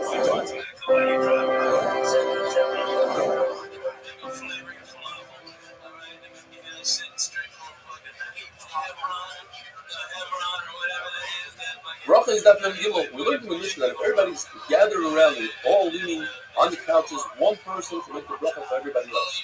So the Gemara, that's talking about bread. But when it comes to wine, there's enough places. And there's two opinions of what Rav said. The first Lashon says, the Rav said, that when it comes to wine, if everybody's leaning, then one person could be nice to everybody else. The second Lashon in Rav is, it doesn't matter. Everybody could be leaning, it won't help. Everybody must make their own bracha. And Rabbi knows, as long as everybody's leaning, one person can make everybody else. How do we explain the Braisa? There's a wealthy person that invites many poor people as guests. And the guests start coming in and they sit down in the front room. And they're waiting for the rest of the guests to come in. And as they're waiting, he serves them wine and tells them, wash one hand. He says, because it's Tumah, as it says, that it's covered in bracha. And each one makes an individual bracha on the wine. The question is, according to the first opinion of Rav, why can't one person make a bracha for everybody? The answer is, because they're all transitioning to the second room. And therefore, in this room, they're not considered Kavua, they're not considered Mizulim together, and each one should make their own bracha. So now, all the guests show up, and they transition into the second room, where they have beds, and everybody lays down, they do a seva, and they all wash both of their hands, because they're going to be eating bread. And now, one person makes bracha on the wine for everybody. The question is, according to the second opinion now, how can one person make a bracha for everybody? The answer is, since one person is making a bracha on bread for everybody, so Migul is doing it for bread, you might see other people for wine as well. It says in the Mishnah that the person who is honored in Zimun, he's the same person who's going to make the bracha on the summon, and he might see everybody else. And it seems like there's another greater person than him in the room. Why is that he's doing all these brachas? So because he washed his hands first, so he gets to do Zimun. And once he gets to do Zimun, we say, finish the mitzvah, make the bracha on the Sam mitzvah. What does the story that Rabbi was eating by Rabbi's house, together with Rav, and Rabbi looked at Rabbi and said, go wash your hands. Rabbi started shaking, he thought maybe he did something wrong. And Rav told him, no. Rabbi wants you to go wash your hands first. For my Machayim, like he said before, the one that washes first, he's the one that's honored in my Machayim Zimun. Why do we make a bracha on smell? It's not a physical thing. It says the Gemara, because it says in the Pasuk, calling a shama to halal cup. What is it that a neshama benefit from that the rest of the body doesn't? The only thing is, the smell in the Pasuk says, make a bracha. Rabbi Bar Yirmiyah says, just like when you're eating food, you eat bread, you say, I'd like to eat this thing now, even before you eat a benefit. So too, when it comes to the smell, you make the bracha before you actually smell. As long as it's going up in smoke, you can make that bracha. It says Rav, mugma, which is incense that you put on coals and it creates a nice fragrance in the smoke. The bracha is actually besides mush, which in English is musk, which comes from animals. The bracha would be fire meal. The Brisa says differently. The Brisa says that the only thing they say after summer is fire siman of Rabbi and Hadassah. Now, what bracha do you make on a parsimony? The oil of a parsimony? Don't bring a rag from Rabbi Yehuda. Rabbi Yehuda loved Eretz Yisrael, and therefore he inserted in the bracha, Hoirei Shemen Asenu our land. Bracha is like Rabbi Yehuda who says, Hoirei Shemen Harei. And the Gemara brings a list of things that you say, Hoirei Atze B'Sameh. The Sharta, which is pastis, also known as punch, which is one of the Samamanim of the Pirates. Simlak is jasmine. Filthy Duma is spikenard, also one of the pirates, which is Shipoilis now. And Narkoim, which is garden roses, are all anti-basam. What do you say? Isbei Psalm, the Gemara brings an example of Sigle, which is a violet. If you have a fruit that's edible but also has a very good smell, such as an ester or a fabusha, which is a quince, then you make a special bracha, Nosan Reach Toiv Bateres. In Nissan, when trees start blooming and sleeping trees, it says, Boron Shoi Tizar Boy Love Club. Nothing is missing in this world. We don't need these beautiful things. We can live without them. Why did he create these beautiful trees? It's nice by him and Adam. It gives us pleasure. Says Gemara, in the future when Shech comes, Bafuri is strong, young men will have the smell of the Levana. The Lord says an amazing thing that the Lord created the world in a way where everybody enjoys their job. Even a canner enjoys the smell, gets used to the smell, even though it's a really bad smell. It says Gemara, similar to a mushel where a person puts a palm shoot on the back of a pig, and it's clean. The pig will find his way and roll into the mud. Even if this person, this tanner, finds another job, eventually it'll end up back tanning. If a person walks by himself at night, he might encounter a shade, and the shade could damage him, could harm him, and we'll see the shade. But if he holds a lamp in his hand, then it says if he's walking, there she is. How you living, girl? He might see the shade, but the shade won't harm him. If he's walking to the light of the moon. Excellent. What'd you do? I went to the Fire Festival with my best friend Adrian. Not the one got married. This one and my other friend Cynthia. Now we got to go see. You ever heard of the R&B singer Chrisette Michelle? Okay. Yeah, she sung and the group Sip. Yeah, I've heard of them. Yeah, and then my local singer, her name is Erica Dawson. She's cool. She got a little cut. But yeah, it was difficult. Did you have fun? Very difficult. I did. I'm glad my voice is back. I just got some tea though. Okay, excellent. Would you do it again? Would I do it again? Yeah, if you had the opportunity. Yeah, I would do it again, definitely. Excellent. That's what I like to hear. It was fun. I enjoyed myself. Excellent. All right. You should have an invitation. Let's go. LFG, girl. LFG. Yay. Look at you. Give it to me. I wanted that. I deserve that. Give it to me. Word, girl. No doubt. No doubt, no doubt.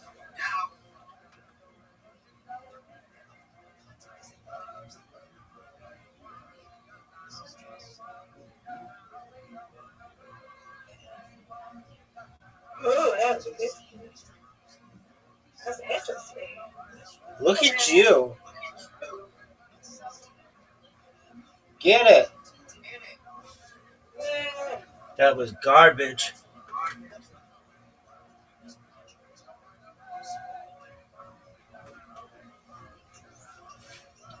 No. Get it. All right, good. That was amazing. Good. Get it. Oh. Miss Aquarius, no one's touching you tonight.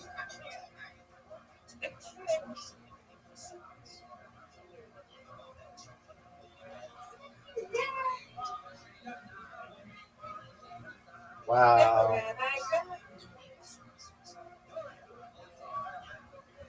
Wow. Miss Aquarius, get it.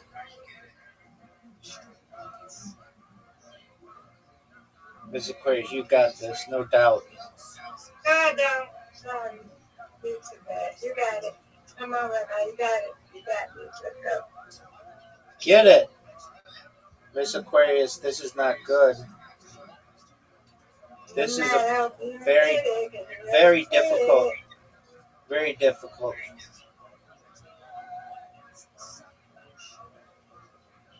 All right, it's Aquarius. Get it, girl. Yeah.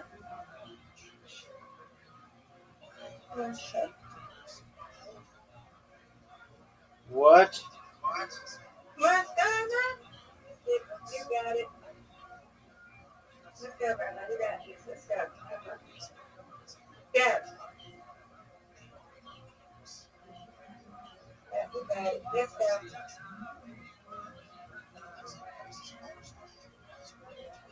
Go, Rabbi, go. Oh no. You got me, Miss Aquarius. You win, I win. Yeah. I win. Hey. You win. Miss But Aquarius. you want to stop it. I did win. Yes, you're a winner too. Undefeated. Not just a winner. Yeah. Undefeated. Yeah, we're undefeated. We are undefeated, right? Word, girl. Word, girl. You got this, Rabbi. No doubt. No doubt. They should just make it so that it's a perfect game every time. Come on, Rabbi. Go, Because that's go, what I'm go, going to go, get. go, go. I'm going to get a 300. Right. First one. Come on. Rigged. Zoot! They go your friend? Zoot, how you living, pimp? Zoot! How are you, big dog? Come on, Rabbi. I am the color. Why do you say such bad stuff? It's easier to explain. Calm down, dude.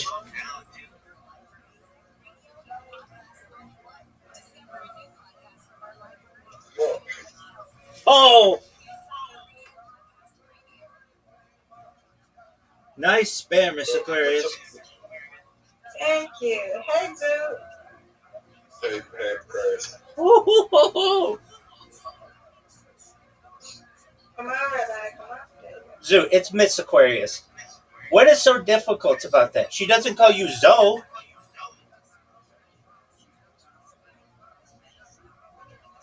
Oh, come on. Yeah, Rabbi. Rabbi, like you to say my whole name. That's right. She deserves the respect. Zoot, how was your day, son? Right. Not bad. Are you ready to do stand-up comedy? Smart. I know, but I mean, are you ready?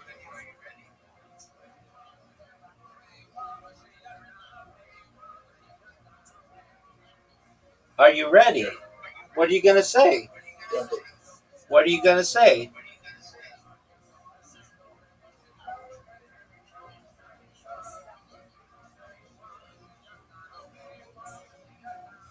What am I gonna say? That's what I asked you.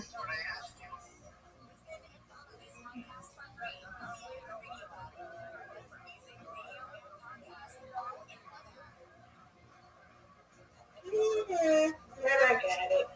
You know, do you know? I just doing stand-up comedy now. Come on, man. Do you like it? Yeah. No. That's good.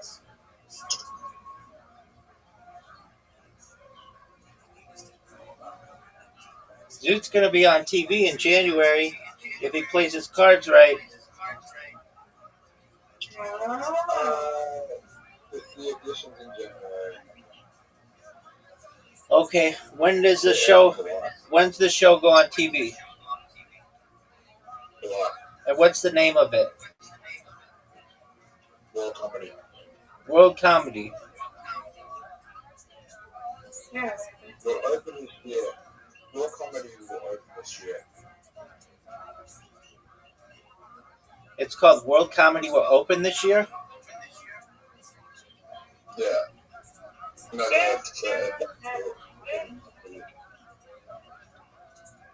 Alrighty, Miss Aquarius.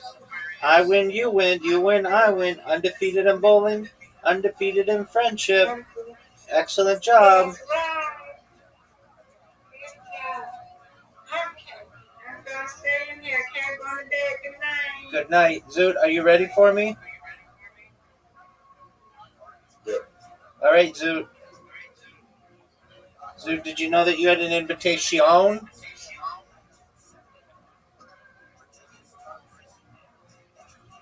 Zoot, did you know that you had an invitation?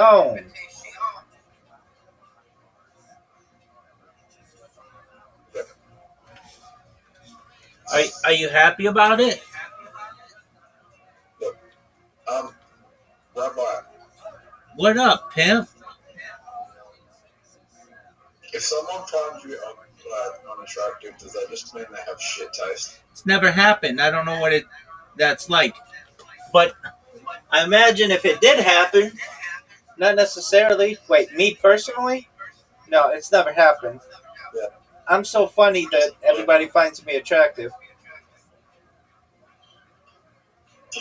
You think attractiveness?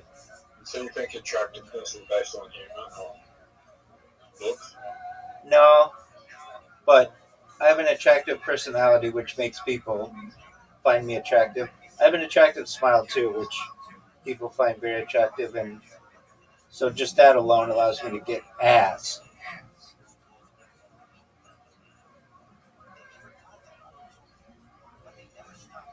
But do you feel like attractiveness is subjective? Of course it is. Like, you could be the most ugliest person to someone, but the most beautiful person to someone else. Word, dog.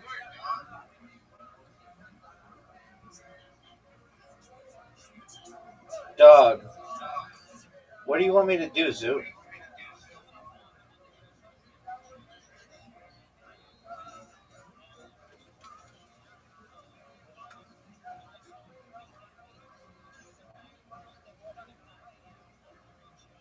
Zoo, are you proud of that move? Yeah.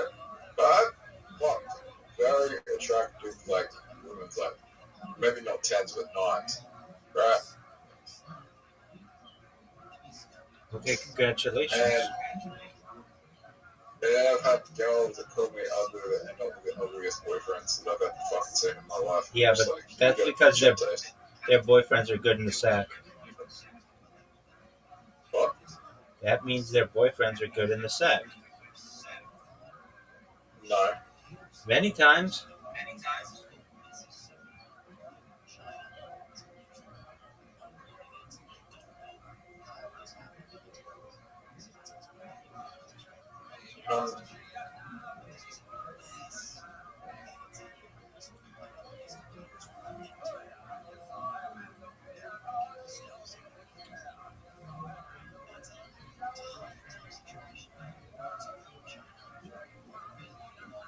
Well, I looked at myself in the mirror before and I can't find anything that's too repulsive. Okay, well then it's your personality. How do I get a better personality? That's tough to do. You learn social skills. Oh, fuck that. Like, I'll tell you this right now, your social skills suck. Really what? Your social skills are unattractive. You may be attractive to yourself, but your social skills are not attractive. You are rude to people, and you don't recognize that you're rude to people, but you are. And it just shows that you're clueless when it comes to some social interactions. Like, I have a new person in here. Hold on, let me explain. You don't always listen to people when they talk to you. You're already thinking about what you're going to say. In fact, that's both times, which shows that you are self-centered and you are someone who, I mean, you're a nice person, but you don't always recognize, like, you just don't recognize your faults a lot of times, and that can cause issues. You're someone who thinks that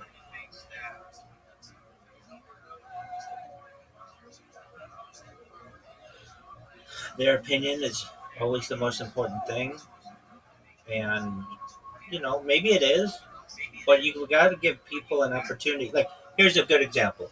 I've told you like 5 times now, her name is Miss Aquarius. It's not Aquarius.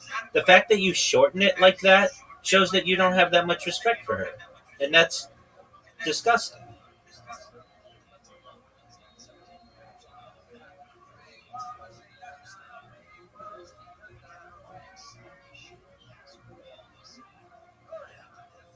it doesn't mean that you're a bad person. It just means that you don't pay attention. Like, I've literally told you this like 5 times. Like, her name is Miss Aquarius. It's not Aquarius. It's Miss Aquarius. And then you'll be like, yeah, okay. And then next time you see her, you'll be like, hey, what's up, Aquarius? It's like, that's not her name. Oh, big dog. I fucked up. I mean, what do you want me to do I about it? didn't fuck up. Maybe you did.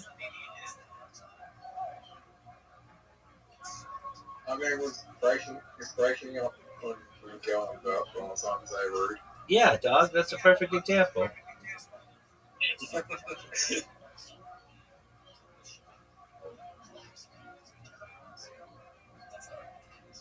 She's gonna remember every Valentine's Day from now on and fucking hate Valentine's Day now. Perhaps. No, she'll probably get dicked down really well this Valentine's Day and totally forget your name. She's gonna be like the Grinch of Valentine's Day. You may think so.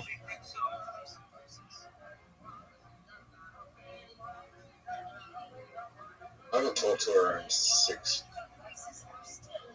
months. Since Valentine's Day, right? A month after texted.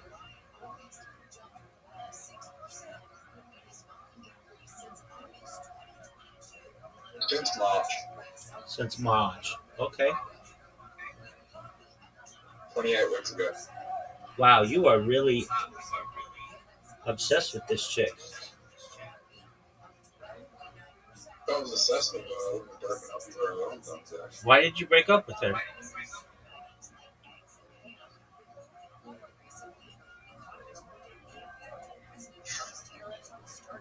What? That's what I asked you.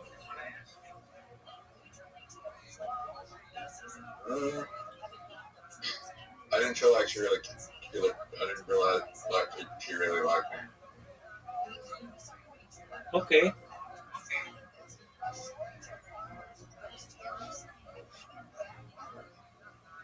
That was a number of reasons. I knew, well, this girl is going to be like, this girl's going to kill me financially if I keep saying that. Oh, yeah, that's that girl. All right, so she was just she was just using you for your money. Yeah, so I was just like, this girl's gonna kill me financially, but I keep saying that.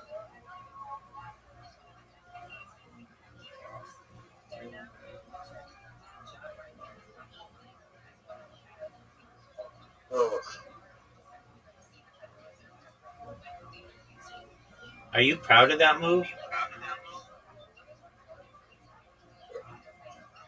I do feel like she was. I do feel like she was like we're both attracted to each other, but yeah.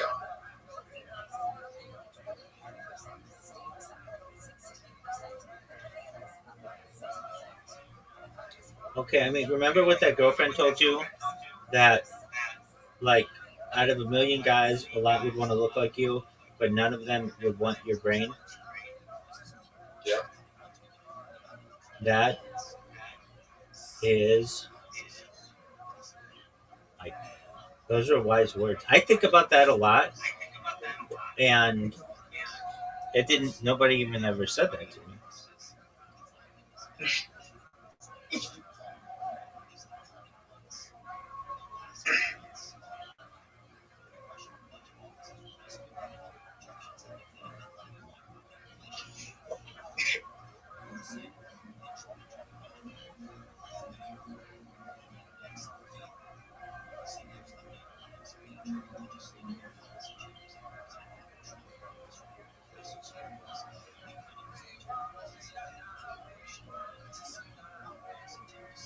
I see a big move for you. Do you see it? This is one of the biggest moves that you could have. The tide is turning, son. The tide is turning. You got it, though. But you You fucked up, Zoot. You fucked up. You fucked up. Zoot fucked up. Yeah, you did. Big time. You could have gotten 5 extra heal points. I don't know. Oh, it matters. Big time, son. Are you gonna go? I'm looking for the best move. Okay. I think this is the best. This is the best move. Zoot, that was brilliant. That was absolute brilliance. I mean that. Like, normally I make fun of you for how you play this game. You just played an amazing, amazing, amazing, amazing, amazing, amazing, amazing, amazing turn. You're one hit away from getting me. Oh, yeah. I'm sexy as fuck. No doubt, son. No doubt, son. Oh, look at you. Look at you.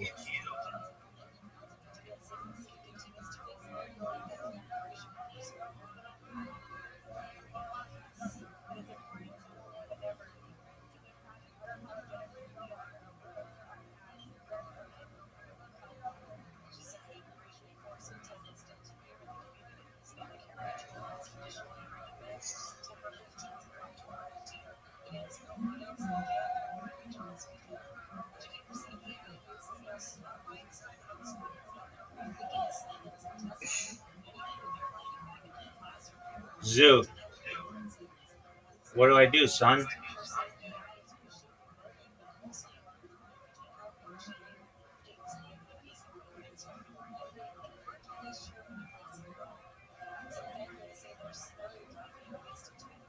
I know I got 5 extra heal points, but I could have got more moves.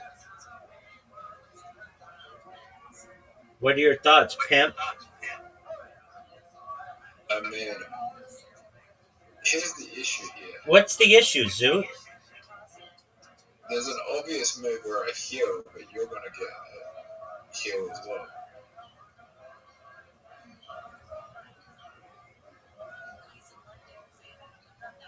Oh! This is... I actually might come back. Do you really think you're going to come back? I mean, I don't think your evolving was a good move.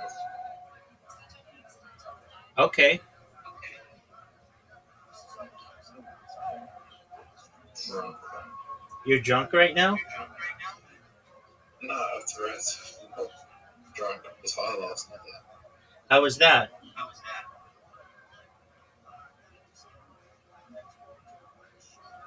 Like, I don't get high. You never get hot. Zoot, you are dominating.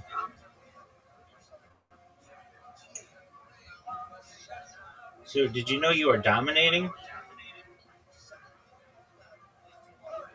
Zoot, are I you... mean, I've taken a few drugs this year because I have an addiction. Zoot, you could beat me right here.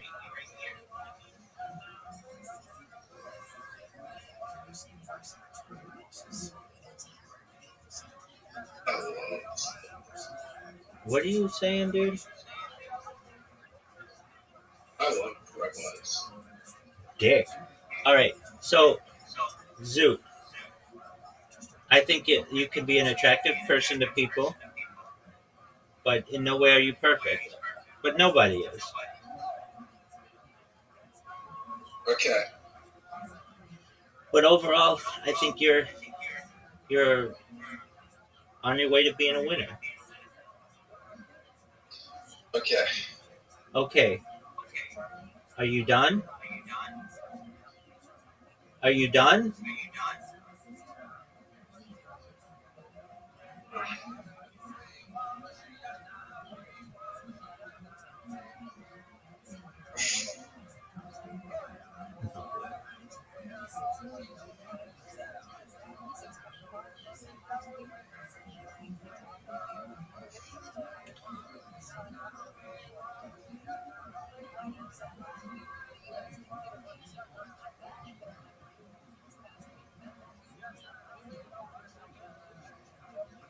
Zoot.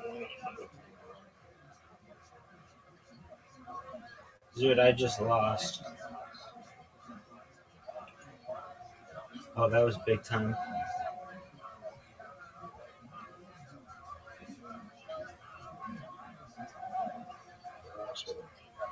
Dude, what are you saying, Big Dog?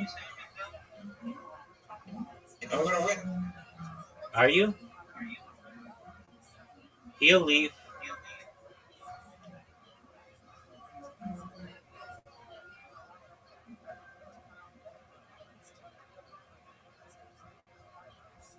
So I read a stat, Rabbi, What stat did you read, Zoot? that 55% of men 55% of men aged 18 to 30 are virgins. 55% of men age 18 30 to 30 are virgins. Okay. are virgins. I don't know how accurate that So is. Oh, I fucked up, Zoot. I just gave you the win. I think it is accurate because a lot of that percentile that would be included in that would be 18 to 21. Yeah, exactly. That means all you have to do if you're between 18 to 30 is hire an escort and you're in the top percentage of men. There you go, Big Dog. Big brain hack. There you go, Big Dog. But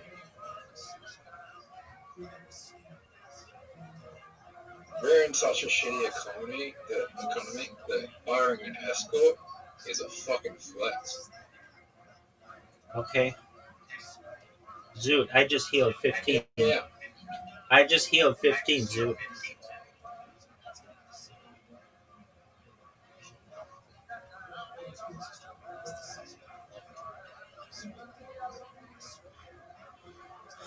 Zoot. You're 18 to 30.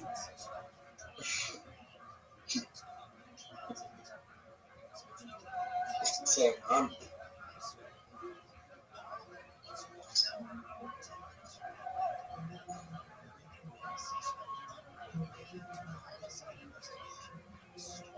Zoot, who's gonna win?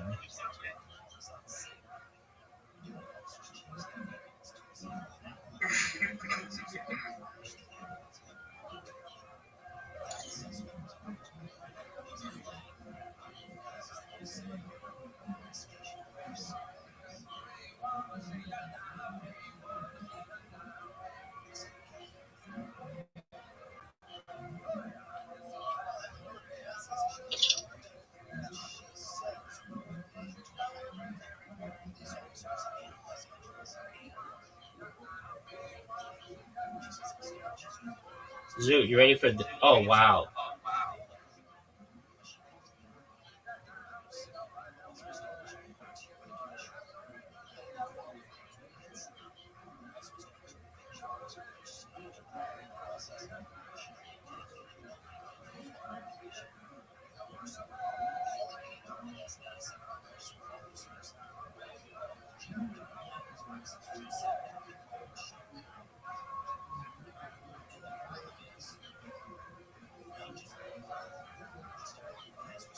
Zoot, you got me. Fuck. Zoot. Zoot, you got me.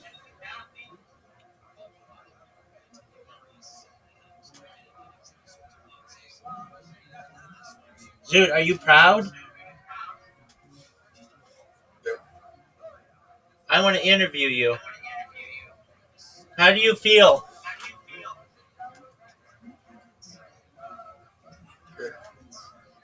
Do you feel better than you've ever felt in your entire life? yeah. Are you ready to play again?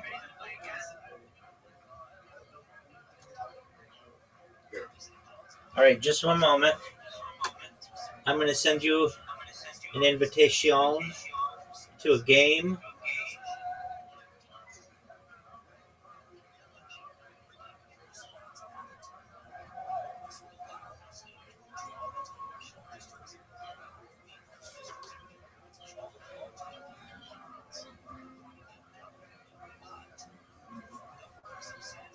We're gonna play a different kind of table soccer. Zoo, do you know what the dragon attack is?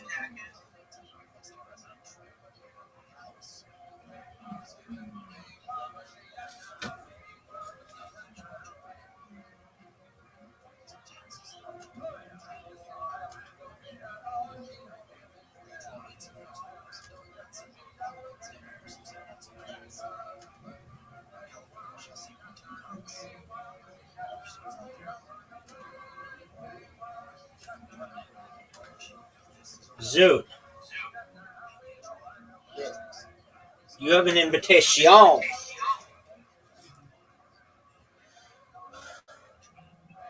How did I get China?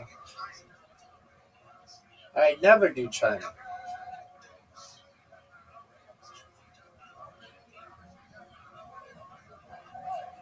Give me that ball. I just leveled up in your Discord. Excellent, man. Good job. Are you gonna make this? Are you gonna stop this? Zoot, are you gonna stop this? Look how good the shot is, Zoot. Zoot, it's your turn. You've got to pick two moves. Zoot, I just scored. I know. There.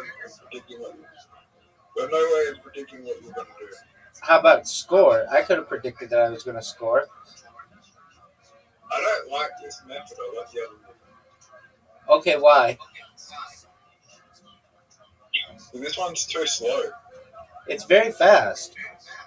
If you just... It's very fast. Yeah, but you're going to take your fucking time. Why wouldn't I? Why wouldn't I?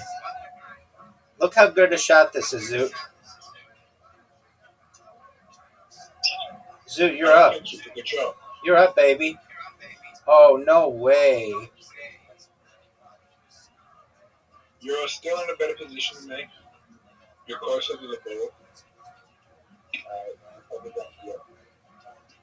The only thing is I have a better defense now. Rabbi, are you really struggling? Are you weird? Do you have a problem with it? What? Zoot, what in the fuck are you saying? You're not even speaking English at this point. Go. Have you ever made your own language? No, because I'm not a loser.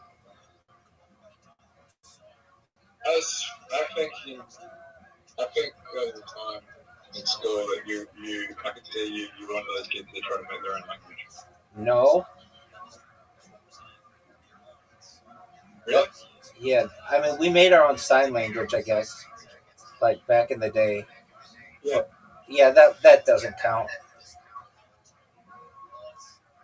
So, you know what I found strange? What's that, Zoot? In school, they teach you a foreign language. They should just teach sign language everywhere in the world for two reasons. You can communicate with deaf people, and you can communicate with foreigners around the world, because sign language is practically the same in every language. Not really. It's very similar. Okay, but there are differences. Oh, Zoot. There are differences, but sign language is practically the same in every language. Okay, let's see you score. That's all. Oh, what the fuck, Zoot? Zoot, what are you going to do here?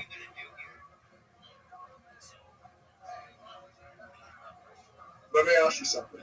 What's that, Would baby? it be easier to universally teach everyone around the world sign language, or teach them one language? Esperanto.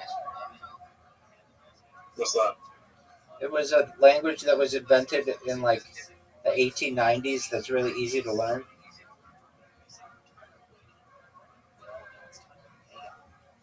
Is it? Yeah. You can learn it in like a month. Have you learned it? Well, I know some. It like doesn't have exceptions. Everything like is standard. Zoot, I'm gonna try to steal this ball from you and try to score. What the? How many people use it? How many people around the airport use it? Probably like 100,000.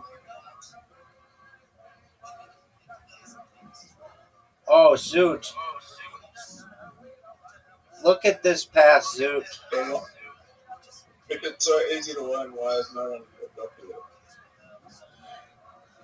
It's not embraced globally. Because people know English better. Yeah, and they just don't want unification of people. Oh, Zoot. Zoot. This is terrible. Oh, Zoot, how the fuck did you fuck that up? Look at this, Zoot. Zoot, look at this play. Rabbi, what would you say my biggest flaw is? Your Tourette syndrome. Besides that, Your self-centeredness. self-centered. Yeah. How am I self-centered? You only care about yourself. Like, I'll even say to you, please, Zoot, stay. I have to go to the bathroom. And you'll be like, okay, and then you'll leave. Like, you may not think that, I don't know, but that's like extremely self-centered. Zoot, do you know what the Chinese dragon attack is? Zoot, watch this. I'm going to block out your guys. Zoot, did you know that it's 3-0? Zoot, did you know that one of the biggest fights of the year is on right now? Zoot, do you like any sports?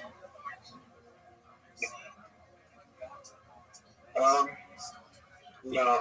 No, you don't. No, I do. It's just I have a problem with sports. What's your problem with sports?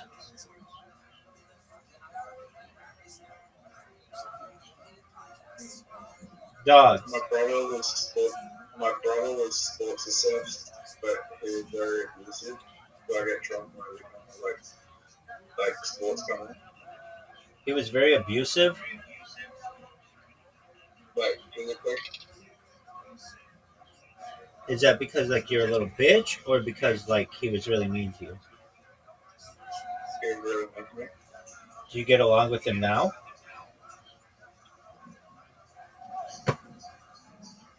I tried it, but the drunk is still left. No way. He like really hurt you? Yeah.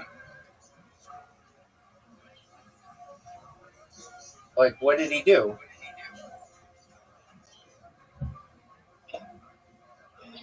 Humped me, burped me, suffocated me.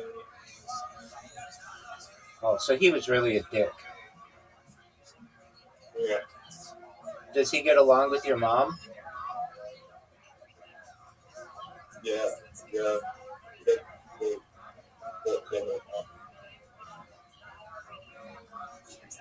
Didn't she like try to protect you?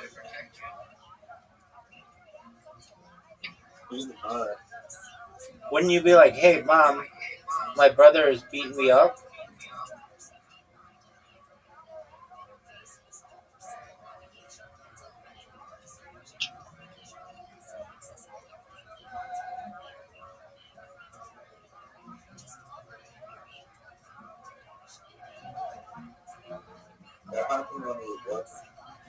It happened. It happened when?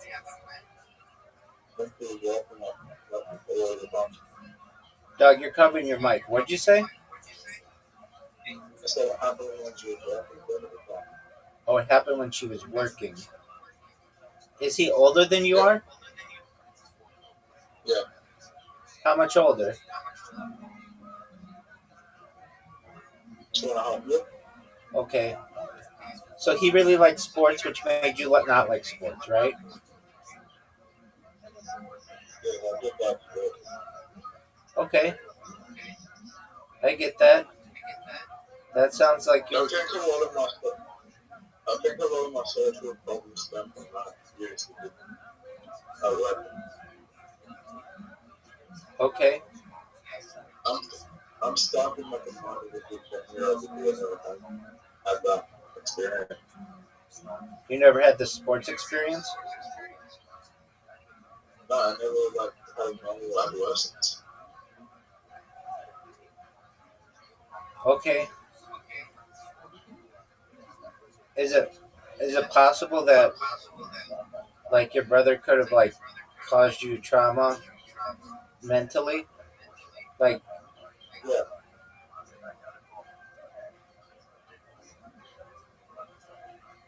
For that, I was like very social, very quiet, but like I had a lot of friends. And then he would make fun of like people hanging out with me.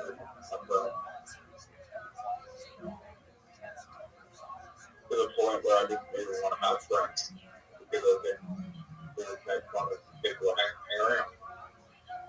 okay, well, he sounds like a total dick. Yeah. Did you know that you're down 4-0?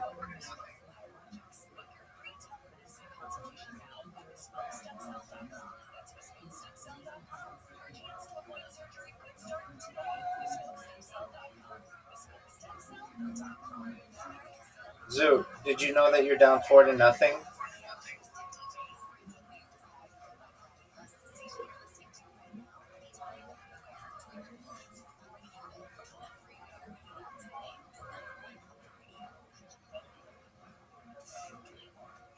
Not gonna hit. I want to see it. It'd be the greatest comeback in the history of this game.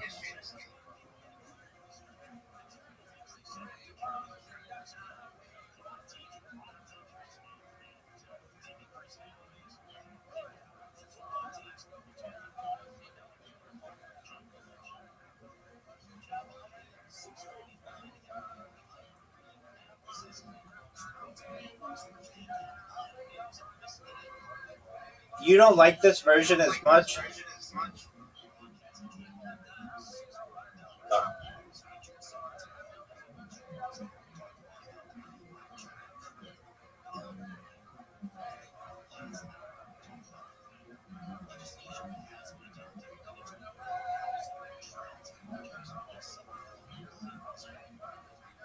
Zoo, what are your thoughts? Do you think I could score and make this?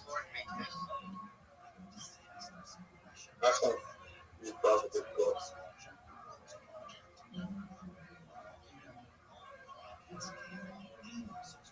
I think I'm winning. Oh, Rabbi. You're going to not score. Guaranteed you're going to miss.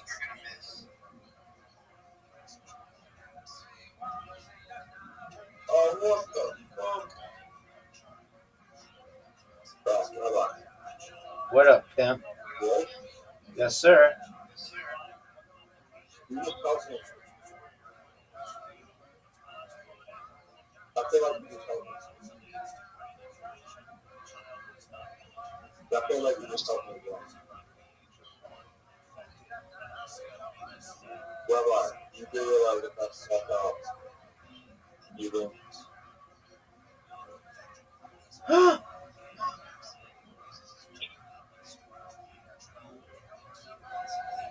Write that shot out of 10.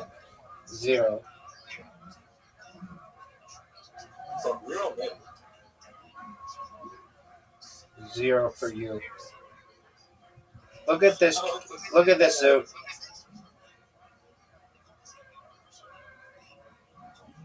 Rabbi. What up, pimp? Ready for the best take them to that time. I'm ready.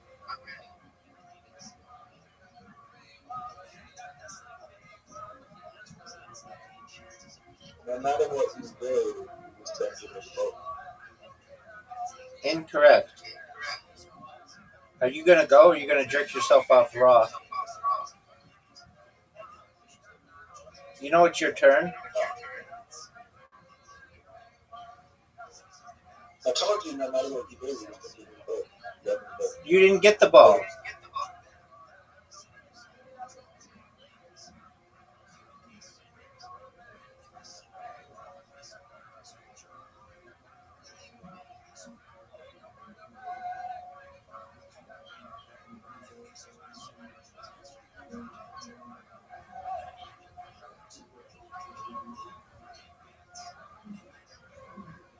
It's not going to loss. How about it?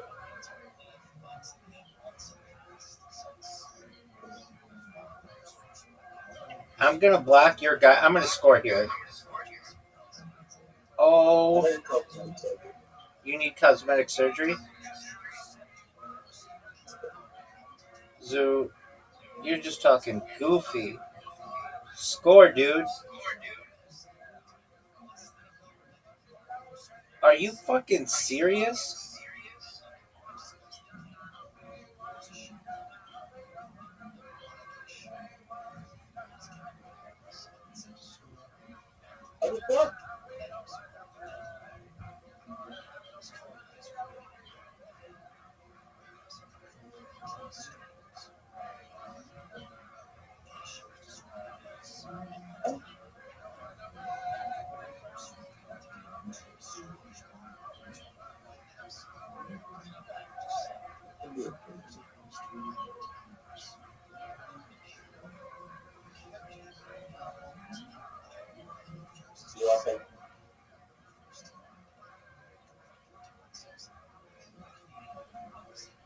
This should be the greatest comeback in the history of this game. Zoot, you know that? That this would be the greatest comeback in the history of this game? No one's ever come back from 4-0. Zoot.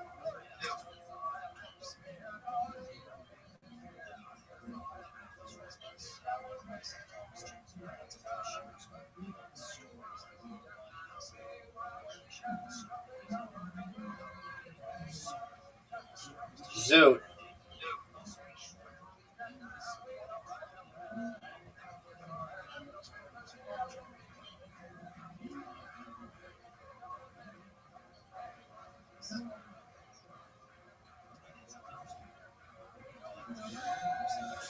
What are you going to do, big dog?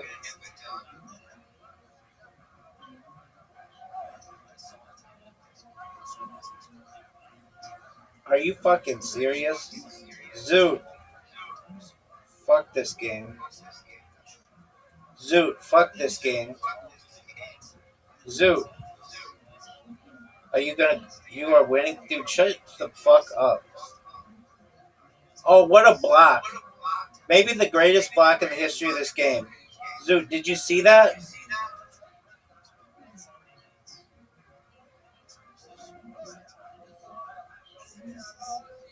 Zoot, did you see that?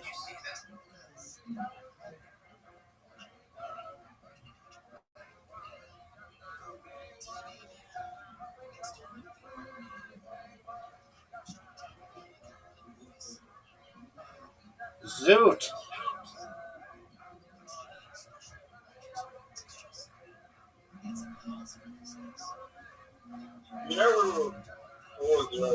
Oh, I know. I know. Zoot, I know. I am well aware. I am well aware that this may be... We're done. We're done. It absolutely is. The greatest comeback in the history of table soccer.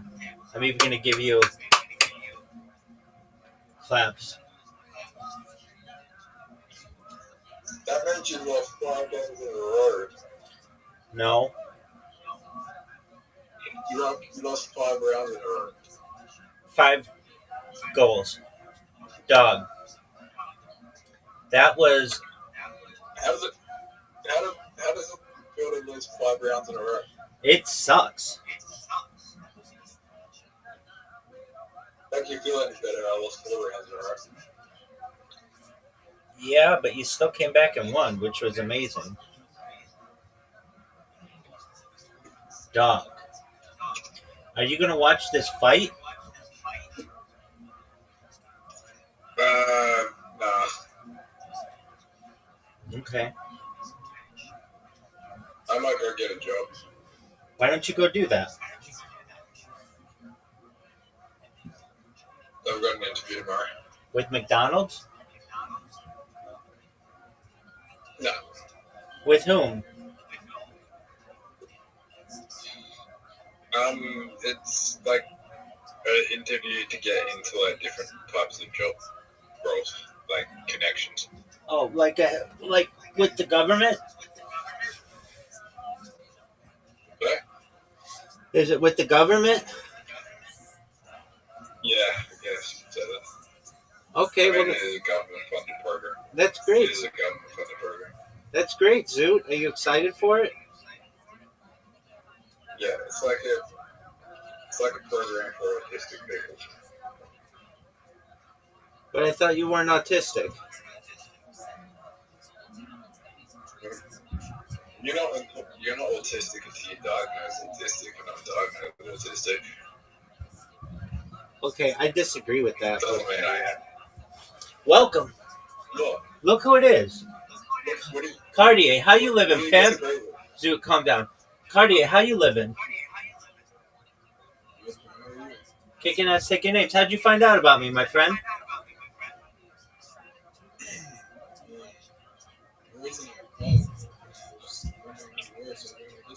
Absolutely. Do you mind if I tell you about myself? Excellent. I'm Rabbi ROTHSCHILD. I stream my life 24 hours a day, 7 days a week, 365 days a year for world peace. I've been doing so for more than 3.5 years. My streams go back to the pandemic. We've seen the death of a queen, the birth of AI, the coronation of a king, and everything in between. Have you ever seen the movie The Truman Show or the television show Big Brother? Okay, well, it's essentially a story of someone whose entire life is on camera, and that's what mine is. The Economist magazine stated in 2018 that data was Earth's #1 resource, more valuable than food, water, gold, air, petroleum. And I have more data archived than any person ever, which may make me an influential person someday. And if that happens, I'm going to make you, your friends, your family, all independently wealthy if you're not already. I want to make sure that you all have the ability to have generational wealth. And I want you to be able to start charities and philanthropic organizations of your own. How does that sound?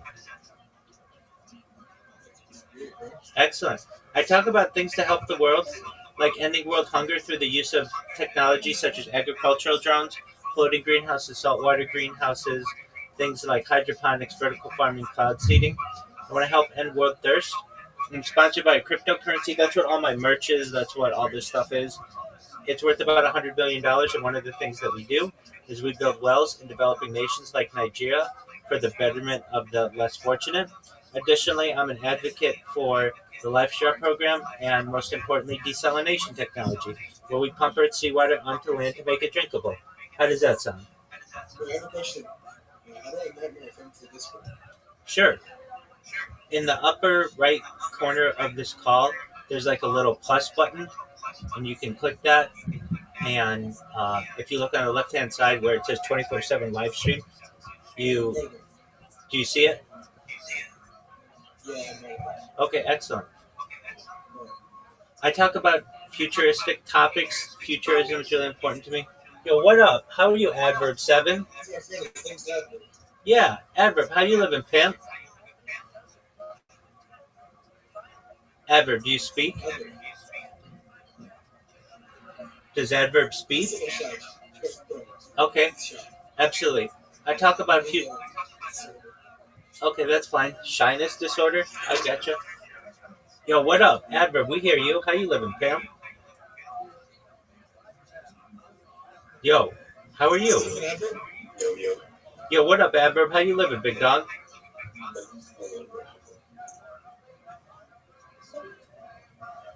She said, hold up, he's talking on his PC. Just keep going. Don't worry, I could do it all over again. No worries at all. So I talk about futurism and futuristic topics like anti-gravity, antimatter, faster than light travel, faster than light technology, faster than light communication, things like invisibility cloaks, artificial narrow intelligence, artificial general intelligence, artificial superintelligence, I talk about things like quantum computing, talk about things like cryptocurrency and space tourism, space elevators, terraforming of other planets, things like de-extinction technology. People don't know this, but the first successful de-extinction took place in the year 2003 with the Pyrenean ibex, which was a goat located in northern Spain, southern France. Fast forward to the year 2021, a company out of Dallas, Texas is founded, known as Colossal Bioscientific. They've made it their goal that within the next 3 years, or by the year 2028, to reintroduce the woolly mammoth into the Arctic Circle, utilizing Asian elephant surrogates, which I just think is a really exciting prospect. Additionally, they want to reintroduce the Tasmanian tiger, then the dodo bird thereafter. They recently made headlines with their direwolf project. I'm an advocate for these types of projects. Additionally, I'm an advocate for life extension technology. Cartier, when you were born, the average life expectancy for you or someone like you is probably about age 80. I want to increase that using technology to get it to be at least 100, 120 years. Yeah, go ahead. What were you? Oh, I couldn't hear you. What did you say with the life? Oh, yeah, absolutely. Yeah, sure. So when you were born, the average life expectancy for you or someone like you was probably about age 80 years old. I want to increase that to age 100, 120 through the use of technology such as, yeah, absolutely, oxygen therapy, human growth hormone stem cells, things like nootropics, things like peptides, things like cryonics, cryogenics, cold shock therapy. Pardon me? You know where the true type is? Yeah, I do it. Like for the peptide? Yeah, My homie Aaron thinks that. very well.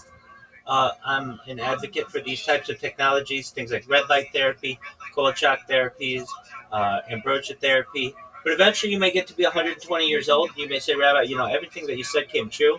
It's been an amazing life, but my body's starting to break down. What's the next plan? And this is, again, with your consent, if you want, you may be able to utilize a type of technology known as mind uploading technology, where, with your consent, we scan your brain into a computer like a CAT scan or an MRI, knowing where every atom is in your central nervous system and your peripheral nervous system, for later download as an android, an avatar, a cyborg, a cybernetic being, a clone of yourself, a robot, an ethereal being, whatever you want to be. But essentially what I'm saying to you, Cartier, is that you may be able to experience a digital immortality. What are your thoughts? Sounds pretty crazy, bro. Word, dog. So that's what I do. I also do my best to be a positive person, to have an optimistic view on the future. I don't get this brain scan. Pardon me? I don't get this brain scan. Well, it's already being done with mice, memory transfer.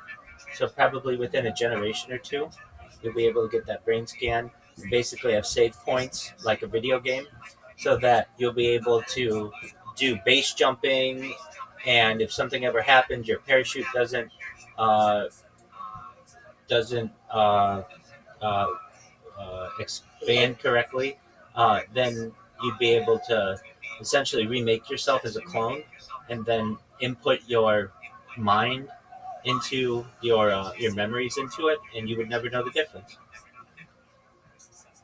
Interesting. Word, dog. So that's what I do. What are your interests? How What? long are you gonna live? How long do I think I'm gonna live? Yeah. I don't think I'm gonna die. Interesting. How old are you right now? 39. What do you do for a living? I'm a certified project management professional. I've launched apps on the App Store and Google Play. Additionally, I've had major contracts with Fortune 100 companies.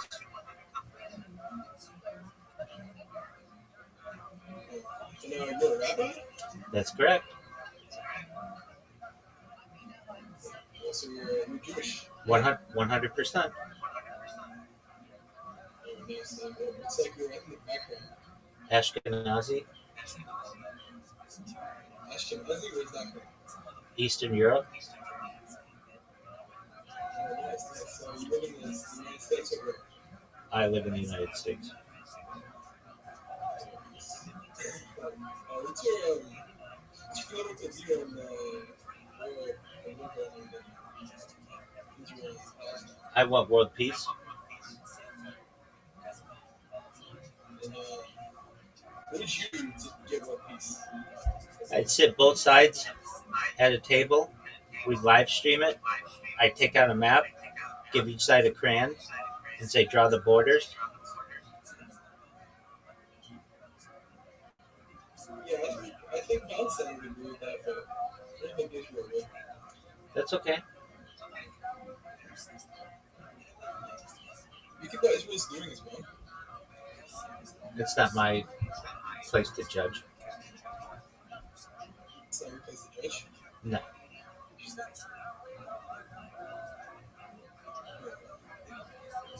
Alright, man. Yeah, let's go on Tony, man. You should have put me on, man. Excellent. You're locked in, big dogs. You just stay in this Discord. You don't have to stay in the call, but stay in the Discord as it grows, and I'll go viral, and then you're on the list. That sounds good, man. Excellent. You know Canelo is fighting Crawford tonight. All right. Well, enjoy it, my friend. Excellent. Hey, tell them to join as well. It was a pleasure to meet you, Cartier. Peace, big dog.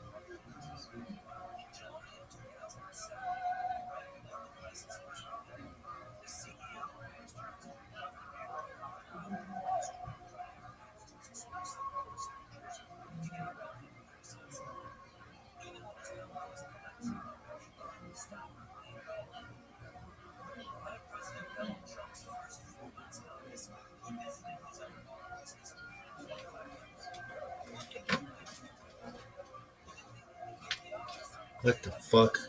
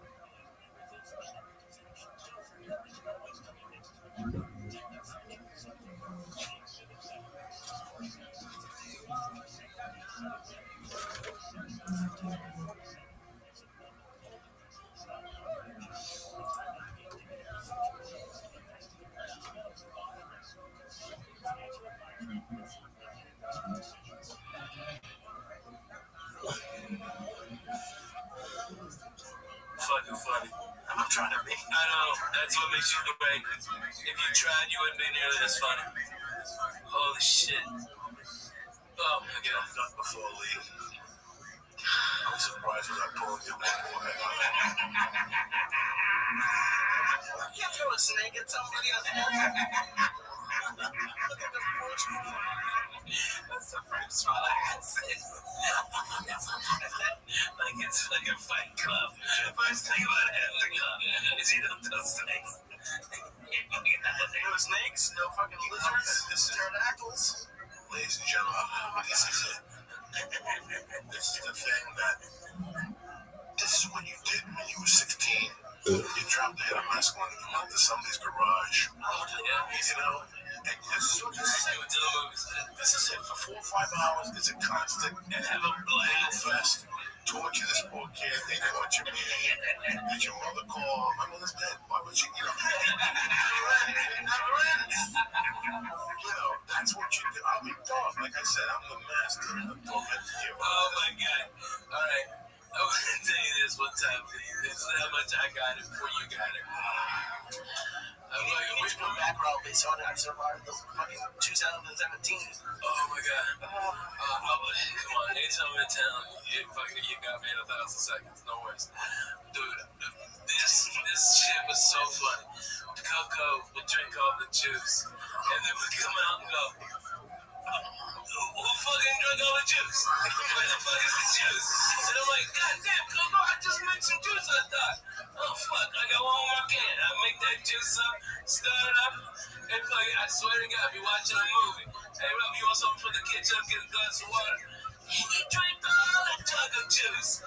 Okay, you were vitamin C, you were orange, you were Trump before Trump. Yeah, right? You gotta get in with it. Oh my god, and then he's like, Bobby, what the fuck? What the fuck? Just stop that. God damn it. That's this guy. Drink the other hour. Blame her every day. Look at wait. Good, you're solid. Okay. Purple walls. We'll just shut the podcast down 10 minutes. We'll put music on. Turn the purple lights on for you the whole day. Yeah, right. Maybe edit on. Play some cream, white rum. Play some smoke some cigars and shit. You know how we do it, man. Yeah, nice. Easy for you. If you're gonna ask it, you can go cream. What? The band Cream? No, please. No. He don't know nothing. He don't know music. All right. You put music on, he'll jump off the balcony and then we gotta talk about it. No. You gotta talk to the cops about it. We're gonna be pure and gone. I like this dude. I'll get you out of here as fast as I did that night at Dublin when you hit that coke rock in the fucking refrigerator. I was like this really on fire, so all the satellite fucking up in the sky. There won't be no footage on Google Maps, nobody. Because I was thinking about that. You can't. If they really looking for you, they found it. Yeah, they got you. If there's a murder on 1482 Smith Street at 10 o'clock, all they gotta do is get that Google Maps, zoom it, turn it back 10 minutes, and you can walk in the fuck out of there. It's crazy, then. It probably costs a lot of money to fucking do right off the bat, but I can't see. They know already have it. You know, they have it. You know, they've had it. What do you mean they had it? If we thought about it, they already have it. Yeah, exactly. They're already on to the next fucking level. And they don't need more if they have streetlight cameras. Yeah, right. Cameras, all businesses. They don't need billboards. We're doing it for them. The camera phones. Yeah, your camera. Yeah, the head of the NSA before. I don't even do it, but the head of the NSA before said we should probably put in tape over the cameras or laptops. Oh yeah, they watch. Fuck it. I'll go over there, dance in front of them, and just have the camera on for nothing. I could dance and fucking teabag it. Fuck yeah, like, I don't give a shit. Fuck you. Nah, you don't want to have that camera. You gotta take that shit. That's wild. But listen, they know everything, man. At this point, they got everything. Everything they pushed on you is consumed for you to give them a credit card. Yeah, man. You can put any credit card to any slot now. Within 30 seconds, your whole credit history comes That was creepy. I had an issue where I had an issue where a credit card had the numbers changed, and I went to my gym to switch the numbers. They're like, "Oh no, the bank they already contacted us and switched the numbers for the automatic payment." I'm like, "Oh fuck!" Like I guess it's okay, but it's fucking weird. It's like the bank is working against you. And It was supposed to be working for you. Is that what you mean? Well, not that, but it was just weird that like they were giving my information to the gym, and then it's weird. Every time I get a card from Bank of America, it somehow magically gets stolen. Every time, like I don't even get it. I don't even open it. You just heard about Bank of America. You just heard. What happened? No. Just what I'm saying. Are you watching Parks and Rec? Yeah, no shit. Bank of America just got in trouble for what they get in trouble for fucking. No, it was Wells Fargo. Wells Fargo was making. They would give artificial. You have you open all these accounts, and they charge you, and you didn't even have these accounts, and people weren't fucking, and they weren't even fucking going through they were pulling kinky shit. That shit from Yeah, man, that's that shady shit, man, and they just got busted on. But you know what? I mean, I'm fucking tired of hearing people fucking. If we can't, we want to shoot a black guy who stole fucking ham sandwich, okay? But we didn't do anything to those cocksucking bankers. All right, and now Trump's got them all in their cabinet. Those cocksuckers should be in jail. They're fucking bigger thieves than any of us. They're bigger thieves than anybody. And they just fucking stole. And we just let them. Motherfuckers. All right, and they call us fucking criminals and outlaws. We smoke reefer. You know what I didn't do? Take your grandma's fucking yum-yum money. Okay, I didn't do that. All right? I didn't make sure that you fucking, oh shit, where you go, like, The whole wall's behind it moving now, so that's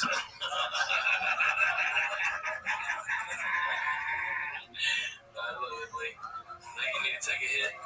sure. I think you did. Now you think about it, all your information is gone.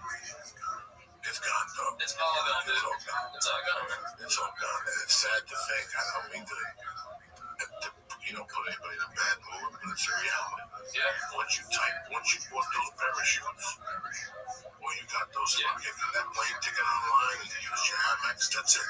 Yeah.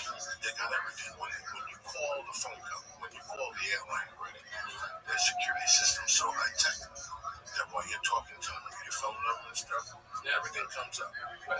Everything comes up. They already know what card you're gonna use. Well, it pisses me off when they make you go through the whole system and they already know what you want. Yeah. They already know. I don't know what the whole fucking. Sorry. No, man, we're fascinated.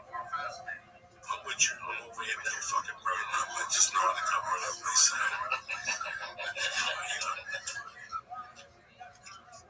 I'm not seeing fucking ghosts or, spirits and shit. Take it with it, though. I'm high as fuck. I don't know why. For a Wednesday night. For some reason, whenever I do this, I can't take a deep breath. I'm off this week, bro. Yeah. And I always seem to forget that. Like I always, when I go to Nashville, when I go to these cities, when you work, man. Yeah. I'm a grown fucking man. I get tired. Those fucking early morning flights kill me. So when I'm fucking off, I'm off. Right. I write jokes and I send my emails. I take care of my business. But I'm off. I'm not training camp. I'm not taking a shoot anything, a tape or anything. That's the most distant thing from my fucking mind. I'm off. I'm just doing a podcast on a Wednesday night with two fucking savages. That's it. That's it. We can Before I forget real quick, to some bad motherfuckers.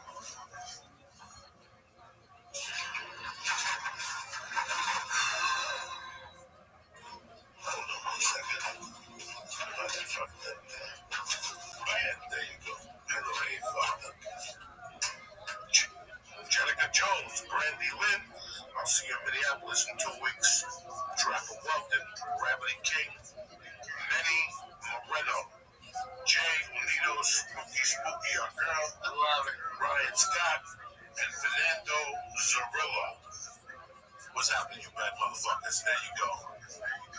That's it. Well, hey, okay, good. Because I got to tell them about the thing. I want to fucking forget. You know, I just want to give some shout outs. I love these guys, man. My buddy Enforcer, he's Paul Mars down in Little Rock, fucking, he's a member of the church. Okay, he's deep in love. He wants to give you moonshine and watch you fucking get all fucked up on that. Okay, fucking Paul's fucking great people. Also, I heard today from Ricky Cruz down in Florida. His boy's out of the hospital. His boy had a sinus infection, and they took him to the ER. The doctor said, "Oh, it's a virus," and the sinus infection got so bad that there was an abscess in the little boy's sinuses. All right, this little boy's 7 years old, God bless. All right, and so the little boy he was in ICU for like 9 days, had to have surgery. Okay. And he does all this, and I'm talking to him, and I'm like, "Well, Mikey, what can I get you? Are you okay?" You know, I said everything for kids, okay? And he goes, "Uncle Rabbi, you know, have you like Legos or something?" I said, "That kid every kind of Lego they had." I said him everything. The kid goes to that, all he wants is a Lego. God damn it, you got heart, kid. You almost died.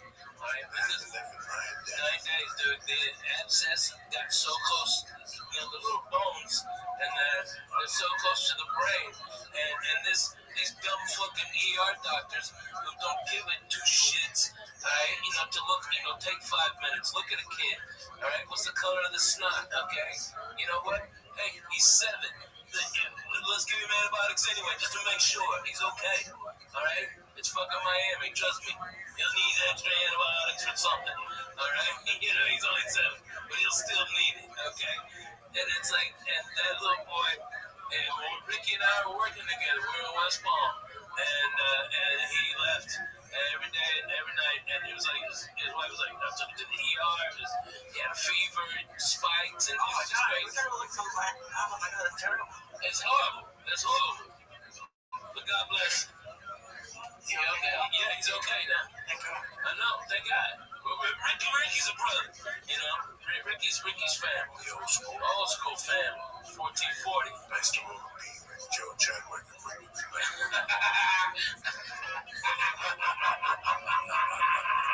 Ricky was like, "You can't do that. Fuck him. He pays us $3 to host." Fuck you. Joe Chadwick.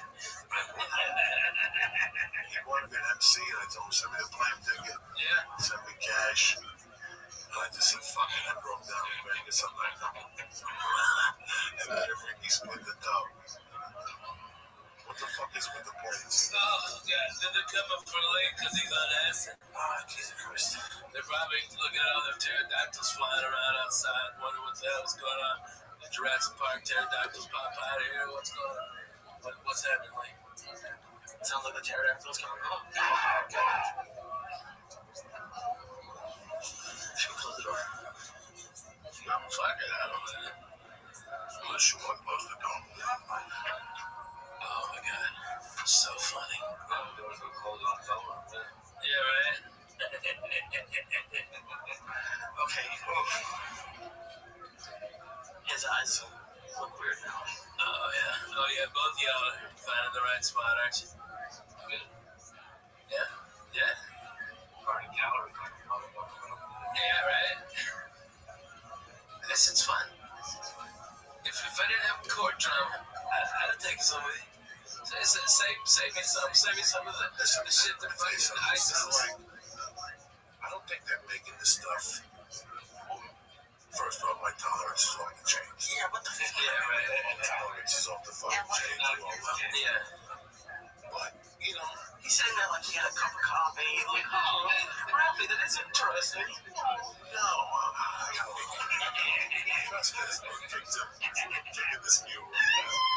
I'm not seeing devils or fucking. Yeah, I just felt something tickle my ass.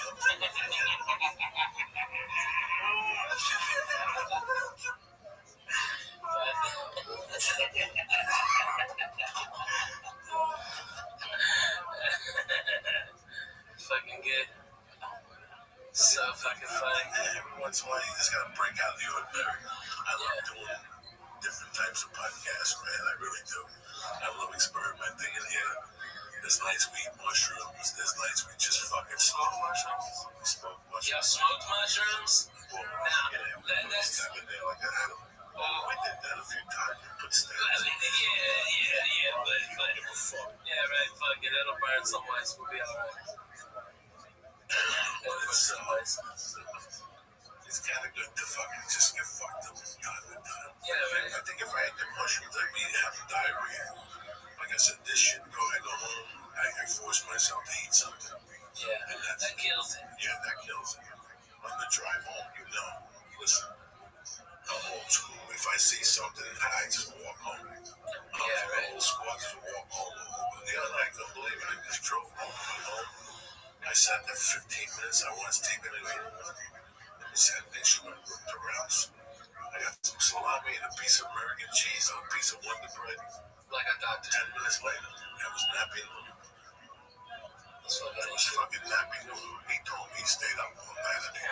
You stayed up all night on that? yeah, all the time. Oh my god. But then, all the time, I did it with Ari. We went to see that kid. We went to see the Pink Floyd. Same thing happened to me.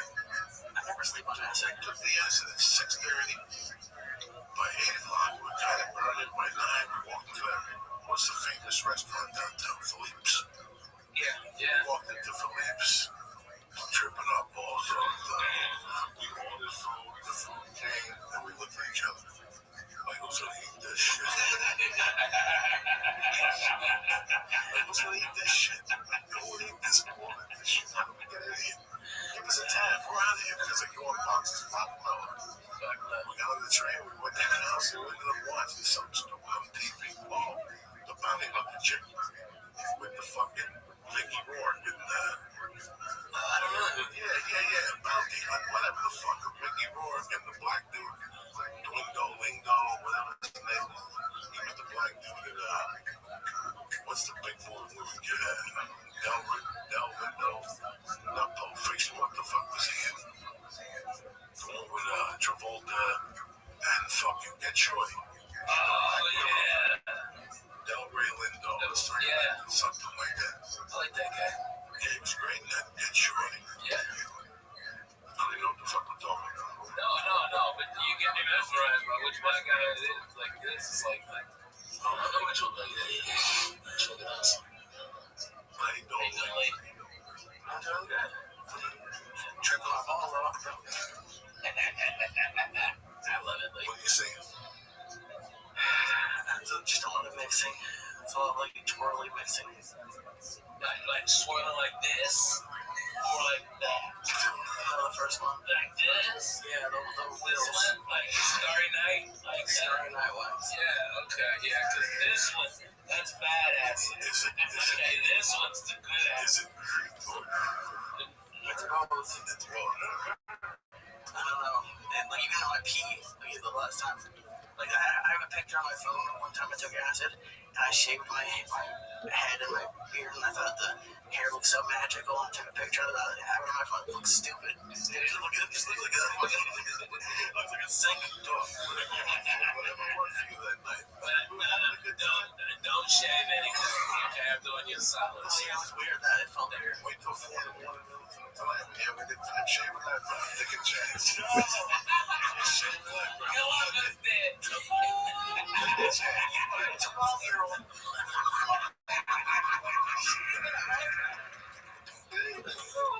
Shaving that, brother, feeling like a Filipino. Just like a little Take a big shirt. Make it high, make you look real surprised. Every weekend is a different Oh, color. at least It's the rooster, you know what I'm saying? You gotta get a little red, yeah, you get it high. Oh my god. shit to people all the time when I was growing up. Put there on you when you were sleeping. And then you take a shower and the hair would fall off. Oh man, oh my God, what They used to have some wicked shit. They don't do it no more. People lost it. Remember lemon up? Remember that shampoo? And you put it in your hair, it was lemons, and your hair got lighter. It was like lighten up. Yeah, Lighten up. Yeah, lighten up. Lighten up. There was a shampoo in the 70s. Yeah. It was fucking huge. Everybody, once June came, you got that shampoo, and you put it in your hair, and your hair got all light and shit. You got sexy for the summer. Yeah. But by September, you're like a dirty whore. That was the first invasion of the dirty whore, was the lemon and Yeah. From there, it all went down. Oh, God. I gotta tell you, what is the fucking deal? Alright, what are you gonna do? You're gonna tell stories about when you go to Gavin's, the producer's apartment, and clog up a shower. You're gonna tell these people. Shit. Clogged up someone else's shower? Yeah, he clogged it up. He knows what? I'm taking a shit in there. I don't fucking know. Don't listen. He took a shit in there. It was so good and powerful in the shower. But he couldn't push it down. He tried to push it down with his toe. And it was such a good turn. It wouldn't go down. It had heart. That's exactly what happened. And then he said the water started to run up on you. Terrence Crawford. Shut the fuck up. You know I remember these things. And so you wash your feet in the drain because it was disgusting. You're like, I'm Catholic, I can't do this. And you got out of there. And you're like, something's wrong with you. Get the shower. And then you came over to my place, just in your middle towel, Gavin's towel. I don't think Gavin ever got that towel back. I think that became my towel. All right, and then you finished your shower. He got into the whole face. I don't remember that shit. Oh my God, no. I don't know. Oh my God. I'm like Mike Kessler 2 weeks ago.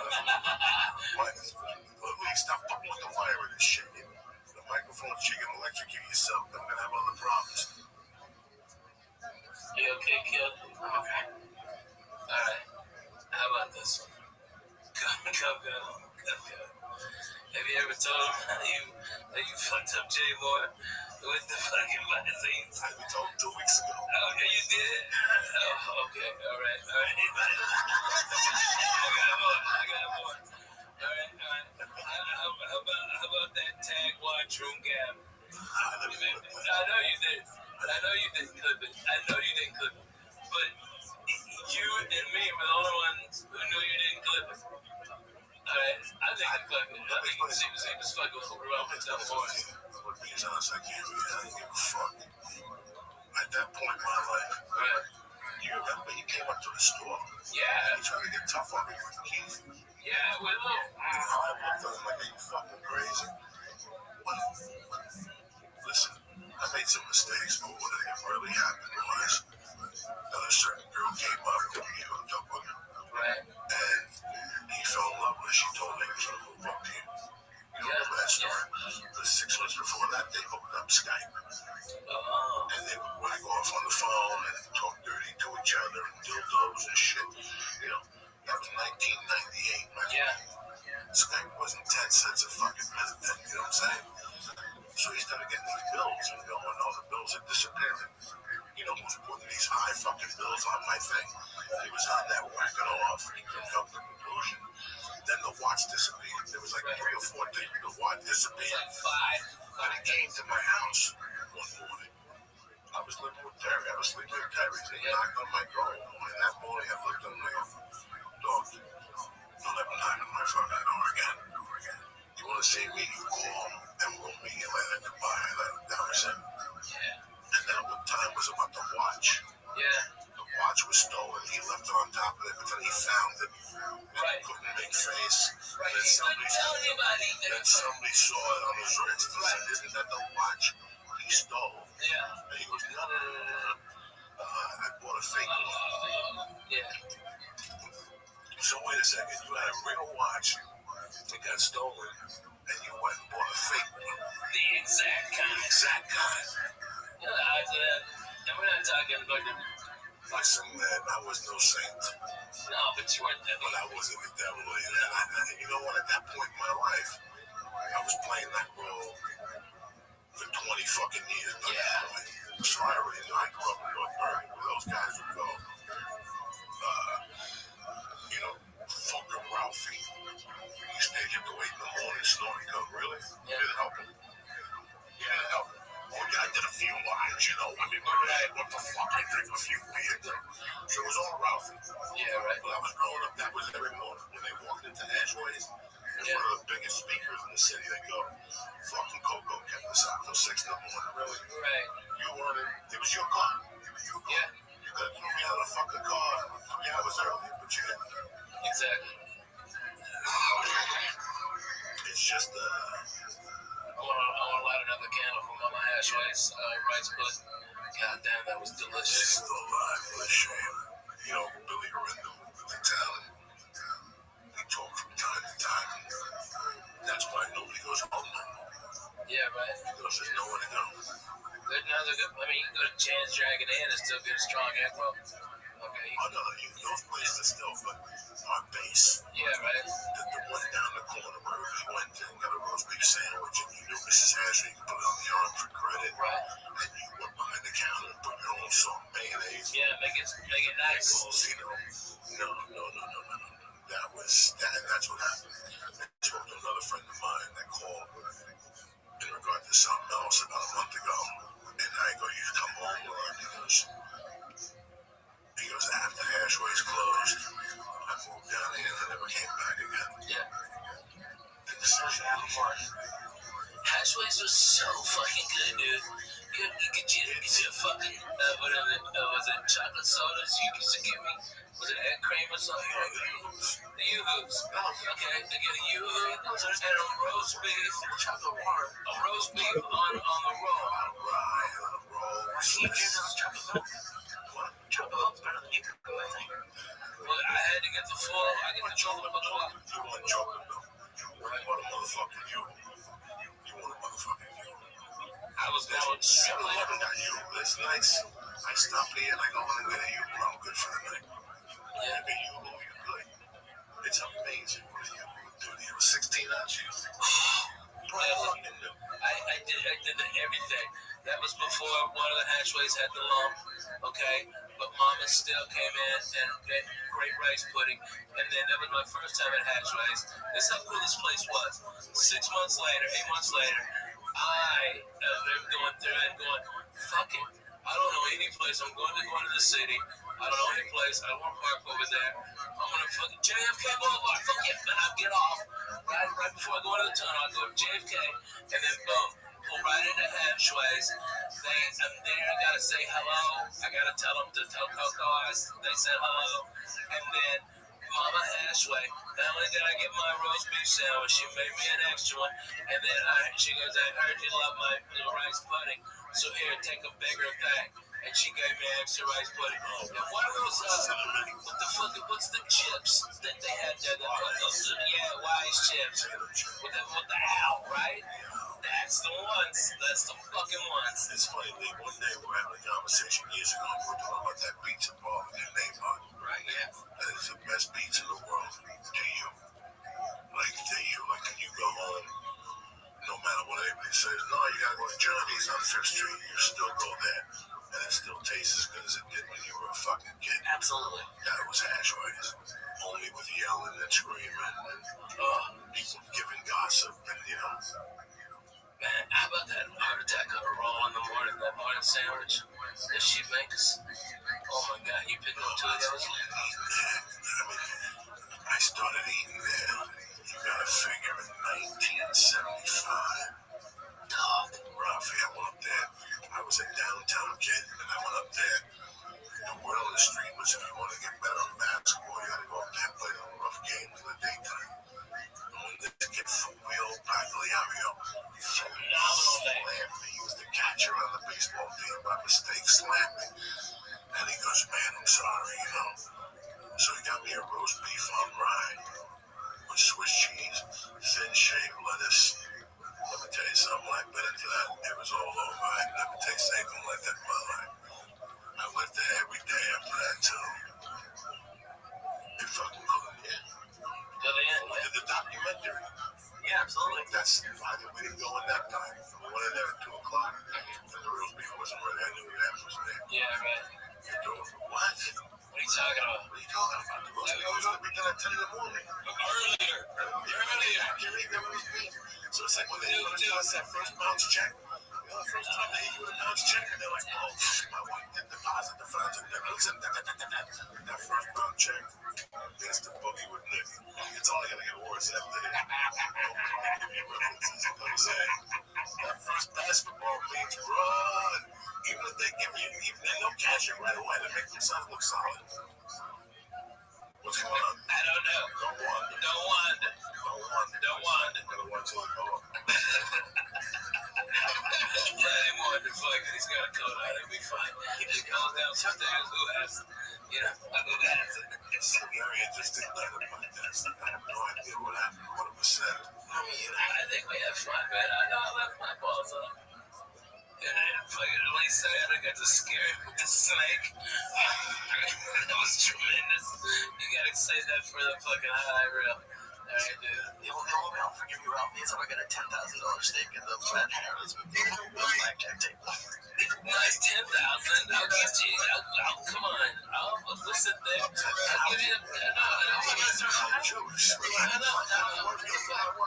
Look, man, I love you. I'm not gonna let you not sit there at the table and not fucking play with me. I mean, here, I'll give you money. I'll keep you there. I'm asking from you. Oh my god. The snake. Focus on the yellow. Yeah, find the yellow. So funny. When you went up there, was up there with the car. Don't look now. Now you can't fucking look. See what I'm saying? Now I don't need you to look. I can stick my head over. When you went up there casually, when your guys out on the left eye. No. Yo, what's that show? Watch out. Yo, that's the DA. Wait, God damn it. Just so everyone else knows, this isn't for anyone who's listening to the podcast. This is just for him. He's just calling 3 hours.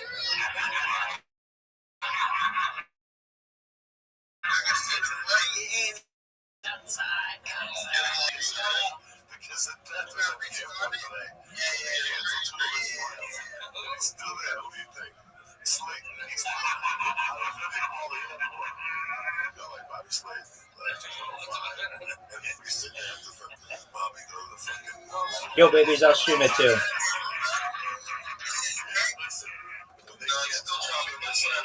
So at this point, Bobby Slade. Oh my god. Right now, I think about it every day with pleasure.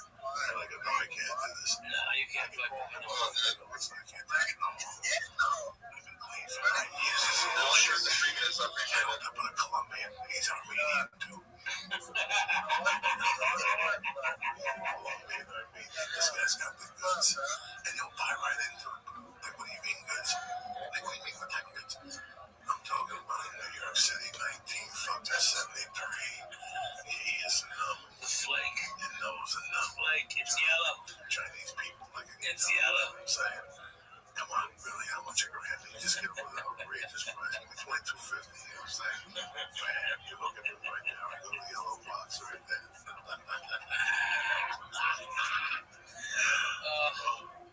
I'm telling you, man. When you okay, the fucking with Slade was funny. Alright, but when Joey doesn't like somebody, that's even funnier torture. Okay, alright. How about tell that story about how you torture Black Jack Wilson? Alright, what the guy? Remember when we found out that he liked to cross dress? You know someone named Black Jack Wilson. What was the chick with the kid? She said, what today was the kid's father at the comedy store? She was thinking about bacon. What happened to that broad? Oh, Lauren. Where is she? Oh, I don't know anything.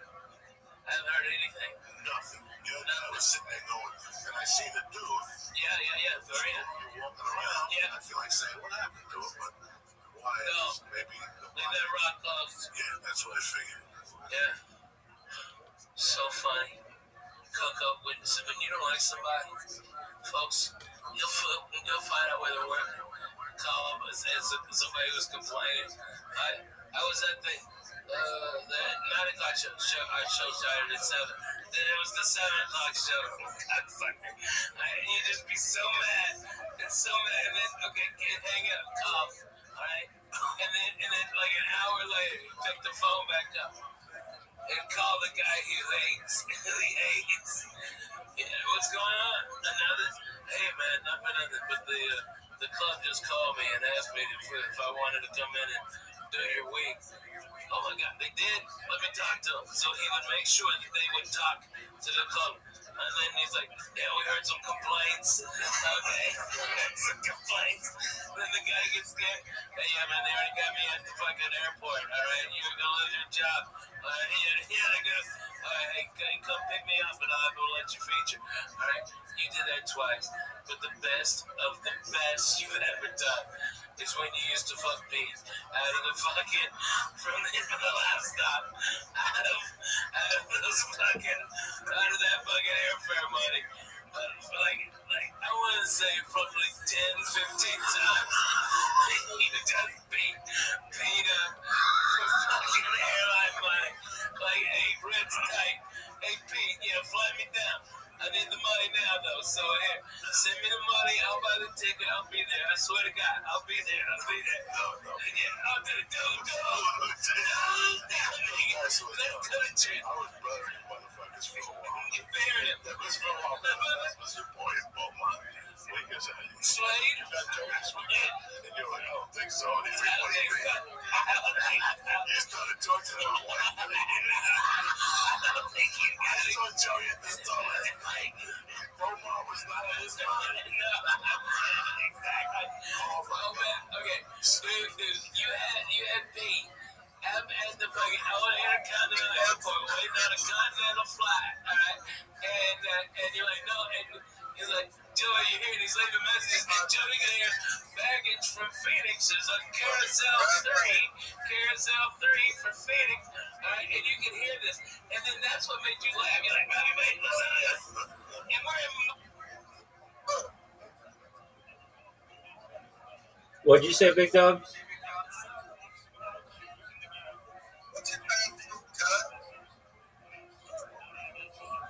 I'm streaming the fight, big man.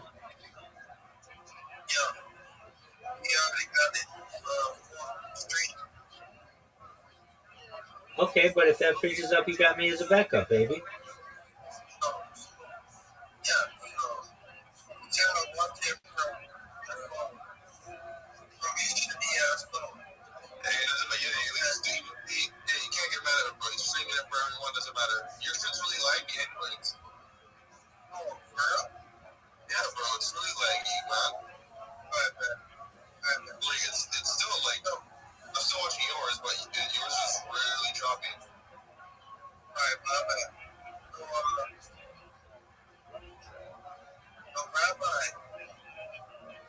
Yo, what's going on, big man?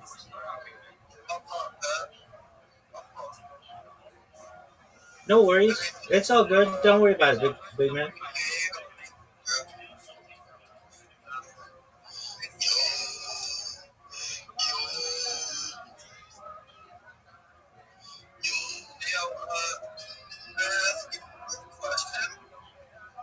Hit me with it, big dog.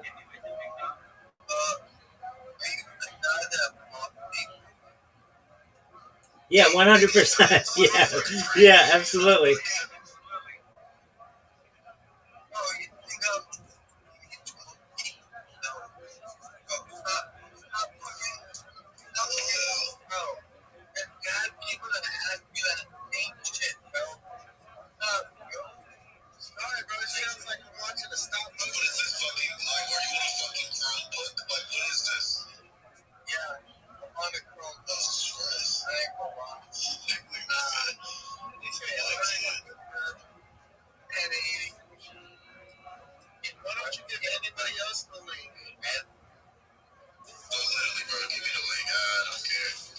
Dude, it's streameast.sk and just go to boxing.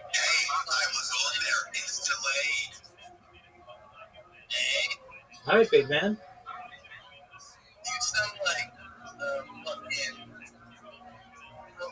what the beat, bro? You sound like a Dragon Ball side character trying to watch it on live. This is actually making me scared. So I can't. I literally can't. I'm so sorry right now. Oh my god. What the call? Wait, I'm looking at Rabbi. What's the matter?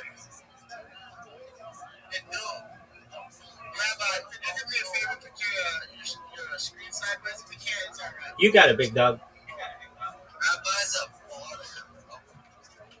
Thank you. Thank you. No, he actually is. No, he knows. He's up fucking right. Yeah, he's doing it right. Yeah.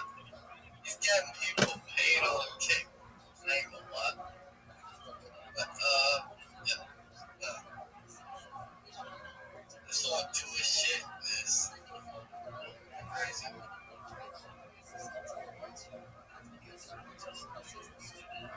Where the fuck is everyone else, bro? Who the fuck is muting everyone else? Like bro, they're muting themselves. You bad. Yeah, they're muting themselves. Yeah, everybody's noticing here. Yeah, they're scared. They're scared.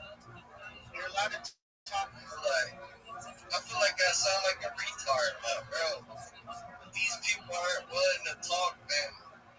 Well, they that much of a retard. If they don't want to hear people talking, they'll just listen. Like a normal person. Yeah. Maybe they got a lot of stuff going in the background right now.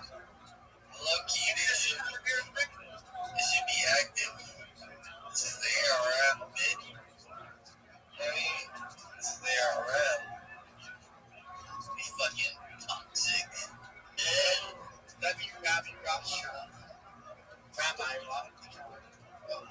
Bro, Rabbi is a fucking Jew. And I really have to. And he doesn't support Israel, so it's alright. Oh, yeah, he doesn't. Bro, I support world peace. You support he doesn't. No, he doesn't. Let's go. Good. He's good. He's one of the good ones. But he's one of the good guys in Rabbi. So, you don't have a huge bro. Oh, that. Yeah, I can. Just a moment.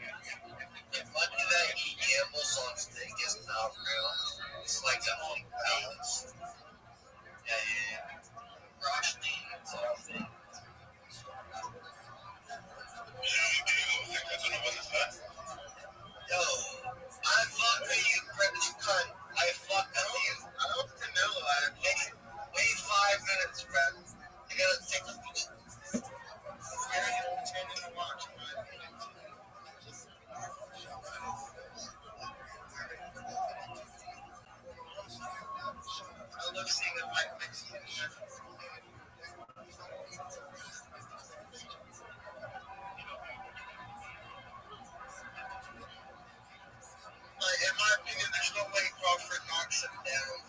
His legs are too strong. He should have left like one bad decision. And that's the only way he could win. That's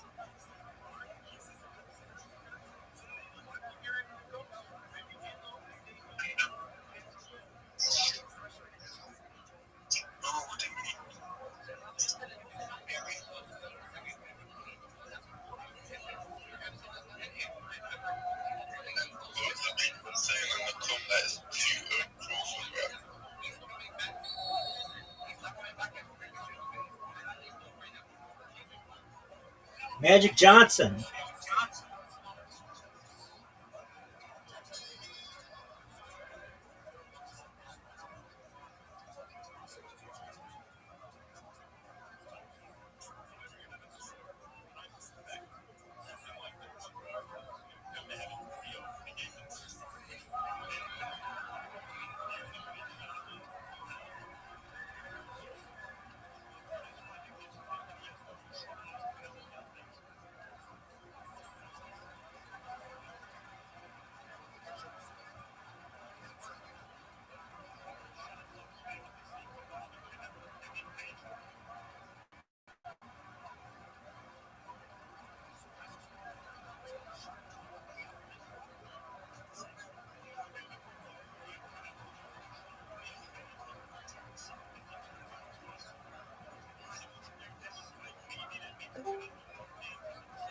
Rabbi, are you awake right now?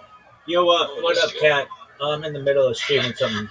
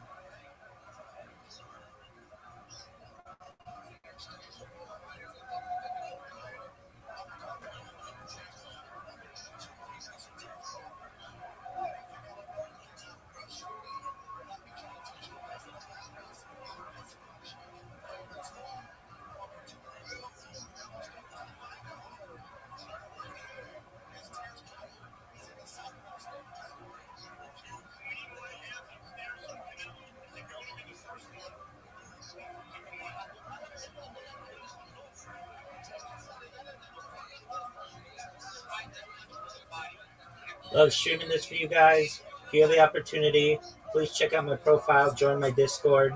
We're watching the NFL tomorrow. Here's Logan Paul. Here's Mike Tyson.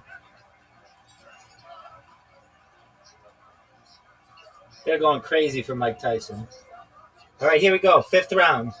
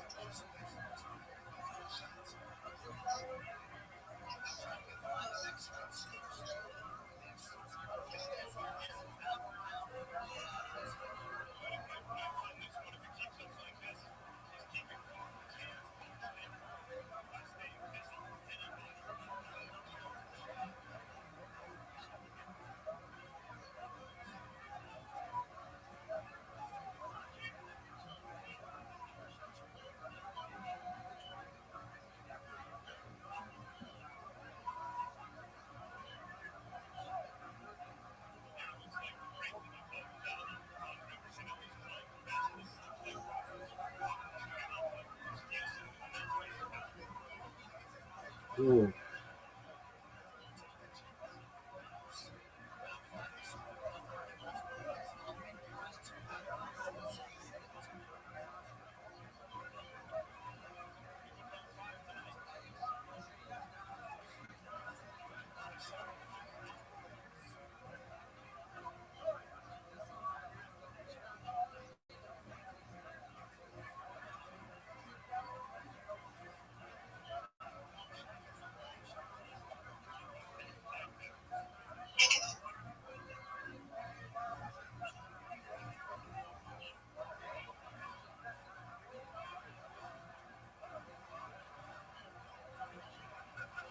Ooh.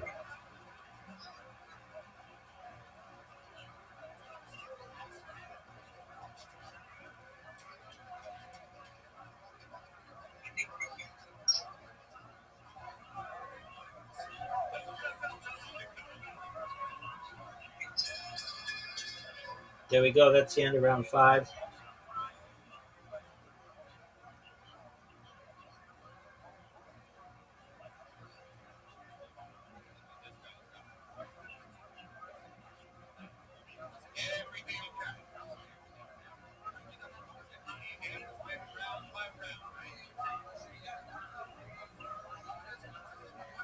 Rabbi, Yes, sir. who do you think is going to win this whole entire event? Well, we're talking about Canelo and Yeah. So, as I understand, Crawford's 41-0. So he's never tasted a loss. That's tough to bet against. As of right now, it's anybody's fight. How about you? Who do you think's going to win? It's hard to bet. Well, it's hard to say really, considering Crawford's background. Right. I agree with you on that. Although I do have money on Crawford. Yeah.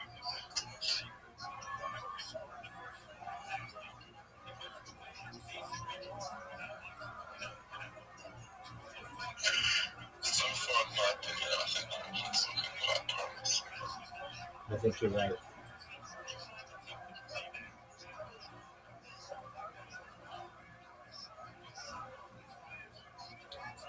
Ooh.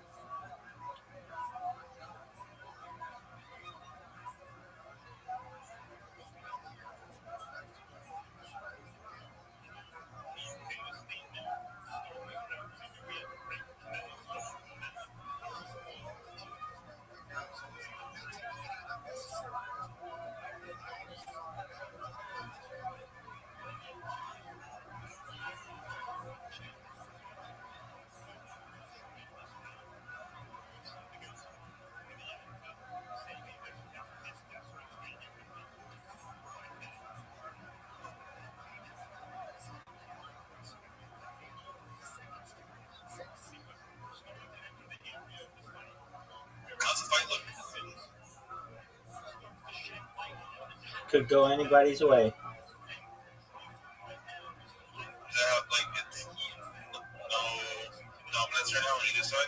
Crawford's probably winning, but Canelo could definitely get him with any one punch.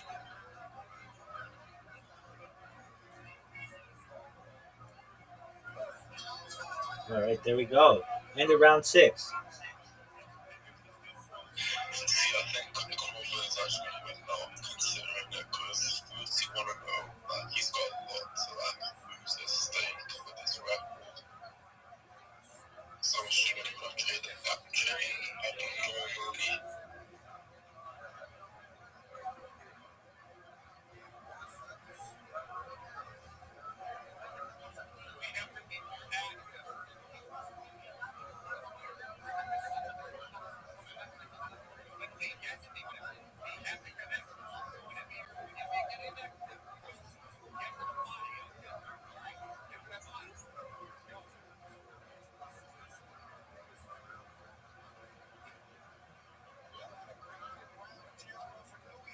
Ooh.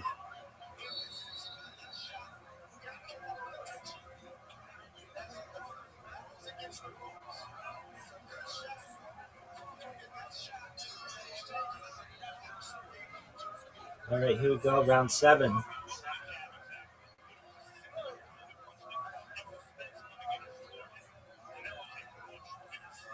Unofficial scorecard has Crawford 59, Canelo 55.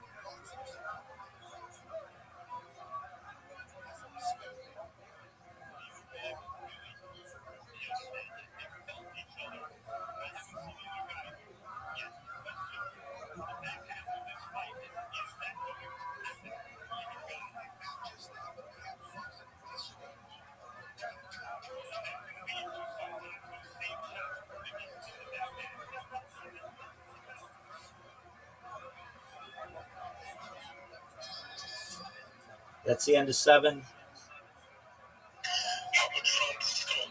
12.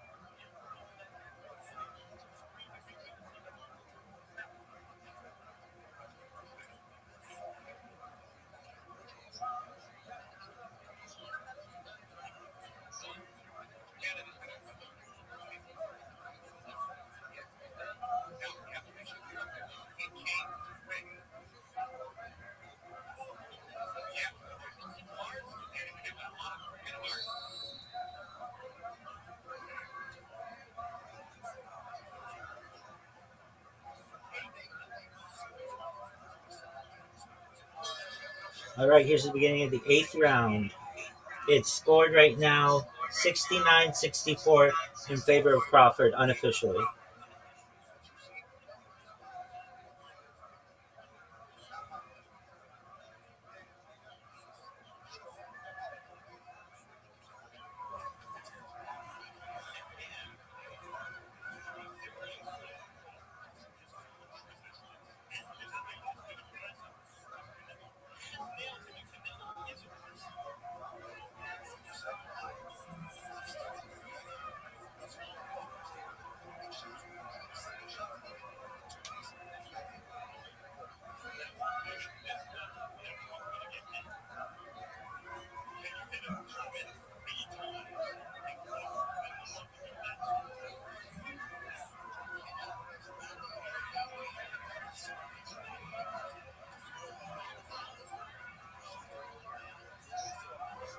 Fight totals, punches landed, 48-64 in favor of Crawford. Oh my god, this Canelo's falling off, bro.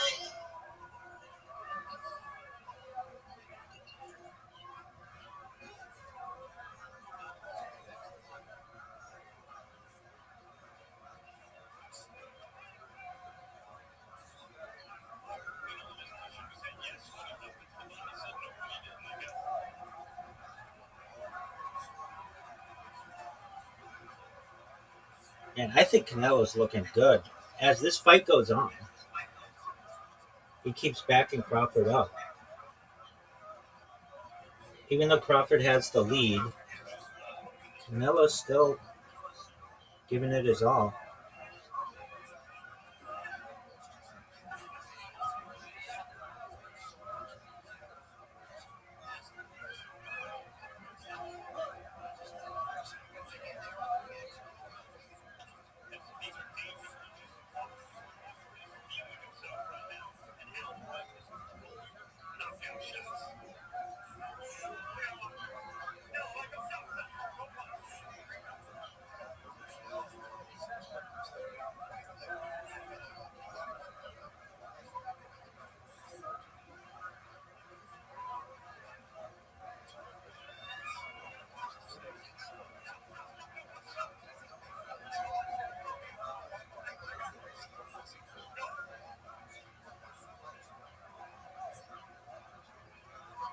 All right, we've got 15 seconds left in the 8th round. It's coming to a close.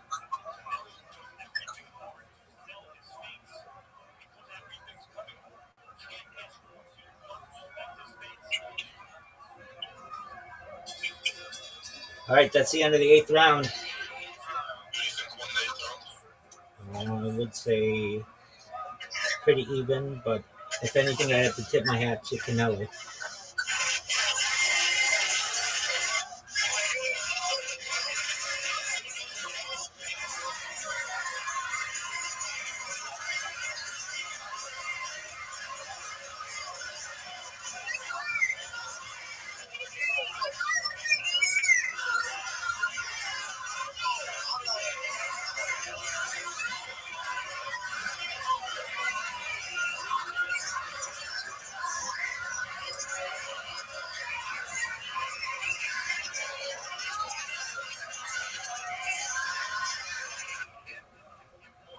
What the fuck was that?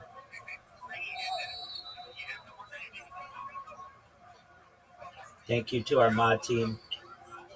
You guys are the real MVPs. All right, here we go. This is the beginning of the 9th round. It's scored right now. Crawford 78, Canelo 74. Unofficially.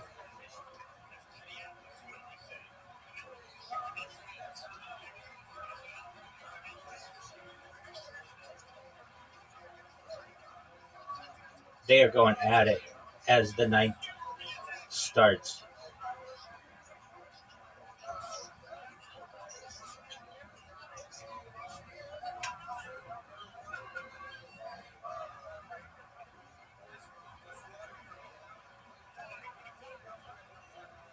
Time.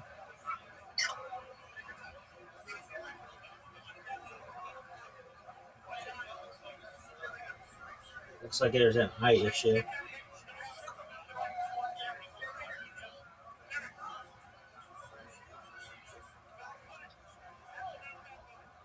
Accidental headbutt.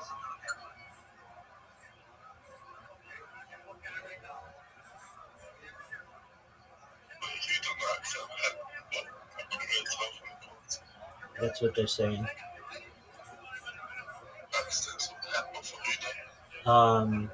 Against Crawford. So Canelo hit Crawford's head. He seems to be okay, but there's a cut.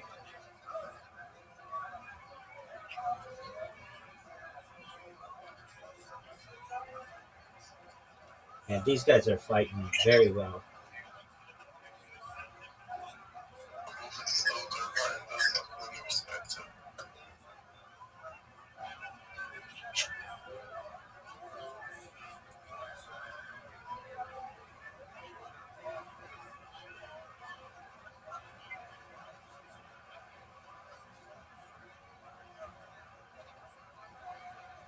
Minute and a half left in the ninth. There are 12 total rounds.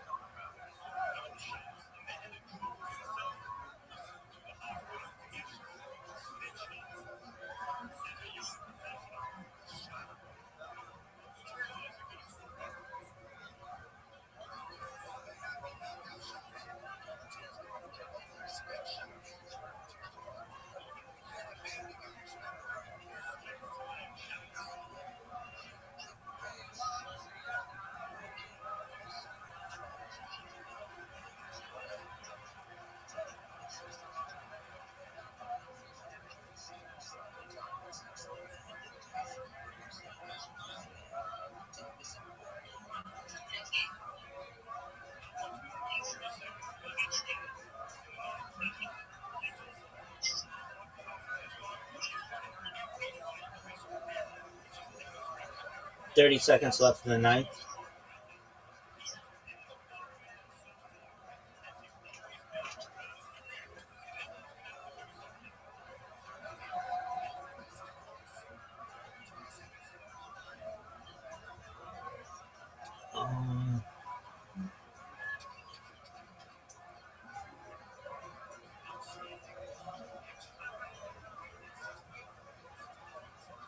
All right, that's the end of 9.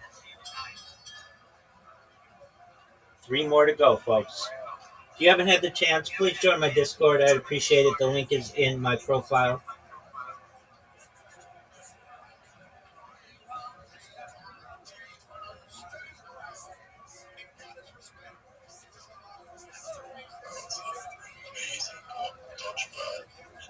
You're absolutely right on that one. Ooh. Ooh. Yeah, I think Crawford got him on that round.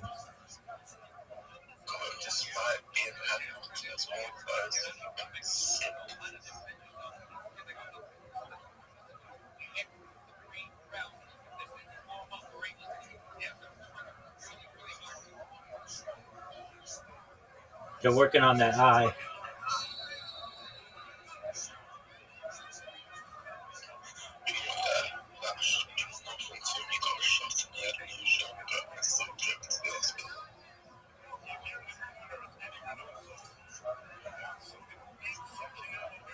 All right, it's 88-83 unofficially in favor of Crawford. We've got 3 rounds left. This is the beginning of 10. 10, 11, 12. We've got Canelo in the black and gold and Crawford in the black and red.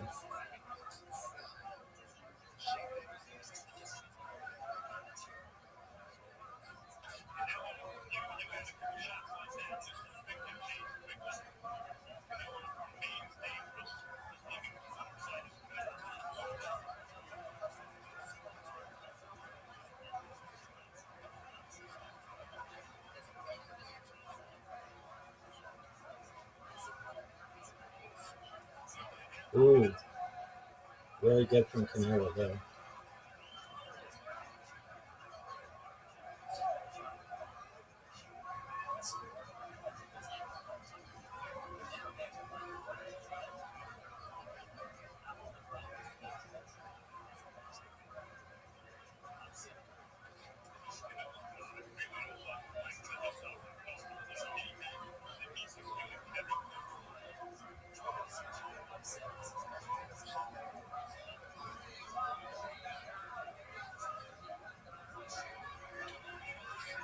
Canelo's running out of time. He's got to make something happen.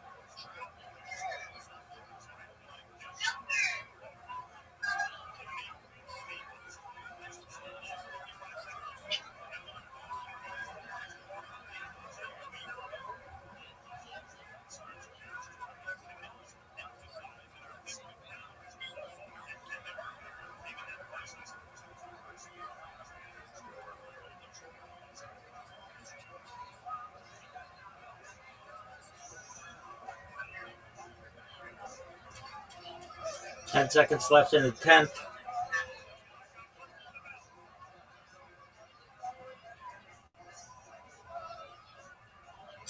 Two more rounds remaining.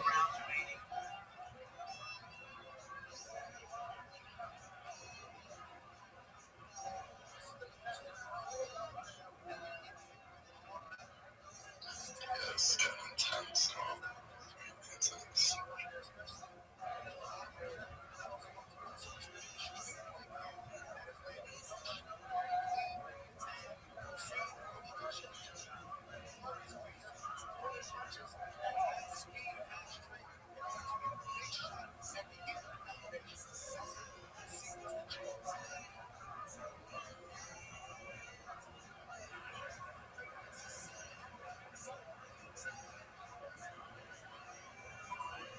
Some guy said I'm 10 Canelo.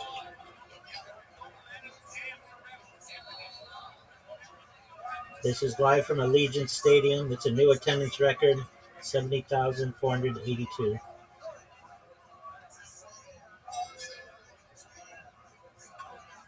All right, 11th round. There's about 6 minutes remaining in this fight.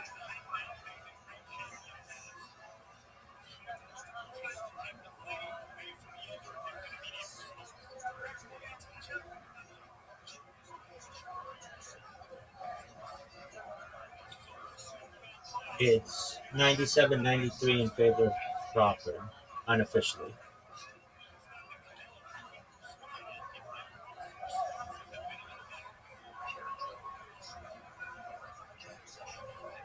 Canelo in desperate need of a knockdown on Crawford. Just join my stream if you want to watch it, bro.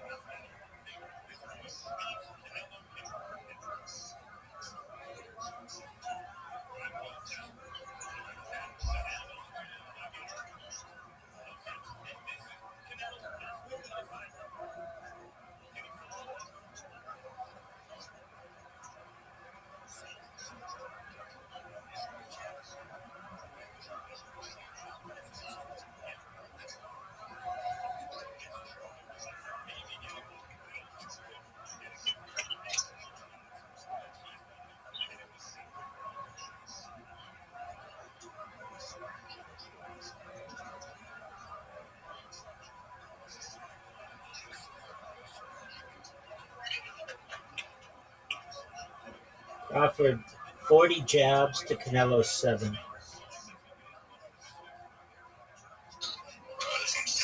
That is wild.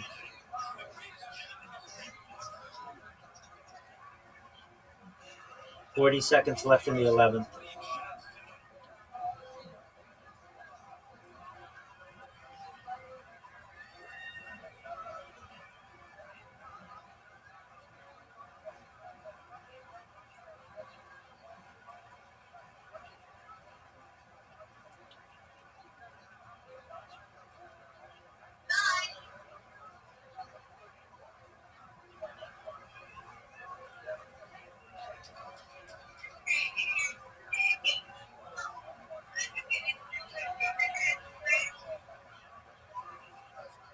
That's the end of the 11th. One more round. Rabbi, did you have any money on this? No, nothing. Just my love for the fight. You know, yeah, I respect it. If y'all haven't had the chance to do so, please join my Discord. It's in my bio. If you want the link, it's discord.me, /Rabbi.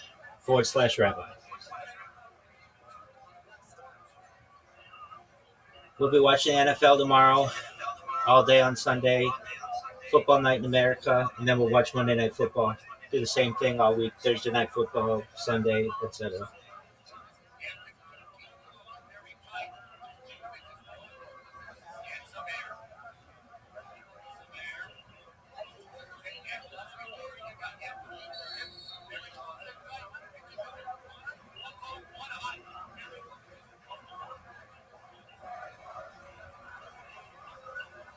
All right, here we go. 3 minutes left. It is scored 97-93 for Crawford. So Canelo essentially needs a knockout.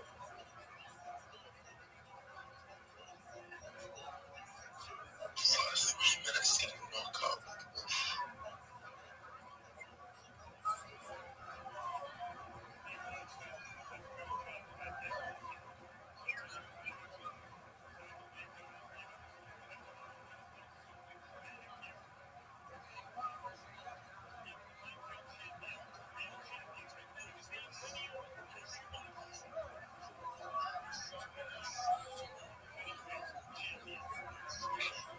It's now 107-102 in favor of Crawford.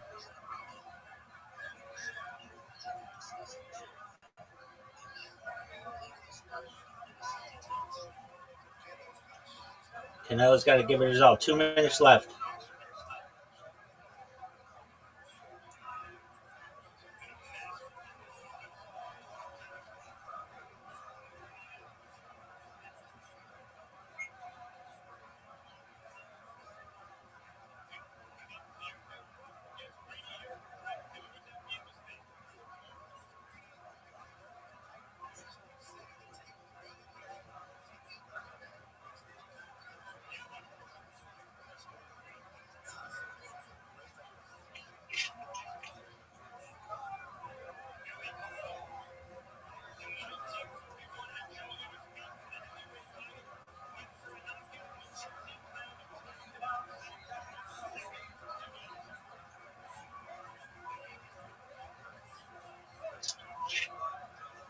All right, boys and girls, we're coming down to 1 minute left in this fight. Round 12 of 12. Here we go. 60 seconds.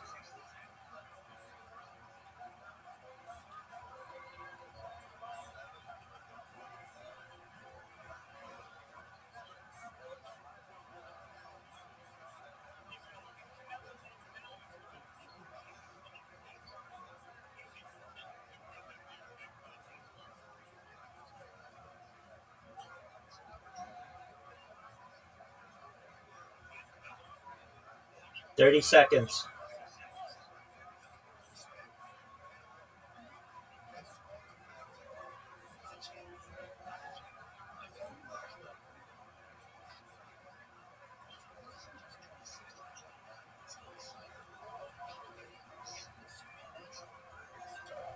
Ten seconds.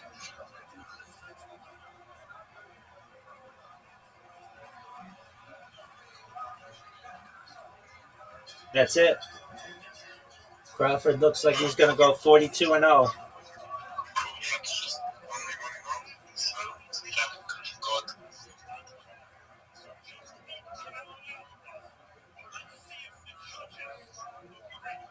Thank you so much, Rabbi. You're welcome, my friends. Absolutely. I'll definitely do this conference. Appreciate it. Absolutely. I appreciate you guys being here. Thank you for the other person to stream. We're about to see who the official winner is. It's been a pleasure to be with you all. Take care, Rabbi. God bless. Peace. You as well. Thanks so much. Absolutely.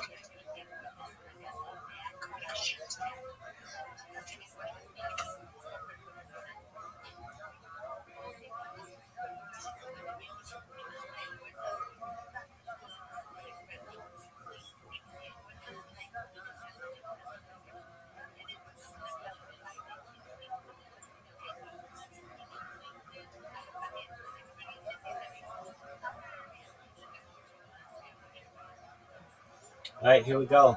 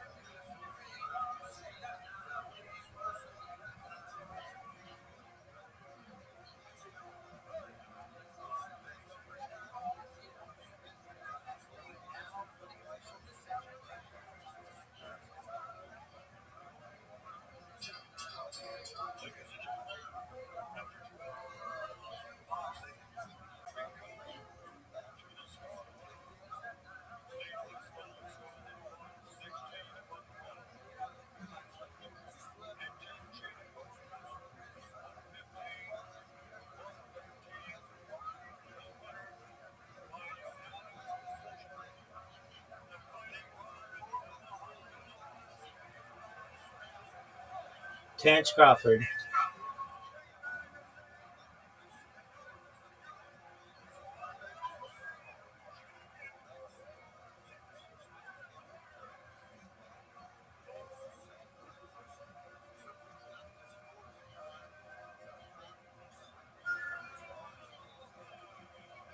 Mr. Beast.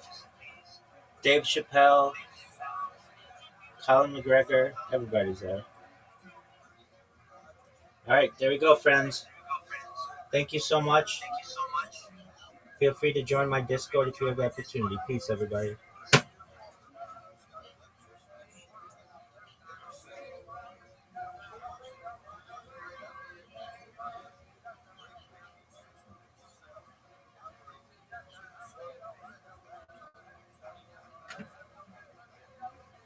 Did anybody join?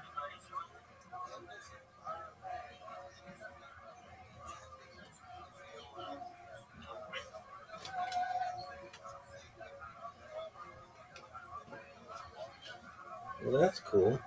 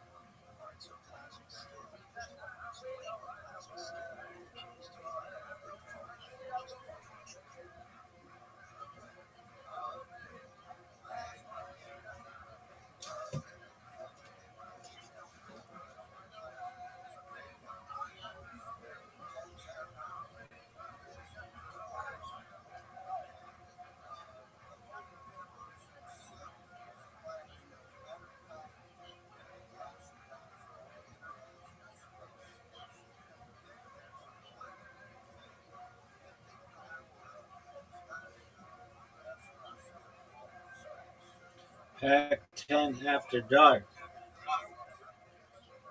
Doesn't have to be all by yourself. What are you working on?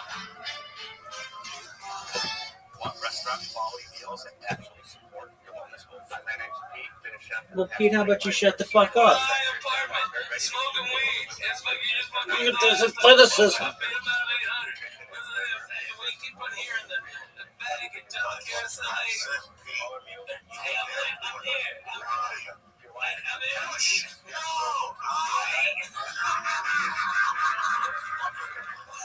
That's a 60-mile fucking trip. And when you get the hobby, I'm like, no, fuck. So where are you right now? Let me call you back in 5 minutes. That's it.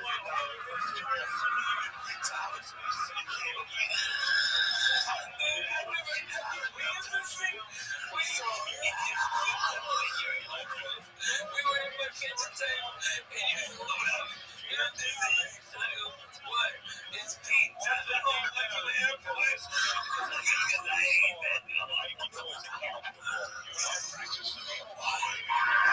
I said to you 3 just airports. It's supposed to be like 3 airports. Yeah. You go all the way down to small airport. And if you get a ticket on like cheap Puerto Rican ticket service, it's 8:45 a.m. And they'll tell you, you gotta get all the way down there at 8:45 a.m. And they put you on additional. Let me tell you something. It's like putting you on a plane from Hollywood to North Hollywood. I mean, they don't go down. Yeah, sure. This is a Minnesota defense that has all conference players at all Coco, when you fucking get into people, you don't even, you play nice. Like nothing. Your clients should be calling you, giving you cookies, like, all you need is his phone number. Alright? Let me find out how much you fucking got into. It's like, fuck a fat guy on a bed. Alright, I'll fucking cyber attack it. Let Coco have the number. Which one? He was great. Which street? Oh, okay. We always talk once a month. When he talks about that, we talk extra drivers. So, hold on. When he gets off the phone, he raises sports and I call back and then when I wake up, I'm like, now he is north of the school. This relationship started by him and Pete out 15 to get out of time. I stole for 44 years at Peach Davis. It was a 38, and I, yeah. Top shelf, yeah, plus that one like that match and both of them just to keep you alive and you like that a couple fucking minutes in. If you weren't at this top of that relationship cards in 19, I would buy out wine goes with it, but now it's been 5 years. Yeah, that in 97. That's how long I've been playing. 97. I was fucking with them. And I'm still fighting today. And related to that, thanks to torture. I used to tell him, come to the shows. Hurry up. Big Jag is here. They snort coke, they get on down here, motherfucker. You also had a lot of credibility because you had also knew Bobby fucking Brown with the Houston. That's legit. That was nothing. No. But they get back to it. It was funny how that's how I would get this particular guy now. Because I always wrote him without him. I'm going to put down the only money. You got my money. Fuck off. You got $50 check here. But I'm telling you to get out of here. Because you can sell a fucking house down here. Everybody's here. James is here. He's here. I'm telling you. Just he's looking for fucking he's not taking those down there. Nice to go down with the pool. Outside of those two days. And he go, where's all the drug dealers? Where's everybody? Oh, I got you. You get 60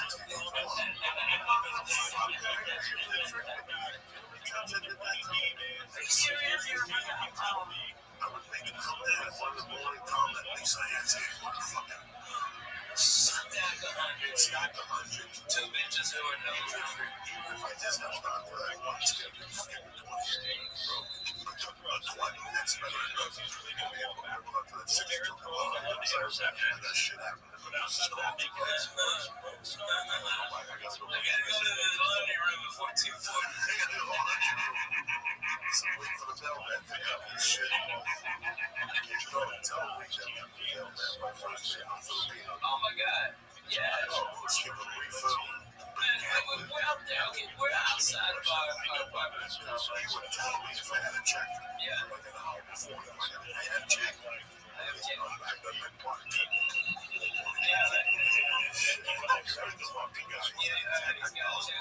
Now, Lee, at that time, it could have been a check for $3. Or it could have been a check for $3,000. Nobody knew, but in my mind, it was $3,000. Sit tight, Lee, you know, there's something right here, one. And that was just $36. Jesus Christ. I'm all for whatever it is. Cash this check for the World Cups. Yeah. He's a $10.50, still got 23 and change. There's still stuff on my purse, got a 20 spot, I still got $3. But I still $2 for a tip from water to out this time. We would sit out there and that guy so well. I mean, we'd just be sitting out there and we would be playing around. And This is what I was like. it was before that we would always tell you, like, this was what? Yeah, easy. When did he move in? When did he move in? He just opened the door. Can I stay here? Yes. Well, that was it. It was on the road. Yeah. The door was open. There was always a Cigarette. cigarette, something was going to happen. Yeah, for six. That's alive. 6 handicap. For 2 years. Bro, weeks Sorry, bro. You're fine. What'd you say?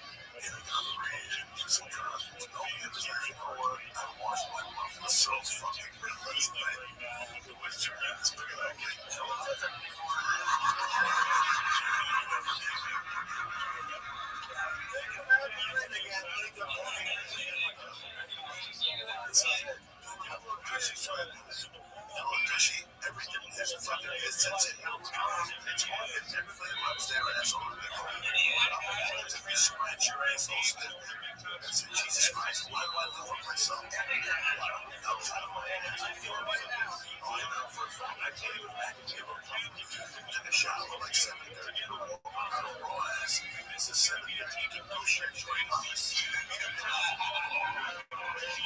o'clock, you know, you're at it smells like barbecue, so that's a big deal. That's a big deal. Like, you know, and now, you know, walking down the street by yourself, when you go to a bus stop, my family will go to the just kind of, you know, so I may always stick around or something. Don't want to say anything. I'm thinking this is a great thing for women to fucking buy their guy, because their heads February, you're gonna have to suck some dick, so you might as well have a clean ass on that shit. They got a fucking Valentine's Day thing. That's what you need. Come on, she's gonna get free shipping. Back it up. He gets a clean muffler, and mama gets a clean muffler. Because mama's muffler is clean. It's the one, that's the one. But again, I don't want to be clean. Just goes to the water. That's the street. I don't want to get the fucking front jack out of my neck. I want to attack, you know what I'm saying? Like, we are here, dirty animal. Tushy, That's right, it's wrong.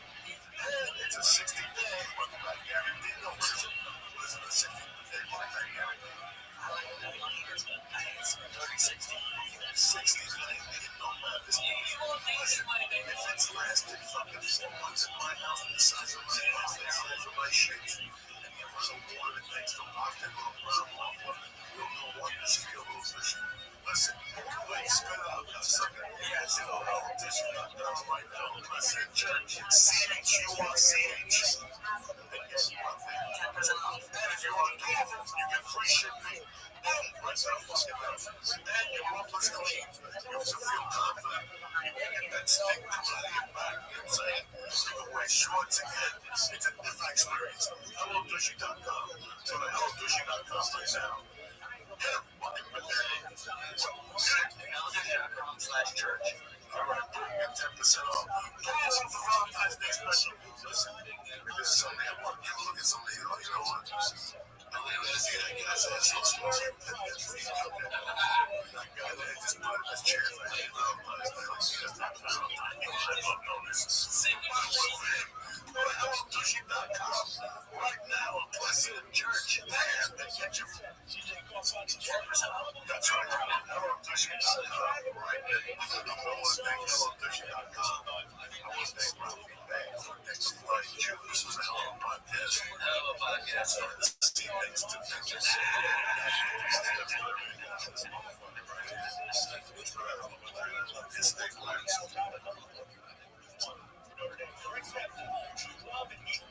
Shout out to Dylan Portland.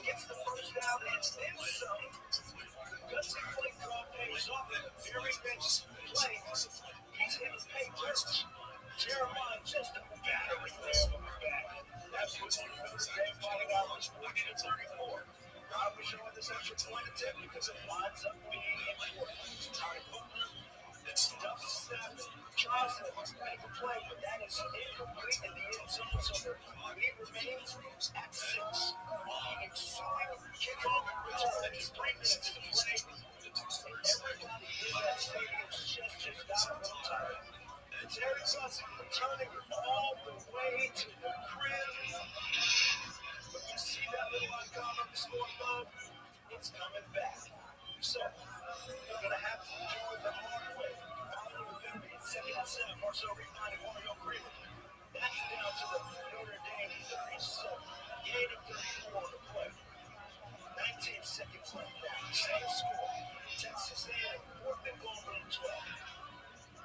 Reed. Waiting for the open. Finding. Nate. More concern.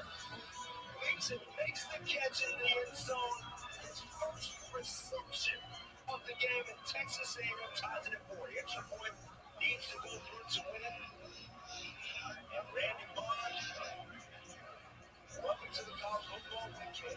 Texas A&M wins 41-40. The first win by a single point against an AP top 10 team since 1956. Marcus Freeman, how do you move forward?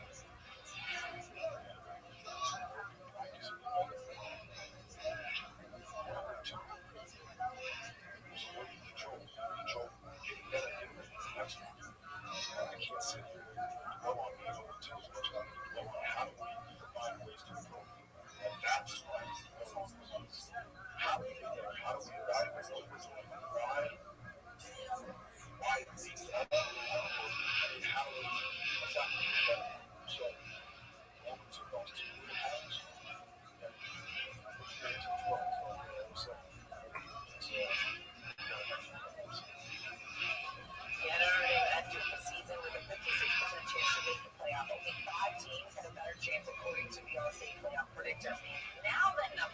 dropped to 8%. Notre Dame is the 16th to start 0-2 while being ranked in the AP top 10 in both games. Notre Dame actually did it in 2022, but finished 9-4.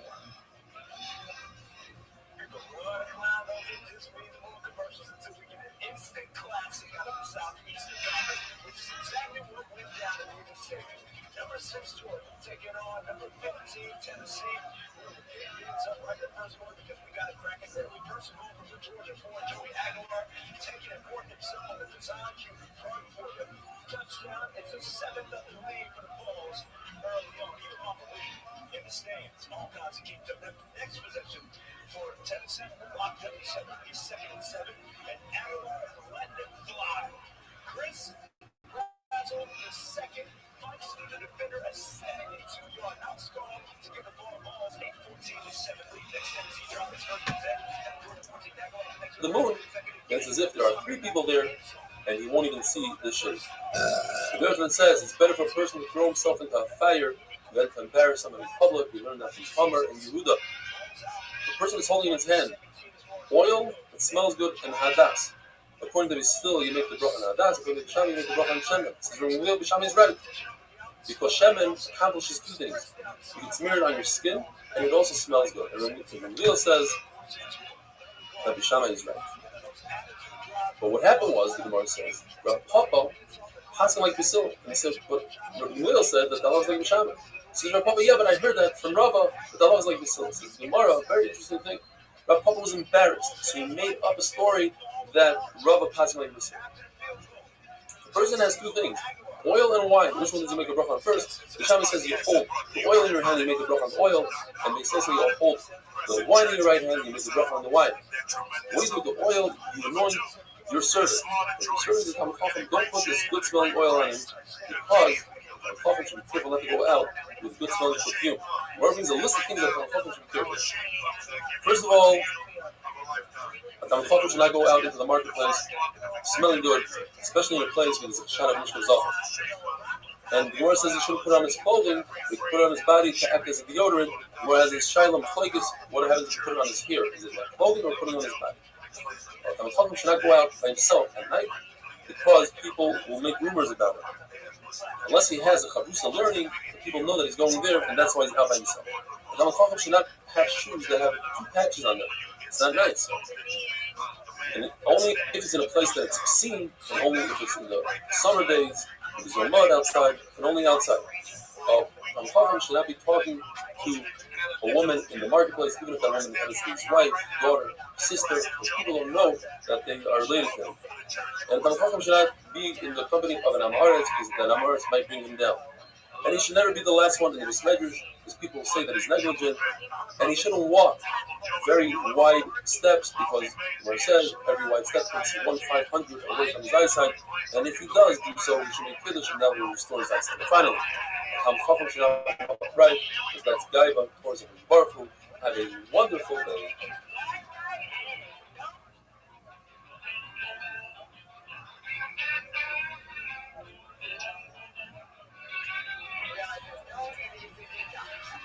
In overtime.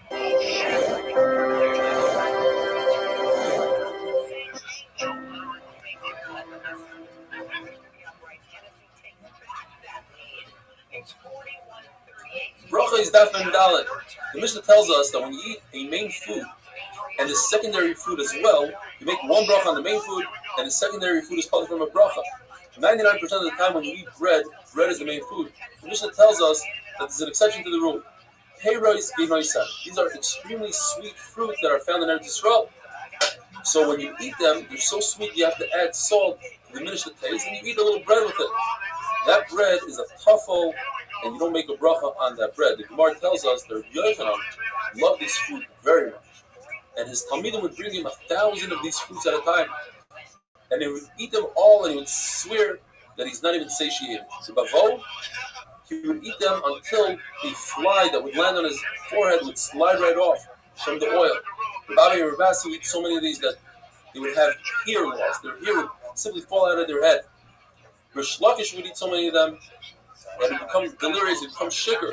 Rabbi Yochanan had to call on the authorities to have them drive him home, The Gemara tells us about Eretz Yisrael. Yana had a city that had so many figs that he needed that many employees to pick the figs that they needed 600,000 bowls of tuna per week. Yana had a tree that had so many birds in it that he would take 3 times a month 40 saw of chicklings out of the tree. There was a city called GUINNESS that had 80 pairs of Kohanim that married 80 twin Kohanim girls. The Gemara says it's so rare that only happened once. The Rav Chizda's twin daughters, and he was a Kohen, married 2 brothers who were Israelim, which were Rabbi Bar Chama and Ukva Bar Chama. A meal without salt is not considered a meal. A meal without soup is not considered a meal. Says the Mishnah. The Hillel holds that when you eat Shivas Haminim, you have to make a Birkas Hamazon. You have to bend. Why? Because the pasuk of Shivas Haminim comes 2 psukim before V'chalta v'savata v'rach, the pasuk about Birkas Hamazon. Chacham say yes, but there's a pasuk in between, and that separates them. And that says that when you eat Shivas Haminim, you only have to make Ala Michya. The Hillel says the pasuk in between because it tells us that if you eat wheat, you don't bench on that. If you drink water because you're thirsty, the Karban says you make a shahakal and you make a bayre nefashit. So we're going to see soon is machlekes whether you make a bracha at all, bracha koina on water. The ala michya on fruit is very similar to how we do it today. There are a few variations, very minor variations. We say sure it's tzis over here. The Gemara does it. And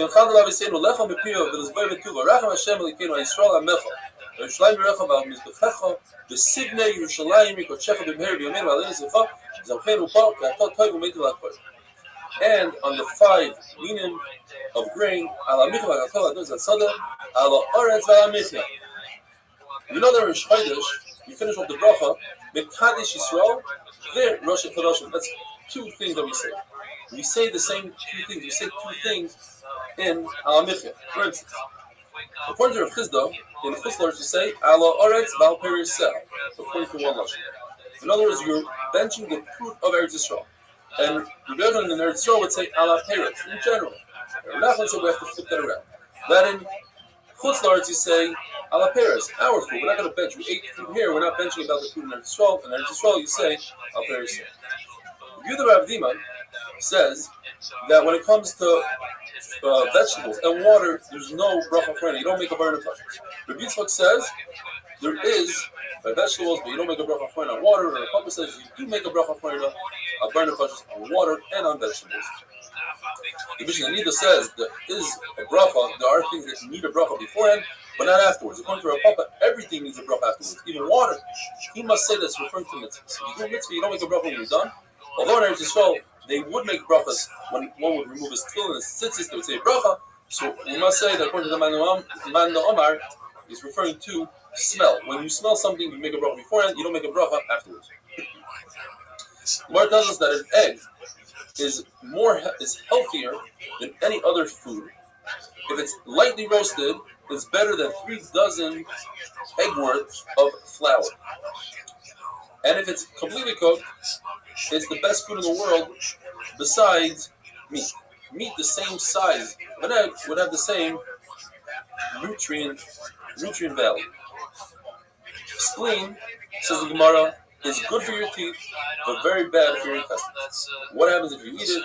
You should chew it and spit it out.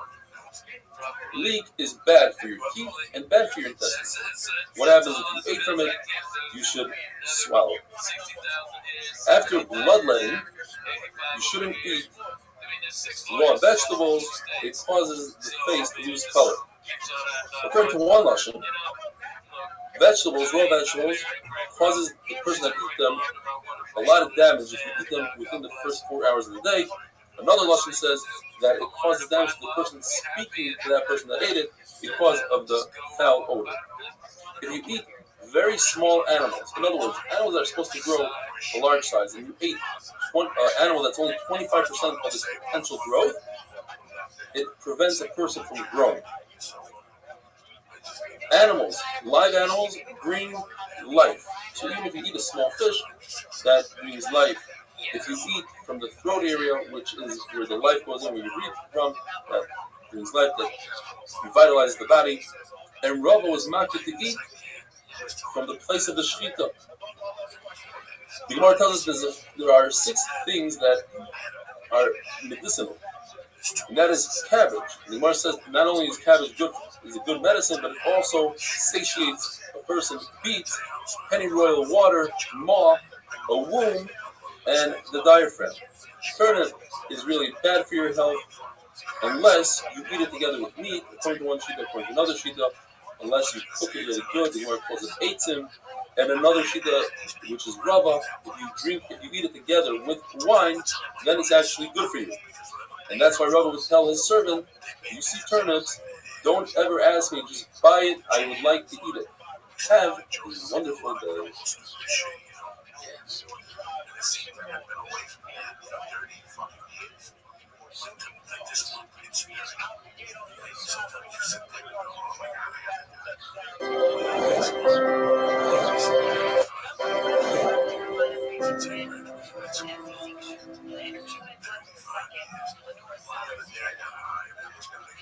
Bracha is dapim hey, brand new parrot.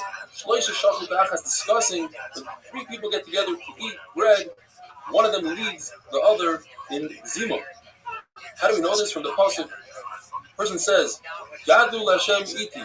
You two, my friends, should bless Hashem iti together with me. That's a total of 3. Or Kishem Hashem Ekra, I will call out Hashem's name. You guys, so together we have 3. The Mishnah says that there are some people that cannot be part of the zimah. These are people that are eating food that some meisters weren't taken from them, or you weren't part of the meister shame, or the waiter, he ate less than kazayas, or a guy. But a kusi is mitzvah. Women, halachically, Yo, cold static. Together with men. Cold static, go fuck yourself. Nobody want to speak with you anyway, you douche. And have enough of a feel to lead the 3 with zimah. Tanakama says, kazayas, and Rabbi Yehuda says, you must eat a kabetza. We learn from the same pasuk, Gal Hashamiti, that the person that answers Amen shouldn't answer louder than the Chazan himself. The pasuk says, Moshe Yidazmer, V'alikim Yanem B'kol, that the Baruch sit over that says Hadiths to Moshe Rabbeinu, and Moshe Rabbeinu repeating over to Klal Yisrael. And here we learn, in the time of the Gemara, there's a Bal Kaireh and a Metargumon, a person who repeated the words and translated them to the local language. The 2, the Bal Kaireh and the Metargumon, have to be on the same noise level. One should not be louder than the other. The Mishnah says that zimah is with 3 people. How about 2 people? And they elect to do zimah. Rabbi Yochanan says no, and Rav says yes, they could do zimah. Abaye says the minute though today is when people know how to read, and you have 2 people, each one benches individually themselves. If there's a board, someone that doesn't know how to read, then one to bench for the other. He can be mentioned the second one because of the halacha. When you hear a bracha, it's as if you said that bracha. And the Gemara goes through a series of questions, asking questions on Rabbi Yochanan and Rav. In our mission, it says that 3 people get together to do zimah, and not 2. That would be a question on Rav who says that 2 could do zimah and no answer. Our mission is talking about a chiyuv, and I was talking about a rishos. If you would love to do so, you can. In the Brayso it says that if 3 people get together to eat, one of them cannot run away and leave his 2 friends behind. It seems like if 2 people are eating, one could run away, and the answer is yes. When you have 3 people eating, and one can't run away because he's conveying a field, he created a field, and him running away, he's destroying that field. Very interesting halacha. You have 2 people, imagine, 2 people eating together, having a conversation, and there's a waiter. And the waiter plops down next to them, and he sits down and eats, and it's not considered gaiva, and it's okay. Because we assume that those 2 people want him to sit there so that they have a field for zimah. And the question is, according to Rav, 2 is enough. You don't need a 3rd one. And the answer is, 3 is better than 2, because 3 creates a real field, whereas 2 is just a lesson. When we have a real field, when you're mechuyev to do the mitzvah is greater. As we said, women can do zimah by themselves, but they should not use an eved to be tzaref eved, and ktanim to do zimah by themselves. They can't use an eved because of promiscuity. seems like that even 100 women have the same halachic field as 2 men. And it says the women are mechayiv. So you see that 2 men are chayiv. So the Gemara is not true. Women have a greater field. 3 women have a greater field than 2 men because of the pasuk of God Hashem Iti. When you have 3, that creates a field. They are considered players, the Gemara calls them. And now the Gemara says that if you have 3 people that were eating and one ran away, you're allowed to scream out to him so that he turns around and he answers you from a distance. However, when you have 10 people and one ran away, you cannot scream out to him so that he turns around and answers from a distance. Rather, you have to call him back because you're saying Hashem's name. And therefore, it's not proper for him to answer from a distance. Rabbi says that if 3 people are eating together, it's not polite, it's not their third. If one of them finishes eating and says, "Hey, I'm done, will you please answer me?" Because it's 1 against 2. But if 2 finish eating, then it's okay for them to ask the third one to stop and answer them. But not only does he have to stop and answer, he has to stop and wait until they are finished with the first bracha of Birkas Hamazon, Hazar Sakar. The Gemara tells us that there were 3 Amiroi, Yehuda bar Meremar, Marbar Ravashi, and Rav Achim Adifti. And they all sing together in eating, and they said, we're all on the same level of learning and regardless, so who's going to lead us in Zimun? There's no one greater than the other. Therefore, they decided just to bench on their own and not to do Zimun. Meremar heard about this and he wasn't happy. He said, you weren't yoyt to the mitzvah of Zimun, you were yoyt to the mitzvah of Birkas Hamazon. And to go back and do Zimun retroactive doesn't work. Here's our halacha l'maisa. You walk into a meal on Shabbos and people are about to start benching. What do you say? You can't say Baruch Shachal Mishlei because you didn't eat with them. So what do you say? The Gemara says you answer both in the Baruch. And Tosfos brings the Bahag, and it's brought down in Shulchan Aruch, halacha, minus the word "who." That you answer Baruch u'mevarech Shemai Hamid Lo'elam Baruch. And if there's 10 people, you walk into a Shever Brachos, and there are 10 people about to start Zimun, you say, Baruch Elokeinu u'mevarech Shemai Hamid Lo'elam Baruch. What if you walk in when they're already at the end of Zimun? So there you just say the word Amen. The Gemara says that only the bracha B'nai Yerushalayim you say Amen on your own bracha. B'nai Beracham of Yerushalayim Amen, or according to the Zion you say B'nai Yerushalayim Amen. But other brachas, that's a good. Rashi points out, and that's how the Sfardim do, that when there's a series of brachas, the last bracha you can answer Amen to yourself. So the last bracha of Hallel you say Amen, or after your Shabbat you say Amen. This argues on Rashi. Like this Amen in B'nai Yerushalayim, you say it out loud, or you say it quietly. Abaya would be mitzi his employees with Birkas Hamazon, and when he got to B'nai Yerushalayim, he would scream out Amen to indicate to them that their time is up and they must go back to work and they shouldn't bench the 4th bracha, which is only the Rabbanan. Rav Ashi, on the other hand, held that the 4th bracha is the Rabbanan, and if you say it aloud, it comes to a zilzul. People won't treat it respectfully, and therefore he said Amen quietly. A wonderful day. That's the whole thing. That's the difference. But yeah, so when you ask me, was I the same man as I was then? I say I wasn't. You know, had I fucking was I 18 kids? Yes. Was I a dumb fuck? Yes. Was I naive? Rav is at Memvav. Who is mitzi everybody with Hamaitzi and Chas T'chala? The host, the Balabayis. The Gemara tells us that Reb Zera was very sick, and Ravo accepted upon himself that if Reb Zera has a report Shlema will be healed, he'll throw him a huge party. The Gemara says that he used to call Reb Zera the short, burnt one. His legs were burnt.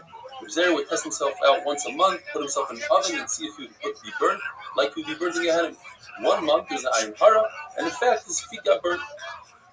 Reb Zera had a full recovery. They threw him a big party. Ravo says, I want you to cut the bread. And you might say everybody, Reb Zera says, no, the Balabayis has to do so. She said, okay, but I want you to do Mizamin, lead us with Zimun. Reb Zera, no, I hold that the person that cuts the bread, he's the person who does Zimun. The Rebbe holds that the Balabayis cuts the bread. That's true. But Zimun, the guest should do Zimun. Why? Because the guest will give a bracha to the host and he'll say Yiratza. The famous Yiratza, the owner shouldn't have any embarrassment, not in this world, not in the world to come. Rabbi Yosef asked,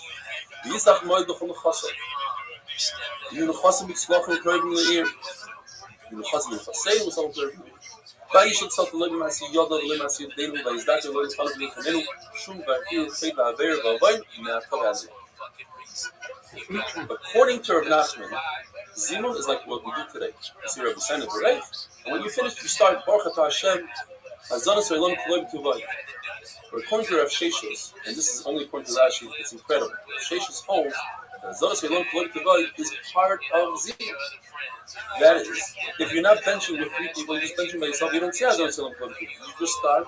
That's where benching starts. It's unbelievable. Places in Chilgan Rashi. Same thing would be, let's say if 3 people are benching together and they ask one of them to stop eating because 2 have to go. So the one that stopped eating and he continues eating later on by himself is a machlokes. Where does he start from? According to Chachamim, that's the halacha. According to Rashi, he will start from Naida because he's all by himself. According to Abaya, he goes back. He says, 2 brises that seem to contradict each other. How do you explain these brises according to Rav Nachman? According to Rashi, one brise says that sometimes benching is only 2 brachas and sometimes it's 3. The second brisa says sometimes benching is 3 brachas, and sometimes it's 4. According to Rav Nachman, we can explain the first brisa is referring to workers. The workers, they say Bnei Yerushalayim as part of our Arz Lamazon. So that's 2 brachas are actually 1. So if it's only 2 people, they only have 2 brachas. They have Hazanas Olam, and they have Haaretz. If you're benching the Zimun, you add 1 more because the Zimun is considered a bracha. The second brisa Rav Nachman would say is talking about regular people. And regular people say Bnei Yerushalayim that's a bracha. So either you have 3 brachas when you're benching just by yourself, or 4 brachas if you add Zimun to it. According to Rav Sheshes, Zimun goes all the way through Hazanas Olam Kolei B'Tuvay, all the way to Naida. Therefore, the machlokes between the brises is whether or not the final bracha that Chayv HaMeitiv is the Rabbanon D'Oraisa. We took it for granted up until this point that it's the Rabbanon. There's a Madonna that says the D'Oraisa. And therefore, the first brisa holds that it's the Rabbanon. So if 2 people are benching, you have only 2 brachas. Because you only start by Naida. And if it's 3 people benching, you add to that the Zimun, that's the third bracha. And if you hold, like the second brisa, that Chayv HaMeitiv is the D'Oraisa, so now you add to everything a 4th bracha of Chayv HaMeitiv. More proofs, 3 proofs that Chayv HaMeitiv is the Rabbanon. 1 proof is from the fact that workers could skip Chayv HaMeitiv. They have to skip Chayv HaMeitiv. In other words, the Rabbanon. Another proof is that Chayv HaMeitiv starts with Baruch Atah Hashem, but doesn't end with a bracha. And if it was part of benching, it was part of the Raisa. It's called a bracha.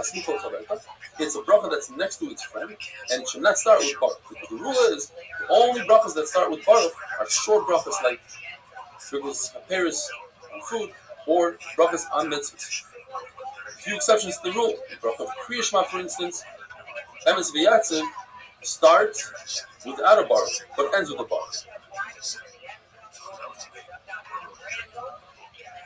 Now, another raya is that in the Abel's house, you don't say Chayv HaMeitiv according to Rabbi Akiva. And that would prove that it's not a Dori Reis. The Gemara says that Mar Zutra went to the Beis Abel, he went to be Menachem Abel Rashi, and this is La Halacha. That in benching, you say, okay, Lovin Makinah, the Rein, Marin, Galini, Training, etc., until you get to Kumalam. You say Chayv HaMeitiv, and then you say, Hail Emes, Dayan Emes, Shoifet Tzedek. He judges with truth and with tzedek. He rules the world. Last is as he wishes. We always have to bench for everything. He knows how to mend the holes in Israel when we have a loss. We should mend this spirit to be Israel. The fight. Mar tells us an interesting conversation that Rish Golos had with Rav Sheshes. He tells him the Rish Golos, the Parsim, the Persians, they know how to have dinner etiquette. In fact, when a very important person comes in, he would sit down first. He would lean, lay down and lean, and the second to him would lean right above his head. In other words, there was an issue here. The important person, if he wanted to converse with the second in command, he would have to sit up and turn his body. And that's not proper for an important person. But the Parsim, they move silently. They would go like this with their hand, and the person behind them would understand it. My Rishonim, they would start from the most important person, and they would bring the small little table immediately, so you didn't have to worry about keeping his hands clean. My machronim, you start from the least important person, but we keep the table in front of the important person, so you have what to do. Rashi says, I don't know anything about Persian. I know about Brises. And in the Brisa, it says, yes, that the most important person sits down first. However, the second to him sits below him, so that the important person can converse with him without straining his neck. The third important person sits, well, if there's three people, so now you reverse it. Now you put the second person above him and the third person below him. Because Rashi explains it's better and it looks more hushing when the important person has to strain his neck for somebody more important. Therefore, let him strain his neck for the second in command rather than the third. How do you do? My Mishonim, yes, we start with the most important person. But my Machronim is different. My Machronim, you start, if there's 5 people left, and the fifth one, he's the most important person, he's the one that starts with my Machronim, and he's the one that does Zimah. However, if there's a lot of people, 100 people, you start from the least important person until you work your way up 95 people later, until you have 5 people left. You have 5 people left, then the most important person washes his hands by Machronim, and he does Zimon. Having a wonderful day.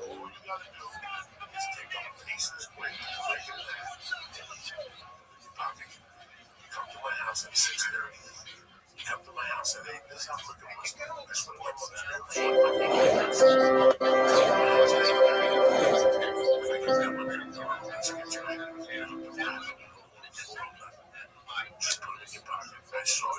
Rabbi Dam Zayin. We all know that you're supposed to honor and give covet to Dam Chacham. The most is the few exceptions to the rule. When you're on the highway traveling, you don't have to let Dam Chacham go in front of you, nor do you have to let him go in front of you when you get the bridge. Or if you're in line for my Machronim, you don't have to. Look at this one, video coin. Where are we going? Robin's donkey is taking Rabbi's donkey on the way. And Rabbi's thinking to himself, look at this. He comes from Eretz Yisrael. He's riding like an Israeli. Yo. He doesn't give me cover. Yet when you got to the shul, Rabbi tells Rabbi here. Rabbi tells him, nobody knows what you're talking about with that ching chang chong. Big English. When you get to a doorway, Jerome, you're number 1. You're with Thanks, baby. That's what I think too. But we have that in common. West Side. Hey, take a shit. Now, tasting and eating are the same thing. Son, when you repeat look something at this in the name of athleticism. your Rebbe, you should say exactly the same word that Rebbe used. Look at this one. Mark teaches us proper dinner etiquette. If 2 people are sitting around the table and eating, and one of them gets up to get a drink, the second person should wait patiently until the first person gets back from his drink. But if you have 3 people and one gets up to get a drink, the 2 don't have to wait for the one. The person that cuts the bread, he should start the meal. He should dip into the dips first, unless he wants to honor somebody that's greater than him. Halacha l'maisa, when you cut your chal on Shabbos, do not start cutting until everybody says Amen. Now you don't have to wait for somebody who's saying an exceptionally long Amen. It's not proper to say an exceptionally long Amen. The Gemara teaches us there's Amen Yisayma, Amen Chatufa, and Amen Chatufa. Amen Yisayma is where somebody says Amen without even hearing the bracha of the source. He says Amen because the people around him are saying Amen. Chatufa is that you don't say a chametz under the aleph, you say a shva under the aleph. So you don't say Amen, you say Imei. Chatufa is you don't pronounce the nun at the end of the word, you say Amen instead of Amen. All these 3 things can cause a person to lose life. Yet if a person prolongs his Amen, says it properly, that will actually give him additional days. Arichas Yamin. A person should not say a bracha as if it's a burden he's trying to get over with. He should say the word nicely and slowly. Rav holds that if 2 people are eating, and they're basically done eating, and the third person comes along and joins them, he cannot join for Zimot. Shmuel holds that as long as if dessert would come out, that means your meal is still going on, and that third person is mitzvah for Zimot. The Rav says, who's mizamen? The ikir shebasuda. The main person of the meal, meaning the person who's there from the beginning. That is the most important person, the most prominent person, even though he came in the middle of the meal, as long as he ate some bread. The Gemara tells us that the list that we had in the Mishnah, different foods that people were eating, that some of them are in the Star Pizima, some of them you're not in the Star Pizima, you can't take the list at face value. For instance, the Mishnah says that if a person eats Gemai, he could be part of the Zima. Now, Gemai is also true, how can he be part of the Zima? The Gemara tells us because Gemai is a mutter for a funny and a soldier, a Jewish soldier to eat. And every person, even a wealthy person, to be considered a poor person at any given moment, as long as he is master all his belongings, and will become poor instantaneously. Therefore, it's not the end of the world if a person eats money to be stuck. Now it says that if you give meiser to a lady, you give him 10% of all your fruit, and the lady took 10% of his 10% and gave the time. That fruit, and he ate from that, he could be stuck. What's the big finish? The answer is because the Yisrael never took the step one. He went at it already, he gave the Levi before he took Truma Gdoila, the 2%. And the Chiddush is that the Levi is not responsible for that Yisrael's 2%. All the Levi has to give is 10% of what he received. What about Meiser Sheni? What's the big Chiddush that if somebody eats Meiser Sheni that was redeemed properly, that he could even start? The answer is because it wasn't redeemed properly. There's another step. You have to redeem it for face value, plus add an additional 25% or 20%, depends on the level of bar. And he didn't do so. And the Chiddush is that even though he didn't take the chaymas, he could still be the star. What's the big Chiddush that a waiter could be the star if he ate a full kizayis? The answer is because the waiter typically doesn't sit down his kinei suda. He's walking back and forth, and he's standing, nevertheless, to be part of the meal. Now, why could we be Mitzvah Kekusi? Why is he any better than Amaretz? Because the Gemara says Amaretz is not part of the Zim. The answer is because we're talking about a Kusi that's a Kamakah. Or we're talking about an Amaretz that doesn't take Trumas HaMaisus. That's why he's not Mitzvah. But a Kusi, since Trumas HaMaisus are in the Torah, Kusim are makbid on all their rises. Not only that, they are more makbid on their rises than Yisraelim. So therefore, I can Mitzvah. What's the definition of Amaretz? The Gemara brings a whole bunch of secrets. One of them is that a person who doesn't say Krishna in the morning and the evening, or a person that doesn't wear tefillin, a person that doesn't wear tzitzit, a person that doesn't put up a mezuzah, a person who has children and doesn't teach them Torah. Finally, the Gemara says, the halacha is, even a person who's very learned, if he doesn't search under the Chachamim, he's considered an Amaretz. And it says, but nowadays, we are mitzaref these Amaratzim, because otherwise they'll go off and make their own religion. The Gemara tells us an amazing story. Rabbi Bar Chama did not allow Rabbi Nasher Bar Tachliba to be part of the Zim. Because he held Rabbi Nasher Bar Tachliba, didn't serve from the Chachamim, even though he himself was a Chachamim. Rabbi says that's why Rabbi Bar Chama died, because he wasn't tired of Rabbi Nasher Bar Tachliba. The question is, well, why? If he didn't serve from the Chachamim, he shouldn't be part of the Zim. The answer is because Rabbi Nasher Bar Tachliba did serve from the Chachamim, Rabbi Bar Chama just didn't know that. The other chat is that he didn't serve from the Chachamim, but he was a Chacham. He listened to Torah and he repeated it in Chazir, and that was enough for Rabbi Nasher Bar Tachliba. This tells us that if you eat tevel, you cannot be inspired. What's the big Kiddush in that? It's also eat tevel. The answer is because we're talking about tevel d'Rabbanan. We're talking about food that grew in a planter that didn't have holes facing the ground and it didn't nourish from the ground, and it's mutter people the rights, but only us in the Rabbanan. If you don't take Meiser Sheni, of course, you can't be Mitzvah to Zimun. The answer is you did take Meiser Sheni, but you took it with the wrong point. You took it with flat points that don't have any depiction on them. Of course, a guy cannot be Mitzvah, and the answer is we're talking about a guy that went through half the process of Geras. He has a Milah but didn't do Tefillah. And Chiddush is he's still considered a complete guy.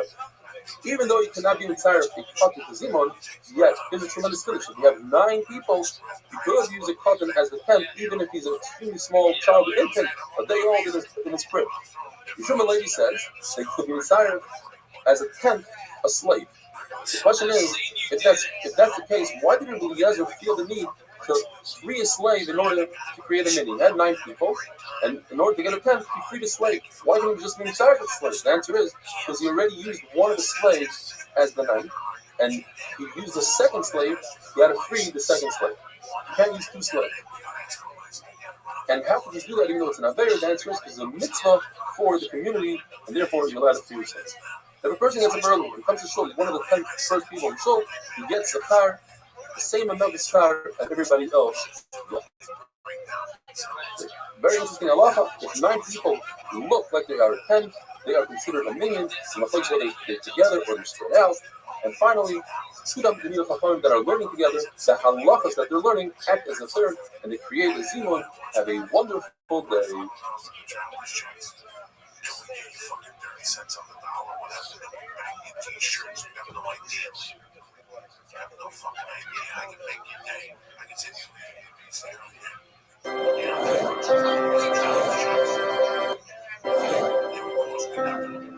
the travel checks were costing nothing.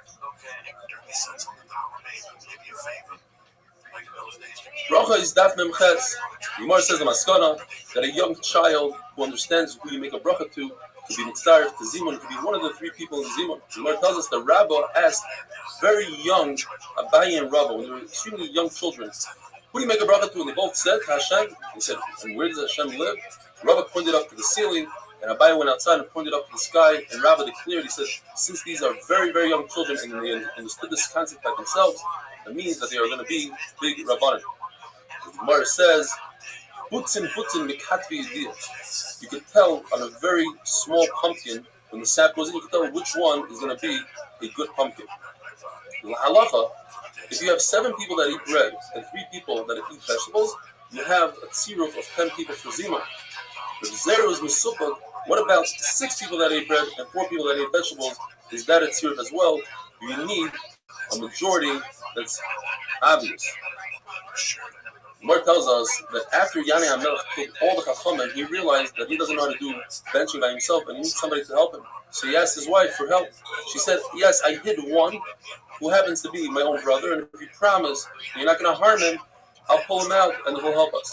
So she brought him to the table, and Yana gave him a lot of honor, and he sat him between himself and his wife. And he said, look at all this honor I'm giving you. And Shimon Moshe said, no, it's the Torah that gives me honor. And Yana says, look at him.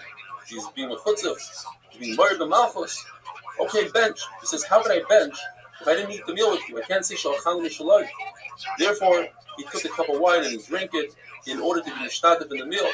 And then they gave him another cup of wine. The Gemara says that's not la halacha. Since in order to be mighty other people, as Shimon Moshe was going to do, he's going to say the entire benching. And be mighty Yana, you need to eat bread. It's not good enough to drink wine. But to be one of the 3 of Zimun, it's enough to even eat a leaf of a vegetable. Says the Gemara that Moshe Rabbeinu was the one that instituted the first bracha of Birkas Hamazon, Hazanas HaKol. And he did that when Klal Yisrael received the money. Yeshua, when they went into Eretz Yisrael, he made the bracha ala Aretz ala Mazon, about Eretz Yisrael. David and Shlomo made the bracha of Bani Yerushalayim. David made the part of Al Yisrael and Becha by Yerushalayim Recha. And later on, when Shlomo HaMelech built the Beis HaMikdash, he said Al Abayis HaGadol VaHaKadosh. HaTov HaMeitiv, it was the Rabbanon. When the Harugei Beitar, the many victims, millions of victims from Beitar weren't buried for many years, as Yerushalmi says at the Highness. And when they were finally able to be buried, there was tremendous nace. There's no smell, and the bodies were whole. And Chacham made a bracha HaShoyiv that there was no smell of HaMeitiv, that we were able to bury them. So we have 4 brachas in Birkas Hamazon: Hazon, Al Aret, Bani Yerushalayim, and HaTov HaMeitiv. And on Shabbos we add Kedusha Shabbos. We say you insert that in the middle of Rabbi. According to Rabbi Eliezer, you could insert the say anywhere you want, as long as you don't insert it in the beginning of benching the first bracha. Lechatchila could do so. You could say in the middle of Bani Yerushalayim, in the middle of HaTov HaMeitiv. According to the Tanna Kama, you could Lechatchila, you should say it in Rachem. However, if you forget to say Ritzei by Rachem, you can say it later on in bench. According to Chachamim, once you forget to say Ritzei no Rachem, you must repeat the entire Birkas Hamazon. Says the Gemara according to Oman Omar, the Ochalta v'Savata teaches us that you have to be Mizamen, and that's the right. As Hashem Elokecha is the source for the first bracha of Hazan. Ala Aretz is the bracha of Eretz. HaToiva is Bani Yerushalayim.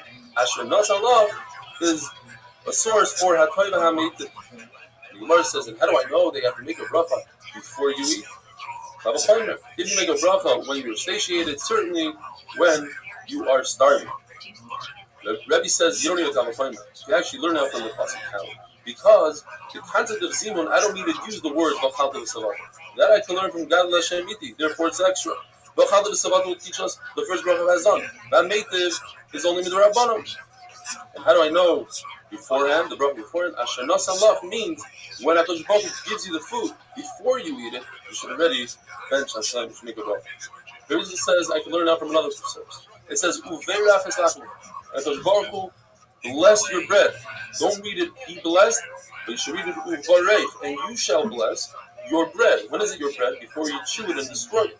So in other words, in the bread state, you should make a bracha. The Gemara tells us the story that Shaul went to look for his father's donkeys and he couldn't find them, so he asked for Shmuel. He figured maybe Shmuel could help him out. So he asked some young girls, where's Shmuel? And the Torah tells us a very long arifus. They said, you better go quickly. He's at the outskirts of the city. He's about to bring shlomim on a bama. And before he brings it, he says a bracha, there's a vachta, then he gives it out. On and on. So the first thing we see for our sugya is that you have to make a bracha before you eat. Why did they talk so much? He asked him a simple question, which Shmuel was. The Gemara says three answers. Either because women like to talk a lot, or because Shaul, it says, he was taller than everybody, he was more beautiful than everybody. And the women, the girls, wanted to gaze at his beauty, so they spoke to him. And the third shot Rabbi says is that one kingdom cannot go into another kingdom even for a millisecond. And Shmuel was the ruler of Klal Yisrael, and he had to give over the ruling to Shaul, but the time didn't come yet. So therefore they had to speak to him for that time to arrive.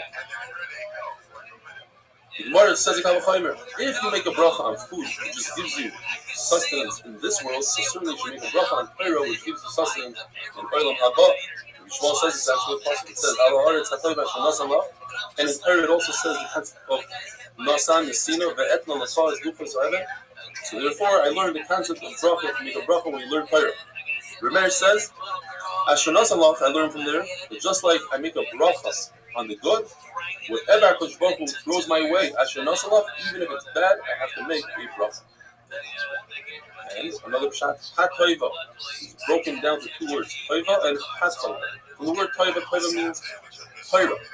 Ha-toiva is the rebuilding of Yerushalayim, shall be wonderful.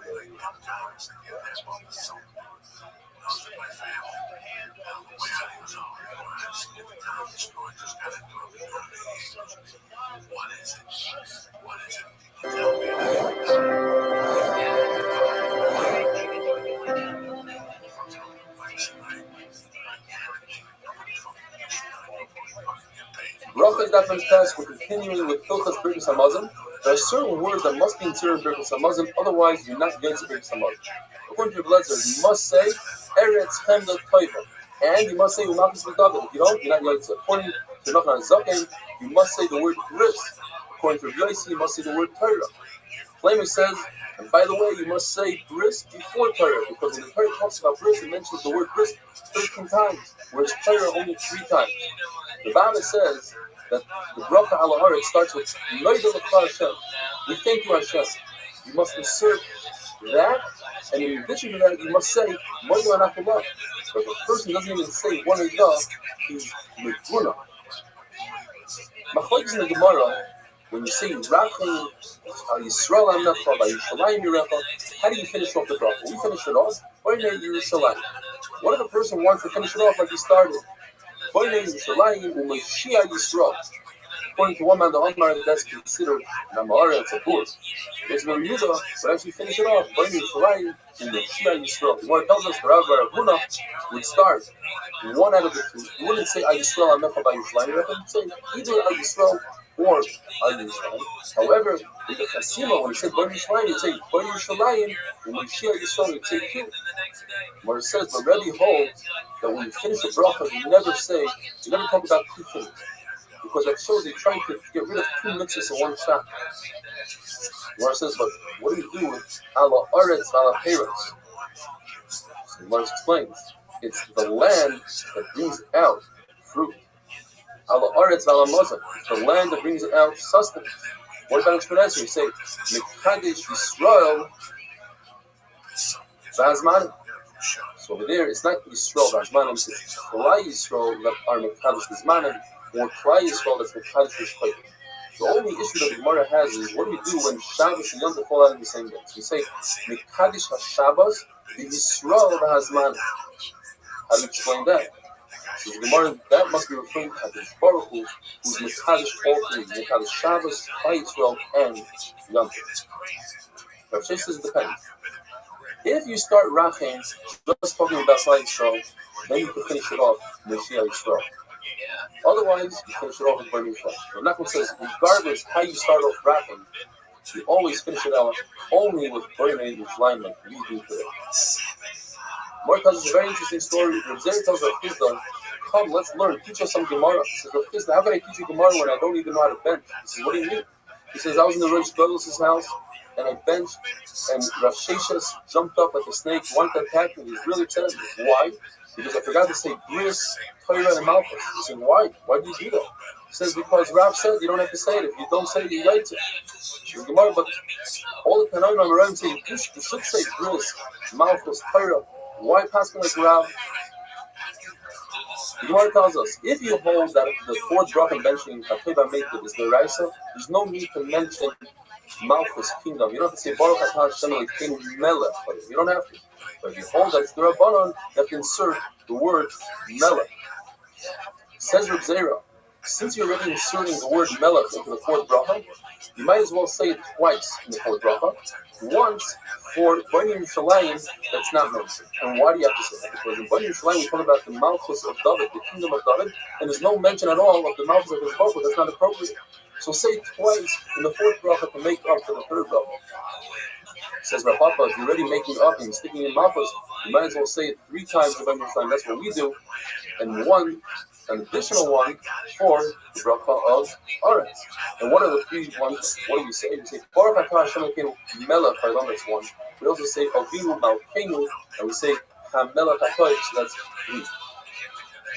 Rav says if a person forgets to say Mitzvah intention, he can say Baruch Atah Hashem Elokeinu Melech Haolam. Nasan Shabbos Menucha LaAma Yisrael LaOis.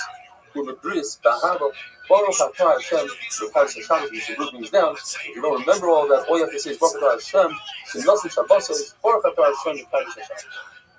If you get in Yom Tov, you say again, Baruch Atah Hashem, Elokeinu Melech Haolam, Shenasan Yom Tov L'Am Yisrael, Simcha Zikarim, Baruch Atah Hashem, Yechadesh Yisrael V'Azmanu. It's hard to say, Baruch Atah Hashem, Haolam, Shenasan Rosh Chodashim L'Am Yisrael Zikarim. The Gemara was specific whether you finish off the Simcha, whether or not there's a Chasim at all, you have to say Baruch Atah Hashem, Yechadesh Yisrael, and whether it was Rav who authored the other brachas, he authored this as well. But Nachman says, these brachas that Rav instituted, forgot to say, that's only if you didn't go into the fourth bracha of Tegam. Once you start at Tegam, you got into it, then you have to repeat with the Samazah. Shmuel says that on Rosh Chodesh, if you forget the Shemona Esrei Yalav Yalav, you have to repeat Shemona Esrei. But if you forget Yalav Yalav and Samazah, you don't have to repeat. What's the reason? Because Shemona Esrei, you must say Shemona Esrei. Everybody has to say Shemona Esrei. But on Rosh Chodesh, you don't have to eat a meal. You don't have to eat bread. There's no chiyuv, and therefore you don't have to repeat. But there are days that you are quick to eat a meal. Which are Shabbos and Yom Tov. On those days, if you get Yalav Yalav in benching, you have to repeat benching. It's brought down in Rosh Hashanah that you're not going to eat a meal. There's a sheet that says you pass Rosh Hashanah. Therefore, if you get Yalav Yalav in Rosh Hashanah, you don't have to repeat. Because it discusses what about Shal Shabbos is that of Kiyuv or not. Says the Mishnah, we learned in the Mishnah that in Mechuyev and Zimun and Talmid Zimun, Machlokes Rameir says you have to eat a Kazayis and Yehuda holds a Kebeitza. If you find the exact reverse, Rameir holds a Kebeitza and Yehuda holds a Kazayis when it comes to somebody who forgot and he brought a carbon shlomen outside of Yerushalayim and he didn't pass Har Tzayif and he must return to the Beis Hamikdash to burn it in the Beis Hamikdash. Because of how much? Over there, Rameir says a Kebeitza, or Yehuda says a Kazayis. Why is it different? So one shot is that you have to flip the sheet as you write. Rameir says a Kazayis, Yehuda says a Kebeitza. Or the shot is that the Machlokes is in the pasuk. Rameir learns the words. Achalta is talking about eating. Savat is talking about drinking. How much is enough? Usually, a Kazayis. But Rameir says no. Achalta of the Savata, you have to eat to be satiated. And that's Kebeitza. But when it comes to touching, Machlokes says we compare Tumah to going back to the Beis Hamikdash, and Tumah is always a Kebeitza, so you have to go back to the Beis Hamikdash with the Kebeitza, or you compare the Isser, going back to the Beis Hamikdash, and Isser is always with the Kazayis. Says the Mishnah, you have 3 people by Zimun saying the Baruch Shacham Shalom. If you have 4 people, you could say, Baruch, you tell the 3, you shall bench Hashem. You have 10, you say, Baruch Elokeinu Shachan Shalom. You have 11, you could tell the other 10, Baruch Elokeinu Shachan Shalom. According to Rabbi, there's no difference between 10 and 100,000. You always say, Baruch Elokeinu. According to Rabbi Yosef Glili, since it says in the Pasuk of Machilois, and we'll discuss tomorrow, there's a difference between numbers. If it's 100 people, you say, Baruch Hashem Elokeinu. If it's 1,000 people, you say, Baruch Hashem Elokeinu, Elokei HaTzvakos, Yoeshiv HaKruvim Ala Mazon. Have a wonderful day. They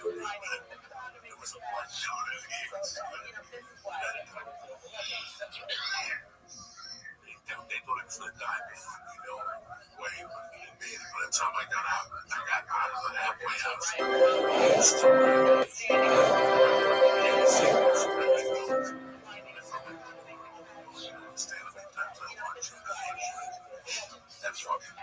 Rachel is Dafnon, as we discussed yesterday, if there are 3 people that are mizamen, you say the Baruch Shachan Shalom. If you have 4 people, and the 4th person could tell the 3, Baruch Shachan Shalom. You make the bracha. The Gemara today tells us it's preferable if everybody says the same thing, and the 4th person doesn't remove himself from the group, and they'll say the Baruch Shachan Shalom.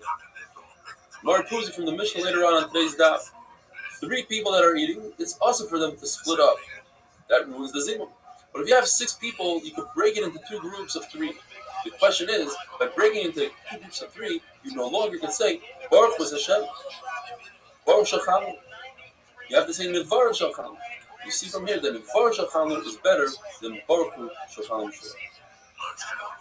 The Gemara tells us that from the way a person says benching, brings some you can see whether or not he's Chacham and Amar. Don't forget, in those days, it was also for them to say from a city, they had to say by heart. Different people said different words. But Talmud Chacham, the Gemara says, will say Uva Tuvay, and from his goodness, but not Mituvay with the mem, because mem means you lessen what HaKadosh Baruch was giving us. It's only the partial goodness of HaKadosh Baruch. What about the fact that we say it's with the mem from your bracha you give us? The answer is that's when it comes to the tefillah. When you ask HaKadosh Baruch for something, don't ask a lot. Ask for the minimum. What about the fact that we say, the Lord says, open up your mouth, daven to me for anything, and I'll give it to you. That's referring to the Torah. When it comes to Torah, you can ask for a lot. You are the continues. But Chacham says, our life. Amar says, Sayin, your life. But Chacham says, Nevar Sha'achalnu Mishalai. And not like an Amaritz who says, L'mi Sha'achalnu Mishalai, referring to the host, the Fedek. And we say on Pesach, in the Haggadah, L'mi Sha'asa of Allah, we say in the Lord's Kalanisim Eidim. In the Haggadah, it's obvious how we talk to the Lord. So Chacham says, Baruch Sha'achalnu Mishalai. And Amar says, "Ala mazon shachan," almost making a bracha on the food rather than from baruch. But when it's 10 people, you're allowed to say ala mazon because everybody understands the importance of his baruch because he just mentioned his name. That's how we describe. Basically, learns from the word "gemakilois" that depends how many people are being examined. 100 people say this thing, 1,000 people say that. When people says you're all the same, everybody says Baruch Elokeinu Shachan Shalom. So when we keep doing the word "gemakilois," he learns that even the babies in the mother's stomach said Shira by Kriyas Yamsel. He says you're right.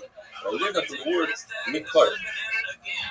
Rav Chama was in the Rich Goddess's house and tried to find 100 people. Finally, he get to say a special zibur for 100 people, and they told him wait.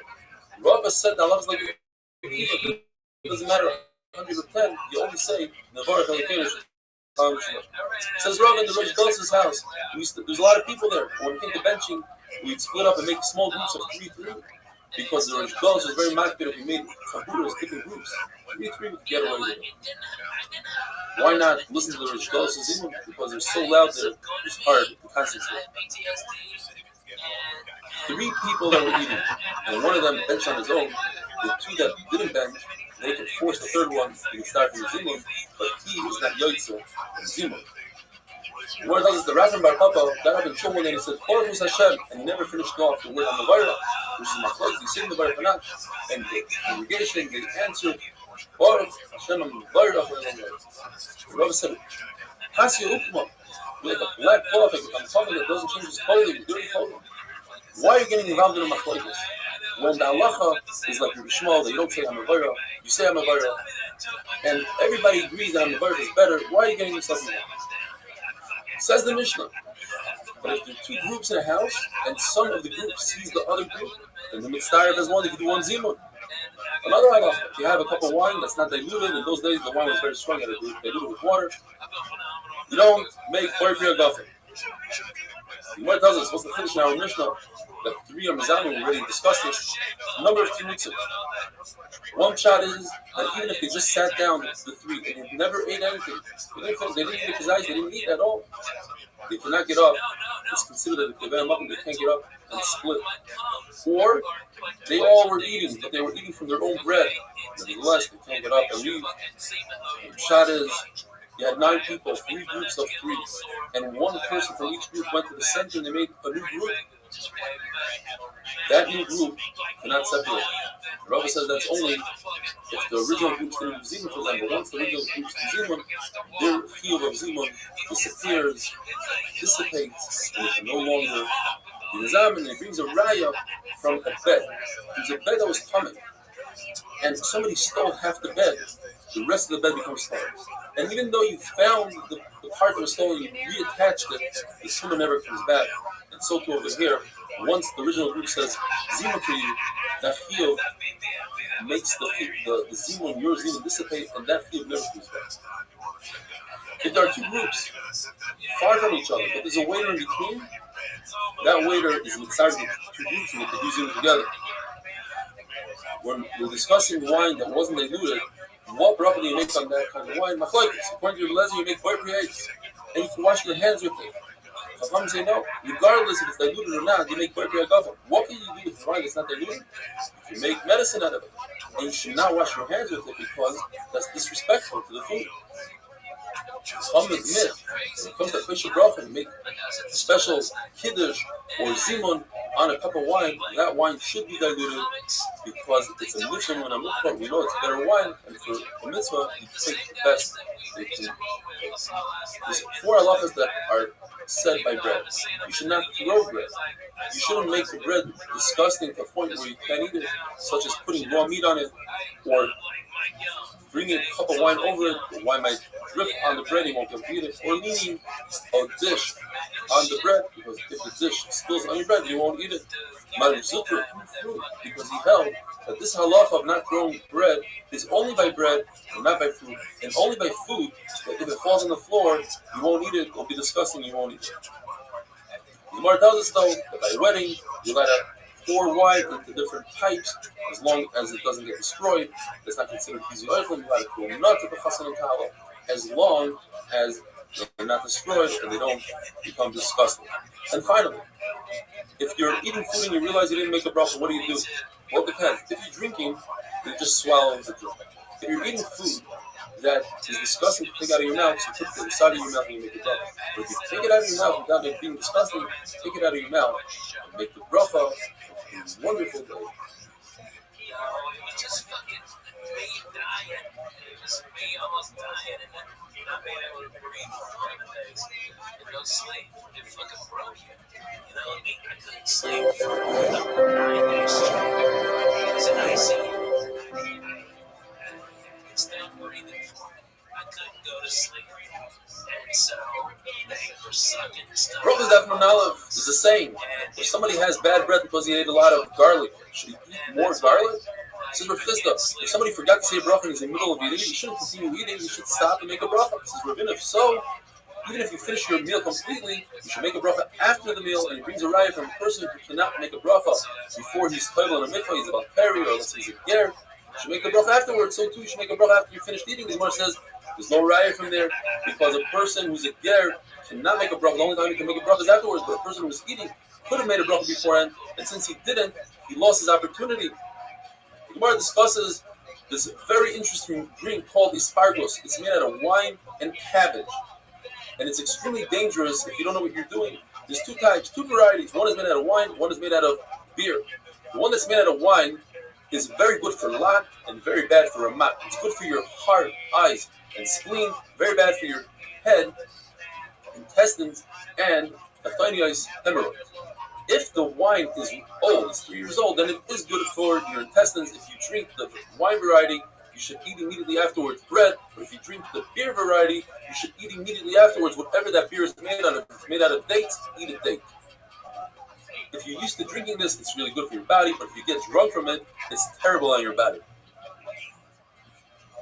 If you drink the wine variety, do not spit afterwards because that causes a lot of damage to the body. But the beer variety, you should spit, and you have to spit.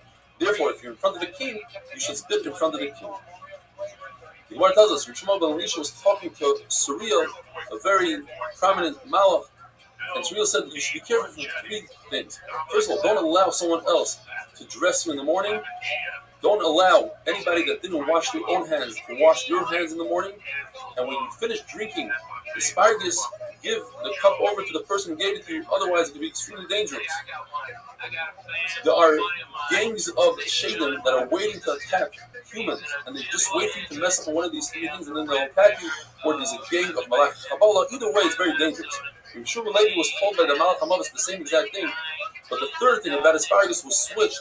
Malach HaMavis didn't tell him about asparagus, but he told him that be very careful, don't bump into women who are coming back from the funeral, because I myself, the Malach HaMavis, sit between them, dance there with my sword, waiting for somebody to come by. If you see women coming back from a funeral, you should jump 4 amas, 8 feet away from them, run across a river, do whatever you have to do to get out of there, hide behind the wall. If you can't, you should at least say the pasuk, Vayim Hashem al Satan, you got the fuck. There are 10 halachas that are said by a Kaishal bracha. You should wash the inside, you should wash the outside, you should use undiluted wine and only later on diluted. You should have a full cup. And if you do, you'll have nachla b'li mitzarim. Another shot is you'll have oil mazeh, mabah. You should do itur around your cup, either with talmidim or with other cups, fill as cups of wine, according to one shot. Itur means in addition to your head covering, you should wear a special head covering just for Birkas Hamazon and Kiddush. You should wear rings by halacha, that's what you should do. Some sort of hat, or some are even makbid on wearing a jacket. You should lift up the cup of wine with 2 hands, or have somebody else lift it up with 2 hands and put it into your right hand. It should be above the ground, at least a tefach, and above the table, if you're using a table, 1 tefach. Gaze into the wine so that you can concentrate on the bracha, on the kiddush, on the Birkas Hamazon. Rabbi Yochanan was only makbid on 4 out of the 10. On washing the inside and out, that should be full and it should be undiluted. He points out that Rabbi Yochanan was also makbid on the 5th one, that should be in your right hand. And the Amirayim were very makbid on all 10. Therefore, we should also, if we can, be makbid on all 10. The Gemara discusses if the cup is too heavy, or if it's Shabbos Rosh Chodesh Chanukah and the bench is really long and becomes heavy, can you use your left hand to help you out? And since we don't have any conclusion, you should be machmir and do not use your left hand at all. You should try to send your wife wine from the Kaishal Bracha. The Gemara tells us a story. Reb Nachman had Ula as a guest, and he honored him with Zimun, and then he told Ula, give some to my wife. Ula said, I don't have to, because you drink from the Kaishal Bracha, that's enough for your wife. Yalta, Reb Nachman's wife, was very upset, and she went ahead and she broke 400 barrels of wine. Reb Nachman tried to calm her down and said, look, just take a little bit of wine from the barrel. The Kaishal Bracha goes into the barrel. She tells him, what do you think, I'm a fool? You're talking silly talk like a peddler that just talks here.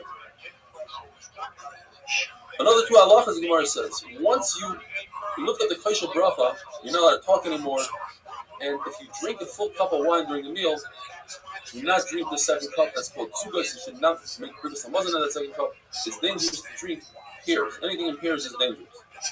When it comes to Birkas Hamazon and halacha, you should always sit down, even if you're walking, if you're standing, if you're leaning. You should always be in the same position so you can concentrate on Birkas Hamazon. With that, we finished Perek Shloisha Shachlu, and now we're going to begin Perek Eilu Dvar. We have a very long Mishnah which discusses many machlokes between Mishar and Silo. We're going to go into all the machlokes later on in the sugyas one by one. So we mentioned them briefly here, and all of them the halach is like Silo. We have a machlokes between Mishar and Silo. If you make, according to Silo, you make the bracha on the wine, then you make kiddush. First you make kiddush according to Silo, and then you wash your hands. You wipe your hands on a towel, and you put the towel on your cushion, not on the table like the shaman. First you wash your machronim, and then you sweep up the floor from crumbs, or the table from crumbs. If you only have 1 cup of wine, and that cup, you want to use it for Abdallah and for Birkas Hamazon, what is the proper order? According to Beis Hillel, you do Ner, the candle, then Besamim, then Birkas Hamazon, and then Havdalah. And Basil say, you say the words Me'orei, not Me'orei, meaning the different colors in the fire.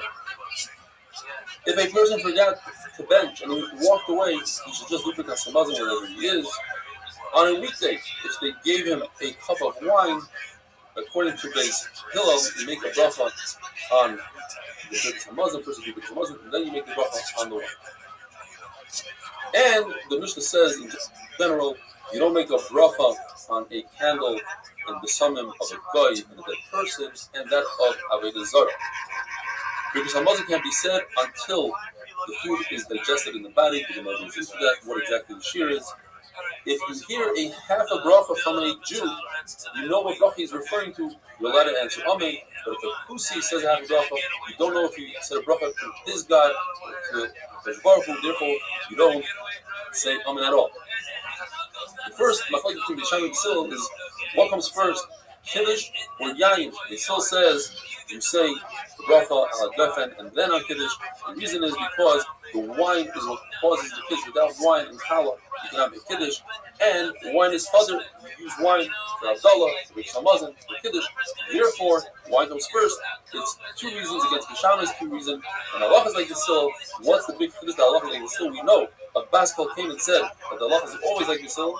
It's very possible, says the Gemara, that this is before the heavenly voice came out, and it's possible that we don't go by Abbas. Rabbi Shua says when it came to Rabbi Eliezer, and they said Allah is like Rabbi Eliezer, you don't listen to Abbas. Have a wonderful she couldn't hear the Asian lady. She was an old Russian lady, right? And he couldn't hear the next girl next to me. Okay, and so the Russian lady was standing there, and this douchebag and she fucking snapped her fucking arm. Yeah, right. Look at this athleticism. Yeah, please. Look at this athleticism. Bracha is Daf Nun Beis. If a person only has one cup of wine and he has to do Havdalah, and he wants to eat a meal and do Zimun, what should he do? Says the Gemara that he could eat a full meal before Havdalah and use the one cup of wine for both Birkas Hamazon and Havdalah. But what is the order? Says the Gemara, what he does is he first does Birkas Hamazon, then he does Ner, then he does Psamim, and finally he does Havdalah. Who does this go according to? This goes according to Beis Shammai. How do we know? Because there's a big machlokes between Yehuda and Meir. What is the machlokes between Beis Hillel and Beis Shammai? Not to be too confusing, everybody agrees that Havdalah is all the way at the end, and in Meir, everybody agrees that Ner is first. The machlokes between Beis Shammai and Beis Hillel is in the middle. Do you say Birkas Hamazon and then Besamim, or do you say Besamim then Birkas Hamazon? And in Rabbi Yehuda, everybody agrees that Birkas Hamazon is first. The machlokes is Ner before Besamim or Besamim before Ner. Now, if you look at this list over here, where do we see that Birkas Hamazon comes first, then comes Ner, then comes Besamim, and then Havdalah? Like we said in the Brisa, that the only one that says that is Beis Shammai, according to Rabbi Yehuda. The issue is that you see Havdalah is all the way at the end. Havdalah is equal to Kiddush. And in the Mishnah, Beis Shammai hold that first you do Kiddush on Friday night, and then on the wine. And over here is the opposite. First wine, then Kiddush, Havdalah. The answer is, there's a difference between bringing in Shabbos and letting Shabbos out. When you accept Shabbos, you want to make it as early as possible, so you make Kiddush first, and then Bar Pri Hagafen. But when Shabbos goes out, you want to prolong Shabbos, so you make Bar Pri Hagafen first, and only afterwards you do Havdalah. Are you required to have a cup of wine for Zimun? They still say yes. And Beis Shammai is a machlokes, a two-way machlokes of what Beis Shammai hold. The Brisa says specifically that according to Beis Shammai, you don't need a cup of wine, because the Brisa says that if a person was about to finish his meal and he brought a cup of wine, he should make the bracha on the cup of wine and drink the cup of wine before he benches. So you see that according to Beis Shammai, you don't need it. But in the Mishnah, there's no hechra, because it's possible that he actually keeps the cup of wine for benching. But it says in the Mishnah that he makes a bracha on the cup of wine. It's possible that he just tasted a little bit, he put it into his hand without touching it, without hugging the rest of the cup, and he tasted it, and then he refilled the cup, and therefore he's able to do yaitz both. Now we're going to go into a sugya of Tumah and Tahara. Very interesting sugya. You know that a corpse is avi avos Tumah. The person that touches that corpse becomes an avat Tumah, one step lower. Avat Tumah, who touches food or kelim, they become a rishon. A rishon touches another food, becomes a sheni. And that's pretty much it for chulin. Unless your truma, which becomes a shlishi. There's one exception to the rule. Usually you go down one madrega, one class of tuma every time you touch it. But when it comes to mashkim, the 7 liquids, let's say water, wine, if a person who's a sheni touches that liquid goes up a level. It becomes a rishon. And it has the power only midrabanan to be metama something else and make that a sheni. Therefore, we have a machlekes in our Mishnah. What comes first? Do you wash your hands on the tilas yadayim and then pour the cup of wine? Or do you pour the cup of wine and then you wash your hands? What's the machlekes? According to the Shammai, we're concerned that the cup will become tummy. The Shammai hold that you're not allowed to use a cup that the outside of it is tummy. Outside means only tummy the rabbanon. I'm concerned that if your hands are tummy, not washed, then perhaps they will touch the cup, and your hands have liquid on them, will touch, or the cup has nitzoitzes, it has wine that came off the top. Your hand, it's a sheni, touches that wine in return becomes a rishon, which has the power to be the tam of the cup. And I'm not allowed to use a cup that's tummy, say Bisham. But Basil say you're allowed to use a cup that the outside is tummy. My concern is, says Basil, that your hands are going to become tummy. You're not allowed to eat with tummy hands. That's why we wash the tilas yadayim. So if the cup is tummy, you wash your hands and you have moisture on your hands, you didn't wipe your hands perfectly clean. So that moisture, by touching the cup, will become a rishon, and that rishon will make your hands a sheni, and that's a problem. Now, we're not concerned that your hands are going to touch a tummy cup, because a cup cannot make hands tummy. You need the water in between, you need the moisture. And hands without water cannot make a cup tummy either, because a sheni doesn't make a shlishi. Another machlokes we learned from the Mishnah. When you wipe your hands on a towel, what do you do with the towel? You put it on the table, or do you put it next to you on the couch, on a cushion? What's the difference? According to Beis Hillel, the table is a sheni, and the cushion is a sheni. So there shouldn't be a difference, but there is a difference. If you put it on the table, I'm concerned, say Beis Hillel, that the moisture in the towel will make other foods, the Kama Rishon will make other foods on the table tummy. I'm not concerned that my hands will become tummy, because that is not something that we find in the Torah, that just hands become tummy when the rest of the body doesn't become tummy, where food becomes a sheni, that's in the Torah. Yishami say differently. I'm concerned that your hands will become tummy. Therefore, put the towel on the table. The table cannot be a sheni according to Bishama. You're not allowed to use a table that's a sheni according to Bishama, and therefore put your towel on the table, not on your cushion. Another machlokes you find in the Mishnah is, do you have to sweep the floor before you wash my machronim, or do you have to clear the table of crumbs? According to Bishama, machlokes says, are you allowed to use a shamish, a waiter who's an amaris and doesn't know the halachas and doesn't pick up the larger pieces of bread? In the Bishama, you are allowed to, because you're allowed to use a shamish that's amaris, and therefore have to be concerned that he might leave larger pieces, and the water from your ma'amachronim will drip on it and ruin those pieces. You still say, I'm not concerned, because you're only allowed to use a tamcham, and he'll remove those pieces. Halacha in this case is like Bishamai, unless you switch the shitos and you say that what Bishamai said is what Yisrael said, and therefore the entire Mishnah, the entire parak, all the halachas will be like Beis Hillel. There's a machlokes between Bishamai and Beis Hillel. Do we use, according to Rabbi, do we use the word boire? Bara means in the past. Hashem created light in the past.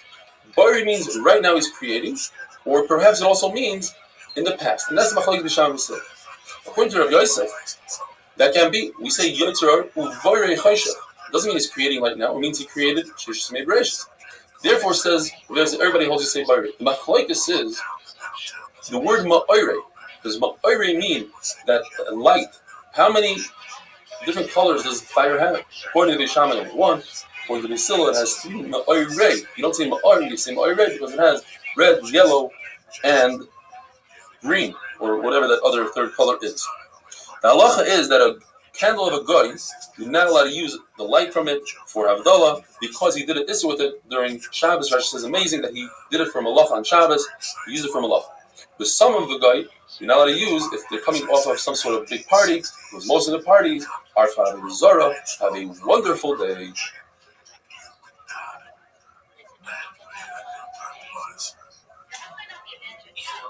It's like comedy has so many people that are just gone. You know what I mean? And like over the 20 years, it gets characters like that we knew that were really good. And like, where are they now? You know, they're like no longer. Bracha is Daf Nun Gimel. Today we're going to be discussing mainly the Havdalah candle and Besamim. A candle that was lit on Shabbos, but beheter, for a woman who's giving birth or a sick person, you're allowed to use it for Havdalah. A candle that was lit before Shabbos and burned through Shabbos, you're allowed to use it for Havdalah. But a candle that was lit before Shabbos by a guy and used on Shabbos for Isurim for the guy, you're not allowed to use after Shabbos. A candle has a combination of a flame that existed beforehand, an old flame, and every second it regenerates and becomes a brand new flame. Therefore, if after Shabbos a guy lights a candle from a Jew, or a Jew lights a candle from a guy, you're allowed to use it for Havdalah because it has a brand new flame in it. On the other side, if you take a candle on Shabbos from one domain and place it in another domain, you are chayiv because you're taking the old flame and moving the old flame into the new domain. So why is it that it's also to use a flame that a guy lit from another guy's candle? That's just the gzeira that you might use the original guy's candle right after Shabbos. There's a concept that the flame must be for light and not for any other purpose such as heat and cooking. Therefore, if one sees a very large flame coming out of a furnace, well, it depends. If it's the beginning of the process of heating up stones for lime, then you don't make a bracha on it. But if it's at the end of the process and they're using that light, that fire for light, then it's mutter. What about the light in a shul? It very much depends. If they lit up a candle in honor of an important person, then you can't use it for Havdalah. If it's there for the caretaker, even though there's an important person there, but the caretaker needs his own light, you could make a bracha on it. And if there's a full moon that the caretaker doesn't need light, so even if the caretaker is there, you cannot use it for Havdalah. If they brought a candle into Beis Medrash for Havdalah, Machlokes Beis Shammai says everyone should say the bracha to themselves, because if one person makes the bracha for everybody, that could cause a big bittul kara. Just like if somebody sneezes in the middle of Beis Medrash, you don't say bless you because that's bittul kara. It's all arguing. They say that one person should make the bracha for everybody because of the concept like one person makes kiddush for everybody, amaiti for everybody. It's better that one person should be mighty everybody. A candle that was lit for the dead depends. If they would light that candle during the day in his honor, then you cannot use it for Havdalah. But if they're lighting it to see the way, then you do make a bracha on it. Perfume, a fragrance for the dead to counteract the bad smell, or for the bathroom, or for your hands, you do not make a bracha on it. But if a person has perfume in a store because he wants to attract customers, then you do make a bracha on it. A city that is mostly goyim and a nice fragrance comes out of that city, you cannot make a bracha on it. It's for Avodah Zarah.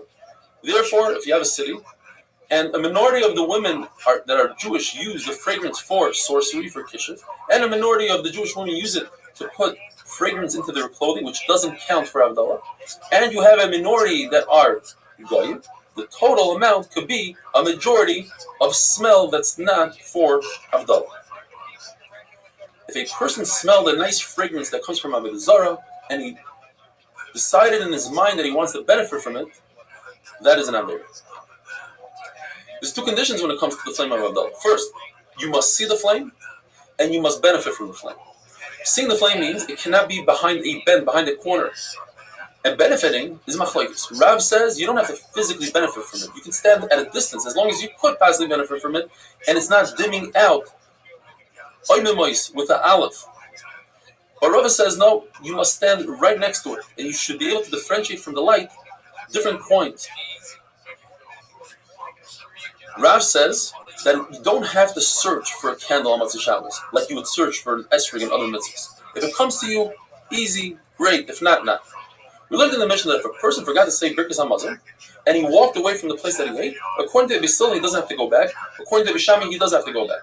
But Beis Hillel admit to Beis Shammai that if he did it on purpose, he walked away, the Mezid, he must go back. The Gemara tells us there were two Talmidim. One was makir like Beis Shammai. He forgot, he walked away, but he came back. He was awarded with a pocket full of golden coins. Beis Hillel, the other Talmud on the other hand, did like Beis Hillel, but on the Mazid part. He walked away on purpose and benched far away. He was eaten by a lion. The Gemara tells us an amazing story about Rabbi Bar. He was on a trip, and he stopped to eat, and he ate, but he forgot to bench, and he got back on, and he continued on.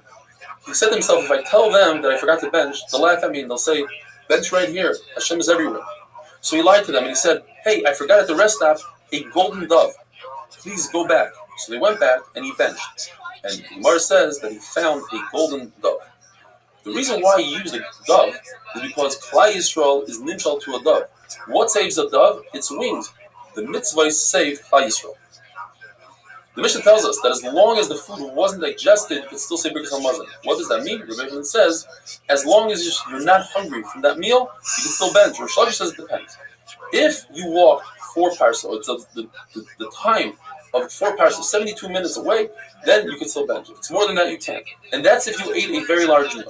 But if you ate a small meal, then it depends if you're still thirsty from that meal. If you're still thirsty, then you could bench. The Mishnah tells us that if a person heard a part of a bracha, you can answer Amen. It says the Gemara, obviously he's not trying to be Yotzei, because Hamaitzi or Kiddush or whatever it is, because if you only heard part of it, that's not enough. What it's saying is that since you heard part of it, you're allowed to say Amen, because typically you're not allowed to say Amen if you don't hear a bracha. But since you heard part of it, so you know what bracha they're referring to, you could say Amen. The machlokes, what is better? Is it preferable to lead Zimun, or is it preferable to answer the Zimun? One Manoma says it's preferable to lead. In fact, the Brisa says you get Sechar before the person that says Amen. And the other Manoma says no. It's like a war. You send in the lesser soldiers first, and then you send in the elite group to clean up. So the Amen is more important. Children that are taught to say a bracha, so they repeat the bracha over and over, do not say Amen to that bracha. But a child who's laning or reading the Haftarah, you could say Amen to his bracha. The Gemara tells us very interesting names. Rabbi Zilai, he says that a person that's used to washing his hands should not bench until he washes his hands. Says Rabbi Zivai, that's not true. You don't have to be careful with that. Comes along Rabbi Zuhumai and says that hands that are mezuam, meaning they are dirty hands, one should wash them, otherwise he cannot bench. Says Rabbi Nachman in this lashon.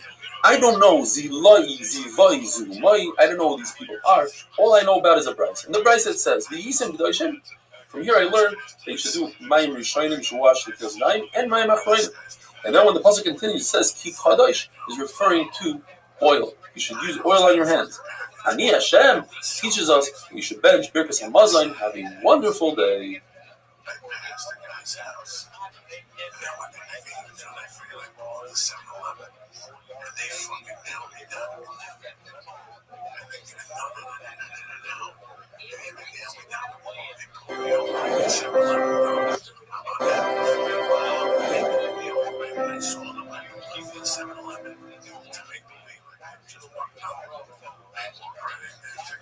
Bracha is Dafnun Dalet, a brand new Perik Haroya, which discusses many different types of brachas, which we say in different situations. The first one is if a person sees a place where a miracle and nace happened to his forefathers, he says, Baruch Sha'asa Nisim Laviseinu Balachim, as this points out. The entire Perik where we say Baruch, it means Baruch Atah Hashem Elokeinu Melech Haolam. And this we learn from Yisro. If a person sees an Eretz Yisrael place where they uprooted a Zara and the Yerushalmi is brought down, it's the entire Eretz Yisrael, and he says a special passage for that. If a person sees mountains, hills, rivers, seas, he says, Baruch Eisem Eisem Gracious. He really says if he sees the great ocean, he says a special bracha, Baruch Shasas Hayom HaGadol, as long as he didn't see it within the last 30 days. If a person sees rain, or he hears great news, he says, Baruch HaTov HaMeitiv. If he hears bad news, he says, Baruch Zayin Emes. If a person builds a brand new house or buys new clothing, he says Shechiyanu.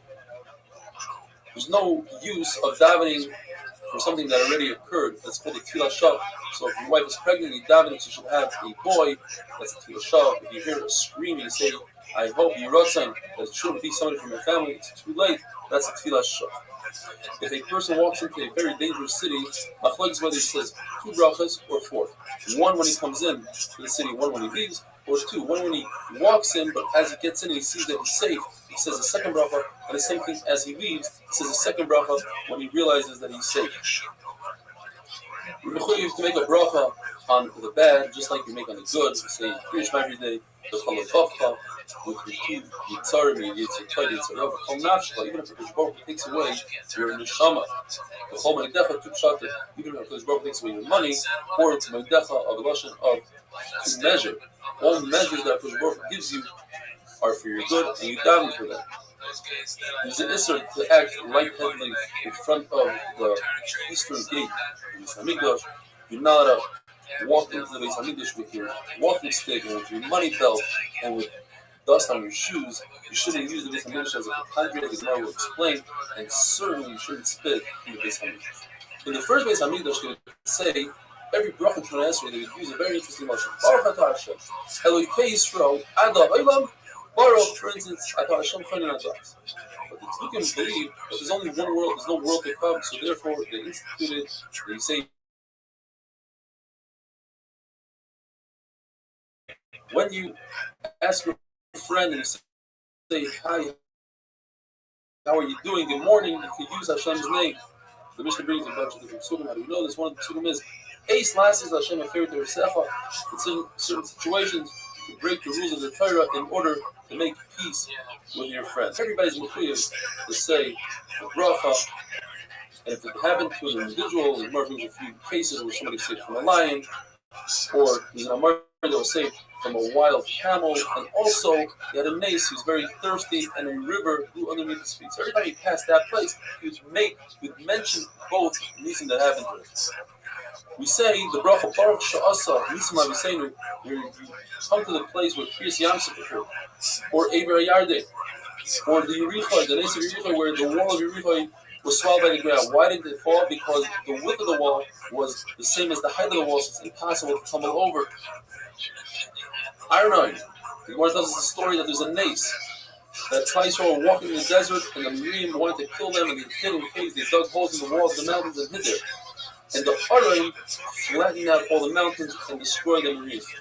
There were two people, Ace, Vive. They were Mitzrayim, they were behind Yisrael, the Sufa, at the end. And when Yisrael passed and the mountains went back to normal, they realized what happened to the Miriam, and they took Yisrael, and Yisrael said Shira. El Gaveish means Al Gav Ish, on top of the back of the man referring to Moshe Rabbeinu, who was the son of Mikal Adam. In his merit, Barad, the Makas Barad stopped in midair. And later on, when Yeshua needed the Barad to kill the enemies, he came back to them. It was the stone of Oymel Chabashim. Oymel Chabashim made some sort of calculation. If Yisrael was 3 parsa by 3 parsa, he lifted up a mountain that was that size and was about to kill them. He put it on his head to carry it. So the Gemara that Rabbi Shalom made a nace that the ants dug a hole in the mountain, and the mountain came and slipped right over his head and got stuck in his neck. He tried to lift it up, but he couldn't, because it says in the pasuk, Yishayim Shibarta, his teeth came out, Sheribavta. They came out long and crooked, and he couldn't get the mountain off. At this point, he was already weakened. Moshe Rabbeinu, who was 10 amos high, had an axe that was 10 amos long, and he jumped up 10 amos. And all he was able to reach was Oymel Chabashim's ankle, and he hit him in the ankle and was able to topple him and kill him. When you see the mound of salt from Lot's wife, that's a disaster, so you don't say a nice bracha, you say Baruch Dainat. When you see Lot, what you say is Baruch Zochres, that Tzadikim, even when Baruch was upset, mad, angry, he was able to remember Tzadikim saved Lot because of Avram Avinu. It says in Gemara there are 4 people that must say Goimel. The lashon of the Gemara is Goimel lechasadim tayvim. We, based on different shine of the Rif, we say Hagoimel lechasadim tayvos shigmalani kotais. That is, the people that cross the desert, the ocean, or a sick person who's healed, or somebody came out of jail, they say Goimel. You need 10 people, and 2 out of 10 must be Rabbanim. Rabbi Yehuda says the Gemara was sick and he was healed. Rav Chana and 9 other Chachamim came to visit him, and they told him, we bench HaKadosh Baruch Hu for giving you to us instead of giving you to the ground. And he said, Amen, and he said, because I said Amen, I'm no longer in the Kliyah in Goimel. There are 3 that need special protection, and they are people that have bad mazel, a sick person, a woman who just gave birth, and some say even somebody that's in mourning, and others. And there are 3 people that have, because of jealousy of Shadim, they are in danger. That's a chassan and a kala, and some say even a chacham. And finally, there are three people that are zoicha to longevity, because they do something at length. And that is, they have a long davening, we'll explain tomorrow, or they have a very long meal. They have a lot of company, a lot of poor people as company, or they spend a lot of time in the bathroom for medicinal reasons. Have a wonderful day.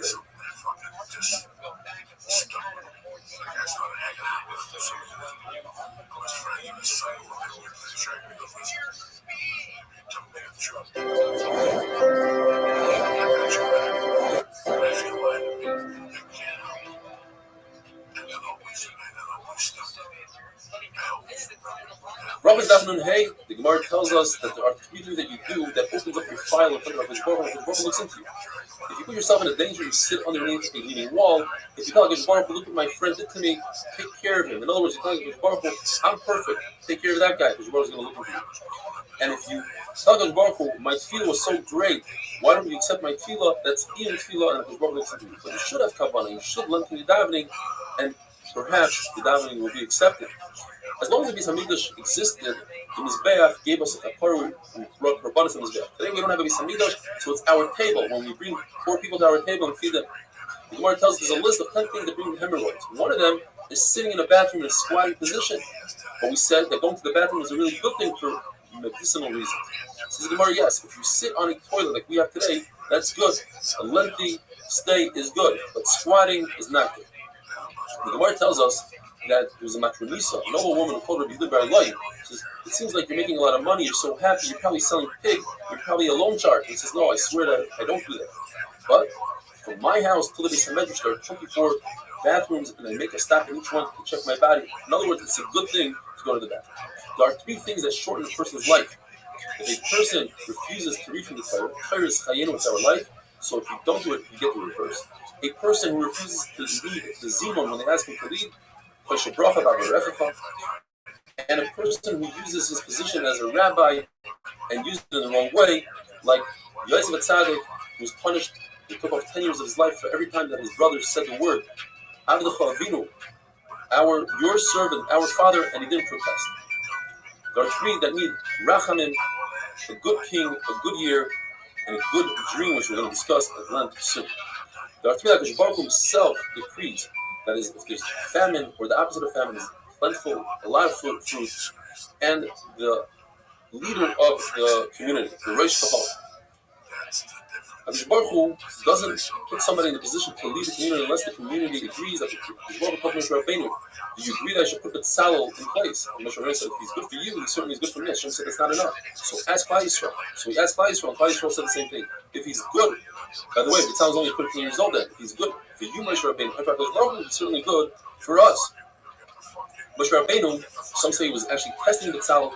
He reversed the words of Hakadosh Baruch Hu. He said, the tzalel first make a aron, then the kalim, and then the mishkan. And the tzalel said, Moshe Rabbeinu, he used those words. He called him by his name, Moshe Rabbeinu.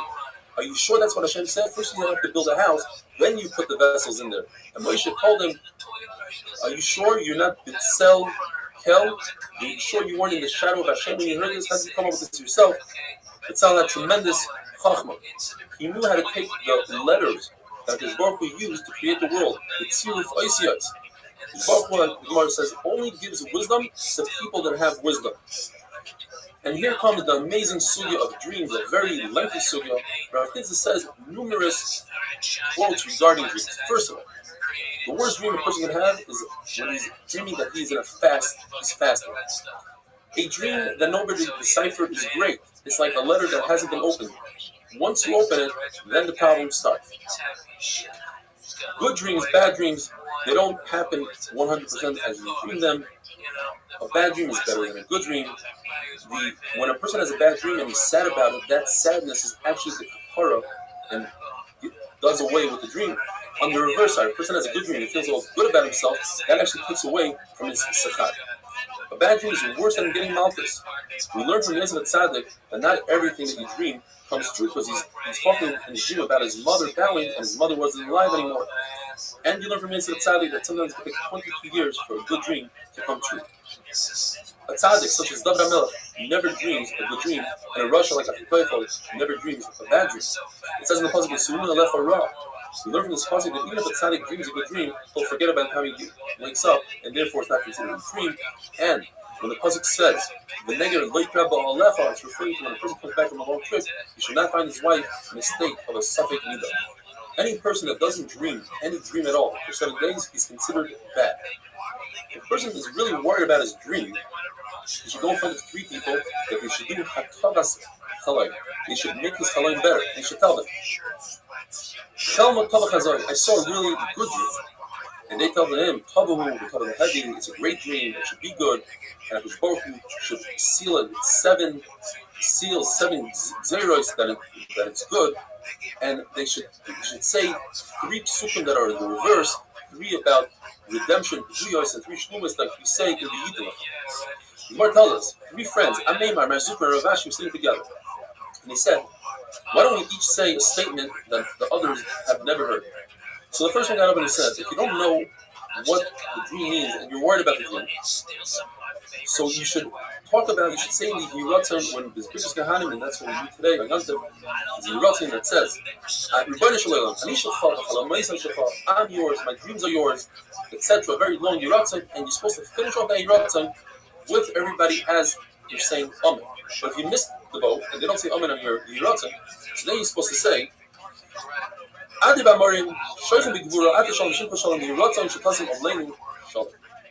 the second one gets up and said, "Whoever is afraid of an ayin hara should take his thumbs and go so, grab the thumb of the other hand, and then he should say, I'm claiming, I'm so and so, the Zera Yosef, I'm a descendant of Yosef. Even if you're not a direct descendant, you probably have some Yosef blood in you, and therefore Yosef Tzaddik, his descendants don't have ayin hara.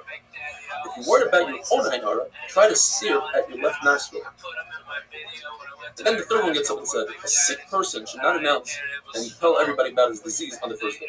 But after that, he should, so that people should daven for him and be healed through their davening." And as Rabbi, he was once sick, and he told his Rabbi, "Don't tell anybody the first day." But after that, he said, "Tell everybody, whoever loves Rabbi should daven for Rabbi, and whoever hates Rabbi should be happy that Rabbi is sick, because when an enemy is happy that somebody's sick, that disease disappears."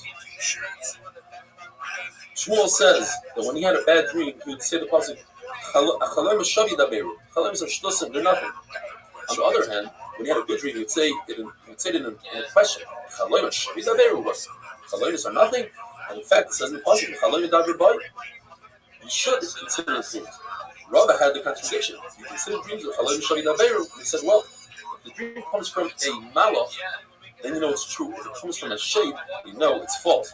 Rabbi says, in Yerushalayim, we have 24 people that knew how to replace with halalos. They knew how to decipher dreams, and he went to them, and each one gave different opinions about the dream, 24 different ones, and all 24 came true, and will compete with dreams. Tomorrow, Be'ez Hashem, have a wonderful day. Dude, I just got this shit. It's fucking amazing. Every bit of it is fucking phenomenal. I'll get you looked into it. That flavor, it's so great. It's like, but I can't find it. Yeah. Lord Jesus. Bracha is Dafnun Vav. We're continuing with an amazing studio of dreams. Behind me is a mural that a Rabbi Goyin Rabbi Yeshua Pesach drew himself and gave me as a gift. Picks all the dreams of today and tomorrow's daf. Gemara tells us that whatever you think during the day, that's what you dream at night. Gemara tells us 2 stories where Goyim came to Jews and said, "If you're so smart, what are we going to dream tonight?" The Jews inserted something in their mind during the day so that they think about it and they dreamt about it. For instance, they said, "You're going to be captured by the Persians and you're going to use a golden staff to graze the sheep." That's what happened. Or you're going to use a golden grinder to grind date pits. Gemara tells us about Bar Hedia. Hedia was a dream interpreter. Depending, if you paid him, he gave you a good interpretation, and if you didn't pay him, he gave you a bad interpretation. Abaye and Rabbi had 22 dreams. We're not going to go into all of them, but the bottom line is that whatever he interpreted to Rabbi in the negative, he interpreted to Abaye in the positive. He told Rabbi, "Your wife is going to die, your children are going to die, your business is going to do terrible. The king is going to accuse you of breaking into his palace. In fact, the king did accuse Rabbi of breaking into his palace. Then he told him, you're going to get whacked on the head by 2 clubs. In fact, Rabbi walked into the shul and he saw 2 blind people fighting, and he tried to break the fight and he got hit twice. He was about to hit him again, and Rabbi said, stop, I only dreamt that I'm going to get hit twice. He interpreted in Rabbi's dream that he's going to divorce his wife. 2 pigeons flying away is a symbol of divorcing a wife. And finally, when Rabbi paid him, he told Rabbi that the fact that the wall is falling down means that you're going to have unlimited amount of properties. Abai's house fell down. Now all of a sudden he throws Abai under the bus. Even though Abai paid him, he said Abai is going to die. You're going to take all of Abai's Talmidim. My house is falling. Your Torah is going to go everywhere. And Rabbi says, I saw in my dream that my head split open, my brain fell out. No, that's just the feathers out of your pillow. And finally he tells him, I dreamt that they're saying Halal of Mitzrayim, meaning the regular Halal. So he tells him that means you're going to have Nisim. The Gemara says both Bar Hedri and Rabbi were about to embark on a ship, and Bar Hedri remembered that Rabbi is going to have a nace. He said, why should I be on a boat with Rabbi? If the boat sinks, he'll have a nace. I'll die. So he jumps off the boat. In his hurry to jump off, his book dropped, and Rabbi peeked in his book and saw it says, all dreams are interpreted based on the interpretation. Rabbi looks at Bar Hedri and says, Rasha, why do you interpret my dreams that way? Look what you did to me. You killed my wife and my children and my business. I forgive you for everything. I cannot forgive you for killing the daughter of Rav Chizda, my wife. And it gives him a curse that his head should split open and his brain should fall out. Now that's a very difficult thing to happen. Bar Hedri said, if Rabbi cursed me, I better do tshuva. Let me go to Golis. He goes to Rome, and he opened up shop in Rome. And sure enough, a customer comes, he's the head of the treasury, and says, I dreamt that a needle is in my finger. He says, Bar Hedri, pay me and I'll tell you the interpretation. He says, the treasurer, no. He says, I won't interpret. The next day he comes to him, he says, I dreamt that I have worms between my fingers. Pay me. No. The following day he says, my entire hand is wormy. He says, Bar Hedri, you don't have to pay me. I'll tell you what's going on. The king's clothing are wormy. You're in charge of watching it, so you know they're wormy. In fact, that's what happened. They took the treasurer out to kill him, and the treasurer says, well, Bar Hedri knew about this and he didn't tell me.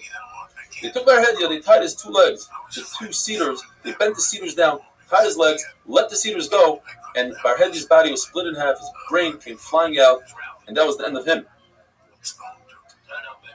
The Gemara tells us that Rabbi Shmuel also knew how to interpret dreams. Bar Doma came to him and said, my 2 jaws fell. Says Rabbi Shmuel, don't worry.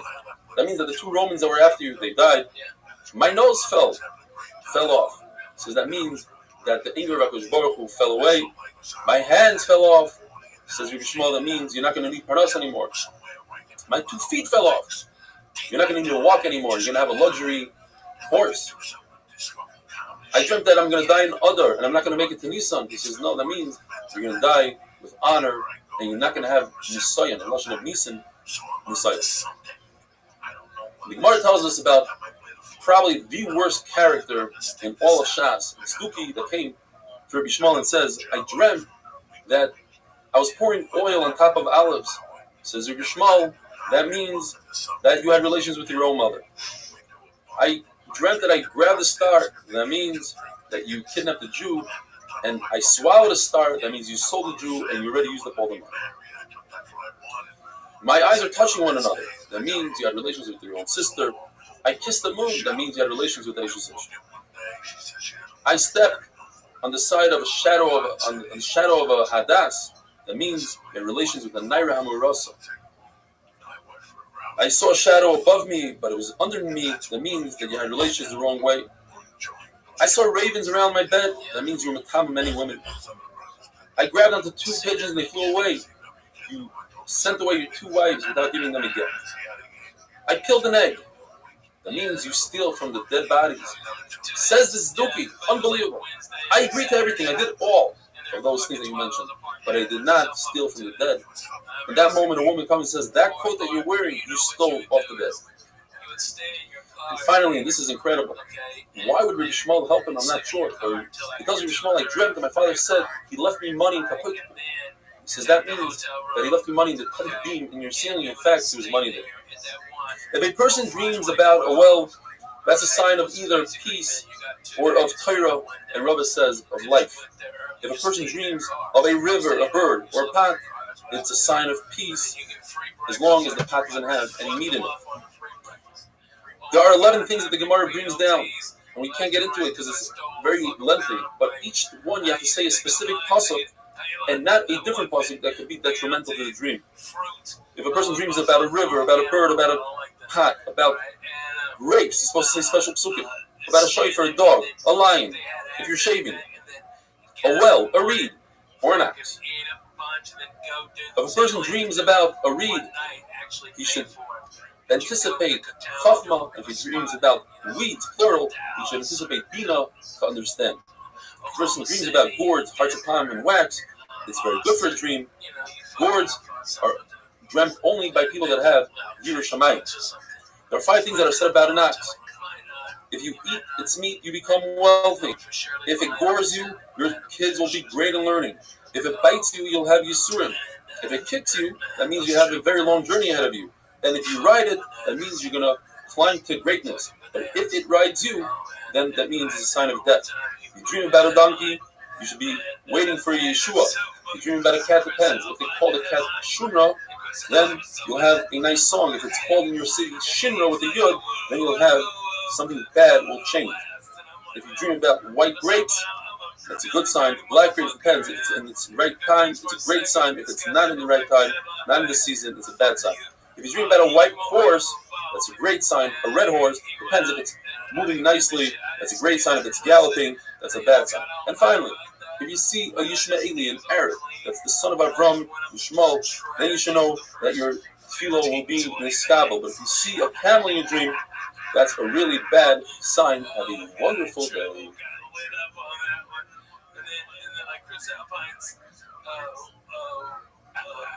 Manager was another woman that booked gigs up there.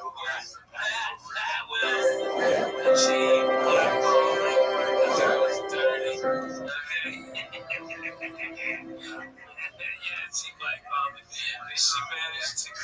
Rabbi Zappin Zion, we're continuing with dreams. Since we have over 150 different dreams to interpret, we are going to go over the 8-minute allocation. If a person sees a camel, that means he's supposed to die, but he's going to live. If a person sees an elephant with a saddle, that's a great thing. And if he sees 2 elephants, it's even better. If a person dreams the name written down, Huno with 1 nun, he'll see a nest. If he sees names with 2 nuns, like Chaninach Yochanan, he'll have multiple nisim. If a person sees the word Hesped, that means he will have Rahmanas on him, and they will redeem him from Shemayim. If a person sees that himself saying, Yehei Shmei Rabba, he's promised to have Olam Haba. If a person sees himself saying Shema, that means that he's Roi to have the Shin on him, but his generation is the cause that it's not. If a person sees Tefillin, then that means he'll grow in godless. If a person sees that he's davening and he didn't finish the davening, that's a great sign. There's certain illicit relations that a person dreams of on condition that he didn't think about these people beforehand, didn't know these people, or in the case of his sister or his mother, he knew them, but he never thought about them. If he dreams about them, it's his sister is Chachma, his mother is Bina, Nairo, Murasa is Torah, Ashes Ish, will be a Ben Olam Haba. If a person dreams of the Shivas Aminim, he dreams of wheat, it's peace. Barley won't have any Averis. If a person dreams of grapes, that means his wife won't miscarry. A great branch is Mashiach. A fig means that his Torah will be kept. A pomegranate depends if it's small or big, his business will expand or grow. If it's split, then he's a Talmid Chacham. It's a sign of Torah. If he's Amar, it's a sign of mitzvahs. If he sees olives, then his business will get better. If he sees olive tree, he'll have many children. And if he sees olive oil, that's the light of Torah. If a person sees a date, Yikamu Chatayim, he won't have any Averis. If a person dreams of a goat, he'll have a great year. 2 goats, he'll have 2 good years or more. If he sees Hadas, that means his business will be successful. If he doesn't have a business, he'll inherit one. If a person sees an Esrig, now we're going to the Arba meaning. If a person sees an Esrig, that means HaKadosh Baruch Hu thinks he's beautiful in front of HaKadosh Baruch Hu. If a person sees a Lulav, that means he's one heart to HaKadosh Baruch Hu. If a person sees a goose, that's a sign of Chachma. And if he has relations with the goose, that's a sign that will become a Rosh Hashiva, like Rabashi said he dreamt. If a person sees a chicken, that's a sign of having a Ben Zachar, multiple chickens, multiple Bnei Zachar. If he sees a female chicken, that means he'll have a beautiful garden and simcha in his life. If a person sees eggs, or any round thing that's closed, like a nut or a glass cleat or a cucumber, that means that his request is suspended, but if it breaks open, then his request will be answered. If a person dreams that he goes into a city, his things will be taken care of. If he dreams that he's shaving, that's a good sign, and if he's shaving his beard as well, that's a sign that good things will happen to his family as well. If a person is sitting on a small boat on top of the waves, that's a sign that he is going to have a good name, and if he is in a very large boat, his family will have a great name as well. If a person goes to the bathroom without using toilet paper, that's a great sign because he's ridding his body of all the bad stuff. If a person goes up onto the roof, that means he's going to grow, and if he goes down, that means he's going to be the opposite. Rabbi and Rabbi say, no, once you go up, even if you come down, you're still going to be great. If a person is ripping his clothing in his dream, that means currently Gzar Din. If a person is naked in Chutz La'aretz, that means he's stripped from all Averis. But if he's naked in Eretz Yisrael, that means he stripped himself of all the mitzvahs. If the cops grab a person, that means he'll have protection. If they chain him up, he'll have double protection. If a person sees himself in a marsh, then that means he'll be a Rosh Hashiva. If he sees himself in a forest, he will be the head of the Rosh Kala. If a person sees himself with a snake, that's a great sign. That means they'll have parnasa. The snakes don't have to work for their food. If the snake bites him, he'll have double parnasa. And if he kills the snake, that means he won't have parnasa, even though Rav Sheshes said that his parnasa will double. That's because Rav Sheshes dreamt it and he wanted to give a good interpretation for himself. All liquids are a great sign besides wine, which if he's a Talmid Chacham is a great sign. If he's not a Talmid Chacham, it depends, so there's no real interpretation for it. The Gemara says, if this person sees Sefer Malachim in his dream, that means he'll rise greatness. He sees Yecheskel, that means he'll have Chachma. Yeshaya is in a Chama, Yirmiyah is Puranas. If a person sees Tehillim, Shir Hashirim, David HaMelech, Ben Azai, that's a sign of Chasidus. If a person sees Mishnah Kohelsh and Rabbi and Ben Zoyma, that's a sign of Chachma. If a person sees Iyov, Kinois, Achal, and Rishmol Ben Elisha, that's all a sign of Puranas. If he sees Megillas Esther, Yonah Dayoma, that is a sign that will have a nix. If you see Rebbe Loz Ben Azariah, that's a sign of wealth. If a person sees metals in his dream, that's a great sign. However, that comes to exclude if he sees a hoe, a mattock, and an axe with a handle. Those are all items that you can do great damage with, so it's a bad sign. All fruits are a great sign besides dates that are not ripe. All vegetables are a good sign besides the heads of turnips, which resemble a club like we had the other day. Rabbi got hit with a club. All colors are great besides the color blue, which if a person is blue in the face, that's a bad medical sign. There are three things that go into the body and you don't benefit from them: cherries, inferior dates, and unripe dates. There are three things that don't go into the body and the body benefits from it. That's bathing and anointing oneself and going to the bathroom. There are three things that have resemblance to Olam Haba, and that's Shabbos, the sun, and the bathroom. There are three things that calm a person down. That's good sound, music, or a good voice, Rashi brings, of a woman, and a good sighting, like nice pictures, buildings, and good smell. There are three things that expand a person's mind, and that is a beautiful house, a beautiful wife, and beautiful vessels. There are 5 things that are 1 of 60. Fire is 1/60th of Gehenna. Honey is 1/60th of the Mun. Shabbos is 1/60th of Olam Haba. Sleeping is 1/60th of death, and a dream is 1/60th of a Nevuah. There are 6 things that are great for a sick person. That's sneezing, sweat, diarrhea, carry, sleeping, and dreams. 6 things will heal a sick person, and that is cabbage, the womb, intestines, diaphragm. Some people say small fish, beets, and dry pennyroyal. 10 things will cause a person to become sick again, and even worse. That is, if he eats the meat of an ox and a bird, if you eat roasted meat or an egg, if you shave, or you eat cress, milk, or bathe, eating nuts and cucumbers. Cucumbers are very difficult on the body, like swords. But that's large cucumbers. Small cucumbers, the Gemara always says that Rabbi Antoninus always had small cucumbers on their table. They were very wealthy, even in the summer, even in the winter. If a person dreams about a dead person in his own house, that means it's a sign of peace. If the dead person is eating or drinking, it's a good sign.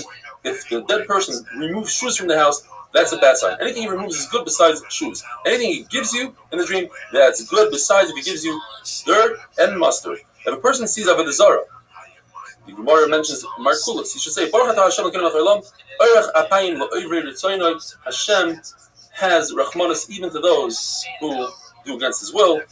If he passes by a place that Avodah Zarah is uprooted in Eretz Yisrael, he should say, Baruch atah Hashem she'okar Avodah Zarah ma'aretzeinu, u'keshem, just like this Avodah Zarah is uprooted, she'nekra me'makom zeh, into Oker Michol Mekamis Yisrael, from all over Yisrael, but Hashav Le'Avdim L'Avnecha, and you should return the hearts of these people to do tshuva. In Chutz La'aretz, the Tanakh says you don't say that because they are mostly goyim. Or Shimon Lezer says even in Chutz La'aretz, since all the goyim are going to become gerim, Lasad Lavai, you should say that there as well. Have a wonderful day. Okay, in 14 hours. Okay, you know, I don't know where the fucking roads are closed. Okay, you have to cut through fucking White's Pass. Okay, god damn, fuck that White's Pass. Alright, so drive up. Rabbi is definitely fast when a Kishbok cursed Bavel, he cursed his neighbors, Oiler Russia, Oiler Shnei. When he cursed Sheinrein, he blessed his name. Just like every human face looks differently, so too every human mind thinks differently. Therefore, you see 600,000 Jews who make a special prayer in Hamarazim. Jibor who knows exactly what's going on in each and every one of those 600,000 minds. When you see 600,000 guys, you say, shit. When Ben Zerma saw 600,000 Jews going up Lalila Regel, he added a different, another bracha. Baruch Shebara Kol Elu L'Shamsheni. He created all these people to serve me. Other Marisha, when he wanted to eat a loaf of bread, he had to perform 11 different functions. He had to plow the field, he had to seed, etc. When he wanted to wear clothing, he had to perform 7 different functions. I could just walk into the store and buy a loaf of bread from all these people that made it and clothing from all these people that made it. The difference between a good guest and a bad guest. A good guest mentions the type of food you serve them. Thank you for the great meat, wine, rolls, and I know you did this all for me. A bad guest doesn't mention the food. He just says thanks for the peace, for the drink, and you didn't do it for me, you did it for yourself. David Amelch's father, Yishai, when he came in with 600,000. When he left with 600,000 people. When he spoke to 600,000 people. But in Chutz La'aretz, we don't make the bracha of Chacham or Razi. When you see a Gadol, a Chacham in Yisrael, you make a special bracha. Shecholek mechachmasai li'reil. When you see a Chacham or a guy, you say Baruch Shenasam mechachmasai lebasar v'dam. When you see a Jewish king, you say Baruch Shecholek mechachmasai li'reil. And a non-Jewish king, you say Baruch Shenasam mechachmasai lebasar v'dam. Rabbi says a person should always try to see Jewish kings and even non-Jewish kings, so you can compare the two when Mashiach comes. Rav Sheshes, the Gemara tells us the story, was blind.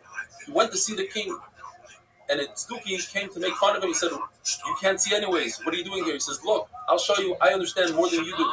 So when the first troops walked by and there was a lot of noise, the Tzduki said, "Oh, here comes the king." Says Rav Sheshes, "Not yet." The second troops come. Here comes the king. Not yet. The third troops came and it was complete silence. Says Rav Sheshes, "Here comes the king." Because that's how it goes with the Baruch Hu. When the Baruch Hu comes, it's complete silence. Before he comes, there's a lot of wind, there's earthquakes. But when he comes, complete silence. Then the king came and he said, the bracha. Says the Tzduki, why are you making the bracha? You can't even see him. Says the Gemara, either the Tzduki's friends poked Tzduki's eyes out, or Rav Sheshes looked at the Tzduki and he turned into a heap of bones. Another great story. Rav Shela gave Malchus to a Jew who was Baal a Goya. So the Jew went to the king and snitched on Rav Shela. The king summoned Rav Shela. He said, "Why did you take things into your own hands?" Says Rav Shela, "Because he was Baal a donkey." Says the king, "If so, you should have killed him." He says, "No. So once we left Eretz Yisrael, we're in Golus, we don't kill people anymore." And he said, "Do you have a witness?" He says, "Yeah." Eliyahu Navi came and testified that this guy indeed was Baal a donkey. Says the Gemara that while all this was going on, Rav Shela started saying, Says the king, "What are you whispering?" He says, "I'm thanking Hashem for giving us such a great king who knows how to do great judgment." Says the king, "Oh, you love the kingdom? Take this back, take this stick, and do din for yourself. Whoever needs, will dish it out." Says the Gemara, they were leaving the palace, and this snitch Jew tells Rav Shela, "What, HaKadosh Baruch Hu sends witnesses for lies?" Says Rav Shela, "It wasn't a lie. You were Baal Chamar. That's considered a Chamar." And Rav Shela noticed that the guy was turning around to snitch on him once again, to say that the Baal called Chamar. So he took the stick and he killed him. Because Habala Hargacha, Hashkim Lahargad, he was a writer. The Gemara says, since you say by this pasuk of the Chashim Agdula, so you darshan it. The Chashim Agdula means Ma'aser Bereishis. Rabbi Kiva says it's referring to the Yam Suf. Vagbura, Rabbi Shmuel says as you see it's Mitzrayim. Rabbi Kiva says it's Makas B'chayres. Vat-Teferes is the sun that stood still for Yeshua, and Rabbi Kiva says Matan Torah. Netzach is the fall of Rome, and Rabbi Kiva says it's Yerushalayim. Vahoy is the war of Arnon. Rabbi Kiva says the Beis Hamikdash. Yichol HaShamayim is Sisra, L'chashim HaMelech. This is all Sheila, who says Rabbi Sheila is Gog and Magog in the future. L'chol HaRosh, that even the head of irrigation, HaKadosh Baruch Hu decides that should be his job. If you see houses of Klal Yisrael that are settled, you say the bracha Baruch Matzah Gvul Mana. If they are in a rubble, you say Baruch Dynamics. If they're Goysha houses, you say Beis Geim Yisach. In other words, they should be uprooted. And when they're in a Churban, you say Kel Nekamis Hashem. Says the Gemara, a story. Ula Rav Chizda were walking by the rubbles of the house of Rav Chana B'Chanilai, and Rav Chizda let out a sigh. Says Ula, how did you sigh? It's going to ruin your body. So Rav Chizda, how can I not sigh? In this house, there were 60 bakers day and night, 24/7, giving out food to all the poor people. There were 4 doors that people could come in from all over. Rav Chana had his hand in his pocket, so that if somebody asked for money, he didn't have to be embarrassed for those few seconds that it takes to stick your hand in the pocket. He put wheat and barley on the outside of the house in the days of famine, so nobody should be embarrassed. They could take it at night. How should I not sigh? So we'll try to console him, and he said, since the Churban, the houses of Tzadikim were destroyed, or Mirchan says the houses of Tzadikim are going to be rebuilt. He wasn't consoled. So he said, listen, you know better. You're just a servant of HaKadosh Baruch Hu. If HaKadosh Baruch Hu's home, the Beis Hamikdash is destroyed, so too yours. Says the Gemara, if a person sees a caver, a cemetery, or just a grave of someone from Klal Yisrael, you say this long bracha. Baruch atah Hashem, sheyotzu eschem b'din, zon eschem b'din, v'kidshon eschem b'din, v'osav eschem b'din, v'osav lakim b'din. Nachman used to say, and he would end off, v'yidei mispar kulchem, v'osav achiyoisem, v'chayim eschem, Baruch atah Hashem, v'chayim eschem. When we say, see boisha graves, you say boisha imchem. Rabbi Shimon says, if you see a friend that you haven't seen in 30 days, you should say Shechiyanu. If it's more than 12 months, you should say Mechaya Mason. As Rabbi would say, if it takes 12 months to forget about the dead. And we should move these down in nowadays, we don't really say this bracha. Rav Huna, the son of Rabbi Shua and Rav Papa, another great story. They were walking and they bumped into Chanina Breder Raviko, who was a big double. So they said 2 brachas on him. First of all, Shechiyanu, they haven't seen him in 30 days. Second of all, they said, Ashecholak Mechachmas L'Reya. Says Rav Chanina, let me do one more than you. I'll say a 3rd bracha. Let me say Tacham Razim, because you are equal to 600,000 people. They looked at him, 600,000 people. What are you, so smart? You made something up. They looked at him and he died. He said in the Mishnah, if you see different types of people, so one of the, says the Gemara, if you see a Bahankin, somebody that has major freckles, this colored face, you say Mishana Habriyos, special bracha. That's if he was born like that. But if it happened later on in his life, you say Daina Emes. You see a Kushi or a white person, very white, or a very heavy or elongated face, a warty face, you say Baruch Mishana Es Habriyos. If a person doesn't have hands, doesn't have feet, or he's blind, or he has beard that's matted, it's one piece, then you say Baruch Daina Emes. If a person sees an elephant, a monkey, or an owl, you say Baruch Mishana Es Habriyos. You see beautiful creations, you see beautiful trees, you say Baruch Shekachalei B'Olam. We learned in the Mishnah Zikin. What's a Zikin? It's a Shabbat. Some say it's a comet, a flying star. Says Shmuel, I know all the paths in heaven, like I know the streets here in Aradai. I just don't understand this Shabbat. If this Shabbat goes by Ksil, then the world will be destroyed. But the fact is, we see that it goes by Ksil. That's just its glow. That's one shot. Another shot is there's a curtain that's torn and you see through it. Or the shot is when Shabbat comes this way and another star comes towards it, that other star backs up. But for us, it looks as if Shabbat is continuing, and that's why it seems like it's going there, but if it doesn't, have a wonderful day.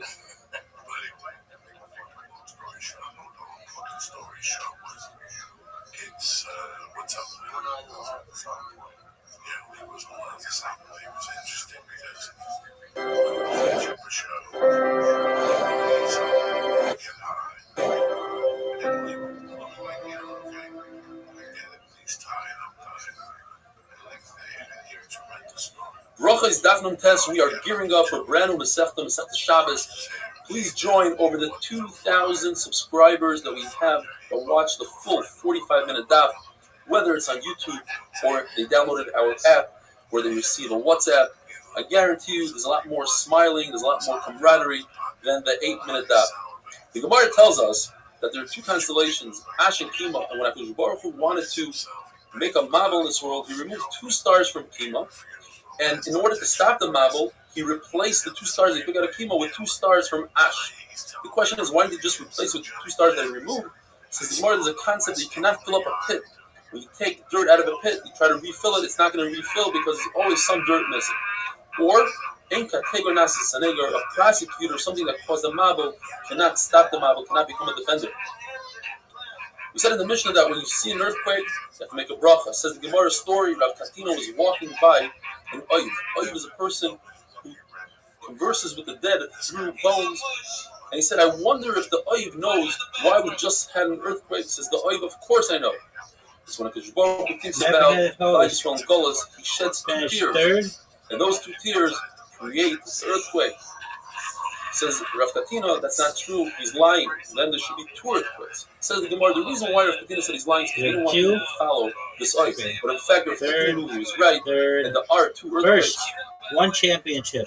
Thunder is created, says the Gemara, this could be Mesholem, either through clouds 2 championships, 10 and 1. Bump into each other, or when clouds pour water one into another, or Rav Acha says it's when the lightning strikes the hail in the cloud, and that creates the sound of thunder, and then it rains. The Gemara says you like this pshat the best. Another pshat says the Gemara is when the wind goes through a hollow cloud, similar to when wind goes above a barrel, it creates that sound. 4 championships. The Mishnah says if you see winds, very strong winds like tornadoes and hurricanes, 5 championships, 11 and 0. I had one thing that fucking went undefeated. We have a tradition that hurricanes do not start at night to give people a chance to escape. They could start in the day and go into the night. And they also don't last for 2 hours straight. There's always some sort of break in between them. It says in the Mishnah that when you see lightning, you say, Rabbi says there are certain lightnings that are terrible and one should daven. That is, if it's a single lightning, if it's a white or yellow lightning, and if there's a cloud that comes from Myrav and comes around through the north, or 2 clouds that seem like they're going to bump into each other, that's the time you have to daven. Rabbi Shmuel Levi says the reason why the Baruch created thunder is to scare people and to take out their crookedness in their heart. When you see a rainbow, you should not bow to it because it looks as if you're bowing to the rainbow. Rather, you say, Baruch Zocher Habris, Baruch who made a bris with us that he's not going to give us another marble. The Nemam Bebriso and Kayim and Amara. Abaye says that when there are winds and lightning and thunder, mountains, rivers, all those, you make Rabbi says that when you see lightning and thunder, you can make either or. But when you see mountains, you can only say Maisa Veracious. You can't say Shekhoitik Rosim Alei because this particular mountain is not in the entire world, whereas lightning exists in the entire world. Okay, so how many is that? It's called the clear sky. This is a bite that happens after it rains the entire night and then comes a northern wind. And according to Yeshua Levi, you say Maisa Veracious. Because this says that one championship, there's no such concept as a clear sky. 2 championships. The Gemara says, 3 when you see the sun, as it was 4 created, at championships. 5 5 championships. In other words, the sun was created, according to this Madomar, on Wednesday. 6 Tuesday night at 6 o'clock. The only time that 7 the sun will be back at that position is every 4 years, since the year is 365 days. 7 championships, girls. Divided by 4 for the 4 seasons. Any other the season is 91 days and 7 and 10 a half 0 hours. 1. In order for the sun to be at its position at 6 p.m., that can happen only every 4 years. But to happen at 6 p.m. and on a Wednesday, or Tuesday night, early Wednesday, that only happens every 28 years. You have to wait for 28 years at the same time that Saturn, which was also created at 6 p.m. on Tuesday night. The worst we did was... It has to be at that exact time that Saturn was created at 6 p.m. And that's when we say this in the following morning so that everybody gets together and says it. But that's Kufas Hashemish, that's when HaKadosh Baruch Hu created the sun. The worst we did was 4. The same, the Gemara says we'd say bracha today, on the stars and on the moon, and Amazolis, and the zodiac, you make the bracha, Oisa Maisa Bereshis. Rabbi says, on the great ocean, whether it's the Atlantic or the Mediterranean, you say a special bracha when you see it at least after 30 days. You have to wait at least 30 days. Shout out to Nappy-headed hoes. You also make a bracha on the 4 rivers mentioned in the Torah. If Look at this athleticism, folks. Human intervention. Once Shout out to the nappy-headed hoes. the river, you can no longer say a bracha on the river. And you see I'll say whatever the fuck I want. Euphrates by the bridge, so you can say the bracha from the bridge in the upriver, but not downriver. At a certain time and place when they diverted the Euphrates, you can no longer say a bracha. The chidekel is a nutricon of chadin v'kalim. Rabbi, top kip lighter water cooker. is easier to drink. Pirate Gert. Pras means harim v'rab. Oh, for sure, dog. And says Rabbi, the people of Mechaiza, they are very sharp because they drink the water of the glass. The reason why their faces are red is because they're mishamish bayayim, and their eyes wander because they live in the darkness. If there's a lot of rain, you say outside I make this. And the rule is, any time that the rain or anything is good for multiple people, there's a partnership, even other farmers that own fields, you say outside I make this. You're number one. If you do not own a field, then you Yo, say wake up. a very long bracha. Number one, baby. Look at this athleticism. And they say, all the way until Tishtachah, and they say, Look at this move. Look at this move. When you say Shechiyanu only when something happens to you and only to you alone. Look at this move. Son, you say, I think I made it because your wife is also happy. When there's an inheritance and you have brothers, so you say first dynamics, but afterwards you say, I think I made it on the inheritance. And finally, when you drink an additional wine during the meal, you say, I think I made it. If there are other people joining the meal, here. have a wonderful day. Yo. What's up, Nerox? How you living, pimp? West side. Oh, fuck yourself. And fuck your couch.